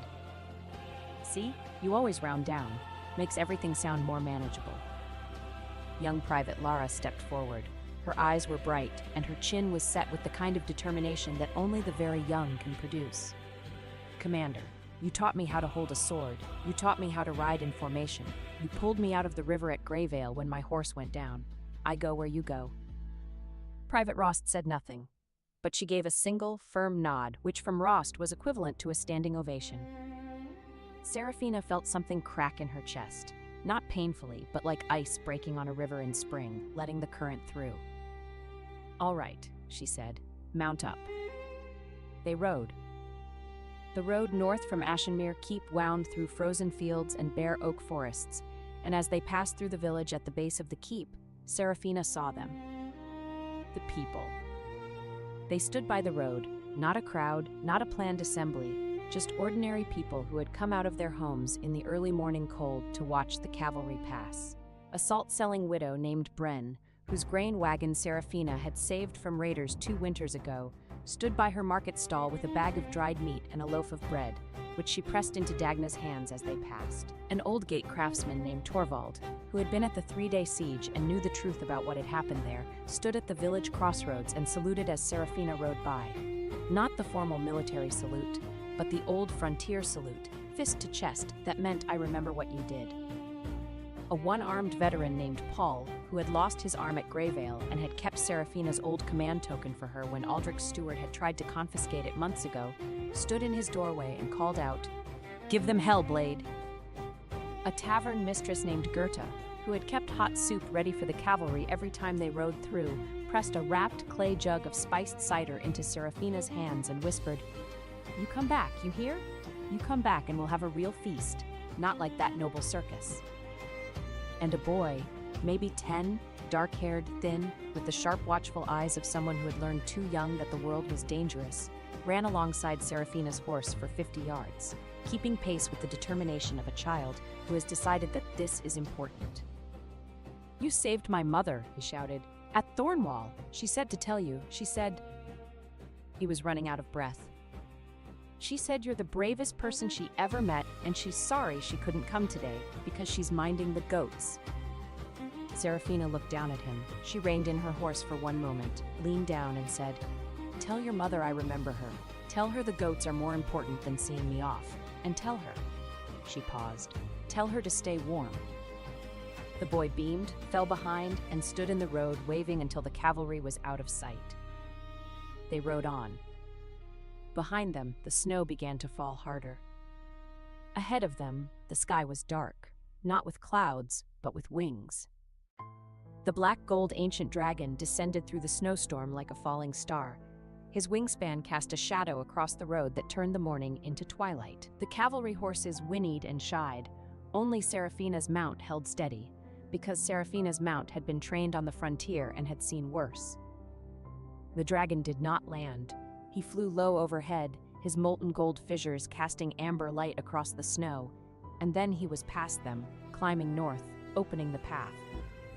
Dagna, riding beside Serafina, stared after the dragon with her mouth open. "Commander," she said. "Yes." "That's the Dragon King." "Yes." "The black gold ancient Dragon King." "Yes, Dagna." "He's very large." "He's a dragon." "He's very handsome." Serafina gave her a flat look. "What?" "I'm stating facts. Enormous, powerful, molten gold fissures. Also," Dagna leaned in with the expression of a woman who is about to make a terrible observation. "I saw him in human form last night through the window. Commander, he looked at you like you were the last sword in the armory, and he needed to go to war. He looked at me like I was a useful military asset." "Sure, that's what I said. Exactly what I said." Thessaly, riding on Serafina's other side, adjusted her spectacles and said nothing, which was her way of saying everything. Soot, in his sling, slept through the entire exchange. They rode north. Part 2. The Northern Dragon Nest. Chapter 4. The Obsidian Reach. The Obsidian Reach was not what Serafina had expected. She had expected a cave, a large, hot, smoky cave full of dragons, because that was what the word nest suggested. And in the frontier military briefings, the Northern Dragon Nest had always been described in terms that made it sound like a particularly well-organized furnace. What she found was a city. The Obsidian Reach was built into the caldera of a dormant volcano, or mostly dormant, because the fire veins still ran hot beneath the stone, sending plumes of sulfurous steam through natural vents in the rock, and keeping the entire basin warm enough that flowers grew on the inner slopes in the dead of winter. The city itself was carved from black volcanic stone, tiered in concentric rings that climbed the inner walls of the caldera like the seats of an amphitheater. Bridges of dark iron and dragon bones spanned the gaps between levels. Towers of obsidian glass caught the light from the fire veins below and scattered it in amber and gold across the buildings. And everywhere dragons. They roosted on the upper ledges, dozens of them in colors that ranged from deep charcoal to mottled bronze to pale silver. Young drakes chased each other through the steam vents. A massive gray-blue female lay coiled around a clutch of eggs on a heated stone platform, her tail curling and uncurling with the slow rhythm of deep sleep. Hatchlings, tiny, scaly, and absurdly cute, tumbled over each other on the lower ledges, making sounds that were halfway between a purr and a kettle whistle.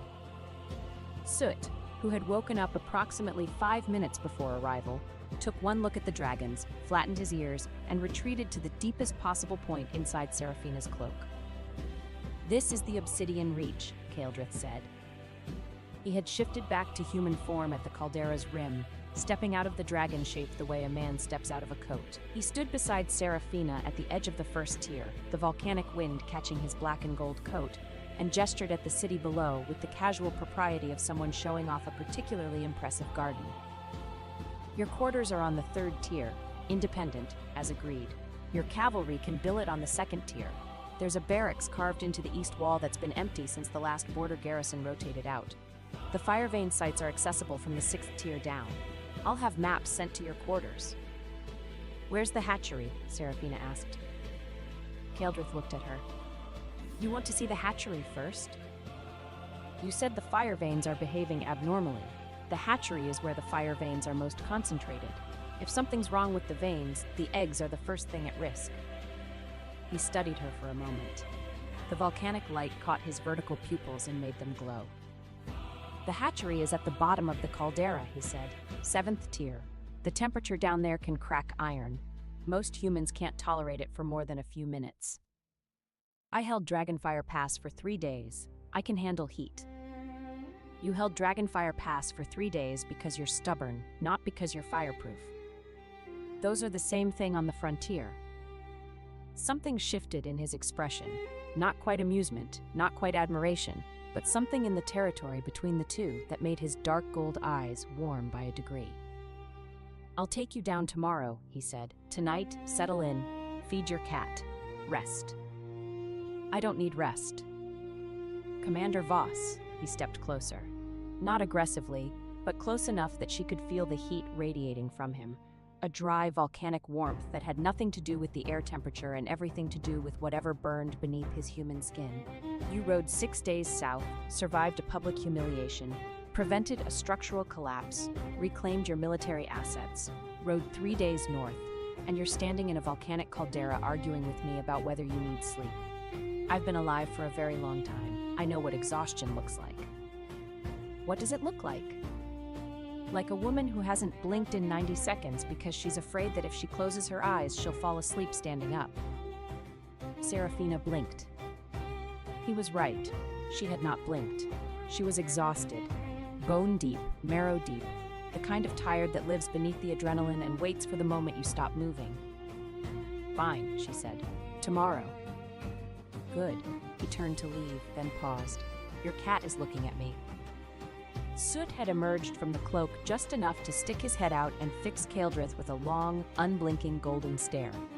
It was the stare of a cat who is evaluating a new presence in his territory and has not yet decided whether it constitutes a threat or simply an inconvenience. Kaeldrith looked back at the cat with the same expression. "Your cat has very strong opinions," he observed. "He has strong opinions about everything. He once stared down a warhorse." "Did the warhorse blink first?" "The warhorse left the stable." Something that was almost a laugh crossed Kaeldrith's face. He turned and walked toward the upper tiers, his coat catching the volcanic wind, and Serafina watched him go. Dagna appeared at her elbow like a red-haired ghost. "He was flirting with you," Dagna said. "He was talking about my cat." "Commander, that man turned himself into a dragon to fly us here. He gave you independent quarters. He asked about your cat by name. He stood close enough to melt your buttons. That is flirting." "He was assessing my tactical value." "Tactical value? Is that what the kids are calling it these days?" Thessaly, who had somehow materialized on Serafina's other side, the physician had an unsettling ability to appear without being heard, adjusted her spectacles and said, "Your pupils are dilated." "It's dark. We're in a caldera." "Your pupils were not dilated in the caldera. They became dilated when the Dragon King stood close to you." "That's a medical observation, not a romantic one." "It's both," Thessaly said, and walked away to find the barracks. Dagna grinned, slapped Serafina on the shoulder, and followed. Serafina stood alone on the first tier of the obsidian reach, holding a cat in a blanket sling, and stared at the volcanic city below. "I am not going to think about this," she told Soot. Soot purred. It sounded skeptical. Chapter 5: The Hatchery. The next morning, Kaeldrith took her down. The descent to the 7th tier was exactly as uncomfortable as he had promised. The temperature rose with every level, and by the time they reached the 6th tier, Serafina could feel the heat through the soles of her boots. The air tasted of sulfur and hot stone. Fire veins, visible here as glowing orange-gold lines running through the black volcanic rock, pulsed with a slow, rhythmic light that reminded her of a heartbeat. Soot had been left in the quarters under the watchful eye of Private Lara, who had volunteered for cat duty with an enthusiasm that suggested she had found her true military calling. Kaeldrith walked ahead, and Serafina noticed that the heat did not seem to affect him. His coat was open at the throat, his sleeves pushed back, and the fire vein light played across his skin in a way that made the gold in his hair glow and his vertical pupils contract to thin, sharp lines. "The fire veins feed the hatchery," he said as they descended the final staircase, a narrow spiral carved into the living rock, wide enough for one person. He went first. She followed. The walls pressed close, and the heat was a physical presence, thick and heavy. They've been stable for centuries. 3 months ago, they started fluctuating. Random surges, pressure drops, temperature spikes. The eggs are sensitive to changes in the fire vein flow. If the flow destabilizes, the eggs stop developing, Serafina finished. Or they develop wrong. He glanced back at her. "You know about dragon egg incubation?" "I know about siege logistics. Same principle. If the supply line is disrupted, the endpoint suffers." They reached the bottom. The hatchery was a vast, cathedral-like chamber carved from the heart of the volcano. The ceiling soared 100 feet overhead, ribbed with natural stone formations that looked like the inside of a dragon's ribcage. The floor was smooth and warm to the touch, heated from below by the fire veins that converged here from every direction, their glowing lines running across the stone like a map of golden rivers. And in the center of the chamber, arranged in concentric circles on heated stone platforms, were the eggs. 37 dragon eggs. Each one was roughly the size of a large wine barrel, smooth-shelled and colored in deep jewel tones: emerald, sapphire, ruby, topaz, and 3 that were the same obsidian black shot with gold as Kaeldrith's scales. They sat in depressions carved into the stone, each one positioned precisely above a junction of fire veins, drawing heat and energy from the volcanic flow. They were beautiful. They were also silent. Serafina walked to the nearest egg, a deep emerald one, its shell gleaming in the fire vein light, and placed her palm against it. Nothing, no vibration, no pulse, no heartbeat. "When did they stop?" she asked. 12 days ago. Kaeldrith's voice was different down here, lower, rougher, with a vibration beneath the words that she could feel in her chest. He was closer to his dragon nature here, in the heart of his nest, and it showed. All 37 within the same hour. The adult dragons felt it. They've been restless since. "All at the same time," Serafina repeated. "That's not natural degradation. That's interference." "I know." She closed her eyes. She let her disaster sense open. It came slowly this time, not the sharp, sudden pulse of imminent danger, but a gradual unfolding, like opening her eyes underwater. The golden lines appeared, overlaid on her vision, tracing paths through the stone, the fire veins, the eggs, the air itself. She saw the fire veins. She saw the flow. She saw where the energy should be moving, smooth, rhythmic, feeding each egg junction with a steady pulse of volcanic heat, and she saw where it wasn't. There was a blockage.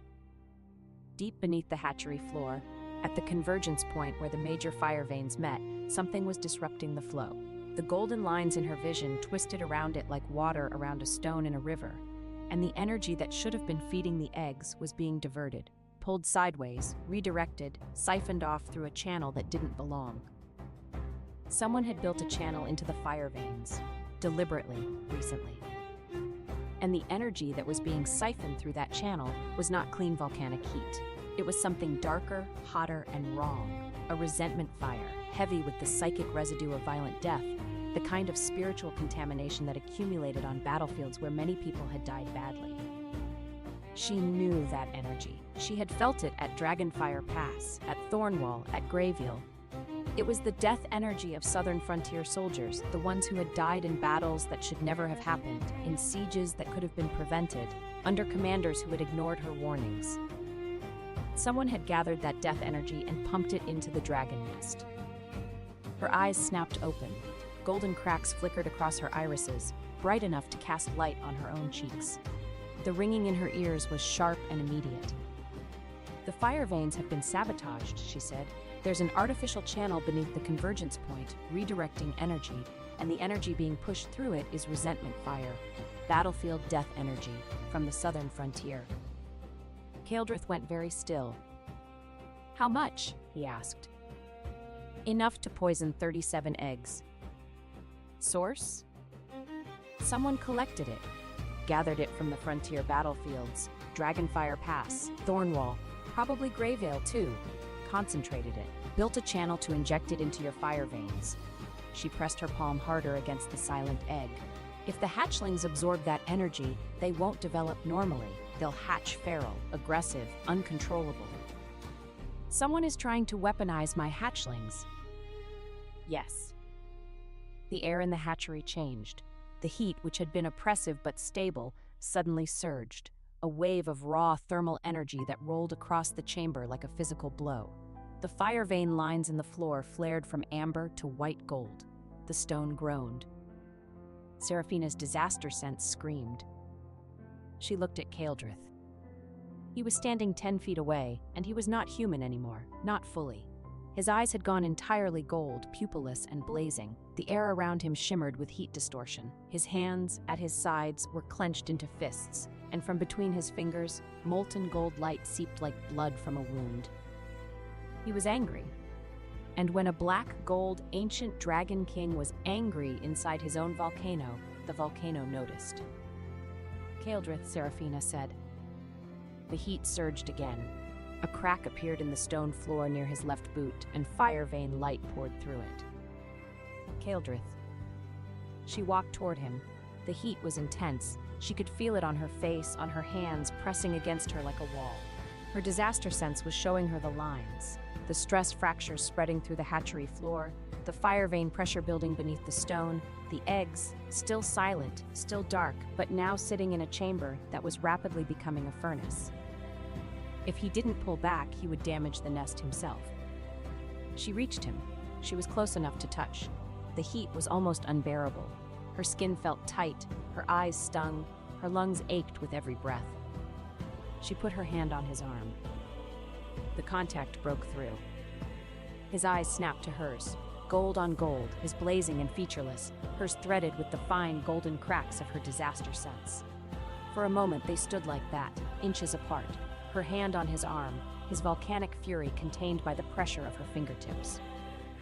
The heat receded. Slowly, like a tide pulling back, the temperature in the hatchery dropped. The fire veins dimmed to their normal amber. The crack in the floor sealed itself, the stone closing over the light like a healing wound. Kaeldrith's eyes contracted, the vertical pupils returning, the gold settling from blaze to burn. He looked at her hand on his arm, then he looked at her. "You walked into that," he said.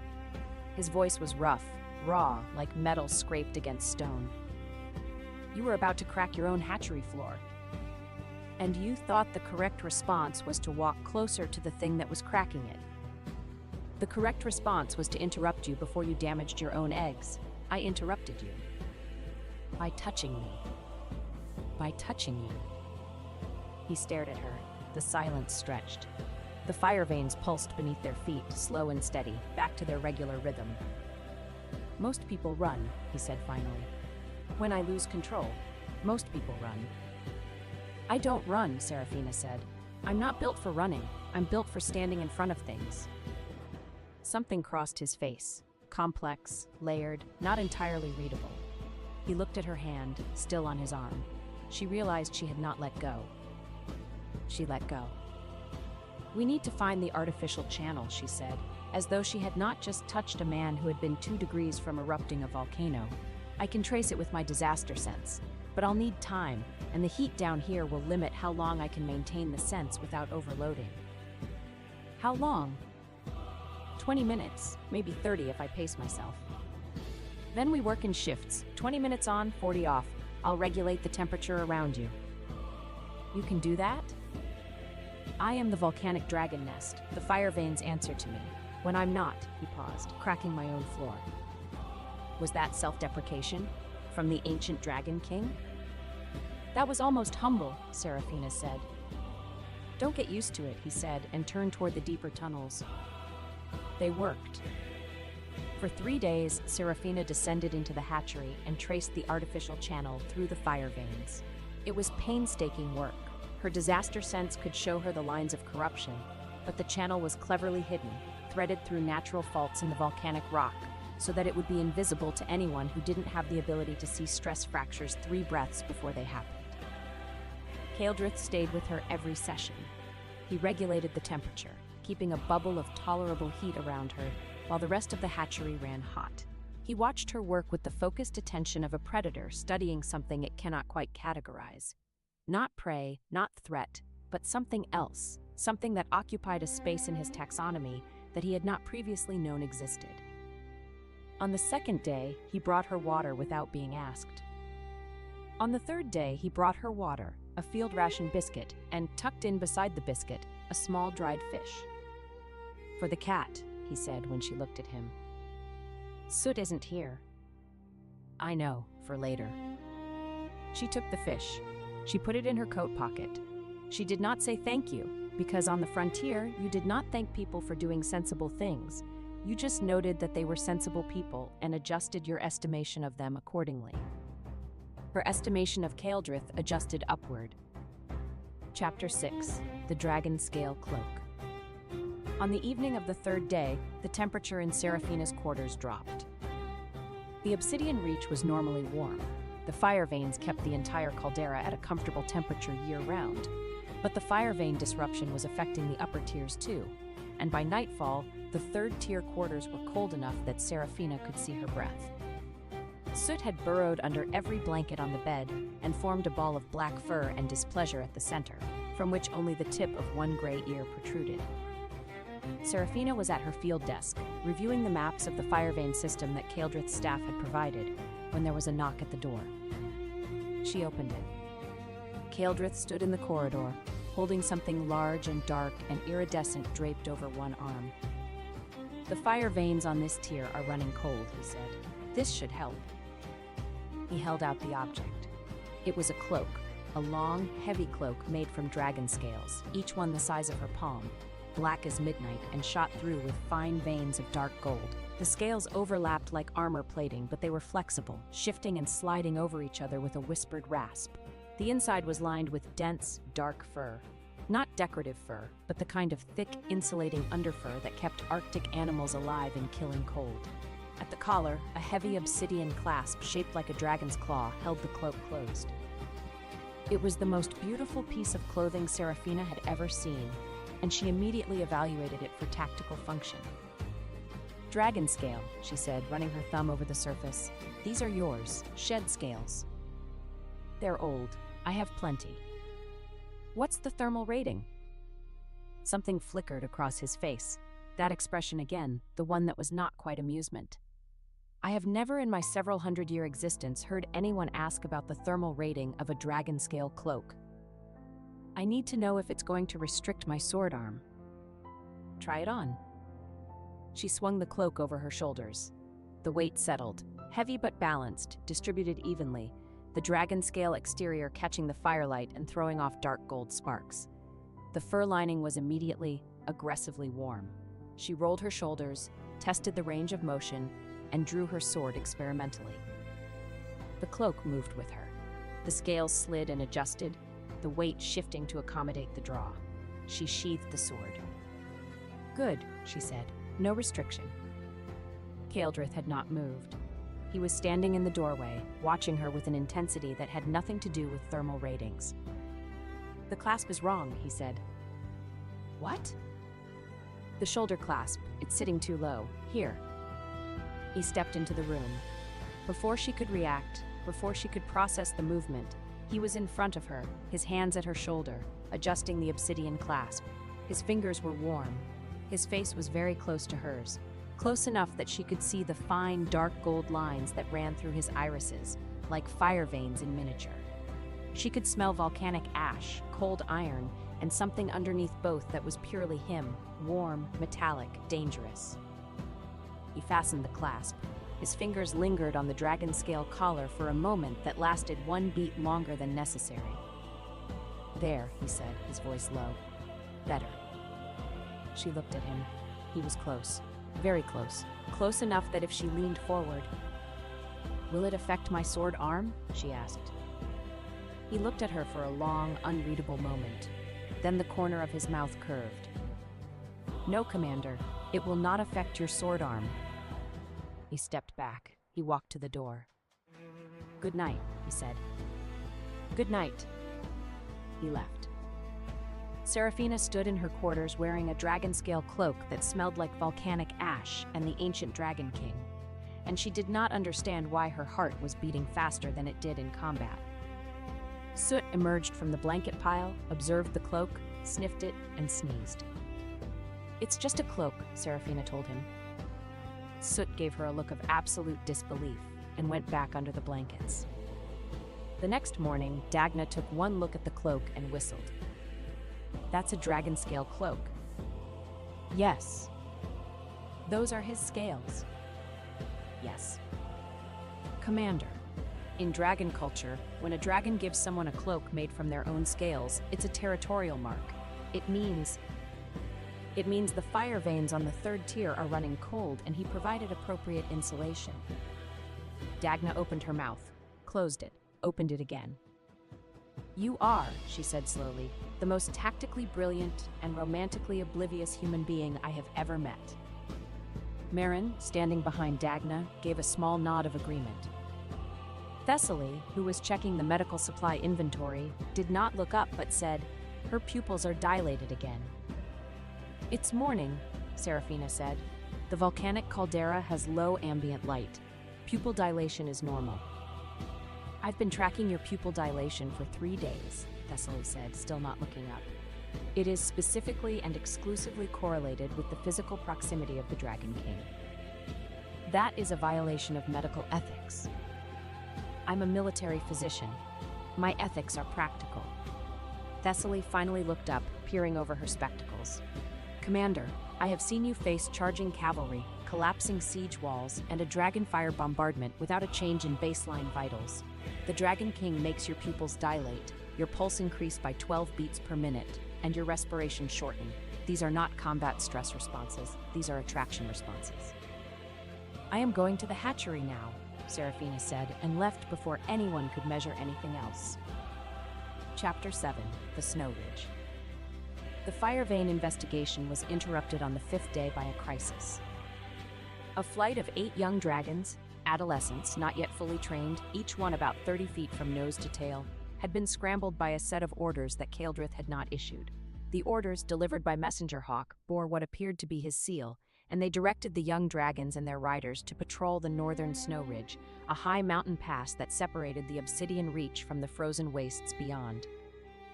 The problem was that the Snow Ridge was currently in the grip of a massive storm, a blizzard so intense that visibility was measured in feet, not miles.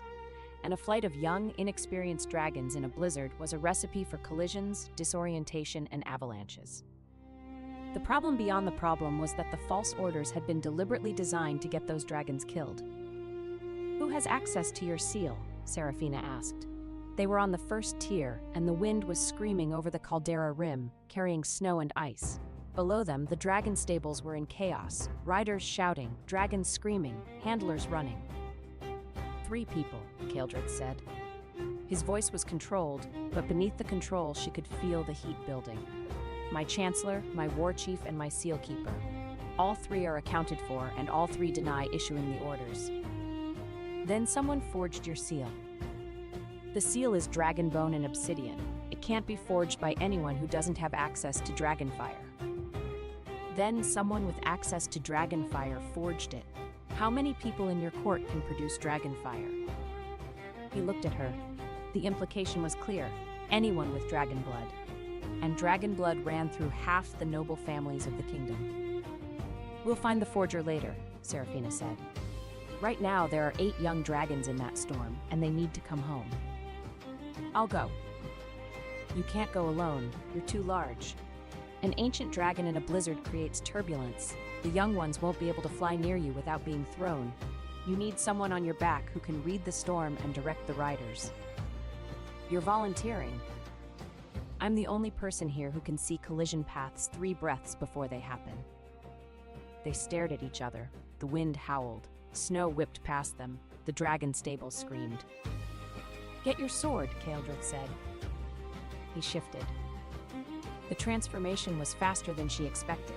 A rush of heat, a ripple of black gold scales expanding outward like a wave, and then the man was gone and the dragon was there, enormous and ancient and burning with inner fire. His obsidian scales caught the snow and melted it on contact, creating a haze of steam around his body. His molten gold fissures blazed. His eyes, vast, amber, slit-pupilled, looked down at her. He lowered his wing. Serafina climbed. Dragon scale was not easy to climb. The scales were smooth, slick with snowmelt, and the angle was steep, but she had climbed siege walls and river cliffs and the frozen chains of Dragonfire Pass, and she got to the top of his back in under a minute. The scales beneath her were warm.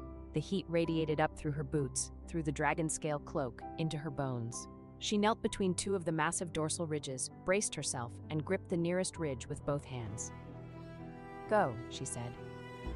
The black gold ancient dragon launched into the storm. The blizzard hit like a wall. Wind, snow, ice, everything at once, screaming around them with a force that would have torn a lesser rider from her mount. Serafina pressed close to the dragon's back. Her eyes narrowed against the driving snow and opened her disaster sense. The golden lines exploded across her vision. She could see everything: the wind shear paths, the ice formation zones, the avalanche-prone slopes, the collision vectors of 8 panicked young dragons flying blind in the worst storm she had ever seen. "Left!" she shouted. "Left and down! There's a wind shear wall at 40 degrees!" Kaeldrith banked. His massive body cut through the storm like a blade through water, and they dropped below the wind shear into a pocket of relative calm. Ahead through the snow, Serafina could see the first 2 young dragons, a blue-gray and a russet, circling in confusion, their riders clinging to their backs with the desperate grip of people who had realized too